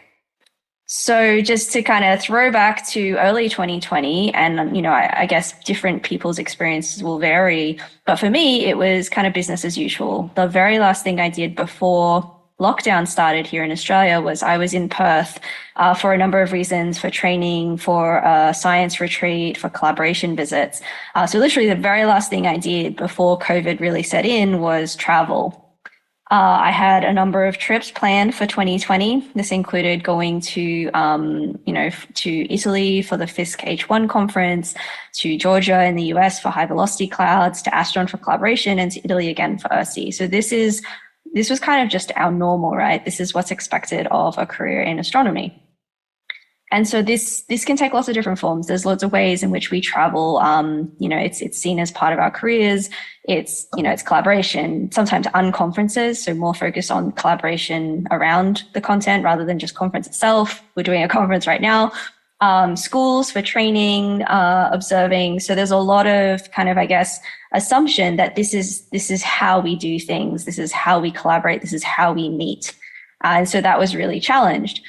And so one of the things that is really important to ask ourselves now as we stand at, kind of the edge of what does a new normal look like is our old normal, which was all of this travel, across the countries that we live in, across the world, is that the right normal? Is that what we want to encourage? I put the logo for Astronomers for Planet Earth here on this slide as well, because wrapped up in all of this are also considerations of sustainability. And if you caught Travis's talk yesterday, then you would have also seen some of that covered too. And the other questions we have been trying to explore in the work we're doing is what happens when you're not in the room? What is the experience? We're all, I think, thinking about what hybrid and good hybrid looks like. And how do we make sure that we don't kind of, I guess, reinforce these hierarchies? As was pointed out in talks yesterday, there's a difference between having access to something and actually being included as part of the conversation. And the other question is, can we actually effectively connect with people even when we're apart? Can we have those meaningful interactions? Can we be in the same virtual spaces together? That's obviously one of the challenges people talk a lot about, is how do you reproduce that in-person feeling of being together with other people? So to kind of explore these questions and more framed around our key themes of accessibility, inclusivity, and sustainability, we held a symposium in September 2020, completely online, focused entirely on what the future of meetings might look like. Throughout the whole process, we were always focused on what are the outcomes, like how can we learn from this and how can we share those outcomes to help everyone make their meetings and interaction in the future better. So we wrote a report, we also wrote a nature comment, and we came up with a set of principles which we refer to as DICERV, which capture a lot of our lessons learned and advice that we think can really help if you're designing an interaction or a meeting or a conference or anything from scratch, you know, taking into account those different themes and making sure that it's as inclusive as possible and also is going to achieve the best outcomes. So I'm not going to go through DICERV in detail. We can circulate resources, but very quickly, it's digital first, which is allowing people to connect, like using technology to its advantage so that you're minimizing that gap in experience regardless of where people are. Accessibility, inclusivity, and sustainability as key goals. Experimentation to make sure that you are kind of aware of the different tools at your disposal to solve a problem, and then kind of, I guess, absorbing that into choosing the right tool and approach for the situation. Value is about, you know, maximizing your value for investment. So do you need to pay to outsource something? Can you do it in-house? How do you balance that to make sure, you know, you're getting the best value and that it's not always just about money.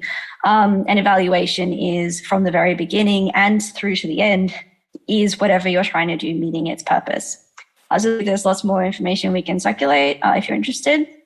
I think if we then go straight into what does this mean for astronomy, there's a lot of different questions that sort of come up when you DICERV astronomy, so to speak. One is, you know, how do we, in digital first, how do we actually effectively conduct our astronomical practices across states or nations or globally? And we've been doing this for a long time, but are our old practices the most effective here, or can we adapt?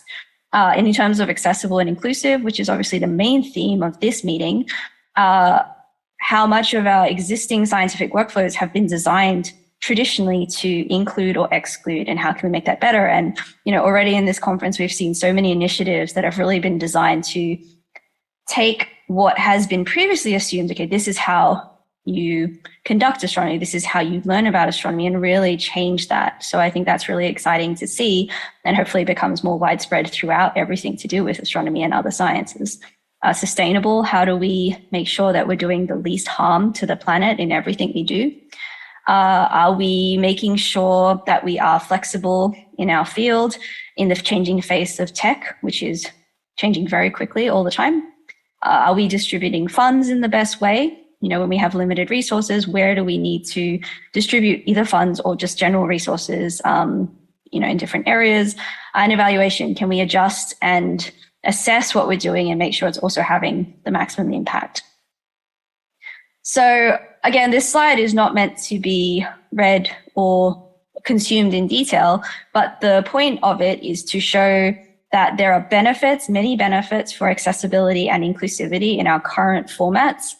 So for example, you know, distributing opportunity more fairly, minimizing barriers for access, changing the ways we expose ourselves to a global community, being more connected, changing collaboration. So those are some of the positives.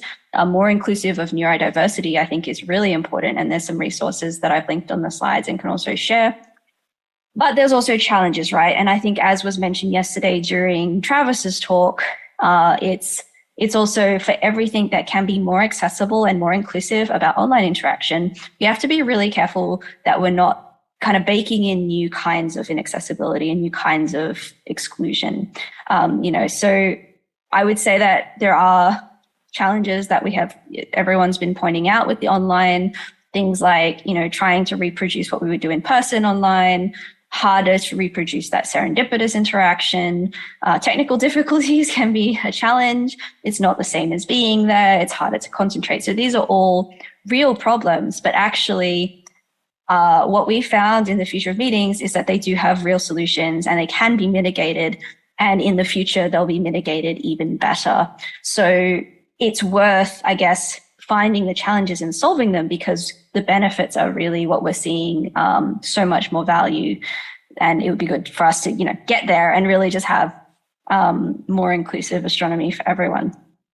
So to talk about what are some of the next steps, like where do we see, what can you do now? In our conference, we had 3 days themed around today, tomorrow, and future. And I think that also links in very well with what the next steps are for us as a community to really be trying to put this into practice and looking to the future. So today, we can already be thinking about what are we using in-person interaction for, and maximizing, the value of that, because we know it comes at significant cost. So consider who's being excluded and is it worth it? We can use existing accessibility tools. There are already some really great ones out there. They're going to get easier. Being aware of them and making sure we're thinking about this from the start is important. We can offer support, ask what people need, and just be more inclusive of those needs when we design whatever it is we're doing. And just, really using face-to-face sparingly, not just like in person, but also just live interaction. We can use asynchronous tools to communicate. We can share things in advance, and we can really, kind of already change a lot of our assumptions about how we interact with each other. Tomorrow, so in the near future, over coming months, years, we need to, see where we fit in as a field with global effort. Everybody is thinking about this. Everybody is thinking about, what is the future post-COVID? So I think really connecting in with those global lessons learned, advocating digital first. So thinking about minimizing that gap in experience if you have especially hybrid modes, trying out and implementing new practices and finding out what works. One of the most exciting things about this is that there are no solid, there's no best practice. It's still evolving. So there is a chance to contribute to that and to really help define what best practice looks like for the future. And so from our perspective, also experimenting with DISERV is great because we think it can be a useful framework, but it's something we want to iterate on, and we'd love to hear feedback from people who have tried to use it or think about it in their interactions. And on the long-term scale, we need to be looking at adapting our funding structures to reflect the needs of the community, and how do we change some of the assumptions about what a successful career looks like when it's so inextricably linked to travel or to exclusionary practices. So changing our funding structures to support new ways of interacting and working. Mixed reality is going to be in the mix. That wasn't necessarily meant to be a pun, but it's going to be in there. It's already, in the next couple of years, it's going to reach serious critical mass, and it's going to change the way we collaborate. Also making sure that inaccessibility doesn't get built into these mixed reality tools. We need that to be part of the conversation from early on, because there's a lot of opportunity there, but there's also a lot of risk that we just, continue existing practices of inaccessibility. Creating new support paths. So making sure that we're minimizing those barriers for entry, especially in, the EMCR community. And also just taking steps towards enabling global astronomy in a way that's never been possible before. So location agnostic collaboration, minimizing the effect of funding gaps, all of those kind of things. These are really the future of our field, and what we can be doing to both protect that and improve on it. So make a new normal that's better than the old normal. And kind of mixed in with all this is the concept of, so much of our limitations in when we try to interact online is because we try to reproduce this being there. We think in person is what is needed, but actually if we can go beyond the concept of being there, if we can think, what is it we're trying to achieve and what is it that online allows us to do that in person never did? That actually will be a great opening of new opportunities for how we collaborate in the future. So just to very quickly summarize our key recommendations, and very happy to take questions and discuss more. So consider the role of DISERV in what you're doing. Aim always to include and think about who you're excluding. Use in person carefully and wisely where it is most appropriate. Prepare for the future of work, which is, a broader context in which we exist, and it's going to become more and more relevant. Maximizing location neutrality. So, where you are shouldn't matter as much, and minimizing human dependency. So, what can we do to, minimize the places where we've traditionally had like bottlenecks in, human dependency or so. And also accounting for the growth in mixed reality, which is going to change a lot of the ways that we interact. So that's everything from me. I've been really excited to see so many things over the last couple of days, and looking forward to seeing astronomy become even more accessible and inclusive in the future. And I'm really hopeful that some of the work we're doing in the future of meetings can help contribute to that. So thanks very much, and looking forward to chatting with you more. Thanks. Thank you, Vanessa. I know that you were chatting in the chat with some assistants. Well, this is another resource that we didn't explore these days, because it's a pre-recorded video, which is part of the new technologies, and in many workshops and symposiums and so on, is a very used resource. So you are the first and the last one to use the pre-recorded video, but perhaps you want to share with everyone why you did this and what do you think about this resource, because it's IAU is using a lot this in different platforms. Yeah, so I put some of the reasons that I did it in the chat. Partly it was, we've always felt in TFOM, we found through the symposium when we thought about it that, talks are really one-to-many. It's like, you're standing on a platform and you're talking and everyone else is quiet. So if there's no interruptions, there's actually a really good chance to have this pre-recorded content. It's hard, it's a different skill set, but the other reason I did it was because I was like, my brain is not quite awake. I wanted to stay up so I would see all of the conference, but it was like 12 to 4 a.m. on the first day, and then it was 3:30 a.m. to now like 8 a.m. on the second day. So that was challenging. I mean, time zones are a huge issue with all of this. So pre-recording can help a little bit with that, because I'm just enough awake to have a conversation with you now, but presenting the talk might have been a lot harder. So I think that helped a lot. I noticed that Natalie said in the chat that it's really hard to make time for it in the schedule. Yeah, it's super challenging, right? So especially in odd time zones, and we have this culture of just expecting to do online conferencing in addition to your day job. That's a cultural thing. That's something that we really have to address, in our field. It has to be okay to make time, because if you went physically to a conference in another city or another country, you would have that space. You would be disconnected from your day job. So I think that's something we really need to build up robustness to, and give people the space to do these things. We've talked about things, for example, like, maybe you could go to a hotel just so you're disconnected from maybe your home life or your work life. After this, I'm going to sleep, and I'm going to sleep all of Friday. So the normal meetings that I might have, I'm not going to be there. And I've put that in my away message in my email. So yeah, it's a cultural thing. And those are actually the hardest things to change. But we're not doing this alone. It's not an astronomy only problem. It's a world problem right now. And I think that's going to help us, because everyone's thinking about it. And it's becoming it's a problem we have to solve. So there's a lot of people trying to solve it. Yes, well, there are some comments about the benefits to have this kind of resource available. So, well, as many people is ready to go, I invite Santiago, because we want to take the group photo, and I invite all the people to turn the cameras on if they want or they can. Yes. Santiago, you are there. So, well, thank you very much, all the speakers, because I believe the workshop was amazing.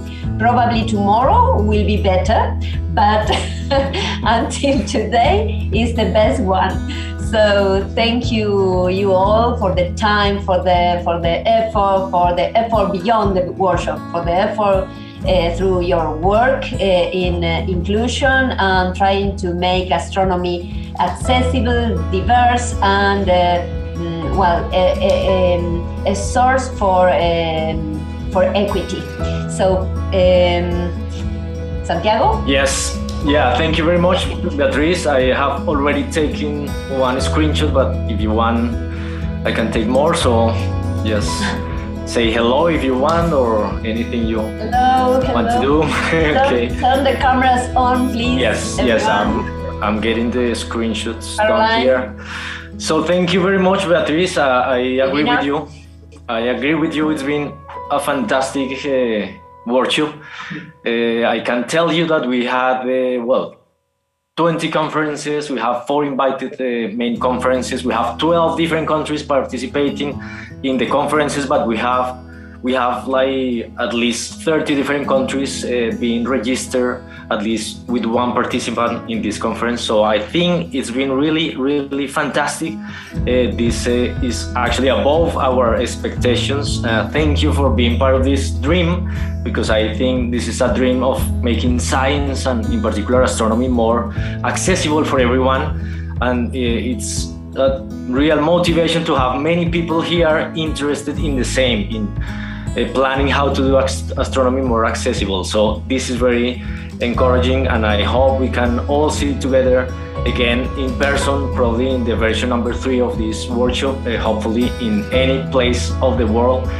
So thanks Nicolas, who is also here, part of the SOC, Gary, Silvina, also here, part of the LOC. Thank you very much for doing all your efforts to make this possible. I don't know if any of you want to say something. It would be very nice to hear if you have had a nice experience as we did. So I open the session if you want to share any thoughts, any experiences. So just to say goodbye and see you next time.